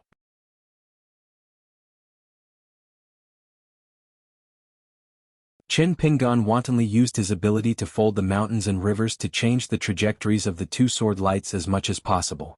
Once the trajectories were slightly changed, the sword lights would no longer be in a straight line, and Qin Pingan would be able to prevent the young sword cultivator from inspecting the boundary between heaven and earth. He did not expect that the young man would directly explode the sword. The sword light suddenly expanded, and it was as if a pillar had been opened between heaven and earth. That sword, was it? Tan's second life-bound flying sword. At the same time, the life-bound flying sword, armored cavalry, condensed from the army of cavalry into one sword. Return? In one of Tan's apertures. The fairy Dharma idol put its hands together to protect the master, who did not hesitate to destroy a flying sword. Tan swept towards the sword light as fast as lightning, clearly intending to use the sword light as a path of retreat. The Dharma idol on the mountain peak raised one hand, and its palm pointed towards the sky. Tan placed his palm on the mountain peak, and patched up the huge hole that the young man had created on the ground far away. Qin Pingan's Dharma idol's palms did not actually touch the sword light, but they were constantly being worn down. Qin Pingan had separated the mini-world into 3 layers. From the inside to the outside, they protected his true body and physique. Then there was the restriction on the door, and the half-baked Dharma idol appeared. It was specifically targeted at the first young sword cultivator to break through. The last layer was the thinnest, and was responsible for creating a diversion for the other 4 genius sword cultivators. What he wanted was to do as much as possible while recuperating. He wanted to defeat his opponents one by one. He wanted to injure them if he could, and kill them if he could. In short, killing one was a gain. However, from the looks of it, just killing the young man would not be easy. It was highly likely that he would have to withdraw the outermost 3rd layer of the mini-world, and consolidate the 2nd layer before he could kill the young man. Qin Pingan was still unwilling to use all the powers of the 2 life-bound flying swords too early. However, the young man's choice was surprising. Qin Pingan could only choose the lesser of 2 evils and kill one first. Clang. Tan paid the price of destroying one of his life-bound flying swords to force his way out of this place. A sword light had already broken through the 2nd layer of the mini-world's mini-world. Qin Pingan held a dagger with both hands and was about to kill the young man. Suddenly he had a thought and stopped. At that moment, the item in Qin Pingan's sleeve vibrated without warning. Not only that, the armor and purple gold crown that Qin Pingan had thrown far away exploded at the same time. An external sword light, like a crescent moon hanging in the sky, cut through the 2 layers of the mini-world's barrier, and struck the spot where the armor had shattered. Qin Pingan looked in another direction. At the spot where the purple gold crown had self-destructed, there was an extremely tiny trace of a flying sword. There was no eye-catching sword light, no trace of sword chi, and no ripples. If not for the fact that it was in the mini-world that he was overseeing, Qin Pingan would not have noticed it. When Qin Pingan wanted to capture the flying sword's trajectory, there was no clue at all. Overseeing the mini-world, he was like a saint who could observe the mountains and rivers with a single thought. This made Qin Pingan wary of the unknown flying sword. He paid more attention to it than the sword that broke the barrier. The former was an even more exaggerated version of Qi Shou's flying sword, Heartstrings. If they were in a confrontation on the battlefield, being targeted by the flying sword was bound to be extremely troublesome.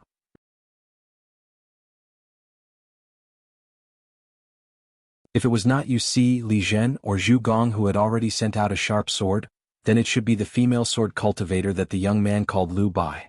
No wonder the young man reminded Lu Bai to be careful to kill him. This Lu Bai's life-bound flying sword was similar to the female sword cultivator from the North Continent, Xie Songhua, who had once fought alongside him. She was good at nurturing her sword will. Her sword was extremely fast and had great killing power. She pursued to kill with one blow and instantly decide life and death. Qin Pingan gave up the idea of killing the young man. Since the situation had changed and the young man was seriously injured, he would be of great use if he stayed on the battlefield. The young man could be killed or not, but the female sword cultivator must be killed. Li Zhen instantly came to Lu Bai's side. Following the sword will trace of the barrier of the mini-world that was broken by Zhu Gong's sword, Li Zhen did a little mental calculation and immediately said, "Our words from before were very likely heard by Qin Pingan.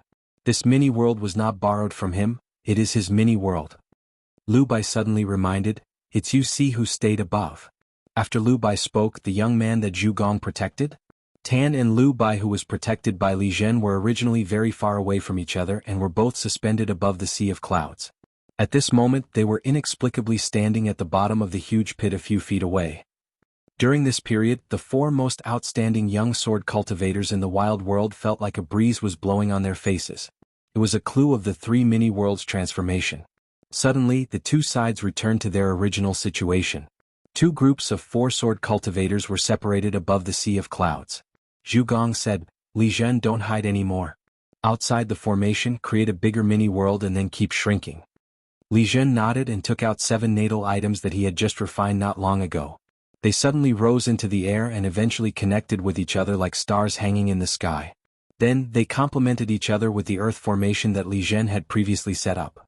What was originally daytime turned into night, but in the next moment the world was clear again. Li Zhen's figure gradually dissipated, and his soul flew in 7 directions. He reminded Zhu Gong and the others, "I can make Qin Pingan's mini-world show its original form in at most half an hour. But during this time I can't use my sword for the time being." A battle of great chaos broke out between the two small worlds. The world shook as a result. The scene in the eyes of the sword cultivators became distorted. It was as if a scroll was placed on a desk, but the end of the scroll was violently shaking. The long swords on Zhu Gong's back kept flying away, bringing with them streaks of rainbow light.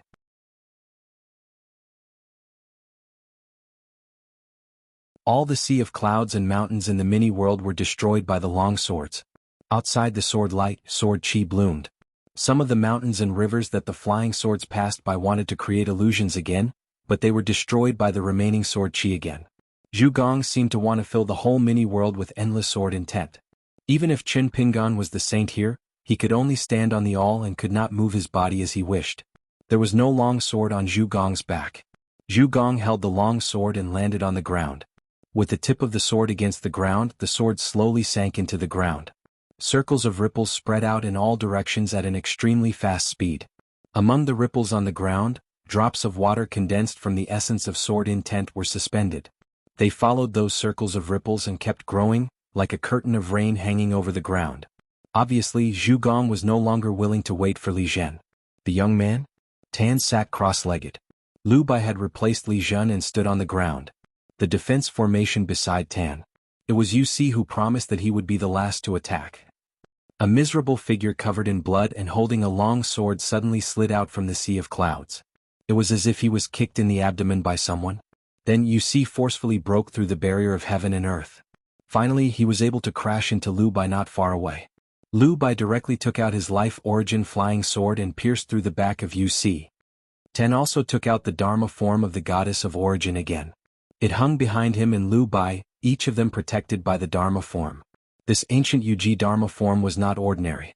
It was as lively as a living person. Previously, when it took the flying sword of the man in green from the peak of the mountain, there was a slight change in its expression. At this moment, she lowered her head and stared at her master with a face full of kindness. That Yu Si came and left in a hurry. Zhu Gong's long sword was at the place where the door was opened. The sword light flashed and then disappeared. In the deepest mini-world, Qin Pingan reached out to cover his ribs that were pierced by the flying sword and smiled bitterly. What a good Lu Bai. Originally, as long as she was a little merciful, even if she was cautious and ruthless enough, according to Qin Pingan's expectation, she would be able to lightly injure Yu Si, to determine if it was real or fake. Then, a distance of more than 10 feet would be enough for Qin Pingan to get close to her. Once he got close, there would be a great opportunity to kill her or that young man. Qin Pingan did not expect that Lu Bai's natal flying sword would go straight for the chi residence of all the sword cultivators in Fourth Reign. Qin Pingan had no choice but to change his position slightly and retreat decisively at the cost of light injuries. It was like trying to steal a chicken only to end up losing the rice used to lure it. As for the Zhu Gong's long sword that followed, it was not difficult for Qin Pingan to avoid it. Soon he was politely sent out of the country. And in the mini-world where Qin Pingan was, Yu Si's situation would be worse than before? Tan was even worse. Because Qin Pingan's body was gradually recovering, there were no more fancy moves. In the mini-world there were flying swords everywhere.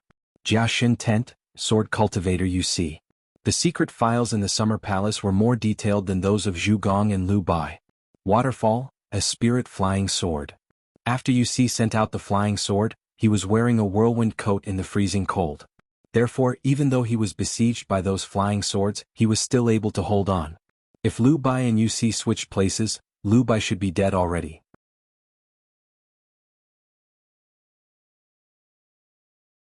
The special abilities of Qin Pingan's two spirit flying swords were just enough to completely suppress that weird flying sword of Liu Bai. Sadly, there were no such good ifs. Today's battle was mostly about bad accidents and what if. Martial Marquis Kuei Gate, the three supreme treasures that were also tampered with, the young sword cultivator's decisiveness, and Liu Bai's cruelty towards a good friend of his. As for the ability to fold mountains and rivers in his own mini-world, it was inspired by Qin Pingan's early years in the capital of the Great Sui Kingdom, when he saw Mao Fuzi trapped in a magic formation. It was a pity that Qin Pingan hadn't really mastered it yet. Otherwise, Li Zhen and Zhu Gong would have been able to break the magic formation in less than half an hour. Because the flying sword, Caged Sparrow, was not an inanimate magic formation of mountains and rivers.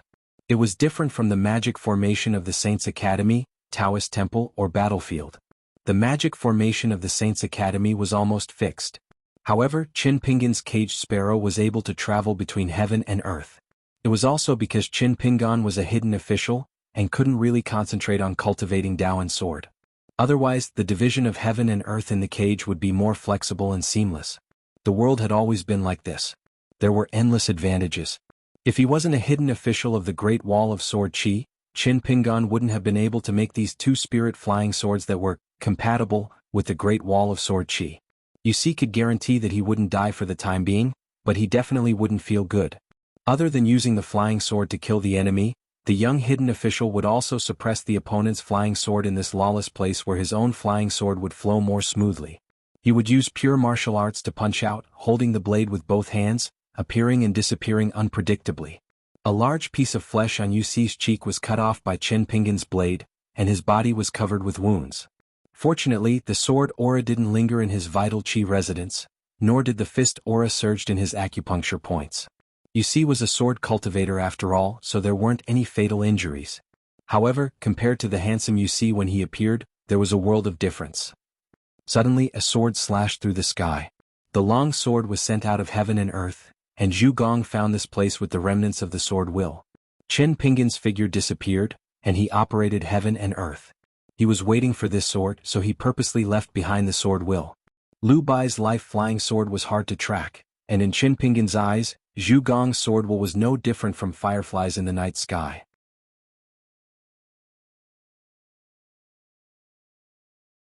Qin Pingan couldn't touch Yu Si, who was protected by the waterfall of sword aura, so he reversed heaven and earth, and made Yu Si, who was busy blocking more than 100 flying swords, moon in the well, to be in the direction of the sword light. Zhu Gong said in his mind, "You see." Zhu Gong didn't say anything else, so it couldn't be said that he revealed heaven's secret. It only depended on their chemistry. Yu Si didn't disappoint Zhu Gong and reached out to grab the sword light.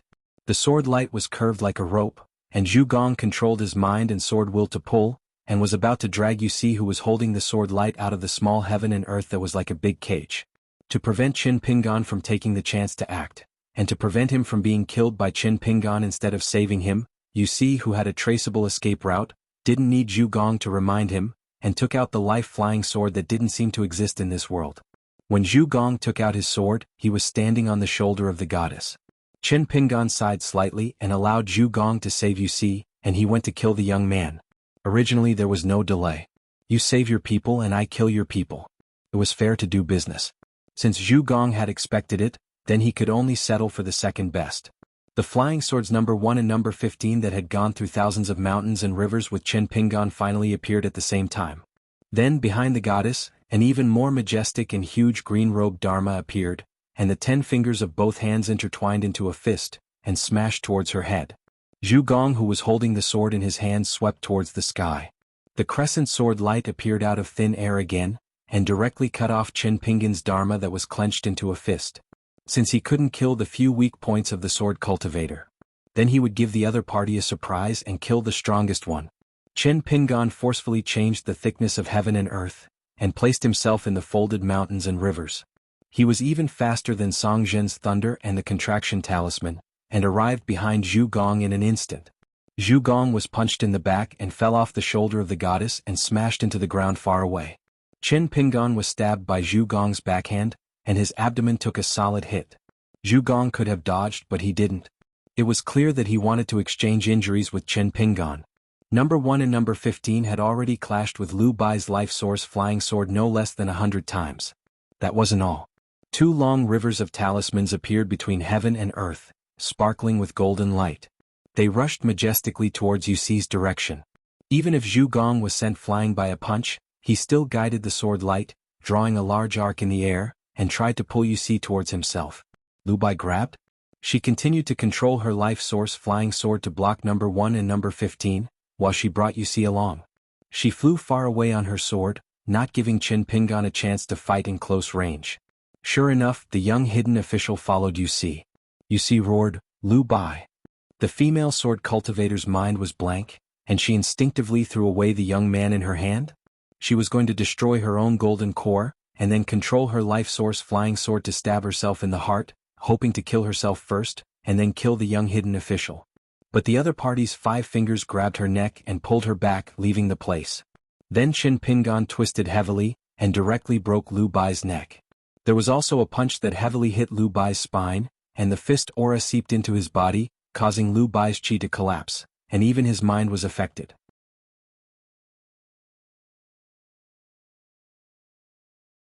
It forced the life source flying sword to fly under its original trajectory, and there was a trace of stagnation. Qin Pingan was about to add another punch, trying to penetrate Lu Bai's entire back. Not only did he want to shatter her entire spine and golden core, but he also wanted to completely break her longevity bridge. Unexpectedly, Qin Pingan's forehead was like being hit by a heavy hammer, and his figure was forced to disappear. Although Lu Bai's body was destroyed, he barely managed to protect half of his foundation. However, if he wanted to enter the upper 5 realms, especially the immortal realm, his hope in this life would be slim. Qin Pingan quickly glanced at the woman's head. It was the young man who quietly left a talisman on the woman's body. In order to cast the life-saving talisman, the young man was injured and he vomited blood. His face was covered with blood and his vision was blurred. The young man still tried his best to wave his hand, and wrapped the woman's golden core and soul with the broken talisman, and put them into the young man's sleeve. After doing this, Beach almost fainted. Maintaining the last trace of clarity in his mind, the young man stretched out his hand again. No matter what, he wanted to take back Sister Lu Bai's skin. Unexpectedly, from the canopy of the sky appeared streaks after streaks of light pillars that could not be called sword light or starlight, turning the bamboo box, Yu Ci, Beach and Lu Bai's lifeless body were shrouded in it. Qin Pingan just avoided Lu Bai's attack, but in his own small world, there was no way to avoid it, and he was hit by the second beam of light. As for Lu Bai's body, it had been washed away by the beam of light. Qin Pingan was hit to the ground and his figure staggered in the air. With a roll, he avoided a beam of light that followed like a shadow, and then he folded the mountains and rivers and instantly went hundreds of feet away. Li Zhen's figure hovered in the sky, like an ancient god who crossed the long river of time, and his hands held up the Big Dipper that was supposed to be hanging in the night sky. The stars slowly moved and the 4 seasons in the small world flowed. The spring thunder shook, the summer was hot, the autumn wind was cold, and the snow was heavy. The great Tao was running like a millstone, crushing everything. During this period, the countless sword chi that Bamboo Box had previously set up became more and more fierce. Between heaven and earth, the sword-intent water droplets condensed into a sword chi river that was constantly expanding the territory, swaying and flooding the sky.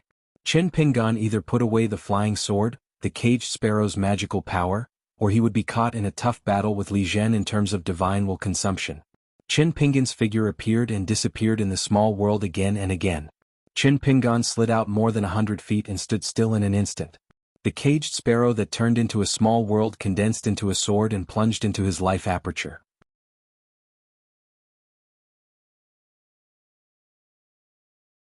The small world dissipated. Qin Pingan stood on the slope of the big pit. Li Zhen hovered above the big pit, but it was only 100 feet. Bamboo Box carried the sword frame on its back and it was just in the center of the pit. Yu Ci was supporting Beach. Beach stood on the edge of the top of the big pit. Bamboo Box's sword formation buried under the ground was about to move.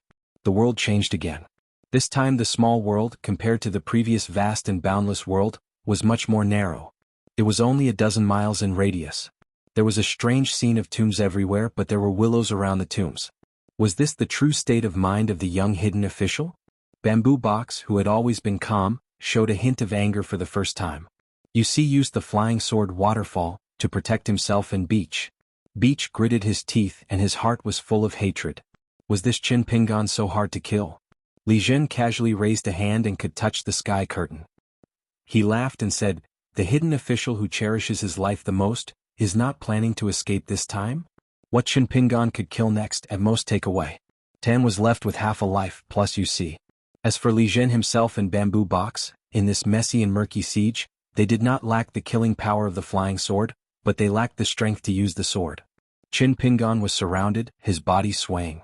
Clearly he had used the caged sparrow twice and faced the 5 enemies alone. Whether it was the body of a martial artist that was getting worse time and time again, or the spiritual energy of a cultivator that supported 2 natal flying swords, or the spiritual energy of a person, he was already at the end of his rope. Li Zhen shook his head, his eyes full of pity, draining the pond to catch the fish. "You are courting death." Qin Pingan clapped his fists and said with a smile, "Let me send you on your way, rest in peace." Countless moon in the well, flying swords appeared from all directions between heaven and earth, slowly advancing toward the 4-sword Xiao from the boundaries of the small world where the sky was round and the earth was round. It was another unreasonable intrinsic flying sword. Li Zhen was horrified. Was this lunatic really going to exchange lives? Bamboo Box frowned. Was this young hidden official unwilling to be killed by a flying sword even in death? So he chose to kill one more person. A moment later, Qin Pingan fell backward. The caged sparrow and moon in the well both returned to their aperture points in an instant. Therefore, after learning the truth, Li Zhen could not help but curse. It turned out that the place where Qin Pingan fell backward was the corner of the Great Wall of Sword Qi. This meant that Li Zhen and all of them had been deceived by this damn young hidden official. Using 2 natal flying swords to fight with their lives was fake. Folding mountains and rivers and changing the battlefield was real. However, the next series of events was a huge surprise to the wasteland and the Great Wall of Sword Qi. First, a sovereign stage great demon that was hiding on the battlefield revealed himself. With a sweep of his sleeve, he collected Zhu Gong, who had already attacked, and Li Zhen and the others who wanted to retreat into his heaven and earth sleeve. At the same time he flicked his finger. Wei Jin, the sword immortal of the Wind Snow Temple, slashed the great demon's spell against Qin Pingan. Lu Ji was just about to leave the city. A bearded man with a sword and saber on his back directly used his fists to repel 2 sword immortals on the Sword Qi River. He came to the battlefield near the Great Wall of Sword Qi and reached out to hold the hilt of his saber. He looked up at the female great sword immortal Lu Ji. As long as Lu Ji did not attack with her sword, he would not draw his saber. This was not considered a huge accident.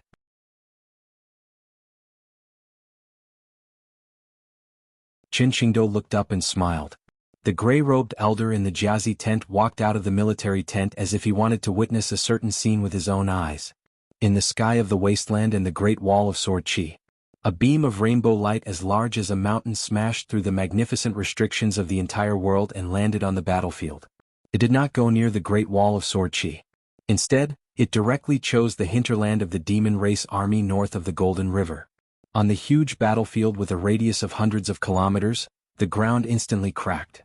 Countless demon race soldiers were shaken up, and a large number of casualties were caused. A man from outer space bent his knees slightly and stood on the battlefield. He raised his hands and pressed them against his forehead, slowly stroking his hair back. The man straightened his back and looked around at the demons. He laughed and said, "You have been surrounded by me. You're tuning in to the Sword Dance in the Vast Sky YouTube channel. Don't forget to subscribe and join us on this journey to catch the most captivating stories.